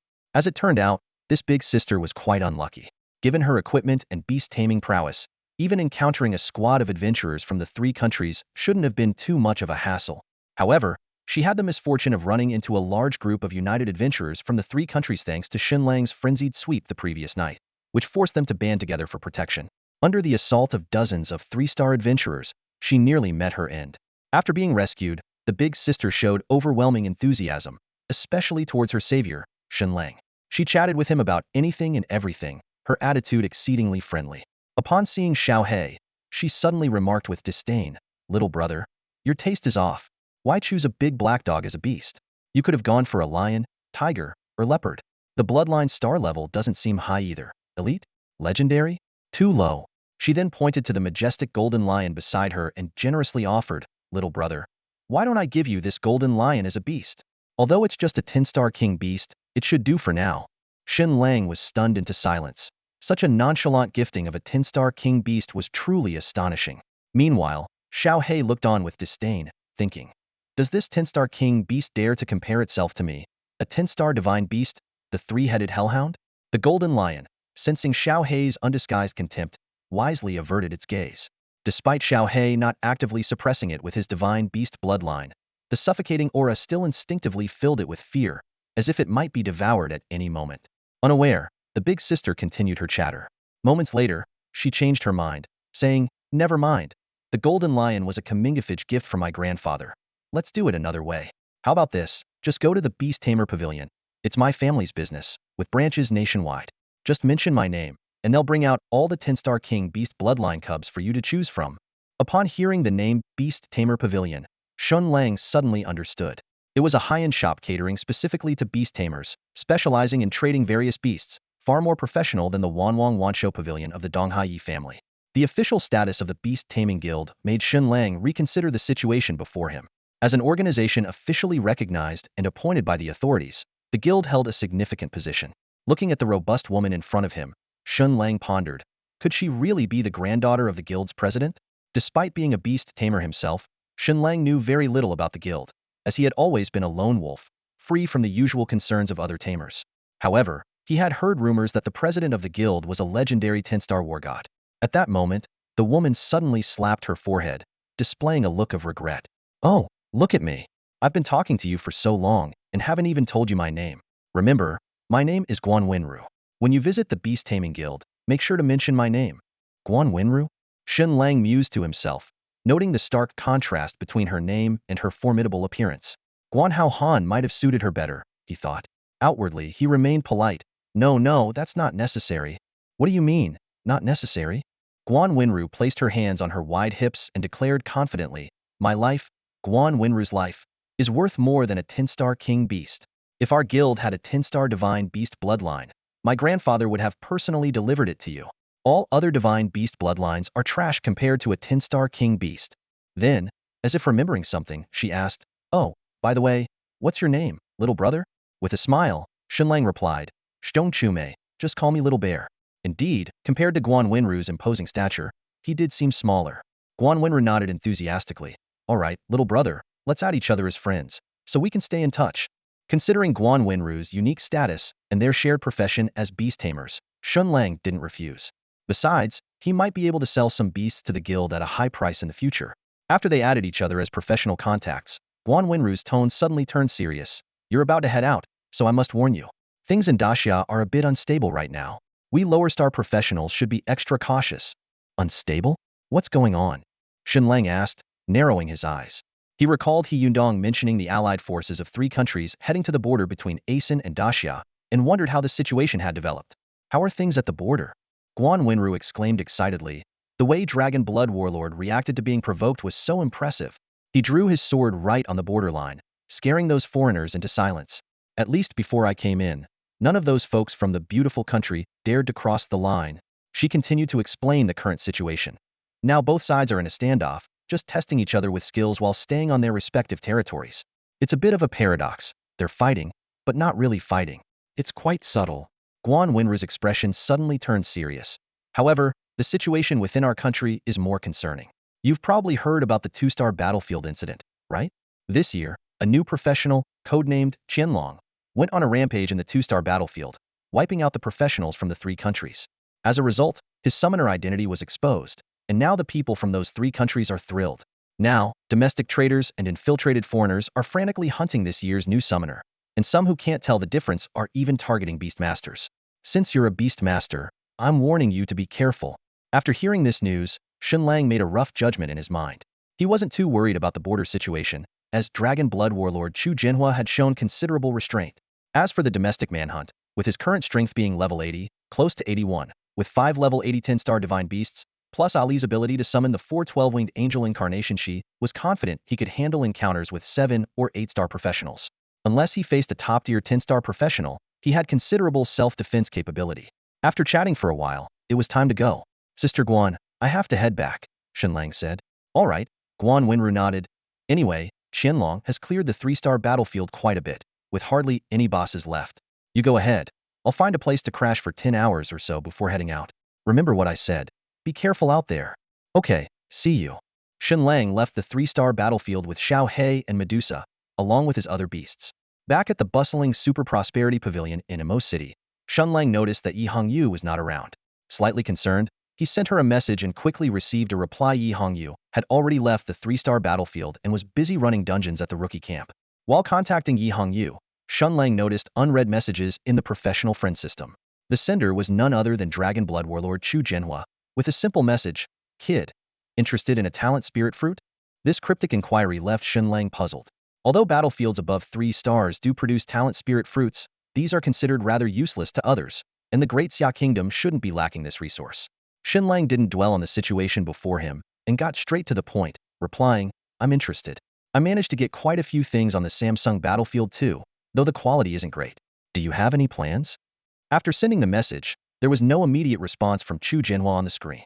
Considering Chu Jinhua was likely engaged in a standoff with Anthony at the border, it was understandable that he might not have time to check his messages. However, contacting Chu Jinhua was urgent. Shen Lang decisively changed his approach, setting aside the topic of the talent fruit and sending a more pressing message instead. "Boss, I have a skill that might be useful on the border battlefield. Do you need it?" To ensure the message caught attention, he repeatedly sent it. Meanwhile, the situation along the border of Asin had undergone significant changes. The deep trench previously created by Chu Jinhua's strike was now unrecognizable, as the exchange of skills between the two sides had completely transformed the area. Viewed from a satellite map, a massive depression had appeared at the border between Daxia and Asin. What was even more remarkable was that after a night of torrential rain, the lowest part of this depression had formed a vast rainwater lake. The dramatic change in the landscape could, in time, become a world-class geographic wonder. Despite the impressive scale of this exchange, it hadn't caused any substantial harm to either side. The greatest casualty was the land itself. Notably, both sides exercised restraint, never crossing the borderline. At this moment, in Anthony's tent, a shield level 9 agent named Iverson rushed in. Looking at Anthony, who was resting with his eyes closed, he lowered his voice and spoke gravely, "Lord Anthony, we've been tricked again." Inside Anthony's tent, Murakami and Amida stood on either side, accompanying him. The atmosphere was tense, and Iverson's words had stirred unease in both of them. However, as a level 9 agent of SHILD responsible for liaising with the intelligence departments of the United States, Iverson's status made them hesitant to speak up. Anthony slowly opened his eyes, frowning slightly. "What's going on? What trap are we caught in? That summoner from the Great Xia is still on the national battlefield, nowhere near within their borders." Iverson's face darkened with anger. "Our hunting operation in the Great Xia failed completely. Although we managed to eliminate a few summoners, we exposed more of our own operatives and suffered significant losses. How are you certain that Shen Lang is not within the Great Xia?" Anthony had barely finished his sentence when a glimmer of realization crossed his eyes. Did he move to the 3-star battlefield? Exactly. Iverson glanced at Murakami and Amida, and he's repeating the massacre of the 2-star battlefield there. Now, none of our professionals from the 3 countries dare step into the 3-star battlefield. How is that possible? Amida exclaimed. Wasn't he just a 2-star? How did he jump directly to 3 stars? Murakami interjected with a grim expression. We overlooked a crucial point. With his ability, hunting the fierce and divine beasts of the 2-star battlefield is a breeze, giving him enough experience and beast crystals to level up. More importantly, the strength of his summons clearly doesn't match their registered star level. Anthony pondered for a moment. He's summoning an avatar of a 10-star divine beast, naturally stronger than others of the same star level. A level 60 summoner's 10-star divine beast avatar won't exceed level 60, but it's enough to slay a level 90 professional. The key is, he can summon more than one. His words were tinged with frustration. Why does the great Xia produce such prodigies? Amida remarked with a wry smile. If such a genius were to mature, their nation could easily dominate the world, unchallenged. Anthony turned to Iverson. Relay to the counselor and the commander that besides 3-star professionals, 4-star professionals should also avoid the battlefield. Continue hunting great Xia professionals in 5-star and higher regions. Murakami and Amida immediately grasped the underlying implications. Since Shen Lang could rapidly ascend from 2-star to 3-star, there was no guarantee he wouldn't break through again. They quickly relayed this suggestion to their respective commanders through their communicators. After enduring 2 painful lessons, they couldn't afford to send more people to their deaths. The 4-star battlefield should be safe, as Shen Lang couldn't possibly rise 2 stars at once, and the 5-star battlefield was temporarily not a concern. Iverson ignored the 2 individuals and directly addressed Anthony, saying, "Before I came to see you, both the Supreme Leader and the Speaker had already sent out an alert to all 3-star professionals in the nation. They specifically asked me to convey this message to you. Although Shen Lang poses a threat, it has not yet reached a level that could impact the global situation. In contrast, Chu Jianhua is the immediate priority. This is a rare opportunity, and they are eager for you to ensure that Chu Jianhua is permanently dealt with in Asen country." Anthony nodded slightly. "All right, I understand. You can go back now." After Iverson left, he let out a cold laugh. It's easy for them to talk. If Chu Jianhua were that easy to handle, I wouldn't have been saddled with the nickname Old Turtle for years. He paused for a moment, a glint of determination in his eyes. But this time, it really is an opportunity. It all depends on whether Chu Jianhua can restrain himself. If he truly steps into Asen country, I'm 90 confident I can end the legend of the Dragon Blood War God. Indeed, as long as Chu Jianhua is dealt with first, Shen Lang will be of no concern. Without Chu Jianhua's protection in the Great Xia Nation, even if Shen Lang flees to the ends of the earth, they will not escape their global pursuit. Such a formidable adversary cannot be allowed to continue living. Anthony turned to look in the direction of the Great Xia Nation, a subtle, meaningful smile playing on his lips. The time is almost right. Chu Jianhua, can you hold back this time? Meanwhile, Murakami and Amida had just finished their conversations with their respective superiors and noticed Anthony's inexplicable smile, which left them puzzled. From their perspective, with consecutive setbacks on the national battlefield and no substantial progress in the border skill clashes, they saw no reason for joy. At the same time, within the borders of the Great Xia Nation, Chu Jianhua was leisurely enjoying delicacies from his favorite shop in the Forbidden City. The advantage of great power is this kind of freedom. However, as he savored his meal, an unexpected change occurred at the mythical Heavenly Court Guild's base. As a 10-star guild of the Great Xia Nation, the mythical Heavenly Court naturally responded to the call and arrived at the border to stand by. Apart from the guild leader, Wang Tang, there were fewer than 200 10-star professionals in the guild, all of whom had participated in the previous skill clashes.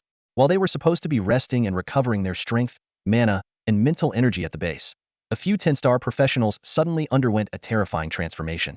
In the encampment of the mythical Celestial Guild, over 100 10-star warriors were scattered into small groups, either animatedly discussing the scenes of skill clashes or quietly meditating.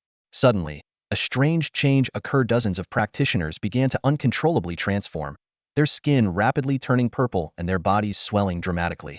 Roar! With a beast-like howl, these individuals instantly mutated into purple giants. They bared sharp fangs, their hair wild and unkempt, and their eyes devoid of humanity, filled only with greed and hunger for their companions.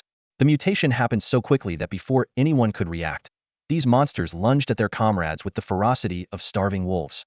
"Old Zhao, what are you doing?" Damn it, my neck!" Screams echoed everywhere. These mindless creatures abandoned their skills, relying solely on instinct to tear into the flesh of their former allies. In mere seconds, more than 10 people had fallen to their fangs. Fortunately, everyone present was a 10-star warrior, and they quickly recovered from their shock. Some rushed to rescue their fallen comrades, while others moved to subdue the mutated individuals who had lost their professional abilities. Wang Tung, who had been discussing the battle situation with Quanglei and Yaorao, arrived upon hearing the commotion, witnessing the horrific scene. Of the 18 mutated individuals, only 3 remained alive, the rest having been killed due to excessive resistance. What on earth is happening? Wang Tung's face was stern. After receiving a detailed report, Quanglei spoke bluntly. Could they be enemy assassins? Impossible. Wang Tung flared up in anger. There are no traitors in the mythical Celestial Guild. In the midst of the tense standoff, Zhu Jianhua arrived, brimming with intensity. Looking at the 3 purple monsters, a flash of pain crossed his eyes. No need to investigate. It's Anthony. I can sense his presence. Before his words even settled, Zhu Jinhua acted. With a flash of his blade, the three purple monsters, along with the corpses on the ground, were reduced to ashes. Wang Ting opened his mouth to speak, but ultimately remained silent. As a 10-star warrior, Wang Ting, although not as powerful as Zhu Jinhua, was still among the top in his class. At this moment, he immediately saw the harsh truth: the ones slain by Zhu Jinhua were no longer his guild members, but had already transformed into complete monsters. Zhu Jinhua's chest heaved violently, and his fists were clenched tightly, clearly on the verge of an outburst. Wang Ting understood that the situation was like standing on a powder keg, where any wrong word could ignite the fury of this war god. Without a doubt, the mutation and deaths of the mythical Heavenly Court guild members were a sinister plot orchestrated by Anthony. I'm sorry, it was my oversight. Zhu Jinhua turned to Wang Ting, his voice filled with deep remorse. I failed to notice that wretched old turtle's previous maneuvers. But rest assured, I won't let them die in vain. They were heroes, and I will avenge all of them. Before he finished speaking, Zhu Jinhua's gaze had already turned towards the direction of the Asen nation, his eyes burning with a chilling intent to kill. Every 10-star professional present was filled with dread, as if Zhu Jinhua was a nuclear bomb ready to explode at any moment. Huazi, don't be impulsive, revenge can wait. Wang Ting's heart raced as he hurriedly tried to dissuade him. He knew too well that Anthony's schemes were designed to unsettle Zhu Jinhua, forcing him to cross the border and engage. Quanglei and Yao Rao intuitively blocked Zhu Jinhua's path. Yao Rao spread her arms, her expression serious as she said, Brother Hua, you know this is Anthony's trap. He wants you to go to the Asen nation. If you go now, you're walking right into his trap. They died right under my nose, and you want me to pretend I didn't see it? Zhu Jinhua pointed in the direction where the purple monsters disappeared, gritting his teeth. I understand the reasoning, but I really can't hold back anymore. With that, he attempted to break through. Huazi, Zhu Jinhua. Wang Ting stepped forward swiftly, blocking his way and shouted sternly, it was my mythical Heavenly Court's people who died, and I'm more desperate for revenge than you are. But who are you? You're the Dragon Blood War God, the guardian of Dacia. If you go, should we all follow? Should the thousands of 10-star professionals here follow you? Have you thought about how many will die if we do? You might die. I might die. Yao Rao might die. Quanglei might die. Wang Ting's voice echoed through the mythical Heavenly Court's camp. Everyone here who believes in you and followed you could die all because of your reckless impulse. As he spoke, Wang Ting suddenly lunged forward and grabbed Zhu Jinhua by the collar. His face was contorted with anger, his voice hoarse. This scene shocked Quanglei, who had never seen anyone dare to confront Zhu Jinhua like this. Wang Ting was definitely the first. Yao Rao stood nearby, her eyes flickering with concern. Knowing the history between Zhu Jinhua and Wang Ting, she hoped Wang Ting could successfully dissuade Zhu Jinhua. The atmosphere was tense and silent because everyone understood that Wang Ting was acting out of concern for Zhu Jinhua. Zhu Jinhua locked eyes with Wang Ting, whose eyes were bloodshot with emotion. Zhu's raging emotions slightly calmed, and clarity returned to his gaze. Let go of me, I'll say this just once. His tone was as sharp as a knife. Wang Ting released his grip but forcefully pushed Zhu Jinhua away. Do you know why I didn't join the war god camp with you back then? Why? Zhu Jinhua halted his steps to ask. Maybe you all thought it was because I was jealous of you. Wang Ting's face twisted into a self-mocking smile. Sure, I was a bit jealous. But more than that, I despised your personality: impulsive, reckless, arrogant, never considering the consequences. Then, Wang Ting revealed a shocking truth. The creation of the mythical Heavenly Court was actually to fulfill Xiao Ying's last wish. The mention of her name sent a shiver through Zhu Jinhua. Xiao Ying had been Zhu Jinhua's girlfriend and the object of Wang Ting's secret affection. Back then, Zhu Jinhua had recklessly gone to America to seek revenge on Anthony, nearly losing his life. During his confinement by the old leader, Xiao Ying tragically died in a secret realm. Heartbreakingly, her true purpose for entering the demonic realm was to test the skills of the 12-winged fallen angel to help Zhu Jinhua against Anthony. Guardian of the Great Xia? You're nothing but a selfish fool who only cares about himself. Wang Ting threw this final remark over his shoulder as he walked away. The other professionals present pretended nothing had happened and quickly dispersed. Zhu Jinhua left the camp in a daze, no longer mentioning revenge. Quanglei worried that Zhu Jinhua might do something rash, but Yao Rao said, do you believe that if Wang Ting hadn't said those things, a war would have already broken out? Now, because of Wang Ting's words, Brother Hua has completely given up on going out. Zhu Jinhua returned to the camp, standing alone with a dim look in his eyes. Memories surged like a tide. Those days spent with Wang Ting and Xiao Ying were vivid in his mind. Though half-brothers, Wang Ting never made him feel distant. The two brothers met Xiao Ying through a game, and the three of them teamed up with great synergy. After meeting in real life, Zhu Jinhua and Xiao Ying quickly fell in love. He knew that Wang Ting also had feelings for Xiao Ying, but his brother always respected the boundary, and the three continued to team up without change. The turning point came after all three achieved 10-star status. In youthful defiance, Chu Jinhua insisted on going to America to seek revenge on Anthony, nearly losing his life in the process. The old king was furious and confined him to the Forbidden City. When he finally regained his freedom, he was met with the news of Xiao Ying's death. At that moment, Chu Jinhua almost broke down. He resented Wang Tong for failing to protect Xiao Ying and even more for not pleading with the old king to lift his confinement. In a fit of rage, he severely injured Wang Ting, severing their brotherly bond. From then on, they were strangers. Recently, he had hurt Wang Ting again over the matter of Shen Lang. In the years that followed, Chu Jinhua earned the title of Dragon Blood War God through relentless battles, while Wang Tong focused on developing the mythical Heavenly Court Guild, making it the top 10-star guild in the Great Xia Kingdom. It was all because of me, Chu Jinhua murmured, tears welling in his eyes. He wished he could bring in Shifa back to life, just to kill him again with his own hands. If he hadn't gone to America back then, perhaps Xiaoying wouldn't have ventured into the demon's secret realm in search of Shifa and wouldn't have died. By now, their children would have grown up. He and Wang Tong might still be as close as brothers, but there is no medicine for regret. I'm sorry, Xiaoying. I'm sorry, brother. Tears finally streamed down his face. Thinking of Anthony, Chu Jinhua clenched his fists, and an apocalyptic aura erupted from within him. Dark clouds gathered over the border, lightning snaked through the sky. However, this overwhelming presence soon subsided, leaving only a blade of light slashing toward the border of the third country. Since Anthony killed first, Chu Jinhua would repay blood with blood. The old war gods nearby breathed a sigh of relief. In the shadows, Wang Ting smiled bitterly and whispered, Xiaoying, it seems only you can keep this brother of yours in check. Meanwhile, in the camp at the border of the third country, Anthony, Murakami, and Amida sensed the astonishing aura from the direction of the Great Xia Kingdom and exchanged knowing smiles. Anthony finally revealed his true plan. During the earlier clash of skills, he secretly infused his power as a Lich Master, a strange energy capable of transforming humans or fierce beasts into violent Lichicinto, the bodies of the mythical Heaven Guild's professionals. He intended to use the lives of these 10-star professionals to provoke Chu Jinhua, luring him to step into the territory of the Asen Kingdom. At this moment, a terrifying aura erupted again from the border of the Great Xia, even more violently than before. Although the first wave was quickly suppressed, likely due to someone intervening, this time the force was even more formidable. Risking his life for a few ordinary professionals. How foolish! Murakami remarked disdainfully, sensing the aura. That's how people in the Great Xia's military and government are, serving the people. Amida quipped, then turned to Anthony, showering him with praise. Master Anthony truly has a way. Anthony smirked and was about to issue further commands when his expression suddenly changed. He vanished from the tent, reappearing in the void. A massive earth bear, which had appeared unbeknownst to them, was roaring and charging towards the camp of the 10-star professionals from the beautiful country, because there, a blade as swift as lightning was descending. Boom!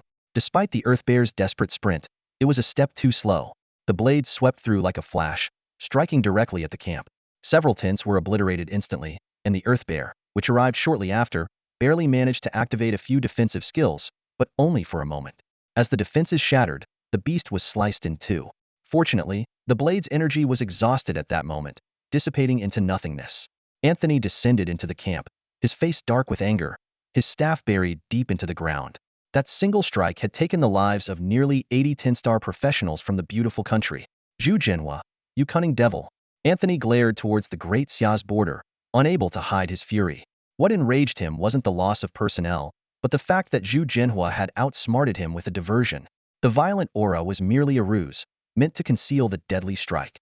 By the time he realized it, the blade was already over the camp, leaving no time for rescue. Murakami and Amida reacted a moment too late. By the time they caught up with Anthony, the scene before them rendered them speechless. The lifeless body of a beautiful country practitioner lay on the ground, and Anthony's face was dark with anger, as if he might explode at any moment. However, Anthony managed to suppress his fury and turned back towards the tent. Although he had the power to kill Chu Jinhua, it would have to be when Chu was outside the borders of Daxia. Forcibly entering Daxia would mean mutual destruction. Anthony wanted Chu Jinhua dead, but not at the cost of his own life. Murakami and Amida exchanged a look of resignation. They hoped for Chu Jinhua to make the first move or for Anthony to take action, but the old turtle chose the cautious path. What surprised them even more was Chu Jinhua's reaction. Despite witnessing the brutal death of his people, he didn't rush in recklessly. This was contrary to their understanding of him. Within Daxia, the war god camp and 10-star practitioners from all sides breathed a sigh of relief. Although Chu Jinhua hadn't acted impulsively, His killing of the beautiful country practitioner was a form of revenge for the comrades who had fallen for the mythical heavenly court. It proved he was still the awe-inspiring dragon blood war god. No one dared disturb Chu Jinhua at this moment, not even his close guards Quanglei and Yao Rao, who kept their distance. After dealing with those practitioners, Chu Jinhua withdrew his aura and sat alone in the tent, staring blankly ahead. At that moment, a three-dimensional holographic image of the old national leader appeared in the tent. It was Wang Tang who had informed him as another close relative of the old leader. Wang Tang naturally had the means to contact him. Facing the old leader, Chu Jinhua remained expressionless. I only learned about it afterward. Otherwise, I wouldn't have let you see her one last time, the old leader sighed. I understand, Chu Jinhua replied curtly. Don't blame your brother either. These years have been tough on him too. I understand, came the same response. The old leader gazed at Chu Jinhua for a long while before finally saying, the past is behind us, and there's no need for an old man like me to say more. But now is now, so remember your identity, no matter what. With that, the hologram faded. Only then did Chu Jinhua turn his gaze to where the old leader's image had vanished, murmuring to himself, who am I to blame? But you're right, I am Chu Jinhua. I am the Dragon Blood War God, the guardian war god of Daxia. My purpose is to protect Daxia and ensure no one harms it. With these words, his eyes regained their spark. Just then, the persistent notification sounds caught his attention. Initially, he thought it might be more advice from the old leader or others, but the frequency was unusually high. Calming himself, Chu Jinhua opened the practitioner friend system and found very few messages. This made sense, as most of those who could add him as a friend were at the border and could meet directly. However, Shen Lang's chat window showed 99 unread messages, and they kept coming. Chu Jinhua frowned and quickly opened it, worried that something had happened to Shen Lang on the battlefield. Jinhua Chu stared at the chat window, where the same message kept appearing. Shen Lang, big shot. I have a skill that might offer you a little help on the border battlefield. Interested? He pondered the meaning of these words. As a top-tier professional, he knew that at their level, auxiliary skills that could provide substantial help were rare. But considering the message was from Shen Lang the prodigy with god-level talent, he replied, what skill? Shen Lang responded instantly, we're god. You finally replied. Cut the chatter. Get to the point. Well, I heard that Anthony from the pretty country is provoking you to go abroad for a match.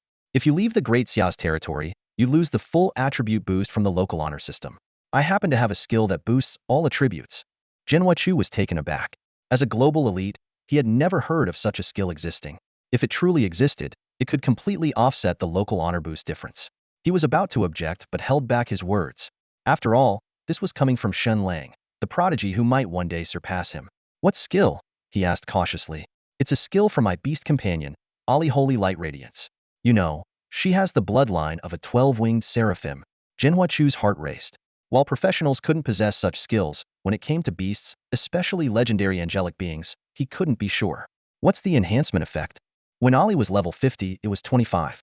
Now we're both level 80. Let me check. Shen Lang quickly replied. It's increased quite a bit. Now it's 45. Holy crap.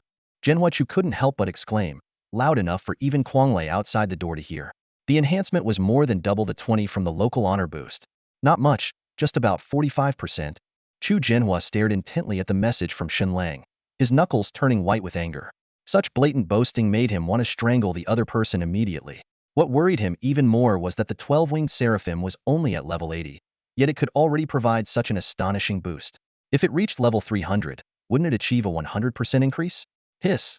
Chu Jinhua took several deep breaths, trying to calm his heart, which felt like it was about to leap out of his throat. A 100% boost meant doubling his combat power, an enhancement level that would allow him to dominate this planet. 10-star divine beasts and Anthony would be no match for him. With this thought, a smile finally appeared on Chu Jinhua's face. Shen Lang's support skill came at just the right time, and having this guy born in Daxia is truly a blessing from his ancestors. So, do you need me to come to the border, boss? Shen Lang sent a message. Where are you right now? Are you still in the 3-star battlefield? Get out immediately. Chu Jinhua replied instantly. I've already left. I'm in Imo City now. Don't go anywhere. I'll send someone to pick you up right away. Wait there. Okay. At that moment, Quanglei heard Chu Jinhua curse 3 times in a row and cautiously peeked over, only to be grabbed by Chu Jinhua. Chu Jinhua's eyes were blazing, as if he was about to devour Quanglei alive. Huagu, what are you doing? I'm little Lei Lei. Quanglei said weakly. Go to Imo City. Bring Shen Lang to the border. Now. Immediately. On second thought, you're too slow. Chu Jinhua said and then vanished, leaving a bewildered Quanglei behind. Chu Jinhua quickly found Yao Rao and ordered her to rush to Imo City to meet Shen Lang. Yao Rao departed without even asking why, her speed so fast that it left a trail of ice elemental flames in the sky. This scene was observed by the professionals from the 3 countries at the Asen border. Murakami and Amida were discussing Yao Rao's sudden departure when Anthony appeared, holding a black longbow, and without a word, shot a dark arrow. The battle erupted immediately, with the professionals from Daxia responding swiftly, some intercepting the arrow, others counterattacking the enemy positions. Murakami and Amida quickly joined the fray, and the exchange of skills once again engulfed the border. The dark arrow was unstoppable, piercing through several layers of defense skills. At the critical moment, Chu Jinhua appeared, effortlessly crushing an attack that could have annihilated a top 10-star professional. Then, Chu Jinhua walked step by step towards the border, each step causing his battle intent to surge, as if a divine dragon was circling him. At that moment, he seemed like a war god descended to earth, making soldiers from both sides look up in awe at this towering figure. Anthony squinted, his stance clearly ready for battle. The air was thick with tension, poised to erupt at any moment. Murakami and Amida looked bewildered, completely unable to grasp the situation unfolding before them. Although Zhu Jinhua had previously shown bursts of energy, they were mere bluffs. Why had he suddenly adopted a Dordai attitude? Despite their confusion, they rose into the air alongside Anthony. On the Daxia side, everyone was stunned by Zhu Jinhua's sudden transformation. Several veteran warriors and Wang Tong tried to intervene but found themselves unable to move under Zhu Jinhua's formidable pressure. Zhu Jinhua extended his hand, summoning a divine dragon that transformed into his signature dragon-shaped battle blade. "Don't try to stop me," he declared coldly as he stepped forward. "Today, no one can stand in my way." With those words, he lightly swung the dragon blade. There was no earth-shattering energy surge, yet it effortlessly nullified all skills of the 3 nations' combatants. Simultaneously, the powerful force pushed Daxia's combatants back over 10 kilometers without harming them. Even Wang Tong had to retreat, looking up at Zhu Jinhua in shock and asking, "What are you trying to do?" Other Daxia combatants were equally baffled, unable to comprehend why Zhu Jinhua had suddenly gone berserk. Zhu Jinhua continued advancing, his dragon blade pointing at Amida, Murakami, and Anthony in turn. "Today, you will all die. None of you will escape." His words left the tens of thousands of combatants present feeling a suffocating pressure. Far from the border, Yao Rao sensed the immense energy behind her. Just as she was about to turn back, a chat message from Zhu Jinhua's professional friend forcibly popped up. After reading it, Yao Rao's face transformed from worry to elation, her chest heaving with excitement. In the next moment, she became a silver-white light, merging her main ice element profession with her auxiliary wind element, blending into the wind elements of the world, and sped directly toward Emo City. Although teleportation arrays were faster, searching for one would take too long, making direct flight more efficient. As Yao Rao passed, she whipped up fierce winds and tornadoes. She didn't even avoid the cities along the way, passing directly through them. While she didn't destroy the defensive formations, her passage caused these cities to shake violently. One of these cities was Shen Lang's hometown Donghai City. As Yao Rao approached, residents inside and outside the city felt a strong gust of wind. The city's usually hidden protective array appeared, shaking violently like waves. Yi Yunchong had already left the city lord's mansion, standing in the sky above the city, fully activating the protective array. He had received reports from other city lords about a 10-star combatant rushing through. A snow-white figure streaked across the sky, disappearing in an instant. The sky was then torn apart, with endless winds churning the void. Yi Yunchong had to engage the strongest defensive formation, and the city's protective shield was deformed, akin to a squeezed balloon. Fortunately, the winds came and went quickly, and Donghai City's defensive array soon returned to normal. Yi Yunchong looked at the still-tearing sky in the distance with lingering fear. Who could cause such a violent force just by traveling, nearly damaging the city's defenses? Aware of the situation on the southern border, Yi Yunchong frowned and thought. Although he didn't know who the traveler was, they must be among the nation's top few.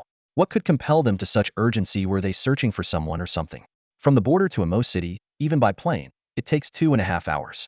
While teleportation arrays are faster, they require multiple transfers since the array positions at the border are fixed. In comparison, 10-star professionals can fly much faster than planes, typically reaching Emo City from the border in just half an hour. As for an invincible powerhouse like Chu Jinhua, it takes only a minute or two. Despite wanting to personally pick up Shen Lang, Chu Jinhua knew that his departure would undoubtedly draw the attention of Anthony and others. If they seized the opportunity to launch an attack on the border, the allied forces of the 3 nations would be hard for Daxia to withstand. Therefore, he sent Yao Rao instead. Although other veteran war gods could handle the task, Chu Jinhua preferred not to let too many people know about Shen Lang. It wasn't a matter of trust, but rather a desire to protect Shen Lang from any potential risk. In his eyes, Shen Lang had evolved from a mere successor to a true treasure. Though Yarao couldn't match Chu Jinhua's speed, she still managed to cover thousands of kilometers in just 4.5 minutes, arriving outside Emo City.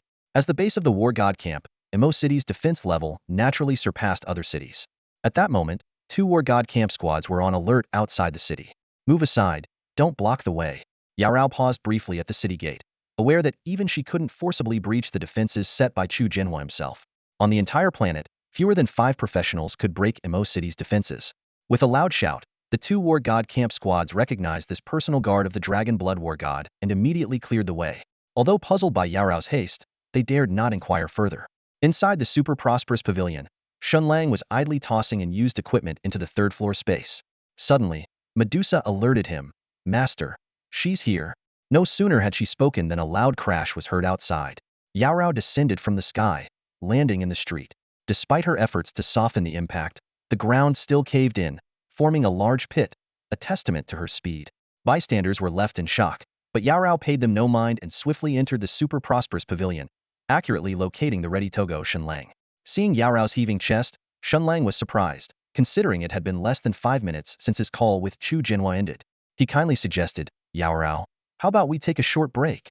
Let's go. Yarao insisted, still catching her breath. Shen Lang nodded and turned to Ali. Give our Yarao a boost? Yeah, let's go with the holy light shine. Hearing this, Yarao was immediately excited. Is it that skill? Yes. Shen Lang replied with a smile. Then hurry. Yarao eagerly looked at Ali, not expecting to be the first to experience this skill. As Ali cast the skill, a thin layer of holy light enveloped Yarao. Instantly, her aura not only returned to its peak, but became even stronger. Meanwhile, a system prompt sounded in her mind, informing her of a 45 increase in her 4-dimensional attributes, lasting 30 minutes. Thrilled by the astonishing boost, Yarao gleefully lunged at Shen Lang, planting several kisses on his face. This scene made Medusa and the other beasts raise their eyebrows. Had they not sensed no hostility, they might have torn this bold human woman to shreds. Shen Lang. This surprise couldn't have come at a better time. Yarao released Shen Lang, her eyes still sparkling with excitement. That's my skill. Ali mumbled softly to herself, a hint of reluctance in her voice. Yarao continued walking without turning her head, saying, You are his beast companion. Your skills are Shen Lang's skills. Ali was momentarily speechless, unable to find a reason to argue. Shen Lang wiped the corner of his mouth with the back of his hand, a bit helpless as he said, Sister Yarao, you're taking advantage of me a little too much here. What do you mean? Yarao chuckled lightly.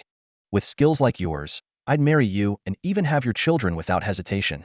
Her expression was unusually serious as she spoke, completely ignoring the 4 cold glares directed at her from behind. TCH, let's not go there, Shen Lang said with a wry smile, shaking his head. Yarao didn't pursue the topic further, instead focusing on the skill called Holy Glory. Having just experienced it firsthand, she realized that all her attributes had increased by 45, which meant her overall strength had nearly doubled.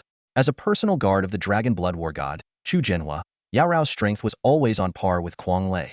But now, she was confident she could defeat Quang Lei with ease. What was even more astonishing was that this enhancement effect lasted for a full half hour, which was extraordinary. In most battles, half an hour is enough to determine a winner. However, considering the special circumstances of the ongoing border conflict, Yarao couldn't help but ask, how long is the cooldown for this skill? Even though the skill was already incredibly powerful, she held on to the hope for something even greater, thinking that even a 3-hour cooldown would be acceptable. Shen Lang turned to Ali, who replied, the cooldown is a bit long. It's currently 10 minutes. But as I level up, this time should decrease. Hearing this astonishingly short cooldown time, Yarao's breath caught for a moment. Yarao's eyes widened, and her breathing became rapid. She originally thought that the cooldown time for the skill Holy Light Glory was at least 3 hours, but Ali told her it only took 10 minutes. 10 minutes? Yarao almost burst into laughter. At their level, most skills had cooldown times of several hours, yet this game-changing skill, which could boost all attributes by 45, could be used again in just 10 minutes. Even more astonishing, the skill lasted for half an hour, meaning it could be activated again before the first use even ended. Her gaze burned intensely at Ali, as if she wanted to devour the 10-star divine beast whole. Seeing Yarao's expression, Ali took a cautious step back. What are you doing? I don't want you kissing me. Yarao ignored this and pressed on. How much mana did it take to use Holy Light Glory on me just now? About 1/10, Ali replied, tilting her head. This revelation hit Yarao like a bolt from the blue. She was a top 100 ranked professional globally, and this level 80 12-winged seraphim only used 1/10 of its mana to cast a buff skill on her. While Yarao was still in shock, Shen Lang suddenly spoke up. By the way, Yao Rao, this skill is also a group skill. What do you mean? Yao Rao understood the concept of a group skill, but she was already too stunned to think clearly. It means we can use this skill on you and others at the same time. Shen Lang explained, a hint of pride in his voice. Yao Rao immediately turned to Ali for confirmation. Upon receiving a nod, she couldn't help but burst into laughter. This was practically invincible. It could simultaneously grant a 45 all-attribute boost to 10 top-tier professionals for half an hour, with a cooldown of only 10 minutes. She could already picture the scene. Shen Lang directing Ali to cast Holy Light Glory on Zhu Jinhua, herself, Quang Lei, and other top domestic professionals, while foreign powerhouses like Anthony, Amida, and Murakami looked on in astonishment when they storm into the Asen nation. However, Yao Rao quickly thought of another issue. If Ali cast the spell on 10 top-tier professionals at once, how long would it take for the mana to recover after depletion? But she immediately dismissed this concern. Mana recovery was too easy, whether through a priest's aid or mana potions. Realizing this, Yao Rao felt even more exhilarated. Once the issue with magic was resolved, it opened up an incredible possibility. They could maintain a 45 boost to all attributes for at least 10 top-tier professionals, as long as they wished.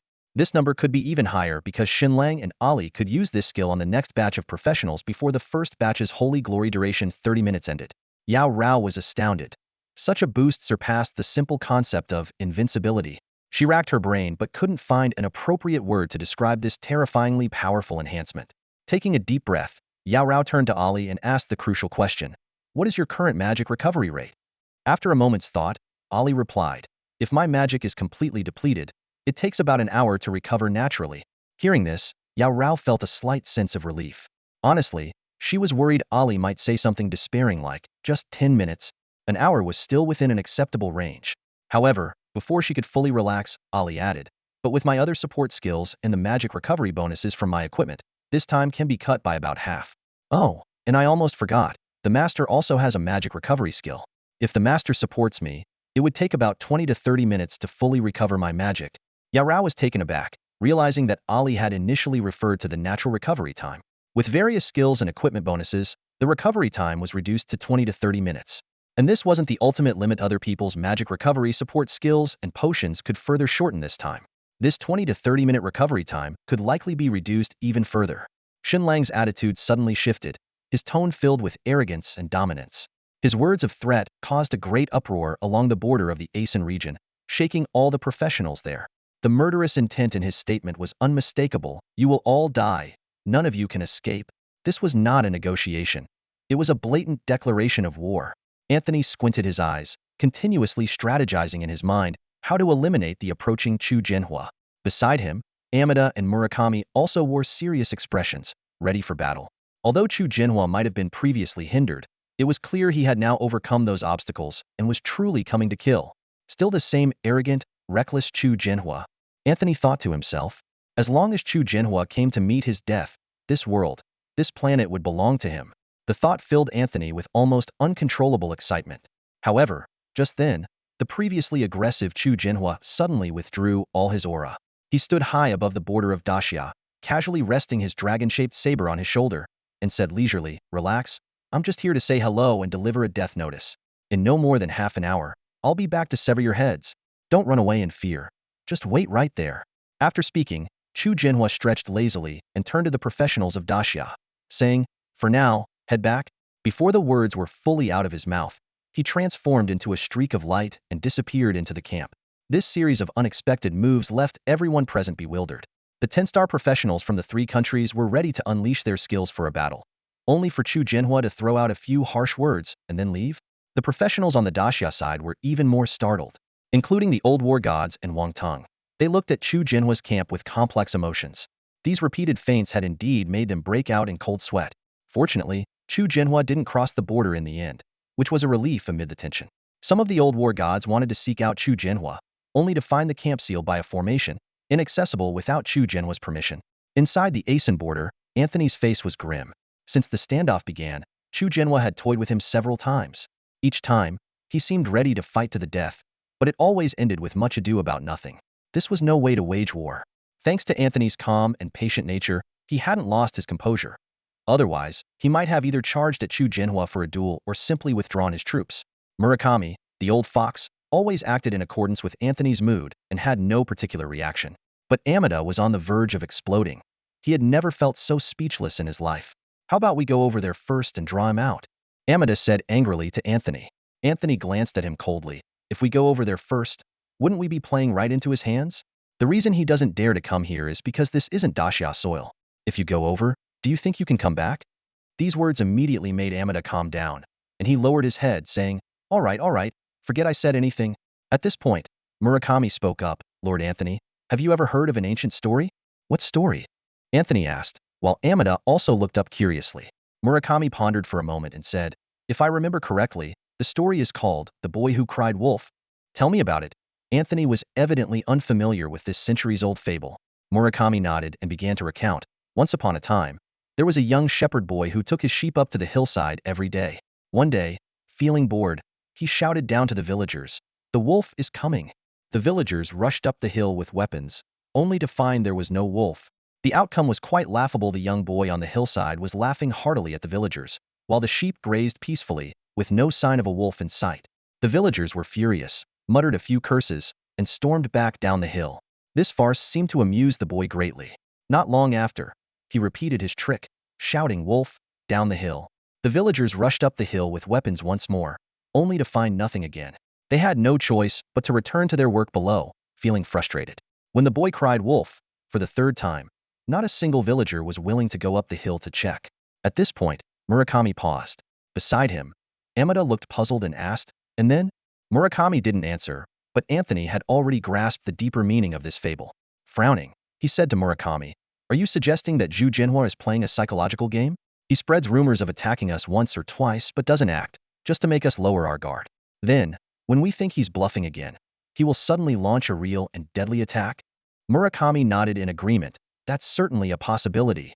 Anthony squinted, carefully considering this possibility.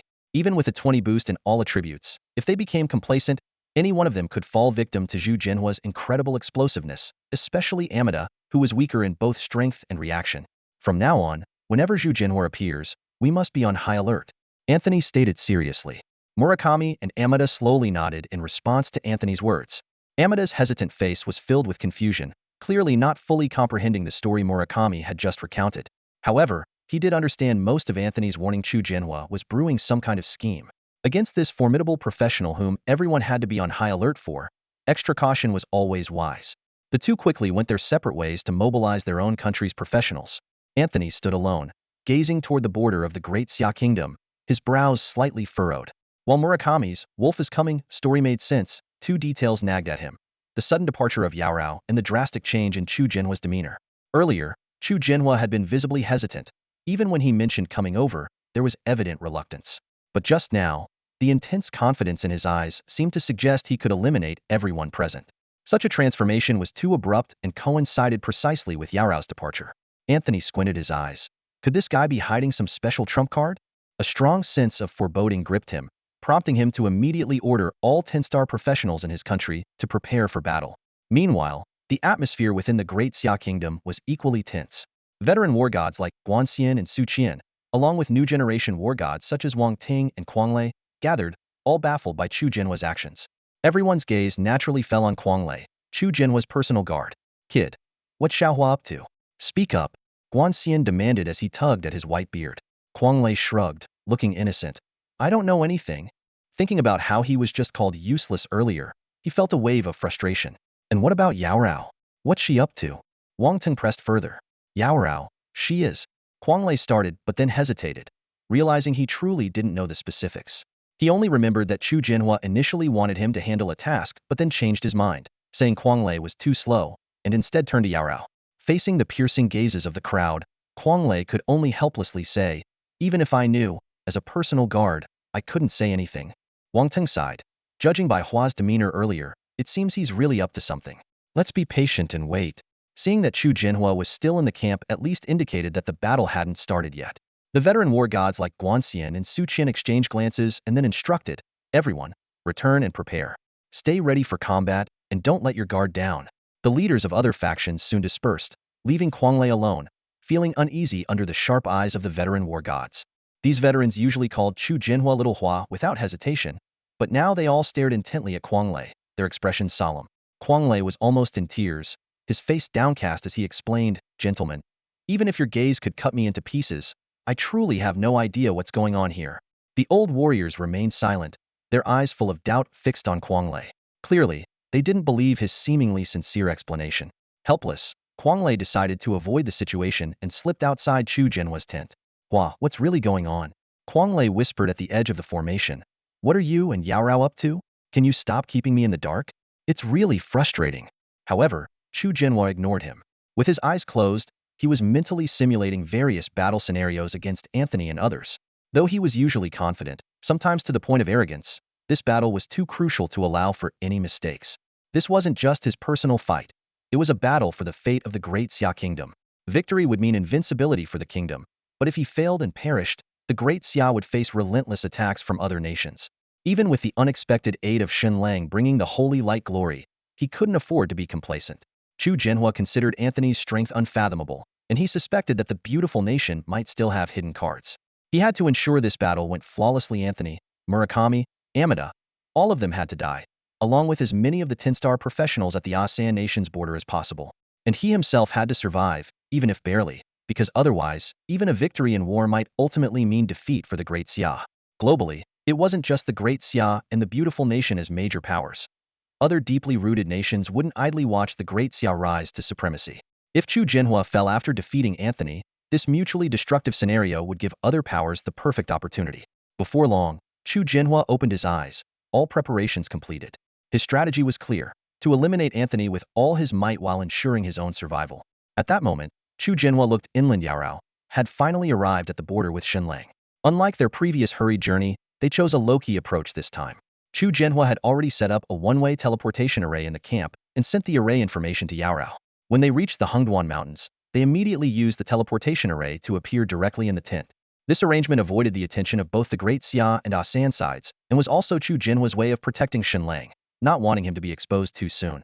Inside the barracks, a simple teleportation point composed of 12 10-star space-type beast crystals shimmered with light. Though these high-grade crystals were expensive, they were nothing out of the ordinary for Chu Jinhua. Within the glow, the figures of Yao Rao, Shen Lang, and others gradually emerged.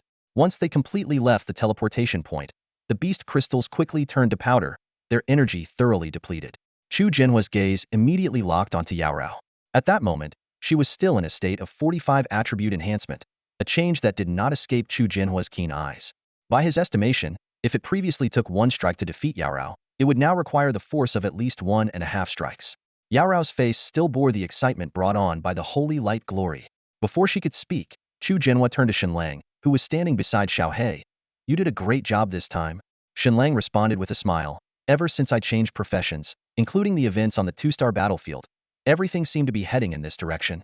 It's only right that I contribute. Your contribution came just in time. Chu Jinhua got straight to the point. Tell me more about this skill. Yao Rao quickly interjected. Brother Hua, this is a skill of Shen Lang's beast, the 12-Winged Seraph Arli, called Holy Light Glory. It's a group support skill that can enhance multiple people at once, lasting 30 minutes, with a cooldown of only 10 minutes. Chu Jinhua raised an eyebrow, interrupting her to address Shen Lang. A group support skill is indeed unexpected, but it only lasts 30 minutes. That's how it is for now, Shen Lang explained. This is the duration at Arli's level 80, and it will increase as the level rises. Chu Jinhua pondered for a moment. 30 minutes will have to do, but your levels are too low to directly engage in battle. The aftermath alone could be fatal for you. You'll have to stay on standby at the rear and reapply the skill once it ends. He paused, then continued. A couple of times is manageable, but Anthony and his team aren't fools. If this continues, they'll eventually catch on. When they find you, it'll be dangerous. Can't Anthony be dealt with in 30 minutes? Shen Lang asked with a frown. Chu Jinhua shook his head. As I've said, Anthony is not easy to deal with. Besides his strong survivability, he surely has other trump cards. Half an hour might not be enough. This was indeed a problem. Shen Lang and Yao Rao both showed signs of concern.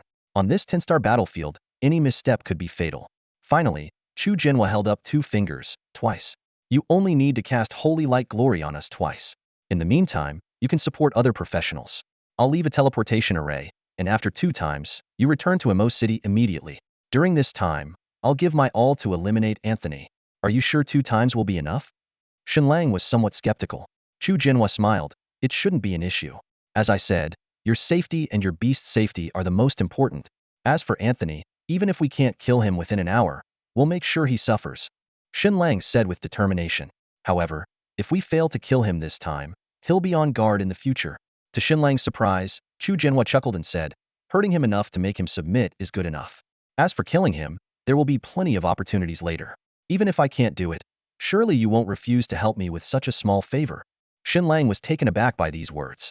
Based on what everyone knew about the Dragon Blood War God, Chu Jianhua, this wasn't something he would typically say. Given Chu Jianhua's usual personality, he would insist on killing Anthony at all costs this time. Shen Lang looked at Yao Rao in confusion, his eyes asking, is this really the Dragon Blood War God? Yao Rao also noticed Hua Ji's unusual behavior today, but vaguely understood the reason behind it, considering the earlier incident with Wang Teng. However, such gossip couldn't be discussed openly, so she remained silent. Chu Jianhua ignored the silent exchange between the two and continued. What do you think of this plan? If it's agreeable, I'll start preparing a one-way teleportation array right now and finalize the list of the first and second batch of professionals to be blessed with holy light glory. I have no objections, Shen Lang glanced at Ali. But if we only have 2 chances, aside from Ali's 10-minute cooldown? Oh, I never got any cooldown reduction equipment. Such equipment could shorten this time. There is no such equipment. Chu Jinyu shook his head, then added, of course, it might just be undiscovered. After all, no one thought there could be a professional with an all-attribute enhancement skill before, and Shen Lang has proven it possible with the 12-Winged Seraphim, Ali. Through their discussion, they confirmed that since Ali was currently only level 80, she could at most bless 10 strong individuals of Yao Rao's level with holy light glory at once.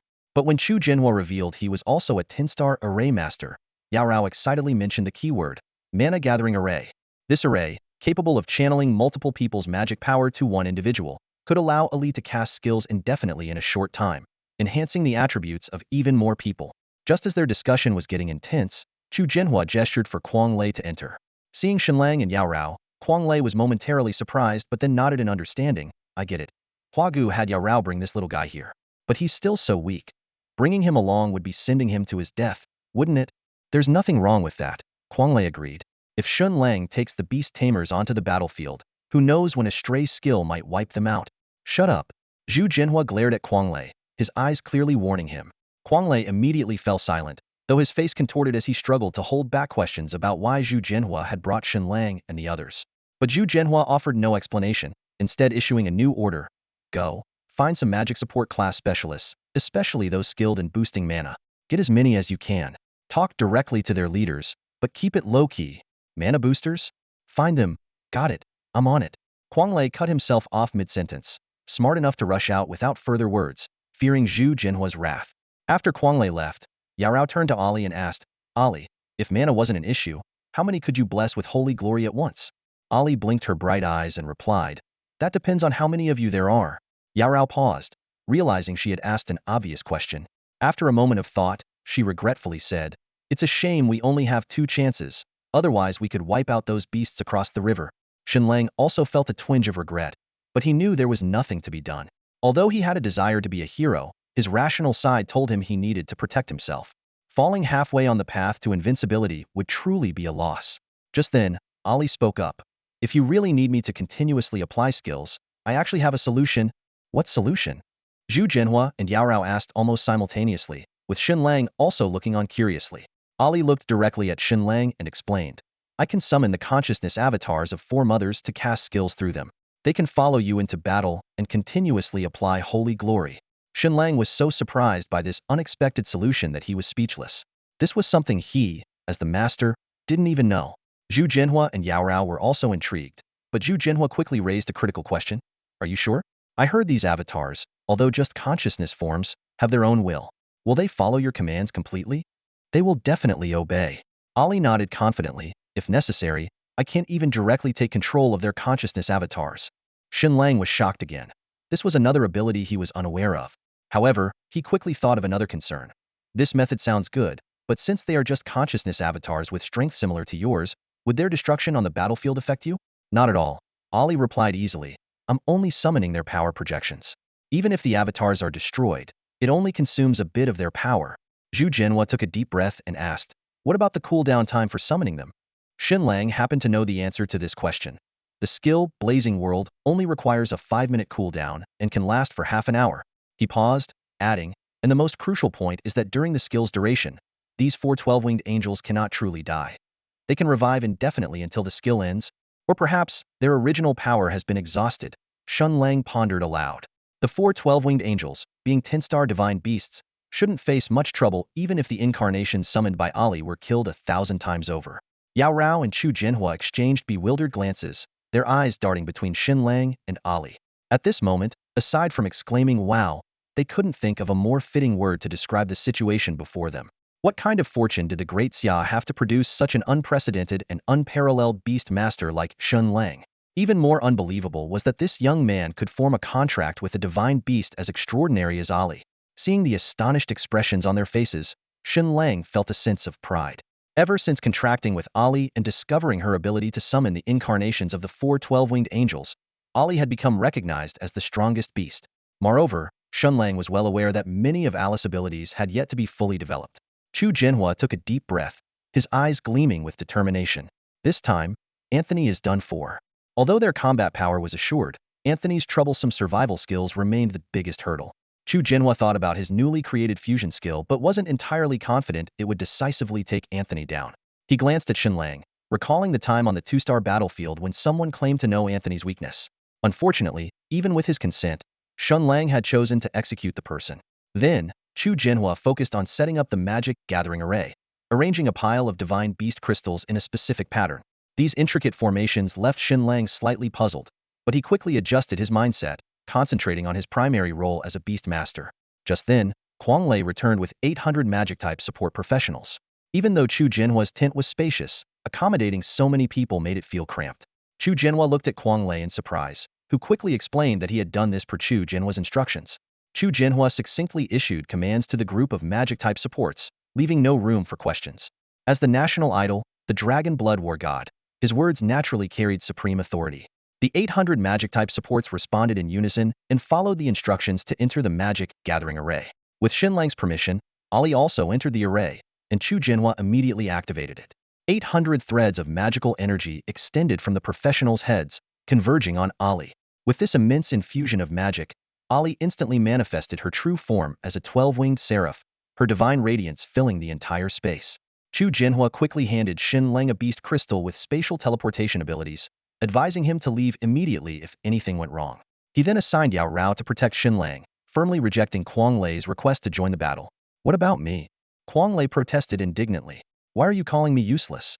What are you planning with this grand setup? Quang Lei was still completely baffled, unable to comprehend the situation before him. He knew Shen Lang and understood the Juemo formation, but the current scene left him utterly confused. 800 people's magical power was all converging into a seemingly petite figure. Of course, calling Ali a little girl was clearly inaccurate. To Quang Lei's surprise, she was actually a 12-winged angel and one of Shen Lang's beasts.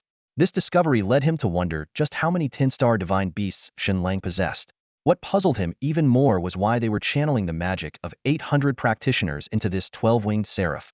Although Shen Lang's beasts had the bloodline of 10-star divine beasts, they had not fully matured and did not possess the true power of a 10-star level. Nobody answered his questions. Instead, he was inexplicably scolded, called useless, and ridiculed for his lack of intelligence. This left Quang Lei feeling dejected, wanting to find a corner to sulk, but Chu Jinhua and the others completely ignored his forlorn expression. When Chu Jinhua ordered Yao Rao to stay behind, she immediately objected, "No, I want to go to the battlefield." Understandably so, keeping a top-tier 10-star expert with a 45% attribute boost as a guard seemed like a waste.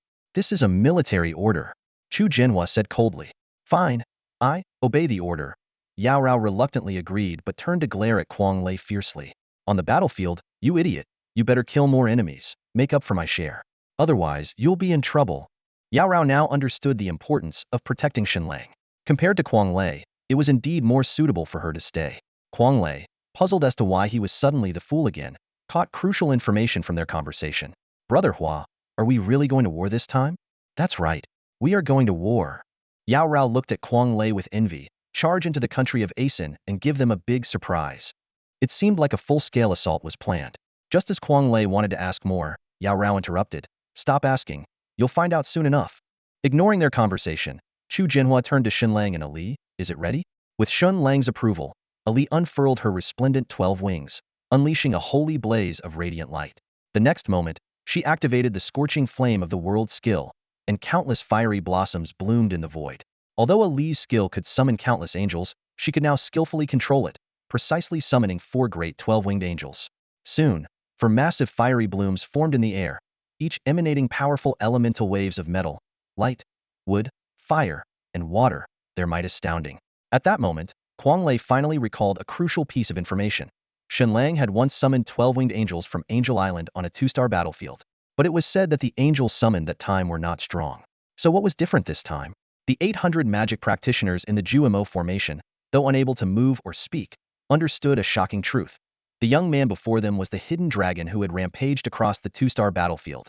As Ali continued to channel magical power, 4 figures gradually emerged from the fiery blooms. Initially faint shadows, they quickly became clear and solid, the 4 great 12-winged angels of Angel Island. Mother! Ali called out to the 4 angels.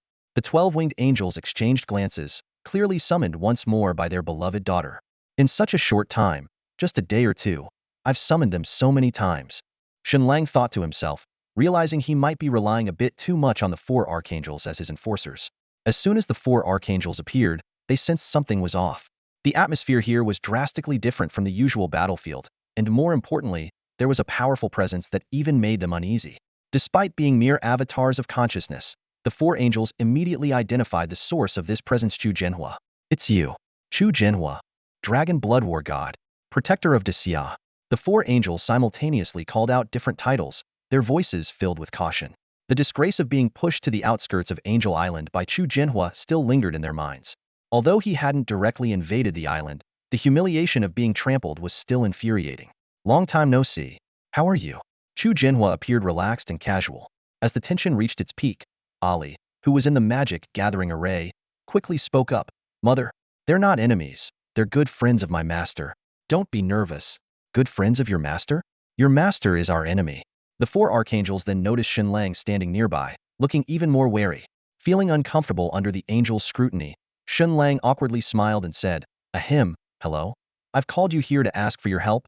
Ali, perhaps you should explain. Ali then explained the matter regarding the Holy Light Glory skill, which could boost all attributes by 45. This powerful skill shocked the angels, but the thought of using it to help humans made them even more reluctant. In the end, the Angel of Light proposed 2 conditions. Xia must not invade Angel Island, and they must provide assistance if the angel race is threatened by external enemies. Chu Zhenhua glanced at Ali and agreed without hesitation. To him, since Ali, the de facto ruler of Angel Island, had already become Shen Lang's contracted beast, and Shen Lang was to become the guardian god of Xia, it only made sense for them all to coexist harmoniously. The 4 archangels were fully aware of Chu Zhenhua's intentions. Their decision to compromise was simply to secure a dignified outcome for Angel Island. As Chu Zhenhua had anticipated, from the moment Ali ascended to a 12-winged seraph and gained the authority to summon the 4 archangels, she became the true master of Angel Island. And since Ali followed Shen Lang's orders, it meant that Shen Lang had indirectly taken control of Angel Island. The 4 archangels understood that the only way to break free from this control was to eliminate Shen Lang. Even now, this idea was deeply ingrained in them. However, before planning to kill Shen Lang, they needed to ensure an escape route for Angel Island. Ideally, if they could successfully eliminate Shen Lang in the future, Ali could naturally return to Angel Island. But what if they failed? Once Shen Lang reached a 10-star level, Angel Island would inevitably fall into his hands, effectively becoming part of the Great Xia Kingdom. After reaching a consensus, the 4 12-winged archangels remained silent. Ali then granted them the authority to use the glory of Holy Light. This meant that, together with Ali, the 5 12-winged archangels could provide a 45% boost to all attributes for the warriors of the Great Xia. Are we starting now? The light element 12-winged archangel asked Chu Zhenhua. Chu Zhenhua shook his head and said, There's no rush. Quang Lei, go and gather the leaders of the major factions. Yes. Quang Lei immediately complied and left. In the interval of Quang Lei's departure, Chu Zhenhua explained his tactical deployment to the 4 12-winged archangels. They would not immediately activate the attribute boost, but would instead launch a direct attack.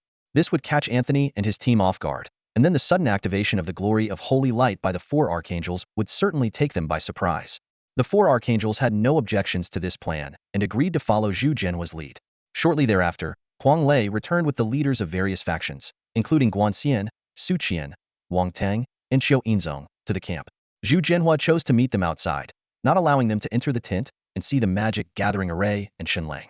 Although the group had tried to inquire from Quang Lei on the way, they learned nothing beyond the imminent battle, and now they all looked at Chu Zhenhua with anticipation. Chu Zhenhua got straight to the point. I'm ready to start the battle, let's charge. Hearing this, Everyone present was taken aback. Guanxian frowned and advised, Xiao Hua, maintaining the standoff is the best option right now. A 20% boost to all attributes is not to be underestimated, Su Qian echoed. Qiu Yinzong stared at Zhu Jinhua with a heavy tone. I won't try to dissuade you. After all, we can't stop you. If you go, us old folks and your subordinates will have to follow. I just have one question. How confident are you in winning this battle?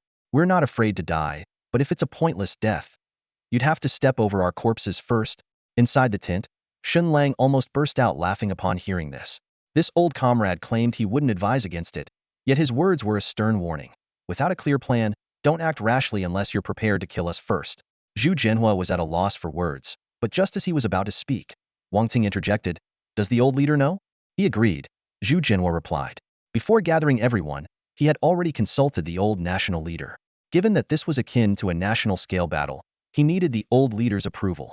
After understanding the situation, the old leader granted the request to start the battle. However, the old leader's condition remained unchanged. Everyone could die in battle, but Zhu Jinhua and Shen Lang must survive. Wang Ting nodded slowly, a determined look flashing in his eyes. I have no objections. If you say we fight our way out, then that's what we'll do. Guanxian and Su Qian widened their eyes in disbelief. How could these two brothers, who were at each other's throats just moments ago, suddenly find themselves on the same side? Zhu Jinhua glanced around and, without any further disguise, said directly, Everyone, my decision isn't made on a whim. If it were impulsive, I wouldn't have gathered you all here to discuss it. I'm confident in this course of action. He paused briefly before continuing. What are we most worried about? Losing the 20 attribute bonus once we leave our borders, while the enemy retains that advantage. But now, I've found a solution. Qiu Yinzong interrupted with a frown. Impossible. Other than the Glory Warrior system, there's no other way to gain a comprehensive attribute bonus. Zhu Jinhua smiled slightly. I used to think so too, but things have changed. Yaorao, come out. In response to his call, Yaorao stepped out from the inner room and unleashed her full aura without hesitation. Everyone present was familiar with Yaorao's strength, but at that moment, her aura was noticeably stronger than usual. The crowd was shocked to discover that, in addition to the familiar 20 Glory Warrior bonus, she had gained an even stronger attribute enhancement. Guanxian asked eagerly, What's going on? Is it a skill? Equipment? It's a skill, but the details are confidential for now, Zhu Jinhua replied briefly. Su Qian pressed on, Are you sure we can enjoy this bonus abroad? I wouldn't have gathered you without being certain, Zhu Jinhua responded confidently. Qiu Yinzong was so excited that his beard trembled. Is this a group skill? Can it be applied to everyone simultaneously?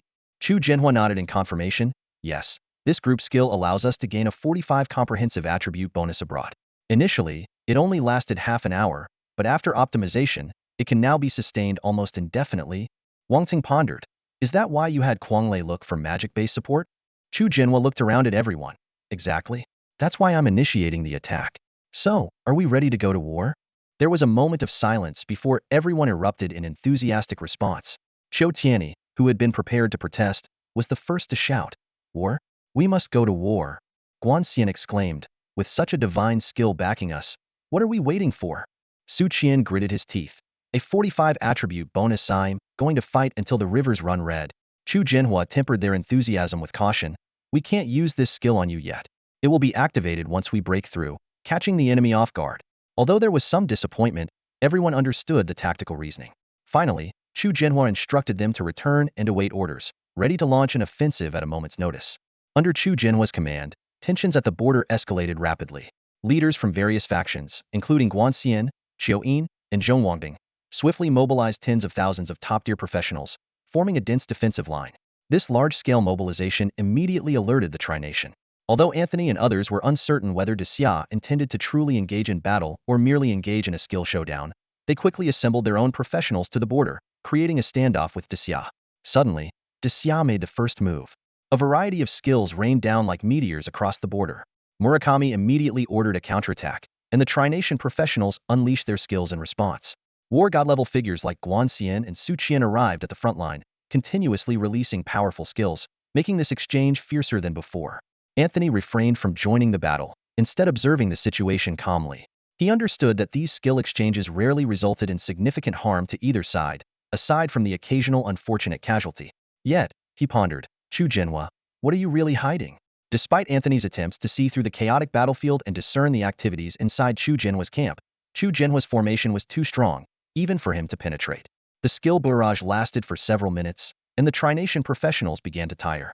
They suspected this might be another bluff, and their enthusiasm for battle waned. At that moment, a massive dragon-shaped figure suddenly soared from behind the Dixia professionals Chu Jinhua. Those in the know, like Guanxian, Su Qian, and Wang Teng, felt a surge of excitement, as the 45 attribute boost was about to come into play. However, the Trination professionals were unimpressed by the dragon hovering in the sky. Despite Anthony's order to remain vigilant, most believed it was another grand spectacle with little substance after all. Previous instances of Chu Jinhua's actions had been more bark than bite. Only Anthony and Murakami kept their eyes fixed on the dragon figure. Anthony, with a serious expression, warned, "Be careful. This time Chu Jinhua might really mean it." Amida was dismissive. "Does he really dare to come?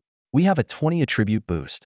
Murakami replied coldly, "If he crosses the border by 15 kilometers, I can ensure he won't return. As for the rest, that's up to Lord Anthony." At that moment, the dragon figure in the sky suddenly expanded, transforming into a true divine dragon. In just a few breaths, it crossed over the Daxia professionals, heading straight for the border. Chu Jinhua's voice thundered through the void like a godly roar from the heavens. "Anthony, you old turtle, are you ready? Stick your neck out and face your doom." Before Chu Jinhua's roar had faded, the dragon he had transformed into crossed the border without hesitation, leaving a brilliant trail in the sky. This sudden move left the professionals of the Great Xia Kingdom in shock. Except for a few insiders like Guanxian and Wang Teng, the other 10-star professionals were dumbfounded. What's more puzzling was that the veteran war gods, who would usually stop Chu Jinhua, were unusually excited and not one of them stepped in to prevent him. On the side of the three nations, their professionals were expecting to watch Chu Jinhua's usual taunting show, but they were caught off guard when he crossed the border after just 2 sentences. Amida watched in disbelief. To him, with the opponent having a 20% boost in all attributes, Chu Jinhua's action was nothing short of suicidal. Anthony and Murakami exchanged a glance and nodded slightly, indicating that this was all within their expectations. Chu Jinhua didn't linger near the border but headed straight into the heart of the three nations, quickly penetrating more than 10 kilometers. It was then that Murakami finally acted, transforming into 8 large black snakes in an instant, and shouted, "Amida, let's go." Amida snapped back to reality, excitedly transforming into a berserk ape. With the attribute boost, the two moved as fast as lightning, flanking Chu Jinhua from both sides to cut off his retreat. Seeing this, Anthony also stopped observing. A purple phantom appeared on his body, his summoned creature, a 12-winged fallen angel. They quickly merged, and Anthony's form swelled to over 3 meters tall, with 12 black wings unfurling. His purple skin and staff made him look like a demon emerging from hell. At this moment, Guanxian, Su Qian, Wang Teng, and Qiu Yinzhong shouted in unison, "Kill." Their voices echoed through the skies. Although the 10-star professionals of the Great Xia Kingdom had doubts, they followed their leaders across the border without hesitation. They would rather die in battle than submit to the three nations. Within nearly 20 kilometers inside the three nations, Chu Jinhua ignored the encirclement attempt by Murakami and Amida, heading straight for the incoming Anthony. The clash of the two strongest warriors of the era instantly unleashed a storm of golden and purple energy in the air, with violent shockwaves sweeping in all directions. "Chu Jinhua, I admire your courage." Anthony's voice was icy. "But since you're here, don't think you can leave." With a 20% boost in attributes, Anthony held the upper hand and was confident he could keep Chu Jinhua on the land of the three nations forever in their direct confrontation. On the other side, Murakami and Amida approached from behind Chu Jinhua. Amida, transformed into a fierce ape, laughed disdainfully. "Chu Jinhua, you're too arrogant. Prepare to die. I'll personally choose a burial site for you in Asen Nation, though I'm not sure how much of your body will be left by then." Murakami, in the form of an 8-headed black serpent, remained silent, but all 8 heads turned towards Chu Jinhua, their eyes gleaming with murderous intent. The light from the twin suns in the sky dimmed, revealing the true forms of Chu Jinhua and Anthony. Chu Jinhua looked at Anthony coldly. "You think you can kill me with this trash? With a 20 boost to all my attributes, you couldn't even scratch me. Anthony, is this the extent of your capabilities? If you don't show your true strength, you might not get another chance."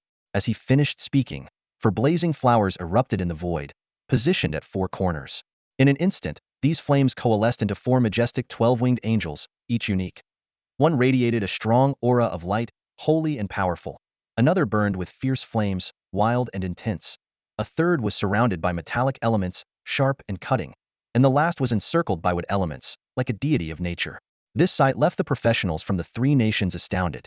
Why were 12-winged angels appearing in Asen Nation? It was known that after Angsifa was slain by Chu Jinhua and others, the only 4 remaining 12-winged angels were on Angel Island in the Pacific.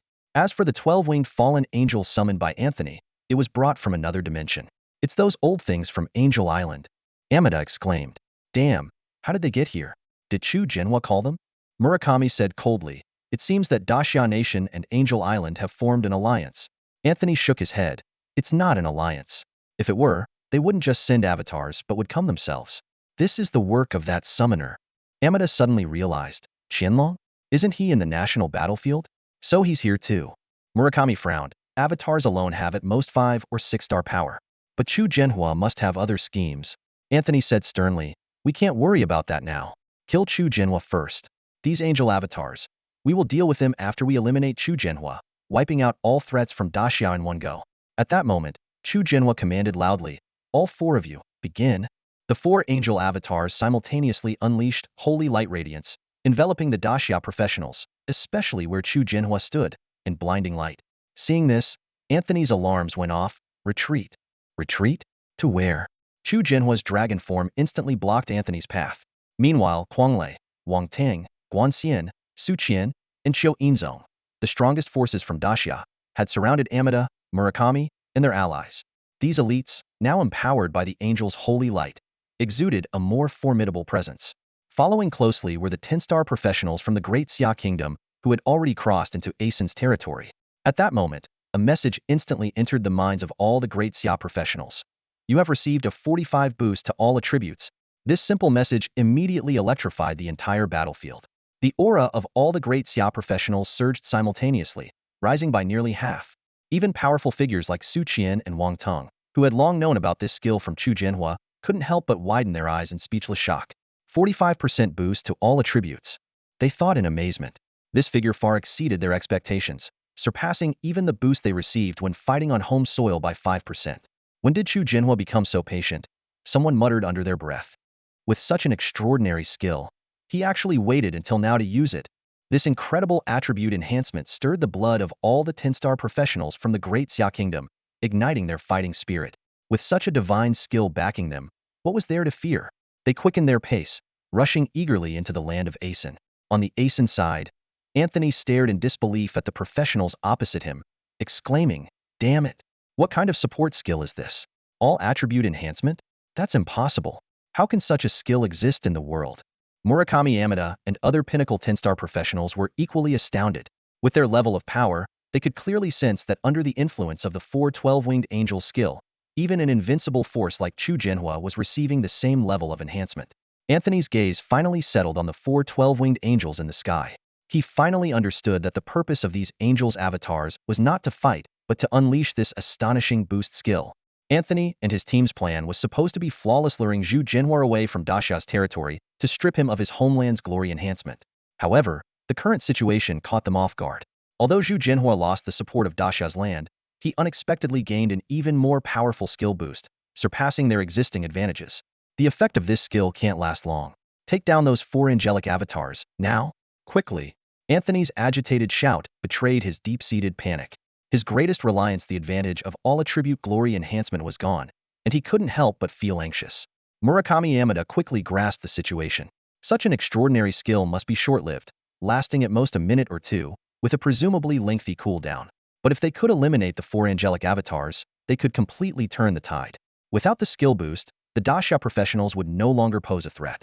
However, unexpectedly, as Murakami Amida led his forces into the void, the 4 angelic avatars dispersed without resistance. Even more puzzling was Zhu Jinhua's calm demeanor. He stood motionless, seemingly waiting for something. At that moment, a mysterious force enveloped a 300-mile area along the border of the Asangwothis. Was the spatial prison array Anthony had prearranged, intending to trap Zhu Jinhua and his team within Asangwo's borders. Yet Zhu Jinhua wore a confident smile.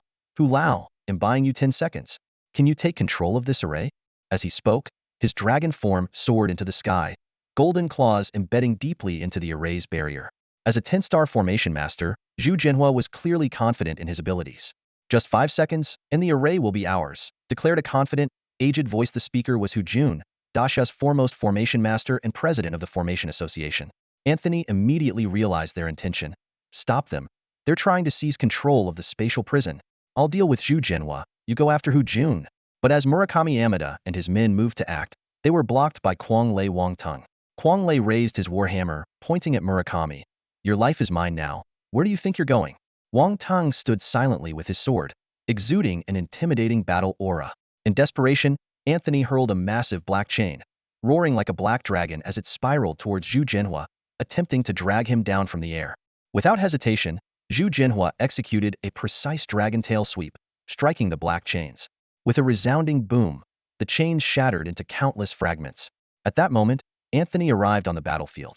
The 12 wings on his back unfurled suddenly, and his staff disappeared, replaced by a long spear emitting a dark purple glow, the Spear of Corruption, the signature weapon of the 12-winged fallen angel he had summoned. With a deep shout, Anthony conjured a purple star array before him. As the Spear of Corruption pierced through the array, its speed surged, enveloped by an unsettling force of darkness and chaos. He wielded the spear, aiming directly at Zhu Jinhua's vital points. Although Anthony, as a summoner, was not meant for close combat, he had no choice at this moment. The 12-winged fallen angel alone was no match for Zhu Jinhua. Only by merging with it could he unleash greater power. Facing this deadly strike, capable of annihilating a 10-star professional, Zhu Jinhua dared not be careless. He immediately reverted from his dragon form, one hand supporting the spatial prison barrier like Pengu holding up the sky, the other gripping a dragon-shaped saber, moving to counter Anthony's Spear of Corruption. The moment these divine weapons clashed, a blinding light erupted, and a deafening roar followed. The arc-shaped shockwave, while not breaching Anthony's defense, surged towards the ground. The surface collapsed instantly, leaving a massive crater over 100 meters in diameter amidst the swirling dust. In the air, Anthony's expression changed dramatically, his eyes twitching violently as the Spear of Corruption nearly slipped from his grasp. The force felt like a mountain pressing down, fracturing the bones in his hand. What shocked him more was that Zhu Jinhua was still breaching the spatial prison, not even exerting his full strength. Damn it, how much have those 4 angels' auxiliary skills boosted his attributes? How can such overpowering support skills exist? Anthony cursed inwardly, retreating quickly, knowing that a direct confrontation was unwise. Unable to force his opponent back, Anthony decisively changed tactics, turning his attack towards the spatial prison barrier. Old turtle, are you afraid to fight me with just one hand? Zhu Jinhua taunted. However, Anthony remained unfazed, continuing his fierce assault on the barrier with the spear. Zhu Jinhua furrowed his brow, fully focused on assisting Hu Jun in taking control of the formation, leaving him no time to pursue. Although a dragon blood warrior, his abilities were not limited to close combat. His dragon-shaped saber gleamed with light, striking fiercely whenever Anthony appeared. The fallen spear and saber light clashed in the air, creating dazzling sparks. With one hand, Zhu Jinhua managed to block all of Anthony's attacks on the spatial prison, a feat that left Anthony increasingly shocked. At that moment, Hu Jun's joyful voice came from the rear of the Daxia camp. Xiaohua, it's done. Clearly, the control of the spatial prison had changed hands. Thank you, old Hu. Zhu Jinhua replied with a smile, withdrawing his hand that supported the spatial prison. In an instant, the prison's glow shifted from gray-white to pale gold, with the faint silhouette of a divine dragon moving within. This transformation was not only the result of Hu Jun's counteraction, but also the enhancement provided by Zhu Jinhua, a 10-star formation master, significantly boosting the prison's confinement and strength. Damn it. Damn. Anthony's face darkened. The spatial prison, which had cost the alliance of 3 nations tens of thousands of beast crystals, including 10 10-star divine beast crystals, had been seized by Daxia. They had turned from hunters into prey, and unless they could eliminate the Daxia professionals within the prison or kill Zhu Jinhua and Hu Jun, everyone would be trapped. Unable to break the prison, Anthony considered stalling for time, waiting for the opponent's skills to expire. A hint of ruthlessness flashed in his gray-blue eyes. Zhu Jinhua appeared in the void, laughing. Anthony, it's time to settle our score. In an instant, he was before Anthony, his dragon-shaped saber glinting coldly. Their confrontation was like the prelude to a drawn sword. When Anthony summoned the world-ending black dragon, Zhu Jinhua raised an eyebrow, but his expression truly changed with the appearance of the Abyss Titana, towering steel giant exuding divine radiance, standing dozens of meters tall. Among 10-star divine beasts, the Abyss Titan's power was formidable, and this unexpected discovery made the situation even more unpredictable. Ali, as a standout among the 10-star red flame angels, possesses potential far beyond that of her peers. This distinction is evident not only among angels, but also across other races. Take Queen Medusa, for instance. As the ruler of her kind, her power naturally surpasses that of ordinary Medusa beasts. Standing behind Anthony at this moment is an abyssal titan, the supreme bloodline of the Titan race, fully matured. Even on a regular day, Zhu Jinhua might not dare to confront such an entity heathen. Defeating it would come at a heavy cost. The status of this abyssal titan is undoubtedly on par with Queen Medusa and the Seraphim, as they are all supreme beings within their respective races. Is this your trump card? Zhu Jinhua gazed at Anthony, his tone grave. Take a guess, Anthony replied with a smirk. Surrounded by 3 10-star beasts, he felt a renewed sense of confidence and control. He intentionally left Zhu Jinhua in suspense, making it impossible for him to determine if Anthony had more tricks up his sleeve. However, Anthony was unaware that such a display was hardly impressive in Zhu Jinhua's eyes.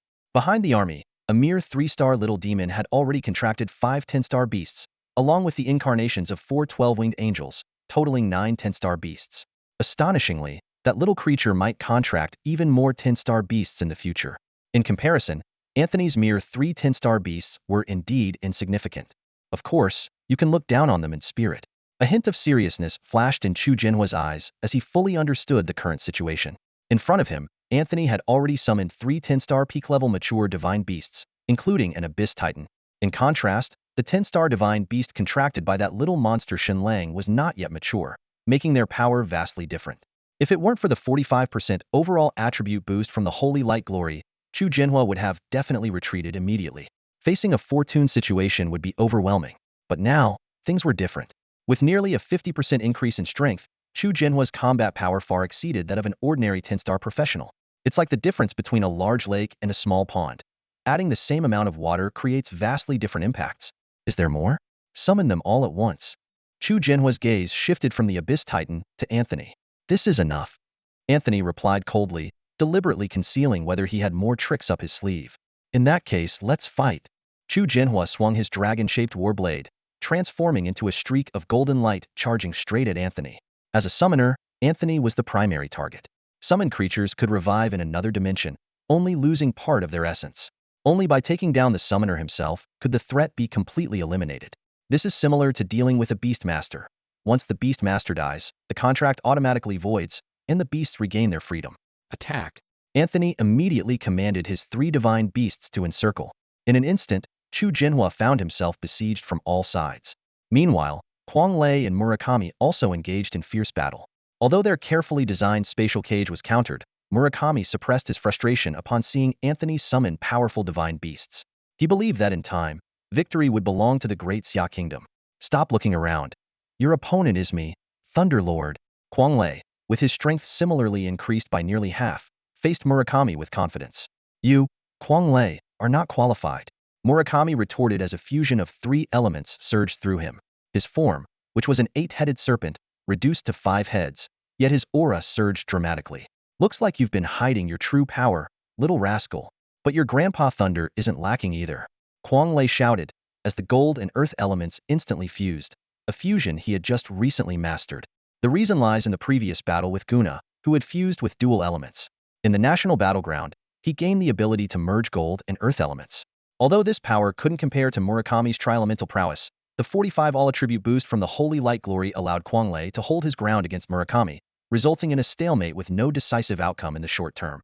On the other side, the fight between Wang Ting and Amida had already reached a fever pitch. The 2 berserker melee fighters exchanged no words, only the constant clash of blades and swords. To Amida's surprise, he found himself at a disadvantage during the skirmish. As the second strongest in the A3 nation, right after Murakami Anthony, and now the leading figure, he was aware that he wasn't the strongest among top-tier professionals. However, facing Wang Ting, who didn't even rank in the top 10 of the Daxia nation, he found himself constrained at every turn, which was hard for him to accept. In a brief moment of distraction, Wang Ting's cold voice cut through the air. Dare to lose focus while fighting me? Amida snapped back to attention, instinctively assuming a defensive stance with his berserk ape physique. He quickly drew a massive black shield, holding a staff in one hand and the shield in the other, starkly contrasting with Wang Ting's trident with a crimson hilt and a silver-white blade. The blade cut through the air, leaving a dazzling white streak. Amida's expression changed, and he immediately activated the shield to unfold a defensive barrier while swinging his staff in counterattack. However, Wang Ting suddenly vanished before his eyes. In the next moment, Amida looked down at his chest, where 3 silver-white blades had inexplicably pierced through from his back, the gleaming edges reflecting his incredulous expression. In the blink of an eye, Wang Ting's figure shifted from directly in front of Amida to right behind him. Before Amida could react, a flash of cold light swept by, and the 3-pronged, 2-bladed weapon pierced through his chest. The overwhelming difference in power left Amida utterly shocked. He realized that if he were not in his current berserk ape elemental form, he might have already met his end. In a split second, his berserk ape form disintegrated into points of starlight and quickly reformed several hundred meters away. However, just as his elemental form reassembled, Wang Ting appeared before him like a phantom, mere inches away. This time, Wang Ting did not strike, but instead said with a playful smile, "I forgot to mention, my greatest strength isn't my attack but my speed. In the entire Great Xia Kingdom, only 2 people can surpass me in speed." Amida was taken aback by these words and instinctively retreated. But no matter how he retreated, Wang Ting maintained a distance of less than 2 meters, always within lethal striking range. A question flashed through Amida's mind. Besides the all-powerful war god Chu Jinhua, who else could surpass this man in speed? But he quickly realized this was not the time to ponder such questions. "Get away from me!" Amida roared, swinging his long staff down on Wang Tong. Wang Tong's figure shattered under the staff, revealing it was merely an afterimage. In the next second, a wave of pain struck as his berserk ape head was severed. "I told you, I'm really good at speed," Wang Ting said as he once again cleaved Amida's berserk ape form in 2 with his blade. After being defeated twice in quick succession, Amida's fury erupted. His berserk ape form reassembled, shrouded in black light, and transformed into a 3-headed, 6-armed state. Besides his original black staff, each of the other 5 arms wielded a weapon, swords, spears, and tridents, greatly enhancing his aura. This time, when Wang Ting attacked again, the 3-headed, 6-armed Amida was finally able to defend himself from all angles, successfully blocking the lethal blow. However, the immense force from the 3-pronged, 2-bladed weapon still pushed him back repeatedly. "Interesting. Let's see how long you can hold out." Wang Tong's figure split into countless phantoms, launching a relentless barrage of attacks around Amida. Even with a 45 bonus to all attributes, it would still take some effort to completely defeat his opponent. When Amida's 3-headed, 6-armed state ended, Wang Ting seized the opportunity, leaping high to deliver a fatal blow. At that moment, a red figure suddenly appeared, severing Amida's head first. "Didn't expect you to show up, Zhu Ke," Wang Ting said with a surprised smile. "Of course, I had to come. There's a lot of bounty here," the woman in red replied, smashing Amida's berserk ape head to pieces with a palm strike. She was the same woman who once dealt in elven trades outside the elven secret realm. "I'll handle Amida. You go help that brute Quanglei take out Murakami." The red-clad woman, Zhu Ke, spoke with determination, her eyes burning as she focused on Amida, who had just reformed his giant ape form. 8 billion. Your life is mine," Zhu Ke shouted coldly. Ever since Guna's death, Amida had risen from the second to the first strongest warrior in Asangwo, and his bounty had skyrocketed from 5 billion to 8 billion. Seeing this, Wang Ting sighed helplessly. "Fine, he's all yours." He understood Zhu Chue's personality well, and immediately turned to head towards the direction where Quanglei and Murakami were battling. Zhu Ke moved like lightning, her figure flickering in and out of view around Amida, who wielded dual daggers. Each pass left a deep, bone-revealing cut on Amida's giant ape form. She chose not to deliver a single destructive blow, but instead wore him down through sustained attacks, exhausting his strength. Amida was alarmed by Zhu Chue's speed, far surpassing Wang Tong's. He attempted to counterattack, but could never catch her. Fear spread within him, prompting him to decisively turn and flee towards Anthony's location. "Did I say you could leave?" Zhu Chue's voice echoed from behind. She stuck to Amida like a shadow, her daggers relentlessly piercing his giant ape form. In no time, his back was riddled with holes. With no other options, Amida dispelled his giant ape form in hopes of escaping, only to find Zhu Ke still in pursuit. He halted in midair, his voice trembling. "Zhu Ke, you can't kill me. Doing so would mean declaring war on Asangwo. You're just one of Chu Jinhua's guards. You don't have the authority to represent Daxia." The daggers in Zhu Chue's hands had turned blood red, voraciously consuming Amida's life force.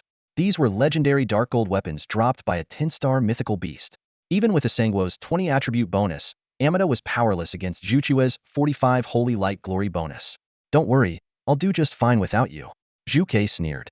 In the blink of an eye, Amida's body shriveled like a deflated balloon, his life force rapidly draining away. With resentment and despair, Asangwo's new top warrior met his end. The corpse of Amida, now just skin and bones, fell lifelessly from the sky. As he plummeted, a large amount of equipment materialized in the air. "We hit the jackpot."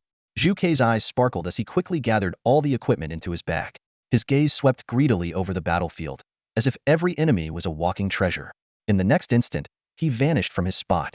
Amida's death was just a drop in the ocean in the chaos of the battlefield. Within the confines of this space prison, a massive battle among 10-star professionals was raging fiercely. The ground and sky were filled with intense clashes, with professionals falling constantly. With a 45 boost in all attributes, the battle was one-sided, with most of the casualties coming from the Three-Nation Alliance. In just over 10 minutes of combat, nearly a quarter of the Three-Nation 10-star professionals had perished. In contrast, the losses for the Great Xia were negligible. The most attention-grabbing battle was at the highest altitude, the fierce clash between Chu Jinhua and Anthony, along with 3 10-star mythical beasts. Next was the joint battle of Quang Lei and Wang Tang against Murakami, followed by the performances of veteran war gods like Guan Xian, Su Qian, and Qiu Yinzong. Zhu Ke, who was harvesting heads everywhere, added to the battlefield's chaos. Anthony and Murakami noticed Amida's death, but were powerless to intervene. Anthony attempted to summon 9-star mythical beasts and 10-star king beasts for support, but Chu Jinhua cut them down with a single strike. At this moment, even Anthony with the 3 10-star mythical beasts could only manage to fight Chu Jinhua to a draw. Old turtle, you should worry about yourself. You can slowly watch them all get killed here. Chu Jinhua taunted as he swung his blade against the beasts. Let them die. They're just useless trash anyway, nothing to regret, Anthony replied coldly. Well, you'll die today too. You're trash as well. Chu Jinhua laughed. You can't kill me. Anthony remained calm. The aftermath of their battle swept across the sky, and no one dared to approach. Meanwhile, the fight below continued. The 80-year-old Guan Xian led a charge with a group of king beasts and mythical beasts. The veteran summoner Su Qian commanded his summoned creatures like the devourer ants in a killing spree, and Qiu Yinzong, transformed into a god of thunder, was unstoppable. Under the blessing of holy light glory, the leaders of the Great Xia forces led their armies as if harvesting crops, cutting down the Three-Nation professionals. Murakami, from the small nation, was also in dire straits. Though he saw Amida's death, he was entangled by Quang Lei and couldn't break free. Worse, Wang Tang joined forces with Quang Lei, leaving him overwhelmed. Even with his mastery of three-element fusion, Murakami found himself increasingly struggling under the influence of these strange support skills. Originally able to suppress Quang Lei, he became passive with Wang Tang's involvement. Seeing the devastation on the battlefield, Murakami was already disheartened. Unless Anthony could kill Chu Jinhua, the defeat of the Three-Nation coalition was inevitable.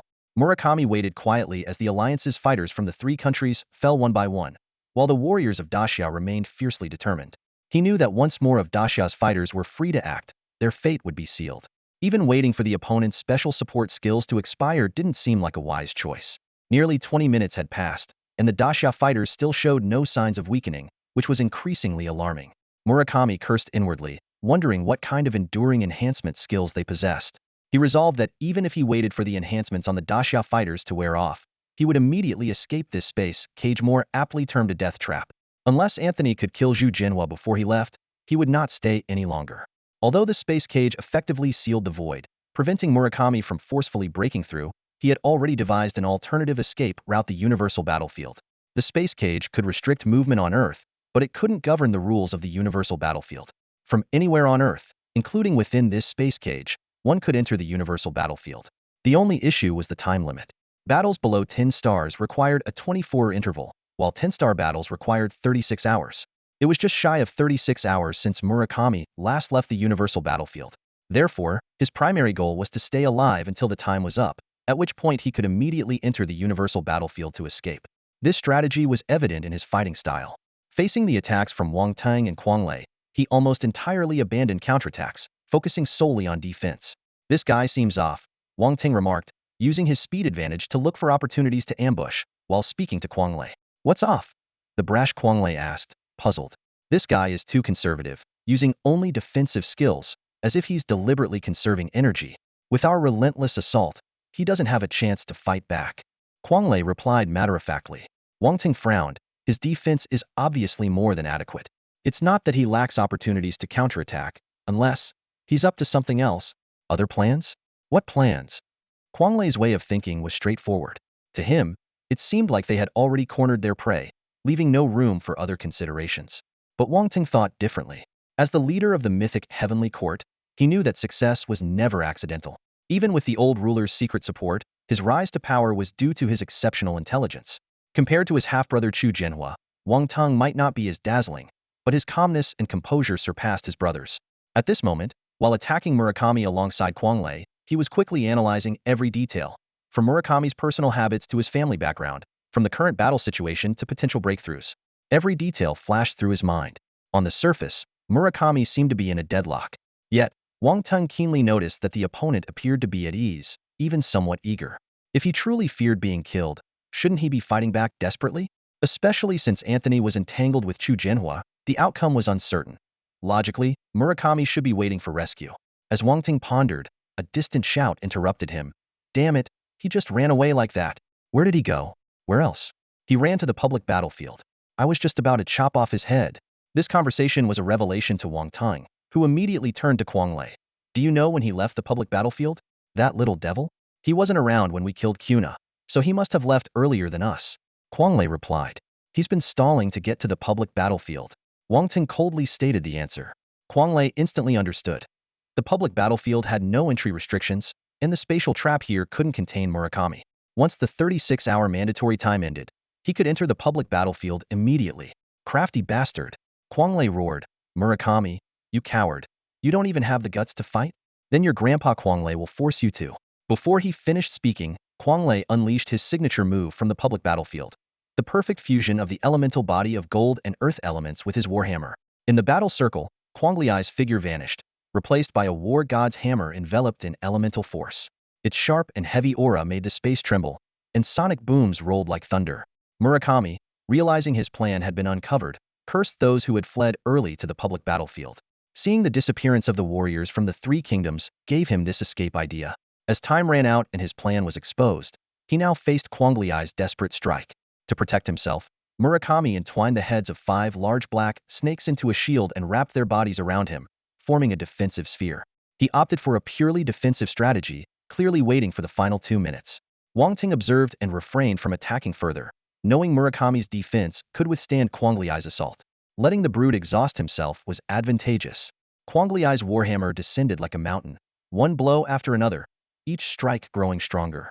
Murakami's snake sphere contracted and expanded with the rhythm of the attacks, cleverly dissipating the force. Despite this, after 9 strikes, a large dent appeared at the impact site, with the power of 3 elements spilling out. Though Quanglei was panting heavily, he was more frustrated that Murakami wasn't seriously injured. Damn it, this guy's got a turtle shell too? How is it not smashed? Seeing Wang Ting watching from the sidelines, Quanglei complained. Hey, Wang Ting, are you just gonna watch? We can't kill him in a short time. Wang Ting looked at the already expanded snake sphere and smiled. Don't worry, I've called for backup. They'll be here soon. Damn, this devil is lucky. I'll take several of us to kill him. Quanglei grumbled. Don't underestimate him just because he's Japanese, Wang Ting said calmly. Acknowledging the strength of others is part of our progress from weakness to strength. As long as we can kill him, why care about anything else? You're right, I do like a good gang fight. Quanglei grinned viciously. It's a pity Yao Rao isn't here, otherwise. Quanglei's sentence trailed off as his eyes widened suddenly. Could it be the boss? Didn't you just see her? Wang Ting said with a smirk, his lips curling into a half-smile. Quanglei's eye twitched as he stared at Wang Ting. Tisk, well, you two should be able to take down Murakami, right? With 3 of us, the chances are better, and it will be quicker, Wang Ting replied. Quanglei sighed, not saying more, but the discomfort on his face was evident. He clearly didn't want to see Zhu Ke. As the leader of Chu Jinhua's 3 elite guards, Zhu Ke was always referred to as the boss, and that's who Quanglei was referring to. This conversation happened right in front of Murakami without any attempt to conceal it. Knowing that Zhu Ke would soon arrive to join forces with Wang Ting and Quanglei against him, Murakami frowned. While taking a high-level magic stamina potion to recover from his injuries, he recalled the scene of Zhu Ke killing Amida earlier. As a mysterious assassin, Zhu Ke was always among the top 10 on the must-kill list of the small island nation. Her untraceable speed and sudden lethal strikes made everyone wary. In past battles, she had slain countless top-tier warriors from the small island nation. In recent years, Zhu Ke had rarely appeared, leading many from various countries to speculate about her whereabouts. However, she suddenly emerged on the border battlefield this time, and her first move was to eliminate Amida, the strongest warrior of Asen country. Although Murakami was unsure of Zhu Chua's true strength, sensing the danger, he decided to retreat temporarily to buy time. Following Amida's example, Murakami's 5 giant black snakes twisted through the air, attempting to create distance from his pursuers. However, instead of encountering Zhu Chua's assassination, he was met by 3 suddenly appearing elderly warrior summoners Su Qian, Beast Master Guanxian, and the old war god Xiao Yinzong. Damn it! Damn fools! Murakami cursed internally. Instead of facing the anticipated Zhu Ke, he was confronted by 3 formidable old war gods. Where do you think you're going, little devil? Devourer ants, attack! Red armored dragon, tear him apart! Thunder roars across the skies. The 3 old war gods launched their attacks like a tidal wave, with summoned beasts and tamed creatures charging forward. Qiu Yinzong transformed into a storm of thunder, turning the entire battlefield into a sea of lightning. Just the three of them alone created the momentum of a mighty army. Quanglei stood frozen. Weren't we supposed to find my boss? I never said I only found her. Wang Teng replied with a laugh before joining the fray. Quanglei snapped out of it, gritting his teeth as he followed suit. What started as a Unionone turned into a Two-none, and now a Five-Unionone. Murakami was overwhelmed. Under the relentless assault of the five, he was like a moving target, covered in wounds, struggling to maintain his elemental form. Outnumbering me. Is this the fighting spirit of your Daxia nation? Murakami roared in frustration. Fighting spirit, my foot. We'll just cut you down. Guanxian and Su Qian shouted angrily. We're sending you off early, you should thank us. Elder Qiu Yinzong kept his distance from the two old men, his face clearly showing disdain. However, his hands didn't stop as he controlled two thunder dragons, sending bright flashes and loud crashes toward Murakami. Meanwhile, Quanglei and Wang Teng were also busy, one wielding a warhammer and the other a trident, launching fierce attacks on Murakami amidst the dazzling lights. Under this intense assault, Murakami's situation became increasingly dire. His original 5 heads had been reduced to just 1, and although he could barely maintain his elemental form, his condition was precarious. The frustration inside him was almost unbearable, especially when he saw the latecomers Su Qian and Guanxian, making him grind his teeth in hatred. If it weren't for the impending time limit, he would have fought to take them down with him. But at this moment, Murakami, despite the physical and mental torment, held back. His urge for revenge. Survival was key.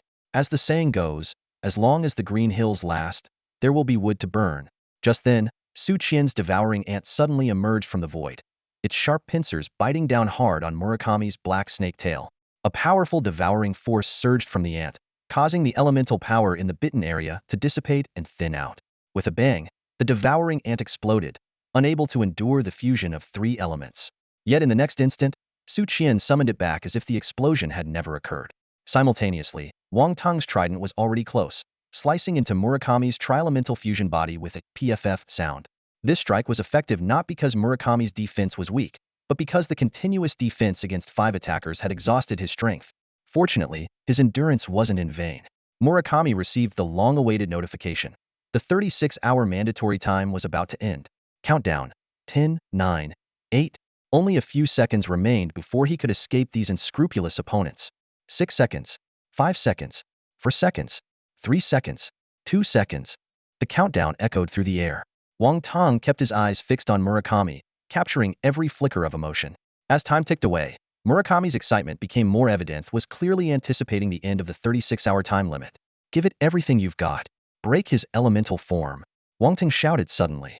Before his words had fully left his mouth, the group's attack was unleashed. A war hammer descended with the force of the heavens. The devouring ant opened its massive mouth to consume everything.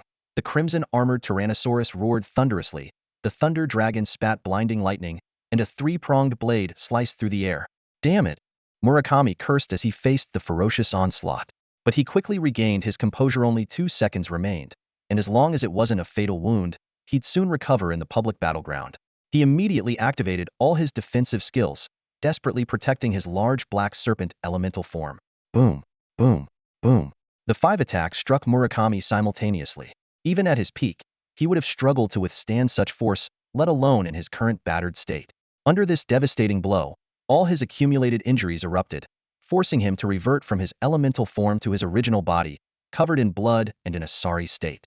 A look of malice flickered in Murakami's eyes as he memorized the faces of those who attacked him. But now was not the time for revenge. Only half a second remained, and a smug smile crept onto his lips. Yet, that smile froze instantly. A cold sensation pressed against his back as a calm voice whispered in his ear, "Want to go to the public battleground? I'll join you." Zhuke. It was only then that Murakami realized he had fallen into Wang Teng's trap from the start. The talk about Zhuke coming to hunt him down had been a mere distraction. While the other 5 launched a frontal assault, the true harbinger of death had been lurking all along. A chill spread through his waist as 2 daggers pierced his body. Not only was his life force rapidly draining, but a powerful numbness swept over him. The final second arrived, but Murakami couldn't even mentally chant to enter the public battleground. His consciousness quickly faded, and his body became a mere shell. Zhuke withdrew the daggers and shouted to Wang Teng, "Thanks." This wasn't just about claiming the final blow. It was a flawless collaboration. Without Zhuchue's lethal strike, even a severely injured Murakami might have escaped to the public battleground. Zhuke swiftly accepted Murakami's head, executing the action with seamless precision. She showed no excitement from the kill and vanished from sight in an instant.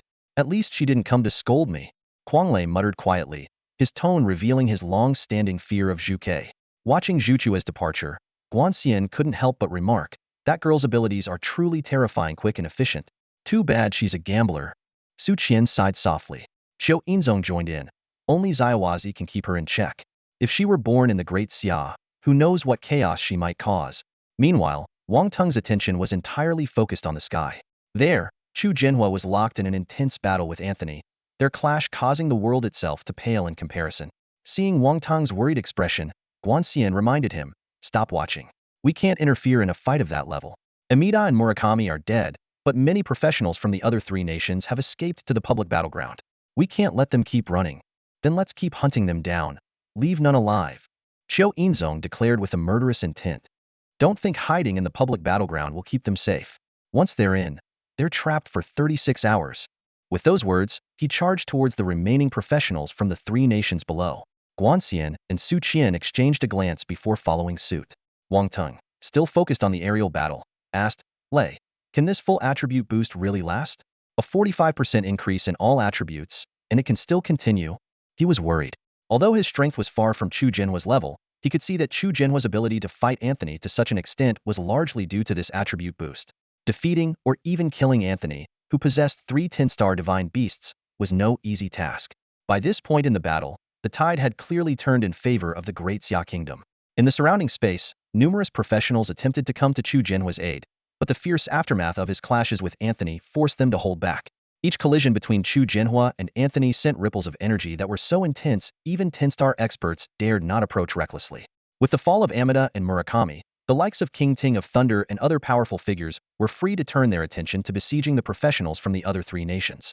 These professionals found themselves in increasingly dire straits, with most unable even to retreat to the public battlefield. They had just emerged from battle and had not yet reached the mandatory 36-hour waiting period. On the central battlefield, Anthony fought fiercely against Chu Jinhua while witnessing Murakami being overwhelmed and killed. His expression was grim, yet he was powerless to intervene. What once seemed like a sure victory had suddenly turned upside down. Apart from those who had already escaped to the public battlefield, the warriors from the three nations present faced almost certain death. However, Anthony was indifferent to these casualties. To him, these professionals were merely dispensable tools. Even the death of Amida, the strongest of the three nations, only caused him to frown slightly. As for Murakami, losing such a useful blade was unfortunate, but ultimately insignificant. At this moment, Anthony had only one thought: to kill Chu Jinhua at any cost. Sacrificing tens of thousands of 10-star professionals for Chu Jinhua's head was, in his view, a worthy trait. He knew that Chu Jinhua's current strength was entirely due to a special skill. Once the effect of that skill wore off, Chu Jinhua would be doomed. The battle raged on for nearly 30 minutes, with Chu Jinhua's energy remaining at its peak, causing Anthony some unease. He cursed the summoner capable of calling forth the 4 archangels, and secretly vowed to eliminate Angel Island to secure his position as the world's top summoner.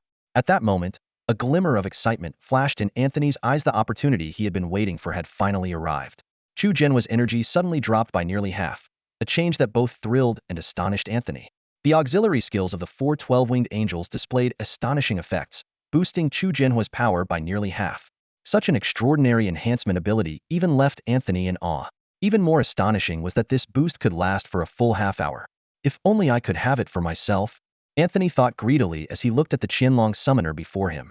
With such support abilities at his disposal, wouldn't conquering the entire planet be a piece of cake? However, now was clearly not the time to dwell on such thoughts. Anthony stood proudly, flanked by 3 powerful summoned beasts: the 12-winged fallen angel, the world-destroying black dragon, and the Abyss Titan.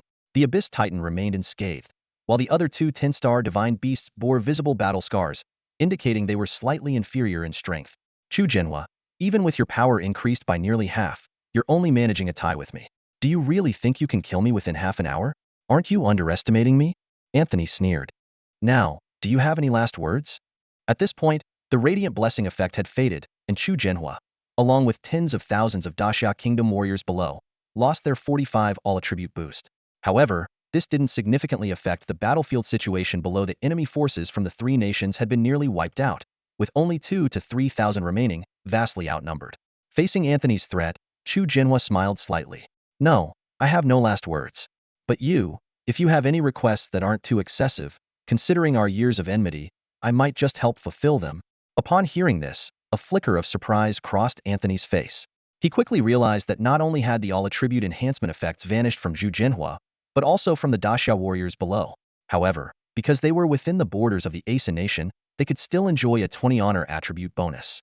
This resulted in some of the surviving warriors from the three countries having an aura intensity surpassing that of some Daxia warriors. Watching Zhu Jinhua's calm demeanor, Anthony's instincts were on high alert. Since the battle began, Zhu Jinhua seemed to rely solely on his attribute enhancements to confront him head-on, without showcasing any impressive skills. Anthony had overlooked this detail until now.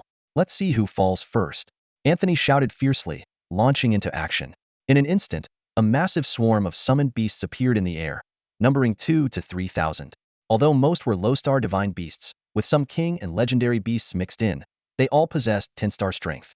This formidable summoned army was enough to sweep through an average country, their presence overwhelming. Su Qian, an experienced summoner older than Anthony by 2 cycles, watched in disbelief. He knew well the limitations of a summoner. A summoner must sense an extra-dimensional space and establish a summoning contract through some form of resonance with its creatures. Su Qian had only a few dozen summons, yet Anthony, besides having 3 10-star divine beasts, could summon such a vast force. These summoned creatures immediately joined the battle, aiding the surviving warriors of the three nations in launching a counterattack. Yet, Anthony's true aim wasn't to annihilate the Daxia warriors, but to keep them occupied, preventing them from providing aid. As long as he remained alive, these summons could be endlessly replenished. "You old turtle, truly worthy of being the world's top summoner." Zhu Jinhua grinned amidst the assault of the 3 10-star divine beasts. "Looks like you want to wrap this up quickly." "Very well, as you wish." As he spoke, the consciousness avatars of the 4 12-winged angels of Angel Island reappeared, unleashing shining light. In an instant, the Daxia side's aura surged again, restoring a 45 all-attribute boost.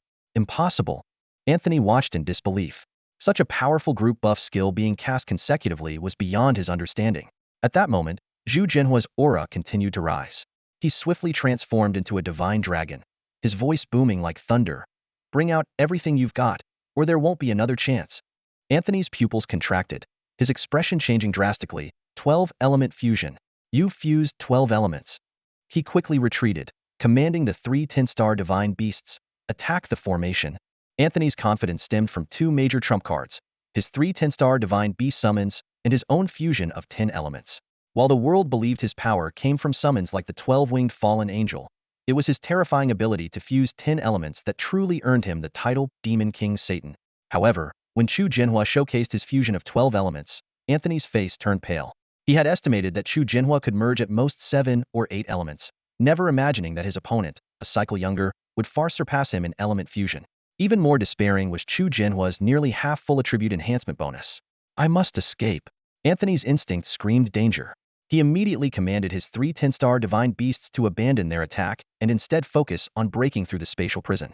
The 3 beasts charged in different directions, attempting to shatter the spatial barriers. An old turtle is still an old turtle, always thinking of escape. How disappointing. Zhu Jinhua mocked with a cold laugh. 3 light orbs appeared on the dragon head of his true form and transformed into 3 dragon avatars, each matching his own power, to pursue the summons attempting to break free. "Prepare to die, Anthony. Today, we settle our enmity." The dragon that was Zhu Jinhua roared, its claws carrying a terrifying force as they struck at Anthony. Anthony quickly used his 10-element fusion power for protection, transforming his cane into an axe-shaped halberd to counterattack. However, the disparity in strength was clear. He was knocked back with a single blow.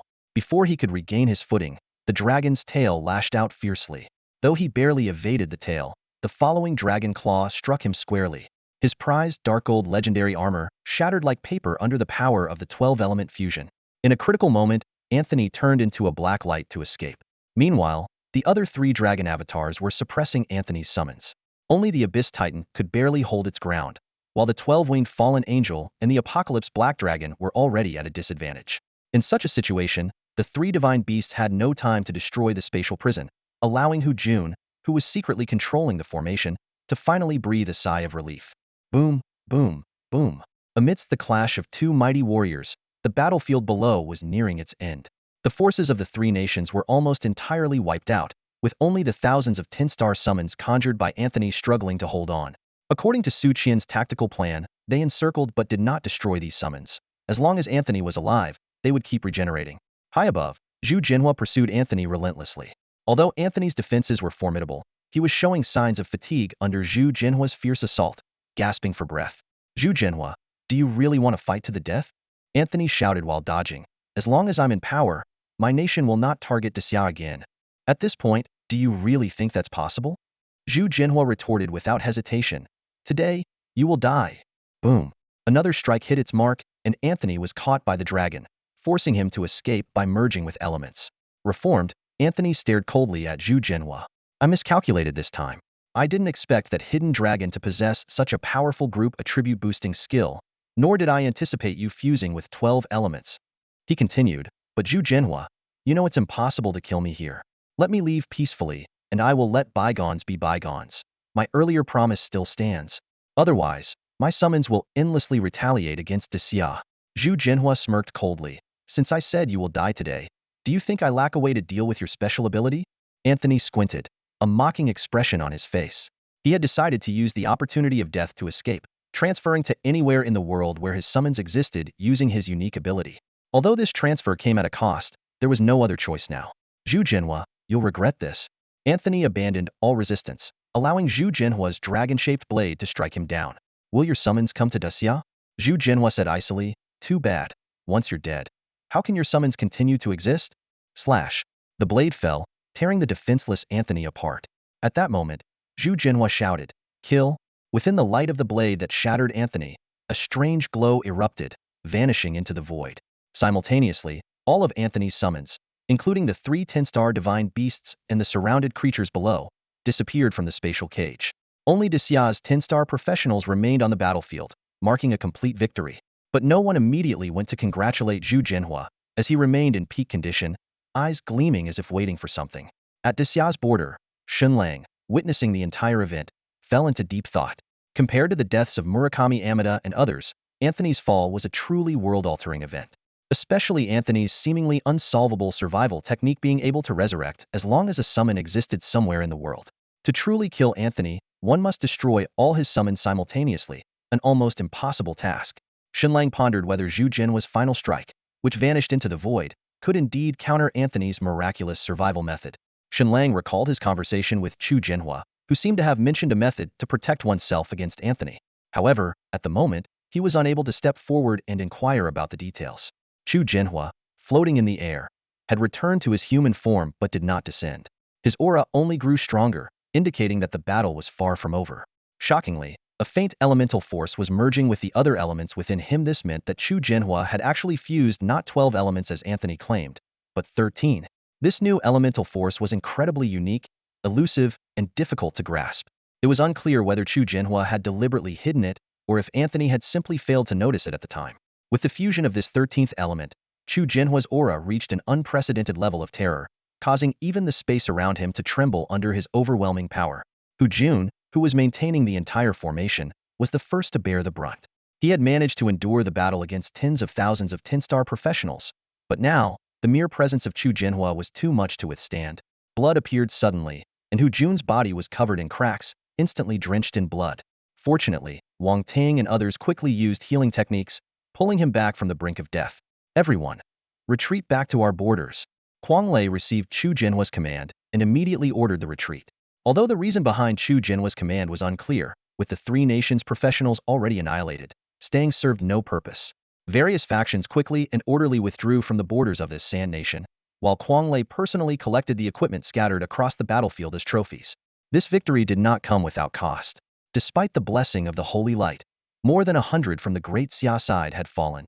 However, compared to the complete annihilation of the 3 nations' professionals, such losses were considered miraculous. All that remained on the battlefield were the bodies of the 3 nations' professionals and the unmatched divine presence of Zhu Jinhua in the air. Everyone's eyes were fixed on him. The higher-ups of Great Xia might have guessed his intentions, but the regular troops and professionals of the Basan nation were clueless. Witnessing this scene, the commander of the Sand nation's regular troops was terrified and frantically ordered a retreat. As he pulled back, he urgently contacted the supreme leader of the Sand nation for instructions. Although they had numerous 10-star professionals, they stood no chance against the Great Xia professionals who could annihilate the coalition forces of 3 nations, unless they resorted to nuclear weapons, which would mean the outbreak of a full-scale war. Fortunately, he noticed the Great Xia professionals also beginning to retreat, which allowed him to breathe a sigh of relief. Chu Jinhua in the sky was like an unsheathed sword, constantly hanging over everyone's heads, ready to take lives at any moment. Unlike other 10-star professionals, even nuclear weapons were mere toys to the Dragonblood war god of the Great Xia Kingdom. This war god could leisurely eat a bowl of noodles right at the center of a nuclear explosion. At this moment, the leaders of various factions in the Great Xia Kingdom were tensely gazing up at the sky. They all knew that Chu Jinhua was engaged in a battle with Anthony that was more dangerous than a direct confrontation. Despite Anthony's almost invincible life-saving skills causing headaches, they still hoped that Chu Jinhua could completely end this opponent. Inside the tent, apart from Shen Lang, his beast companions, and Yao Rao, everyone else had left. Sister Yao Rao, what skill is Master Chu using? Shen Lang asked. Yao Rao shook her head in response. Brother Hua only mentioned a skill that could completely kill Anthony, but didn't share any specific details. Shen Lang nodded thoughtfully. The situation was now more mysterious than before. Chu Jinhua intended to kill Anthony from a distance. If this move really worked, who would dare provoke the Dragonblood war god in the future? The mere thought of someone being able to take your life from afar while enjoying a meal at home was a terrifying deterrent. At that moment, among the 4 12-winged angels from Angel Island, the wood element angel asked, is the final element appearing here a spatial element or a temporal element? Although these 4 veteran 10-star divine beasts were only present in spirit form, their vision far surpassed that of ordinary 10-star professionals. Someone like Shen Lang, who was clueless about elemental fusion, couldn't discern which elements Chu Jinhua was combining. However, the response from the light element 12-winged angel was unexpected. No, this is destiny. Fate? What fate? It wasn't just Shen Lang and Yao Rao who were puzzled. The other 3 12-winged angels also looked on with curiosity. The Angel of Light kept her gaze on the airborne Chu Jinhua and slowly revealed a shocking answer. An element, an omnipresent element, the element of fate. This answer left everyone stunned. While elements like gold, wind, wood, and ice were well known, fate? How could such an abstract concept exist as an element? It's one of the supreme elements, nearly impossible to control. The Angel of Light's voice was filled with disbelief. Chu Jinhua, a human, how could he possibly control such a supreme element? Her words made the other 3 12-winged angels' faces change dramatically. How could this planet give birth to a supreme element? Impossible. Absolutely impossible. How could a supreme element be controlled by a human? They all exclaimed in denial. Shen Lang turned to Medusa and the other 10-star Beast Tamers for answers, but they just shook their heads, indicating they knew nothing. Yao Rao got straight to the point. This element of fate you mentioned, can it allow Brother Hua to completely kill Anthony? The Angel of Light looked at her as if she were ignorant. If it truly is the element of fate, not only Anthony, but any living being that appears in his fate's trajectory, no matter where they are, could be killed by Chu Jinhua if he wished. These words made Yao Rao and Shen Lang gasp.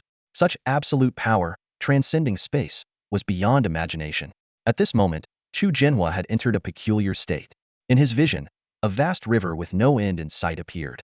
His gaze searched the river and quickly locked onto more than 100 points of light, scattered in different positions. The starlight formed from the fragments of Anthony he had previously shattered. You old turtle, you really cling to life. Chu Jinhua's eyes were bloodshot as he counted carefully, 1, 3, 8, 172 summoned entities for survival, hidden so far apart. Taking them all out at once won't be easy. Clearly, to completely eliminate Anthony, all these substitute summoning entities must be destroyed simultaneously, leaving him no time to react. Otherwise, he could summon more entities to save his life at any moment. Chu Jinhua's gaze swept over every glimmering point of light in the river, not daring to miss a single one. Each point was crucial in determining whether his strike against Anthony was effective. He took a deep breath, enduring the excruciating pain in both his soul and body. The fusion of the 13th element was far from easy, and now every inch of his skin was covered in fine cracks, as if he might shatter into countless pieces at any moment. His eyes were bloodshot, but the red lines were actually tiny fissures, mirroring the state of his soul and body. The river was more terrifying than he had imagined. Even though what Chu Jinhua saw was merely an illusion, it was enough to deliver a devastating impact. It wasn't just a simple flow of water, it was the undulation of time and space itself.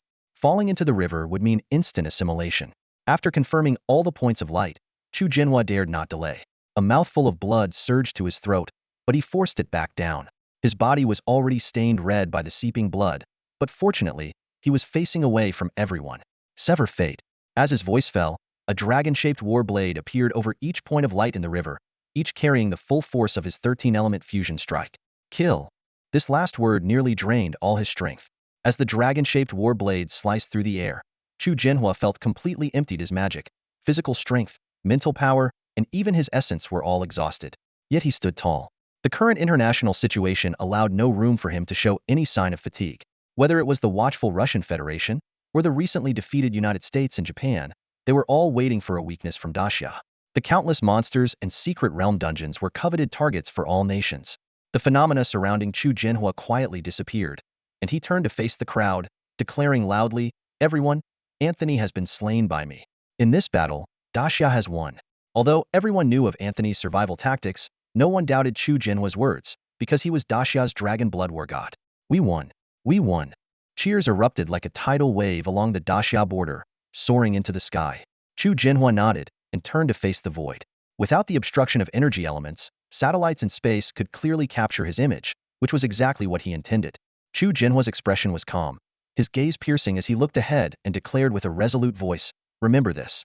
Anyone who offends Daxia, no matter how far, will be punished." This statement, though lacking a subject, resonated powerfully with everyone present, its meaning crystal clear. As soon as he finished speaking, he began to walk steadily towards the border of Daxia. The soldiers on the A3 nation side were as silent as the grave, not daring to breathe too heavily. Their commander had already issued strict orders. All regular troops must remain inactive and under no circumstances should they advance, allowing all Daxia professionals to leave, especially the man named Chu Jinhua. At this moment, Chu Jinhua appeared to them like the harbinger of doom. If he were to turn back and attack again, it would spell disaster for the A3 nation. Amidst the rising cheers of the Daxia professionals and under the real-time surveillance of satellites from various countries, Chu Jinhua's figure gradually disappeared into his personal tent within the border. This tent had long been fortified with a special formation, preventing any external force from peering inside. However, just as he stepped into the tent, Chu Jinhua's seemingly composed body suddenly collapsed forward. Huaga! With quick reflexes, Yao Rao dashed forward to catch his faltering body. Shen Lang also swiftly moved closer, only to find Chu Jinhua covered in blood, far from the composed figure he had been moments ago. It was clear that his earlier composure was merely a front. He had actually suffered severe injuries. Before Shen Lang could inquire, Chu Jinhua weakly turned his bloodshot eyes and whispered, "Directional teleportation array, Z." Before he could finish, he passed out. "The Forbidden City." Quickly, Yao Rao shouted almost desperately.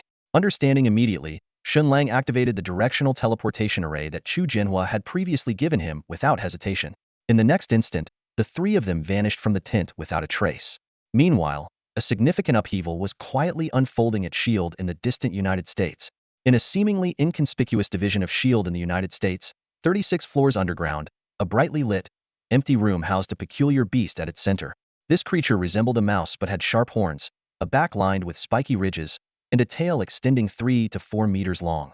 Suddenly, the creature opened its eyes, revealing an eerie green glow in the darkness. A powerful aura erupted from within it as its body began to twist and transform. Its limbs elongated, fur receded, and in an instant, it took on human form. It was Anthony. This was his method of survival, a summoned creature strategically placed in secrecy. No matter where he faced danger in the world, he could be reborn this way. At this moment, he was resurrecting here after being slain by Chu Jinhua on the border of India. Anthony's expression was dark and grim. He had ventured to India with a determination to kill, confident that his 10-element fusion and 3 10-star beast summons were enough to conquer a nation. However, the result was a crushing defeat of the coalition forces, and he was killed on the spot. Were it not for this unique godlike ability, he would have perished permanently. Chu Jinhua. He spat the name through gritted teeth. Who could have predicted such a perfect plan would end in failure? Even more surprising was that the 3-star summoner from Daxia, Shen Lang, not only summoned the 4 archangels but also wielded a group-wide all-attribute enhancement skill. This skill completely altered the battle's outcome, dramatically boosting the strength of Daxia's 10-star professionals, who then utterly overwhelmed the coalition forces. Despite Anthony's formidable power, he couldn't change the tide. More critically, he underestimated Chu Jinhua's strength, who had already fused 12 elements. Although this was the first time in decades Anthony had faced true death, he wasn't discouraged. As a seasoned veteran who cared little for appearances, he knew that as long as he was alive, there was hope. The world was unpredictable. Even if Chu Jinhua held the upper hand now, who could say Anthony wouldn't catch up in the future? Moreover, without that all-attribute boost, the gap between them was not insurmountable. With 10 elements merged and the power of 3 10-star divine beasts, he was indeed on par with his opponent. Anthony calculated that if he could merge a few more elements and recruit a few more 10-star divine beasts from alternate dimensions, the outcome of their next encounter would be uncertain. For now, however, He planned to return to his old ways and continue being the old turtle. As long as he stayed within the borders of the beautiful country, no matter how powerful Zhu Jinhua was, he wouldn't dare to recklessly invade. After all, the beautiful country had been a global superpower since before the age of professionals, with deep-rooted strength that wasn't easily shaken. Thinking about the affairs of S.H.I.E.L.D., Anthony sighed. If Da Vinci were still around, the position would be perfect for him. Although he was driven by profit, that very trait made him suitable for the role provided the beautiful country could satisfy his appetite for gain. Unfortunately, he had already fallen on the battlefield. Just as Anthony was preparing to hand over the position of director of S.H.I.E.L.D. and focus on enhancing his power, his expression suddenly changed. A familiar force descended upon him from nowhere, enveloping him. Anthony was shocked, unable to determine the source of this power. Moments later, he recognized it as Zhu Jinhua's aura. Impossible. How could he come to the beautiful country? Even if he did, how could he find me? Before he could sort out his thoughts, countless blade lights erupted within him, like a raging dragon tearing through his body. Anthony quickly realized that this was not just Zhu Jinhua's sword intent. It also contained some strange and powerful unknown force. At that moment, Anthony decisively abandoned his body, knowing full well that he was powerless against this force. In the continent of Antagasta, located in the beautiful country, in a secret chamber on the 29th underground floor of a luxurious casino, Anthony's consciousness had just descended into the body of a silver twin-headed snake, only to be met with intense pain. How is this possible? These blade lights again, Anthony exclaimed. The scales of the silver twin-headed snake were emitting a golden glow, revealing Zhu Jinhua's blade lights, tearing through every inch of its flesh. Without hesitation, Anthony immediately abandoned the body of this summoned creature and shifted his consciousness to another summoned entity on a Pacific island. However, the result was the same. The relentless assault of the blade lights began as soon as he was reborn. After switching through more than a dozen summoned creatures, an unprecedented sense of fear began to spread in Anthony's heart. Since awakening the god-level talent of summoning rebirth, he had never experienced the dread of death, but now, this feeling gripped his heart with undeniable reality. This can't be. It's impossible, Anthony muttered to himself as he continued to traverse from one summoned creature to another. But the situation worsened. Each creature's body was on the brink of collapse under the blade light's ravage, almost lifeless even before his consciousness arrived. Logic told him that Zhu Jinhua's skill had somehow simultaneously locked onto him and all his summoned creatures. This unheard-of ability was thousands of times more formidable than an angel's full attribute enhancement. With each transfer, Anthony's life force continued to drain away. During his final rebirth, he was left with only half a head, even lacking complete speech organs. Fear had faded, replaced by a hint of resignation and detachment. Zhu Jinhua, you win. Beautiful country. You good luck? With a faint whisper, Anthony's consciousness completely dissipated. He was too weak to summon a new vessel, and all other summoned creatures had been prematurely destroyed by the blade lights. The beautiful country's strongest, the demon king Satan, fell silently. At this time, neither the professionals of the beautiful country nor those of the Great Xia country knew the outcome. The beautiful country's leaders were still waiting to hold Anthony accountable, while the Great Xia country, though trusting Zhu Jinhua's words, required concrete confirmation. However, one thing was globally recognized in this provocative war initiated by the alliance of the beautiful country, Japan, and India. The Great Xia country achieved a complete victory. Zhu Jinhua's message, broadcasted via satellite, echoed around the world. Remember, those who offend Great Xia, no matter how far, will be punished. In the A3 nation, at the residence of the Grand Leader, Amada is dead. Murakami is dead. Even Anthony was cut down. Almost all the 10-star professionals sent to the border have perished. The Grand Leader of A3 was pale, gripping the edge of the table tightly, almost collapsing into his chair. Each piece of news was more devastating than the last. They had planned to lure and kill Zhu Jinhua, to disgrace the Great Xia nation, but how did it come to this? While Anthony's fate was uncertain, Amada's body was indeed lying on the battlefield at the border, witnessed firsthand by the reporting personnel, alongside Murakami. Murakami's death wasn't much of a concern for A3 nation, as he wasn't one of their own. However, Amada's fall was a knife to the Grand Leader's heart. With Guna gone not long ago, Amada followed, two strong individuals that A3 nation had invested heavily in, now lost in succession. What was even harder to accept was the heavy loss of elite 10-star professionals in this border battle. A3 nation had only slightly over 100,000 10-star professionals, and those who participated were the cream of the crop, with ordinary 10-stars not even qualifying to join. Now, nearly all of these elites were wiped out, with reports indicating only a few hundred managed to escape. What on earth happened? The Grand Leader of A3, eyes bloodshot, glared at the reporting personnel. The personnel detailed the intelligence and satellite footage from the front lines. When full attribute enhancement and the 4 angel incarnations of Angel Island were mentioned, the Grant leader stood up abruptly. It's Shen Lang. He must have returned from the 3-star battlefield. Indeed, the reporting personnel explained. Initially, Chu Jinhua had no intention of crossing the border, but when Yarao suddenly left, the situation changed dramatically. We suspect she went to meet Shen Lang, using directional teleportation and concealment formations to cover their actions.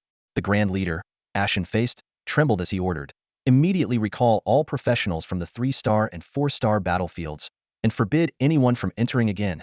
This is a death sentence. We can't afford such losses." Meanwhile, in the Emperor's residence of the Little Days Nation, total annihilation? Even Murakami is dead? The Emperor was struck as if by lightning. Murakami was the strongest in the Little Days Nation, and all of this was the doing of a 3-star professional.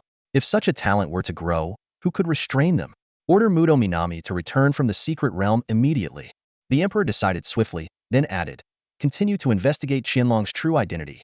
Also, halt all national battles and increase resource investment to cultivate new 10-star professionals." In the beautiful nation, the speaker, Old Hag, had lost control. Her office was in shambles, debris everywhere, and the air reeked of alcohol. When she couldn't find Anthony in her friend list and received numerous unread messages inquiring about his disappearance, a terrifying suspicion crept into her mind. "It can't be, this can't be," she muttered to herself, eyes filled with disbelief. In the professional network system, friends typically disappear for 2 reasons. Either they have been deliberately removed by the other party, or the friend has passed away. When a professional dies, they are automatically removed from everyone's friend list. The speaker, an old witch, stared at the blank friend list, frowning. Anthony's name had vanished, and it was gone from everyone's friend list. Could it be that the top fighter of the beautiful country had truly fallen? She considered another possibility: Anthony might have deleted all his friends out of shame after his crushing defeat at the border of the 3rd country. But she quickly dismissed this hypothesis. Given Anthony's thick skin, it was unlikely he would do something so childish over a single failure. That left only one possibility: Anthony was indeed dead. As a fellow 10-star professional who was half a cycle older than Anthony, the speaker found this hard to believe. She knew Anthony's survival tactics too well. Even in a situation of overwhelming odds, he could resurrect through his summoned beast. How could such a cautious person be completely annihilated? Not just her, but the entire upper echelon of the beautiful country was thrown into shock and confusion. They searched everywhere for traces of Anthony, unwilling to believe their top fighter had just perished like that. Meanwhile, in the deepest lake of the beautiful country at the bottom of Crater Lakia, a shocking event was unfolding. In the dark depths of the lake, within a rust-covered iron prison, a muscular black man shackled in a spread-eagle position suddenly opened his eyes. His eyes glowed with an eerie crimson light, illuminating the surrounding darkness and scattering nearby aquatic creatures. This prisoner, confined in the water prison for over a decade, instantly shattered the seaweed and parasites covering his body. 2 fangs emerged on his ebony body, resembling those of a legendary blood clan. Dead? Ha ha ha, little Anthony is actually dead. With a burst of laughter, the chains holding him shattered.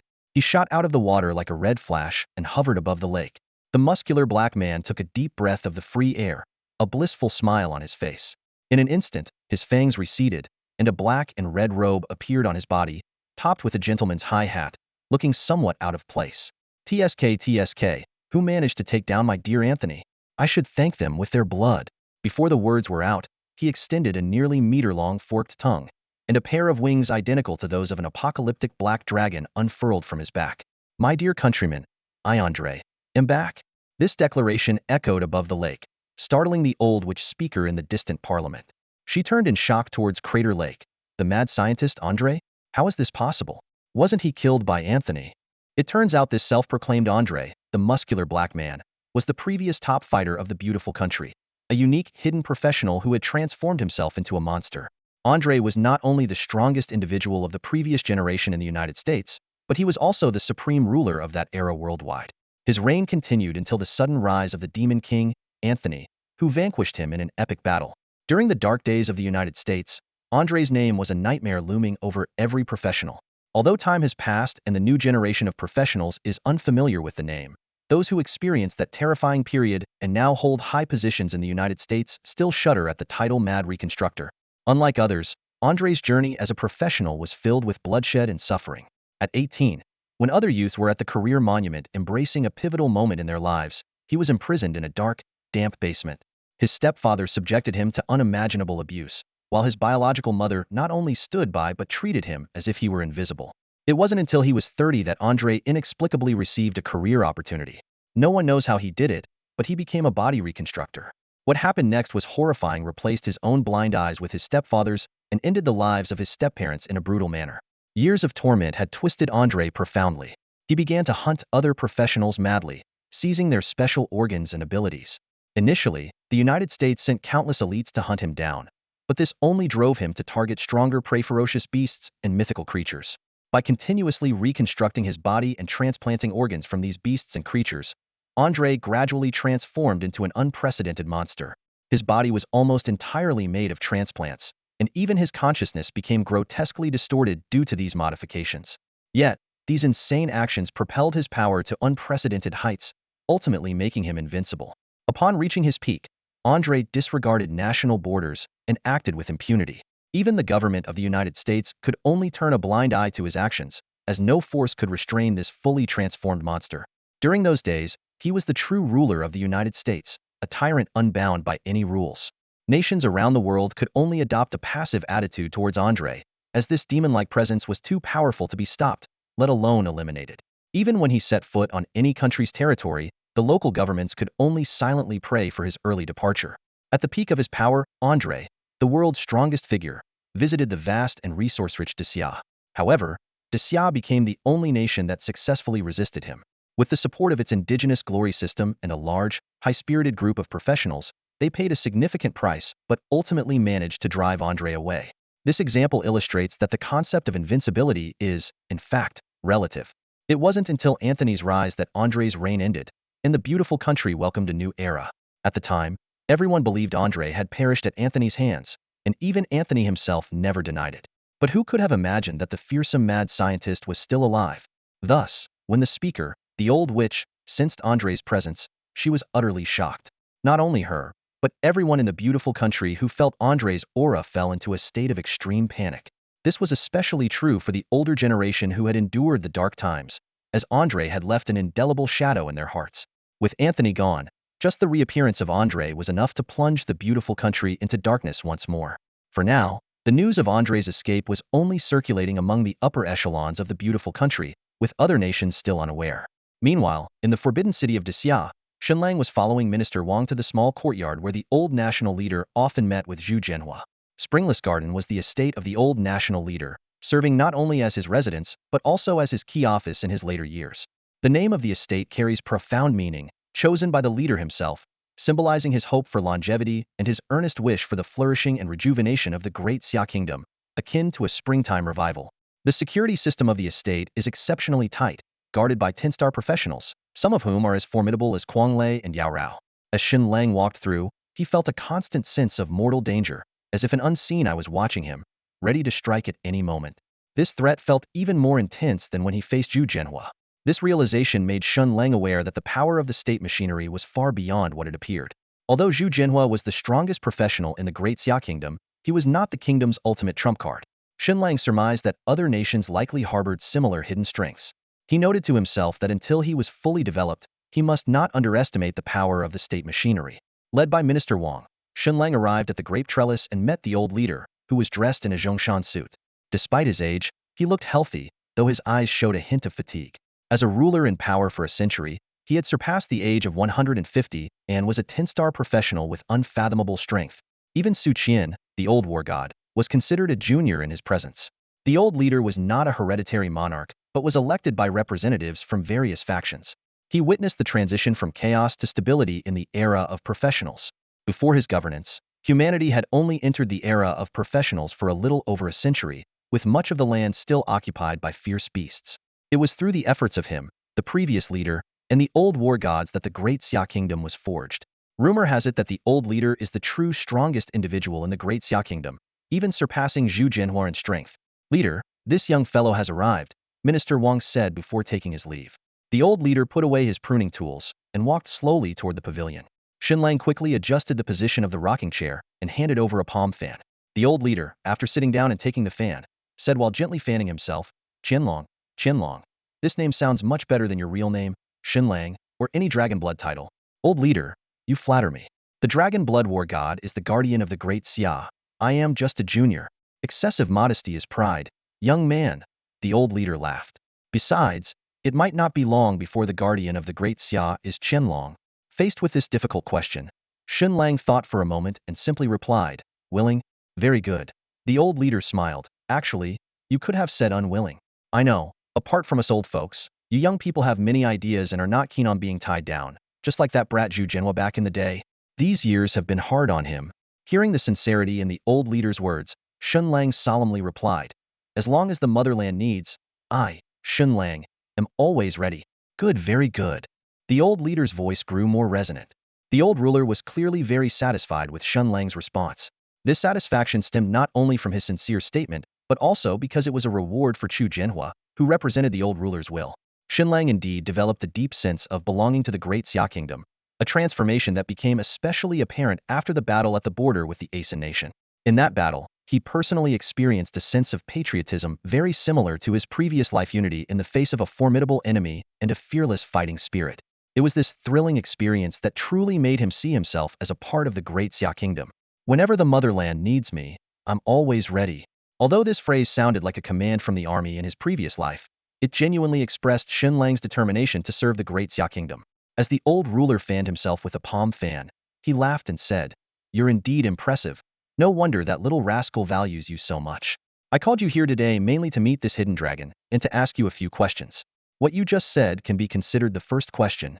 Your Majesty, feel free to ask anything you want," Shen Lang replied respectfully.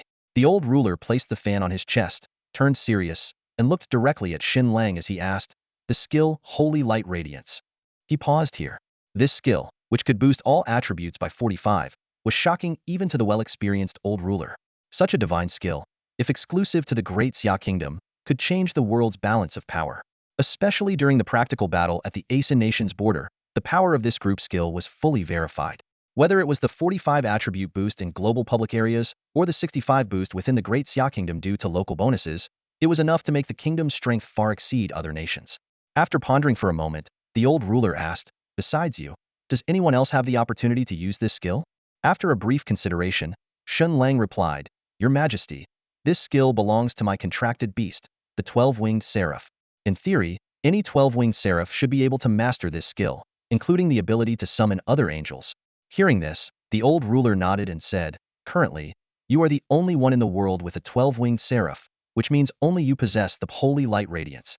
His tone was filled with excitement, for Shen Lang not only had this unparalleled skill but also demonstrated loyalty.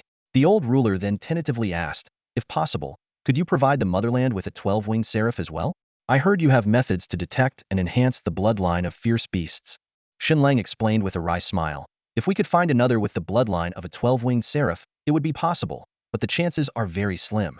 It might only be possible on Angel Island." "That's right." The old ruler shook his head with some regret. "Speaking of Angel Island, it might be difficult for our Great Xia Kingdom's professionals to enter it in the future. However, you must find a way to claim Angel Island as your own, as it is an important combat force and can continuously produce intelligent angels. By the way, what's the name of your contracted beast?" "A Li." "Well, will your Li be able to take charge of Angel Island in the future?" This was a question Shen Lang had already considered. As long as Ali could reach a 10-star level, suppressing the existing 12-winged angels in terms of both bloodline and strength, coupled with Shen Lang's own power as a deterrent, taking charge of Angel Island would be within reach. At this moment, Minister Wang reappeared, holding the complete battle damage statistics from the border battle with the Asen nation. The old ruler took the documents from Minister Wang and began to peruse them carefully. With each page he turned, a satisfied smile appeared on his face. This was indeed the most glorious victory for the Daxia Kingdom in nearly a century, having annihilated over 16,000 10-star professionals in a single battle, showcasing remarkable achievements. "Young man, if it weren't for you, this battle might not have even happened. You're our great hero." The old ruler openly praised Shen Lang. Indeed, Shen Lang's contributions to this victory over the Asen Kingdom were indispensable. Although he was also the spark that ignited the war, that seemed irrelevant now. The Daxia Kingdom had achieved an overwhelming victory, especially with the fall of the Demon King Anthony, which was the greatest triumph. After multiple confirmations, it was verified that Anthony had indeed been slain by Zhu Jinhua. This news invigorated the entire Daxia Kingdom. In response to the old ruler's commendation, Shen Lang merely smiled. It was clearly time to distribute the spoils of war, and excessive modesty would seem insincere. He had always been open to receiving benefits. The old ruler seemed to see through his thoughts and presented another document. It was a meticulously calculated battle merit sheet, with Shen Lang's name prominently at the top. This was unsurprising, as a portion of the credit for every enemy killed by the participants was attributed to Shen Lang. Even if it was just a fraction, it was enough to keep him securely in the lead. The old ruler examined the details of Shen Lang's contribution points, his eyes narrowing. Just his personal contribution points amounted to an astonishing 3.7 billion. To put this in perspective, the current Dragon Blood War god, Chu Jinhua, had accumulated over 7 billion total contribution points over nearly 2 decades. Yet Shen Lang, a 3-star professional for only a few months, had already reached this level. "What's the matter, Your Majesty?" Shen Lang asked, noticing the old ruler's unusual expression. "Oh, nothing. Just that your contribution points took this old man by surprise. As of now, you're second in the nation. Who's first?" The old ruler pointed towards the inner room of the courtyard. The little rascal lying in there. That was where Chu Jinhua, who had been injured and rendered unconscious while slaying Anthony, was. Although he was mostly asleep, his life was not in danger. Hearing that his contribution points were second only to Chu Jinhua, Shen Lang was secretly pleased. But being second wasn't as good as being first, so he knew he had to keep striving. The old ruler turned to the next page. This is the spoils distribution list. Since all the other participants were 10-star professionals, the loot primarily consists of various equipment. These will be allocated based on valuation and battle merit. Shen Lang's eyes lit up. These were genuine treasures, especially the dark gold legendary equipment. However, when the old ruler announced the specific numbers, Shen Lang felt a bit disappointed. This battle yielded over 90,000 10-star red perfect equipment items, over 90,000 purple epic equipment items, over 19,000 dark gold legendary equipment items, and various other star-level equipment. Based on your contribution, it amounts to approximately 30 trillion Daxia currency. 30 trillion sounded impressive, but Shen Lang couldn't help but inwardly complain. These 10-star professionals are too poor. On average, they don't even have one piece of 10-star equipment. Fortunately, the old ruler's statement was limited to 10-star equipment and did not involve lower-level gear. Shen Lang quickly calculated in his mind. Although equipment below 10 stars is not as valuable individually as 10-star equipment, their quantity is certainly much greater. After all, even 10-star professionals don't have a piece of dark gold legendary equipment each, so the quantity of dark gold equipment at 8 or 9 stars must be substantial. The old ruler looked directly at Shen Lang and said in a relaxed tone, "Your allocation of spoils is 300 trillion. You can choose whether you want it in Huaxia currency or equipment. We'll try our best to meet your requirements." These words made Shen Lang's eyes light up. He was well aware of the dynamics of the equipment market. Official estimates usually take a median value, while actual market prices can fluctuate. If sold through auctions or similar channels, the price might be even higher. Just like when Qiu Tianyi was willing to pay a premium for a piece of dark gold equipment that suited him perfectly. Considering this, choosing physical equipment could yield returns exceeding 300 trillion, possibly even tens of trillions more. "Ruler, I choose physical equipment," Shen Lang said without hesitation, but he did not request 10-star dark gold equipment. Firstly, because such high-level equipment is a strategic resource for the country and would be most effective if given to Daxia's 10-star professionals. Secondly, his current strength couldn't handle 10-star equipment, and he would only resell it. Moreover, when his strength is sufficient, he can acquire better equipment himself. "You know, I've opened an equipment store with some friends," Shen Lang continued. "I only want equipment below 5 stars. You can decide on the specific grades." Although the value of equipment below 5 stars is relatively low per item, with a budget of 300 trillion, the quantity would be astounding.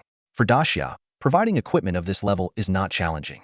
The old ruler gave Shen Lang a meaningful look, clearly appreciative of his decision to let the state use the high-level equipment. "So it's settled. Should we deliver it to Imo City?" "Yes, please deliver it to Chawang Pavilion in Imo City." "Thank you, ruler." "No trouble at all." The old ruler waved his hand. "But we haven't finished discussing your contribution points. Your tens of billions of contribution points are the second highest in the nation." Shen Lang smiled. "Ruler, can my contribution points be exchanged for something valuable?" "Of course, they can be exchanged for many valuable things. Just go to the exchange point," the old ruler said, suddenly intrigued. "Do you have something in mind you'd like to exchange for?" Shen Lang looked directly at the old ruler. "To be honest, ruler, I want to exchange for some SS-level talent fruits, and if there are any divine-level talent fruits, I'd like to exchange for 1 or 2, provided my contribution points are enough." This statement left the old ruler's hand, which was fanning himself, suspended in midair. SS-level talent fruits were being talked about as if they were as common as cabbages, and he even wanted divine-level talent fruits. The old ruler was momentarily speechless, clearly realizing this young man didn't know the rarity of SS-level talent fruits. Chicken ribs are chicken ribs, but rarity is truly rare. The old ruler pondered as he gazed at the situation before him. He recalled what Zhu Jinhua had mentioned about Shen Lang's unique method that could directly evolve beasts into their mature forms. Could it also be effective on talent fruits? If that were true, giving him the talent fruit might be worthwhile. Although the treasury lacked SS-level talent fruits due to their immense value, making them unaffordable for most, and their effects being too random, who would spend billions of contribution points on the gamble of awakening talent? Wouldn't it be more practical to exchange those points for other equipment or items? The old ruler knew that SS-level talent fruits did exist, but he kept them privately. He had acquired 3 such fruits in the past. One he used himself without awakening an SS-level talent, another was given to Zhu Jinhua, who successfully awakened it, and the last one remained in his possession. Seeing the anticipation in Shen Lang's eyes, the old ruler held up 3 fingers. 30 billion contribution points, and I can give you an SS-level talent fruit. Are you willing? Though expensive, the price was not too high compared to the value of an SS-level talent. After all, some people couldn't obtain this opportunity no matter the cost. After a brief consideration, Shen Lang nodded. I'll take it. The old ruler then retrieved 2 dark golden fruits, resembling color-changing dragon fruits, and handed them to Shen Lang. Wait, my ruler, Shen Lang said with confusion after receiving the fruit. My contribution points only cover one, the other is a gift. The old ruler pointed towards the inner courtyard. From that person earlier, as a reward for you. In the 10-star battlefield, the showdown between Zhu Jinhua and Asen's top warrior, Guna, became legendary. At that time, Guna attempted to exchange an SS-level talent fruit for his life, but Zhu Jinhua refused. Ultimately, Zhu Jinhua decisively defeated Guna, securing not only the fruit but all of Guna's belongings. Earlier, Zhu Jinhua had discussed with the old sovereign the idea of gifting this fruit to Shen Lang. The old sovereign's tacit approval, combined with Shen Lang's outstanding performance on the national battlefield and at the border with Asen, made this decision even more justified. Currently, the old sovereign decided to sell his own SS-level talent fruit to Shen Lang for 20 billion contribution points. This decision carried significant meaning. Firstly, it reduced Shen Lang's contribution points to prevent him from clearing out the national treasury's rare items. Secondly, the old sovereign understood that Shen Lang's needs might not be met by the current inventory. Upon hearing that one of the fruits was a gift from Zhu Jinhua, Shen Lang gladly accepted and loudly expressed his gratitude towards the inner court. Thanks a lot, big boss. Only after shouting did he remember the old sovereign was present. The old sovereign chuckled and shook his head. No wonder that rascal likes you. You really remind me of him when he was young. Then, the old sovereign suggested that Shen Lang try using the fruit immediately. Clearly, he was curious to see if Shen Lang could fully awaken his talent. Shen Lang hesitated briefly before requesting to summon his beast. After receiving permission, he promptly activated the summoning ritual, and Medusa's figure appeared. When Medusa saw the old sovereign fanning himself, her pupils constricted sharply. A terrifying aura, far surpassing Zhu Jinhua's, emanated from this seemingly ordinary old man, making her feel as if she had plunged into an icy abyss. Through her mental connection with Shen Lang, Medusa confirmed that this was indeed the sovereign of the Great Xia Kingdom, whose power was far superior to Zhu Jinhua's. The old sovereign scrutinized Medusa, astonished by the extraordinary strength displayed by this 3-star divine beast. Although intrigued by Shen Lang's ability to directly evolve a beast's bloodline to its mature form, he chose to remain silent. As a true powerhouse, he understood the importance of respecting a future star's potential. If he wished to gain this secret, he would never resort to coercion. The highest level of controlling someone is making them willingly work for you. The old ruler understood this well, just like all people with vision who know how to win hearts using this method. From the moment Shen Lang displayed his extraordinary talents, the old ruler and top leaders like Zhu Jinhua chose to protect rather than control him, ensuring his growth. Their goal was simple: to have Shen Lang willingly serve the nation. Once he was willing, his incredible abilities would essentially belong to the country. Shen Lang happened to respond well to this approach. Treat him kindly, and he would reciprocate gently. Press him hard, and he could be equally tough. Even if he couldn't confront directly at the moment, he would surely make a comeback once he had the strength. He could endure hardship himself, but would never accept grievances imposed by others. Currently, the old ruler and Zhu Jinhua treated him quite well, so it was only natural for him to contribute appropriately. More importantly, Shen Lang already considered himself a part of the Great Xia Kingdom, and this sense of identity and belonging was more solid than any bond of interest. At this point, the old ruler suddenly showed a puzzled expression. You summoned your beast, what are you planning to do? Could it be? As he spoke, his eyes widened, clearly having guessed something. Shen Lang smiled and nodded. That's right, I want Medusa to try and see if she can awaken an SS-level talent. The old ruler's wrinkled eyes twitched a few times. It's common for beasts to use potions to enhance their bloodline, but letting a beast consume a talent fruit? This was a first. While talent fruits are considered somewhat mediocre, the awakening probability is at least 50-50. Now Shen Lang wanted his beast to consume an SS-level talent fruit? The old ruler cautiously asked, your beast can consume talent fruits? Have you tried it? Yes, I've tried it. It can eat and also awaken, Shen Lang answered simply. This was thanks to his beast's symbiotic talent, making his beast almost indistinguishable from humans, capable of equipping weapons and consuming human elixirs. Upon hearing this, the old ruler couldn't help but sigh inwardly. Shen Lang's beasts all had 10-star divine beast bloodlines. Although not fully matured, their attributes far exceeded those of divine beasts of the same level, and it's said all their talents had already awakened. As 10-star divine beasts, they would have at least 2 SS-level talents, and adding another one would make their power unimaginable. Looking at Shen Lang, the old ruler's feelings grew more complex. Although he knew Shen Lang still had many secrets, just this one was enough to shock him. However, having such a prodigy belong to the Great Xia Kingdom was indeed a great fortune. As long as Shen Lang grew, the Great Xia Kingdom would surely be invincible against any storm. Taking a deep breath, the old ruler calmed his emotions. Then give it a try. It's just an SS-level talent fruit. Even if the awakening fails, it's merely like eating a sweet pear. Shen Lang nodded and tossed one of the 2 SS-level talent fruits in his hand to Medusa. Before this, he had already maximized the success rate of the talent fruit. Medusa caught the fruit and swallowed it directly.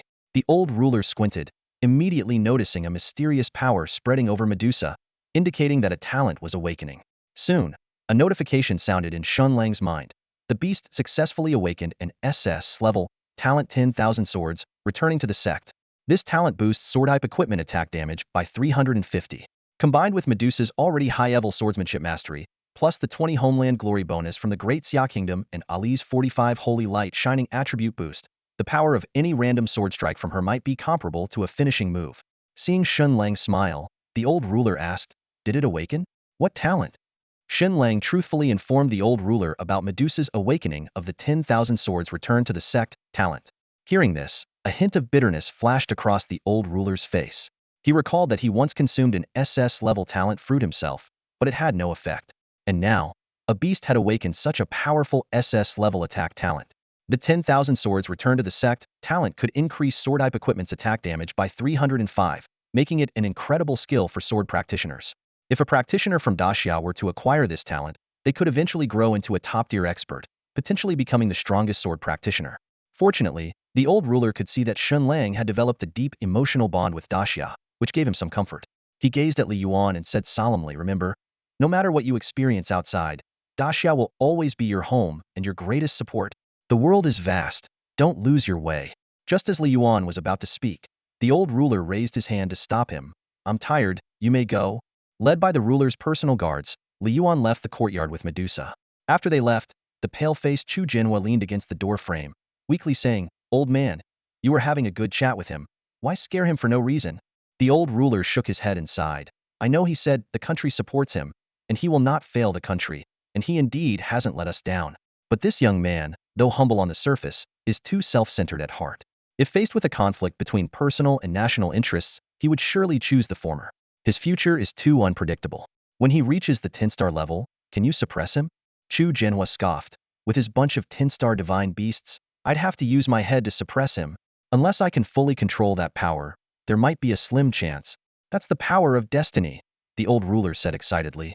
Before the battle at the Asian nations border, he didn't know Chu Jinhua had already tapped into this power, though just superficially, and using it almost cost Chu Jinhua's life. The power of destiny, Chu Jinhua mused. No wonder it nearly killed me. The old ruler chuckled. That power can make you the god of destiny on earth. Focus on mastering it, and leave other matters to those below you. With Anthony the old tortoise dead, there's really nothing I must do. Chu Jinhua shrugged. But whether I can master this power of destiny in my lifetime is uncertain. So, then even you couldn't suppress Shen Lang? That depends on how far this kid advances in the 10-star realm, the old ruler replied wistfully, without giving a definitive answer. Faced with the old ruler's response, Zhu Jinhua couldn't help but roll his eyes. What difference did such an answer make? He coughed weakly a few times and asked curiously, old man, by the way, how far have you gotten? The old ruler smiled leisurely. Ask me that question again when you can use the power of fate without getting seriously injured. Right now, you're not qualified to know these things. Zhu Jinhua opened his mouth as if struck by a blow. Come on, I'm the top warrior of the Great Xia Kingdom, the guardian war god. Can you give your grandson some credit? Luckily, no one else is here, or I'd be laughed at. Unwilling to give up, Zhu Jinhua tried a different approach. Are there many beings like you globally? The old ruler fanned himself and gave him a meaningful look. It's been 300 years since humanity entered the era of professionals. What do you think? Though he didn't answer directly, Zhu Jianhua understood the implication. There certainly are. Are there such beings in the wilderness and secret realms too? He continued to ask. What do you think? The old ruler responded simply. Zhu Jianhua nodded silently, realizing he had asked a foolish question. If there were no such creatures among the beasts and monsters, they would truly be like NPCs to humans. Clearly, that's not the case. The oceans alone, which humans can hardly access, cover more than 70% of the globe and pose the greatest threat to humanity. Seeing Zhu Jinhua's troubled expression, the old ruler shook his head and said, when you first reached the 10-star level, I told you that these matters weren't for you to worry about then. Now, although you have some qualifications, it's still far from enough. Don't worry needlessly. Even if the sky falls, we old folks will hold it up, not you youngsters. He looked up at the blue sky above the grape trellis. The world is vast, and the universe, even more so. Even crossing the 10-star threshold is just the beginning. Humanity has a long way to go, a very long way. Zhu Jinhua listened, perplexed, and said in frustration, forget it, talking in riddles like this, let's not chat. With that, he hobbled back to the inner courtyard. The old ruler gazed deeply at the blue sky and sighed. The universe is truly vast. Suddenly, his brow furrowed, and his tone turned cold. A fair fight to the death among the younger generation, and you can't afford to lose? If you don't even dare to cross the line with your true form, then don't come here to embarrass yourself. Get lost. Over the East Sea, a phantom figure was instantly torn apart. By this time, Shen Lang had been taken far from the courtyard. Besides Medusa, the other beasts like Xiao He had also emerged from the beast space. As soon as Shadow appeared, it asked Ali and Xiao He, did you feel that in the beast space just now? Yes, we felt it. Ali nodded emphatically. Xiao He also nodded repeatedly, a terrifying gaze, as if it could see right through me. What gaze? What are you talking about? Shen Lang was confused. Shadow turned to Shen Lang and explained, Master, just now, a strong gaze penetrated the beast space, watching us, peering into you in the beast space? Shen Lang's eyes widened. The beast space is supposed to be an exclusive space for beast tamers, impossible for outsiders to spy on. The image of the old ruler's kindly face flashed through his mind, and Shen Lang suddenly realized it must be him. Who else but the old ruler he just met could it be? That old man is truly terrifying. The ability to see through the beast space and observe the creatures within left Shen Lang astonished. The power displayed by the old ruler far exceeded that of Zhu Jianhua. Although Zhu Jianhua was reputed to be the mightiest in the Great Xia Kingdom, it was clearly just a superficial claim. Reflecting on his personal encounters with the formidable Zhu Jianhua, Shen Lang realized that Zhu Jianhua was already a near-mythical figure. Therefore, the old ruler, who was even stronger, likely had truly entered the realm of legends. It's been 300 years since the world entered the era of professionals. The initial difficult years were long past, and this extended period of development had produced a group of truly top-tier powerhouses. With the old ruler in the Great Xia Kingdom, it's likely that other countries also harbored similar level figures, which explains the delicate balance of the current world order. Thinking about the aftermath of the battle at the Asen Kingdom border, Shen Lang couldn't help but shake his head. Despite the loss of many powerful individuals from Anthony, the Asen Kingdom, and the land of the rising sun, the Great Xia Kingdom did not seize the opportunity to expand. This indicated that the deaths of those professionals were not enough to shake the foundation of the world order. However, this realization filled Shen Lang with anticipation. What he once thought was the limit at 10 stars now seemed far from it. The future path for professionals promised to be even more exciting. What level had the old ruler reached? This question further fueled Shen Lang's desire to quickly break through to 10 stars. The old ruler's final warning still echoed in his mind. Shen Lang maintained an attitude of, the country does not fail me, and I will not fail the country. In minor matters, he might choose personal gain, but when faced with significant issues of right and wrong, he knew how to make choices. As long as he wasn't being sent to die for nothing, everything was negotiable. Due to the need for confidentiality regarding his identity, only a few knew that Shen Lang was Qianlong, and those who knew were ordered not to contact him. This left him particularly idle in the Forbidden City, but fortunately, Yao Rao arranged for him to stay in a 5-star hotel to enjoy some comfort. By the time Shen Lang returned to the hotel, it was already 9 o'clock. He took out an SS-level talent spirit fruit, ready to try it himself. He was filled with anticipation for the changes this fruit might bring. That's all for today. Thank you so much for watching. I hope you guys enjoyed. If you wish to have another part of this recap, please give us at least 1,000 likes. Please don't forget to comment and subscribe to our channel for more content like this. Until next time.